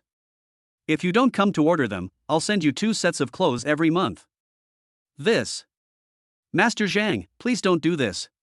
You can't do this." Li Xiuli was embarrassed and tried his best to refuse. Zhang Yuan took out her phone and asked, Divine Doctor, I am studying fashion design now. I will design some clothes for you later." Zhang Sheng shook his head and sighed, "Mr. Li, don't listen to her. My daughter is young and uneducated. She is indeed studying fashion design now, but the clothes she designed, I feel an inexplicable sense of shame just by looking at the design draft." "Dad, that's because you don't know how to appreciate it, miracle doctor, can I take a photo with you?" Li Xiuli smiled and nodded. Zhang Yuan immediately approached Li Xiuli, raised her cell phone in one hand and put her arm around Li Xiuli's arm. "I just started taking pictures." While taking the photo, she said, I'll post it on my moments later, and see how envious I am of them. Zhang Shang, who was watching from the side, felt neither angry nor ashamed. He regretted very much bringing his daughter to deliver the clothes. At this moment, Su Buyu came back. She stood at the door, holding her bag, and looked at them with a smile on her face. After Zhang Wenyuan finished taking the photo, Li Xiuli noticed Su Buyu standing at the door. He thought, Zhang Wenyuan was so close to me just now, I don't know if Buyu saw it or not. I feel so embarrassed. Li Xiuli looked at Su Buyu and said with a smile, Buyu, you are back. Master Zhang came to bring me some clothes. This is his daughter. Su Buyu walked straight over and grabbed Li Xiuli's arm tightly. He smiled and said, Hello, Master Zhang, hello, little beauty. Wow, you're a genius doctor. You're a top-notch beauty. Zhang Shang was puzzled by his daughter's words. He said, What do you mean by top-notch? Don't talk nonsense. This is Mr. Su. Zhang Wenyuan bent down and nodded, smiling, and said, Hello, President Su, you are so beautiful, even prettier than those models and stars. My name is Zhang Wenyuan. Su Buyu tightly grasped Li Xiaoli's arm and said with a smile, Little beauty, you are very beautiful too. Really? Thank you, he. Zhang Shang thought that he should take his daughter away quickly. She was a weirdo and might say something nonsense soon. He pulled his daughter over and said, Boss Su, I am deeply grateful to Dr. Li for treating me. The new clothes are not ready yet, so I sent a few sets of finished products. I won't bother you anymore. My daughter and I will take our leave now. Zhang Wenyuan immediately said, Hey, Dad, why don't we go in and sit down and chat for a while? Zhang Shang did not allow his daughter to continue talking and pulled her away. As Zhang Wenyuan was being pulled away by her father, she turned back and shouted, Godly doctor, I will design clothes for you. I am your fan, a true fan, a true fan. Su Buyu smiled and watched the father and daughter walk out of the yard. Turning back, he looked at Li Xiaoli and said, Xiaoli, wow, this little beauty, I'm such a fan. Little girls are quite noisy. Li Xiaoli sensed Su Buyu's sourness. Just now, Zhang Wenyuan took his arm to take a photo, and he probably saw it. Where's your daughter? My daughter fell asleep. I took her to Baiyun Square today. We just came back. Xiao Yang held her in his arms and went in to sleep. Su Buyu let go of Li Xiaoli's arm and said, Then I'll go in. What a fan! Li Xiaoli lowered his head in embarrassment, picked up the large bags of clothes sent by Zhang Shang and his daughter, and followed Su Buyu in. After Li Xiaoli went in, he put down his clothes and changed his shoes. When his cell phone rang, he opened it and saw that it was a message from Luo Jia. The text message contained her father's name and address Luo Zhongwei, number 240, Jaha Building Materials City, Zhongwei Building Materials. It turns out that her father is in the building materials business. So his life should not be too bad. Li Xiaoli was just thinking about it when he saw Su Buyu changing his shoes, crossing his arms and looking at him expressionlessly. Even though the goddess had a blank expression on her face, Li Xiaoli still found her charming. Li Xiaoli said softly, I will pay attention next time. Su Buyu asked softly, What should I pay attention to? You have to pay attention to everything. No, I'm going to kneel down in the yard now, and then hold up a stick? Su Buyu burst out laughing. Said, I'm not your father. Li Xiaoli smiled apologetically. Come on, go upstairs, and I'll help you dye your hair black. Yeah, okay. In the spacious bathroom, Li Xiaoli sat on a small stool. While applying hair dye to Li Xiaoli's hair, Su Buyu asked, I have almost finished arranging my work. When are we going back to your hometown in Nanling? Li Xiaoli thought for a moment and said, I still have a patient to deal with. At least after tomorrow, I won't know when I can go back. Okay. I'll listen to you. Li Xiaoli looked at the white hair in the mirror and said, Do you know? Today Ouyang was not afraid to report to Baishan Hospital. He dyed all his black hair white. Su Buyu laughed and said, Not being afraid of this guy is really funny. Chapter 58 Luo Jie's Father. The next morning, Yang Looney drove Li Xiaoli to Jaha Building Materials City. When he arrived at the Building Materials City, Li Xiaoli easily found Luo Zhongwei's shop Zhongwei Building Materials by following the house number. The entrance of the shop is piled high with density boards. A girl was doing her homework at a small table inside. The space in the store was not spacious. Li Xiaoli walked in, looked left and right, but did not see any adults around. Just when he was about to ask the girl who was doing her homework, he heard the girl yell, Mom. Someone is buying something. As the girl shouted, a fat woman with a face full of flesh came out from the small door behind the shop.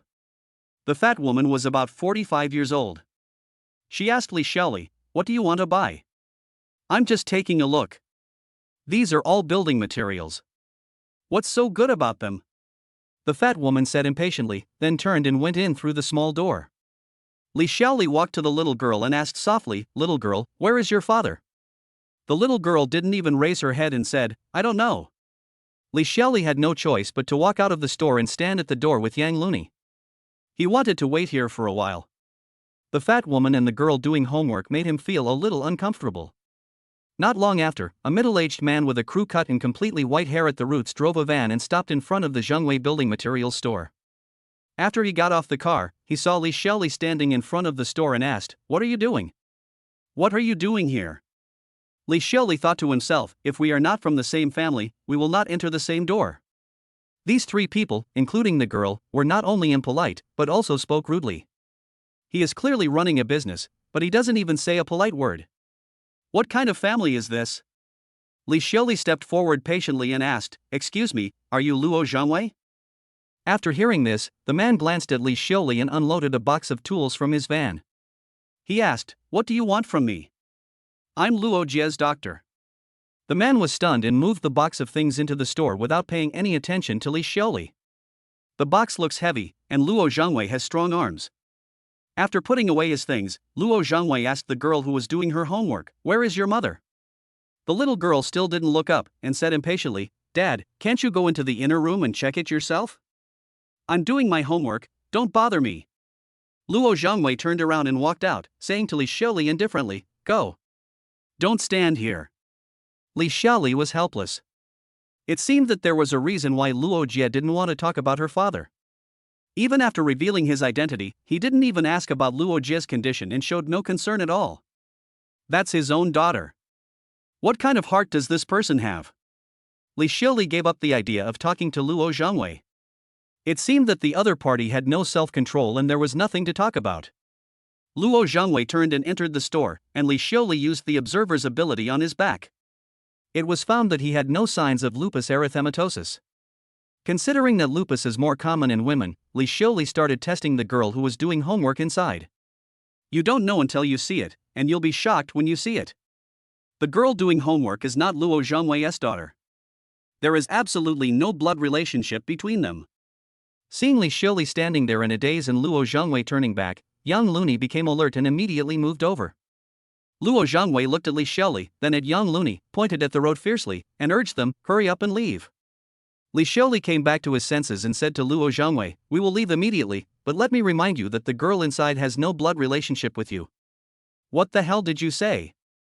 Luo Zhangwei bit his cheek and said angrily. He was about to rush forward and collide with Li Xiaoli. Yang Looney immediately took out her electric baton, pointed it at Luo Zhangwei and warned him, "Don't go forward, this is an electric baton." After that, he pressed the electric baton several times. At this time, the fat woman in the back room shouted to Luo Zhangwei in the store, "Why are you still lingering outside after you come back?" Li Xiaoli looked at the fat woman and used his observer ability on her as well. The information in her mind showed that she was in good health. Li Xiaoli looked at the fat woman's blood type again, type O. When he used his observer ability on Luo Zhangwei, he knew that he was 58 years old and had type O blood. Li Xiaoli said to Luo Zhangwei, "You have type O blood, and the fat woman who just walked out also has type O blood. However, the girl doing homework has type A blood. It is possible for two parents with type O blood to give birth to offspring with other blood types, but the probability is very low. You look so uneducated, so just understand as much as you can." After Li Xiaoli finished speaking, he stared at Luo Zhangwei and signaled young Looney to leave. Although Luo Zhangwei still wanted to step forward and question Li Xiaoli, he didn't dare to step forward easily when he saw the electric baton in young Looney's hand. After he watched the two people leave, he thought about what Li Xiaoli said. Then he walked straight back to the store, looked at the girl doing homework, and fell into deep thought. The fat woman with a face full of flesh was still shouting, "What are you doing? Go in and prepare the chicken. Nyo wants to eat chicken for lunch. The water is already boiled." Luo Zhangwei ignored her and whispered to the girl, "Nyo, I remember the last time you had a physical examination at school. What blood type did you say you were?" The girl glared at him and said, I don't remember, I think it's type A. Luo Zhangwei turned around and pulled the fat woman into the inner room. After entering, the fat woman said, "Ah. What are you doing? Don't pull me." Luo Zhangwei let go of his hand and asked, "I remember you have type O blood, right?" The fat woman's eyes flickered as she asked, "Are you full? Why are you asking this?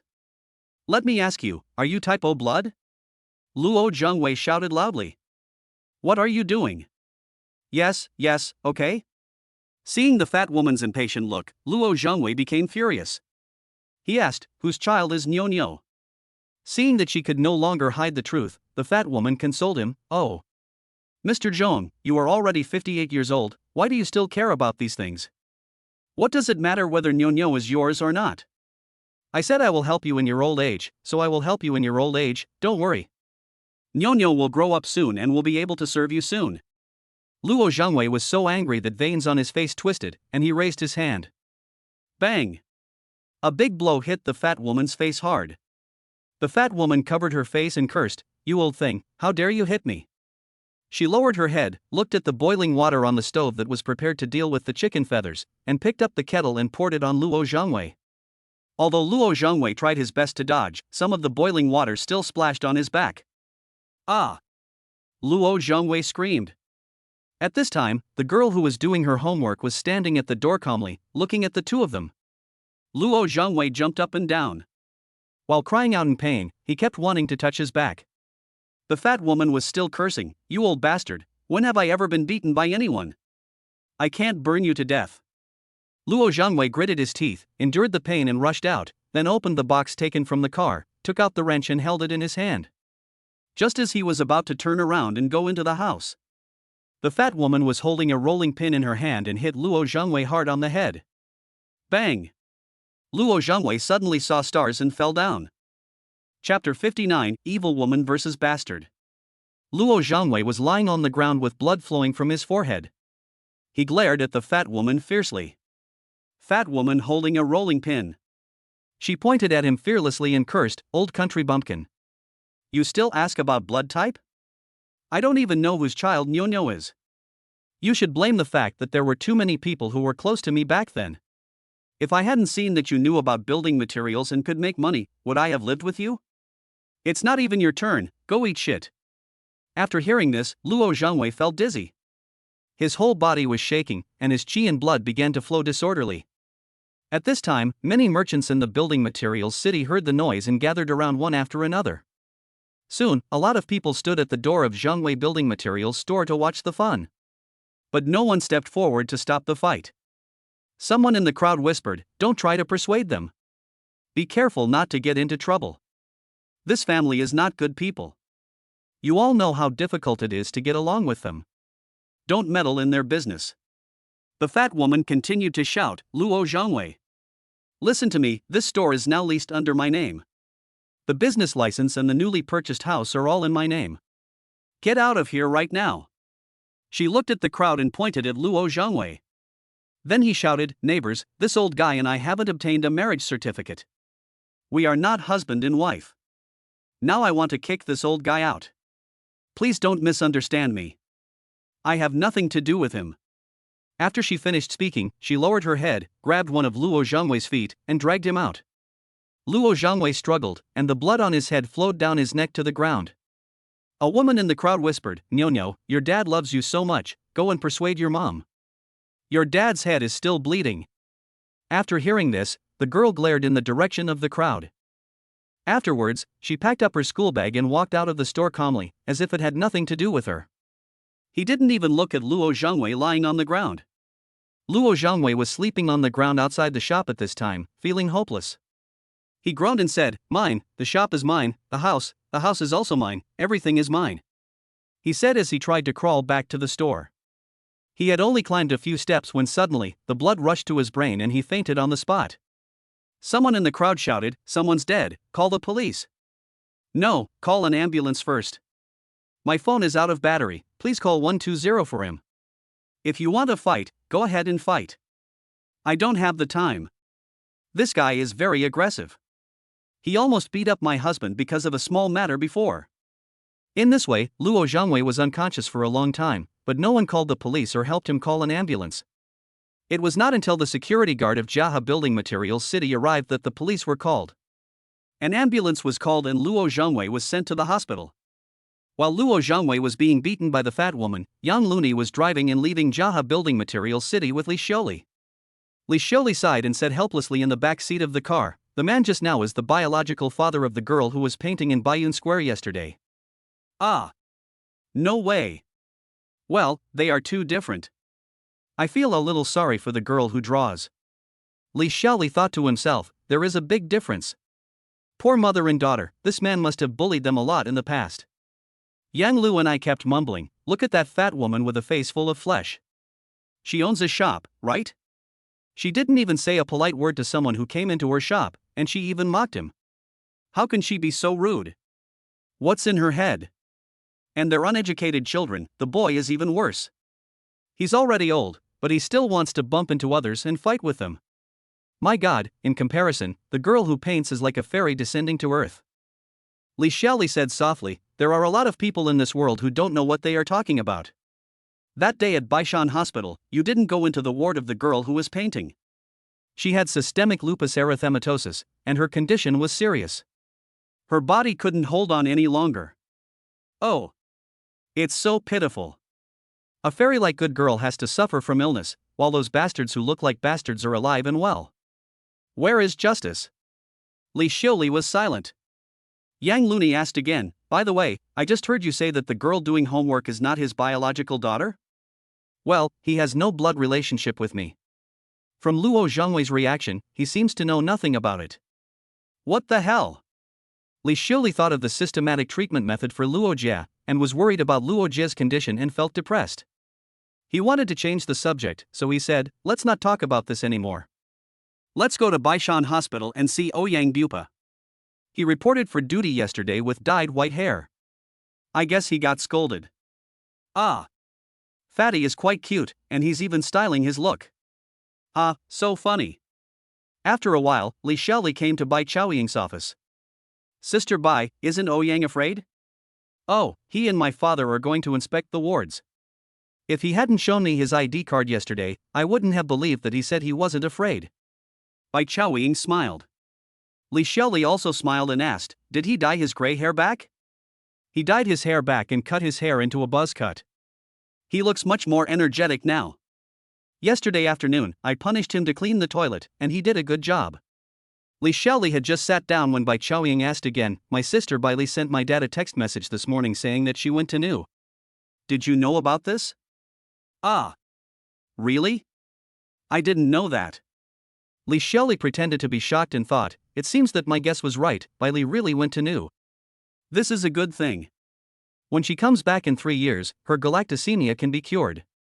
Li Xiuli asked, I'll go see Uncle Bai. Which ward are they patrolling in?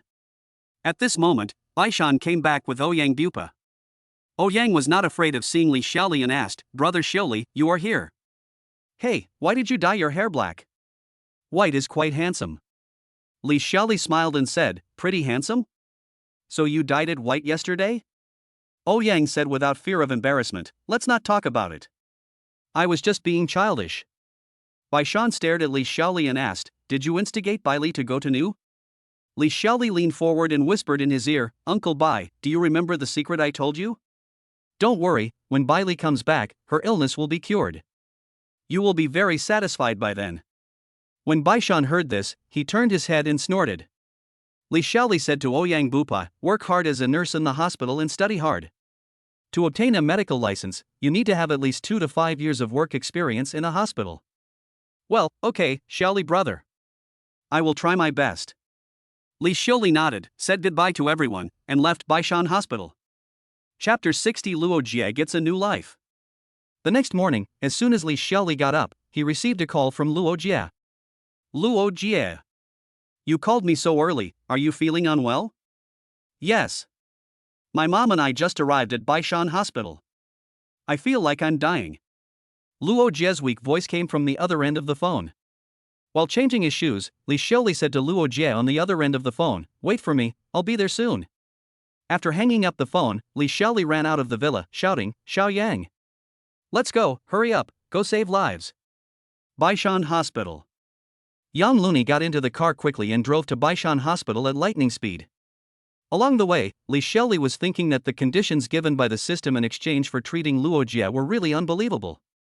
Who would have the heart to transfer their illness to their parents? Of course, this does not apply to fathers like Luo Zhongwei. In the ward of Baishan Hospital, Luo Jie was lying on the hospital bed, in unbearable pain. After a while, Li Xiaoli ran in. Without saying a word, he closed the door, sat down and started treating Luo Jie.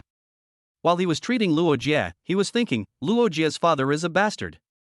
Luo Jie is so miserable, I might as well find an opportunity to secretly transfer Luo Jie's illness to that bastard.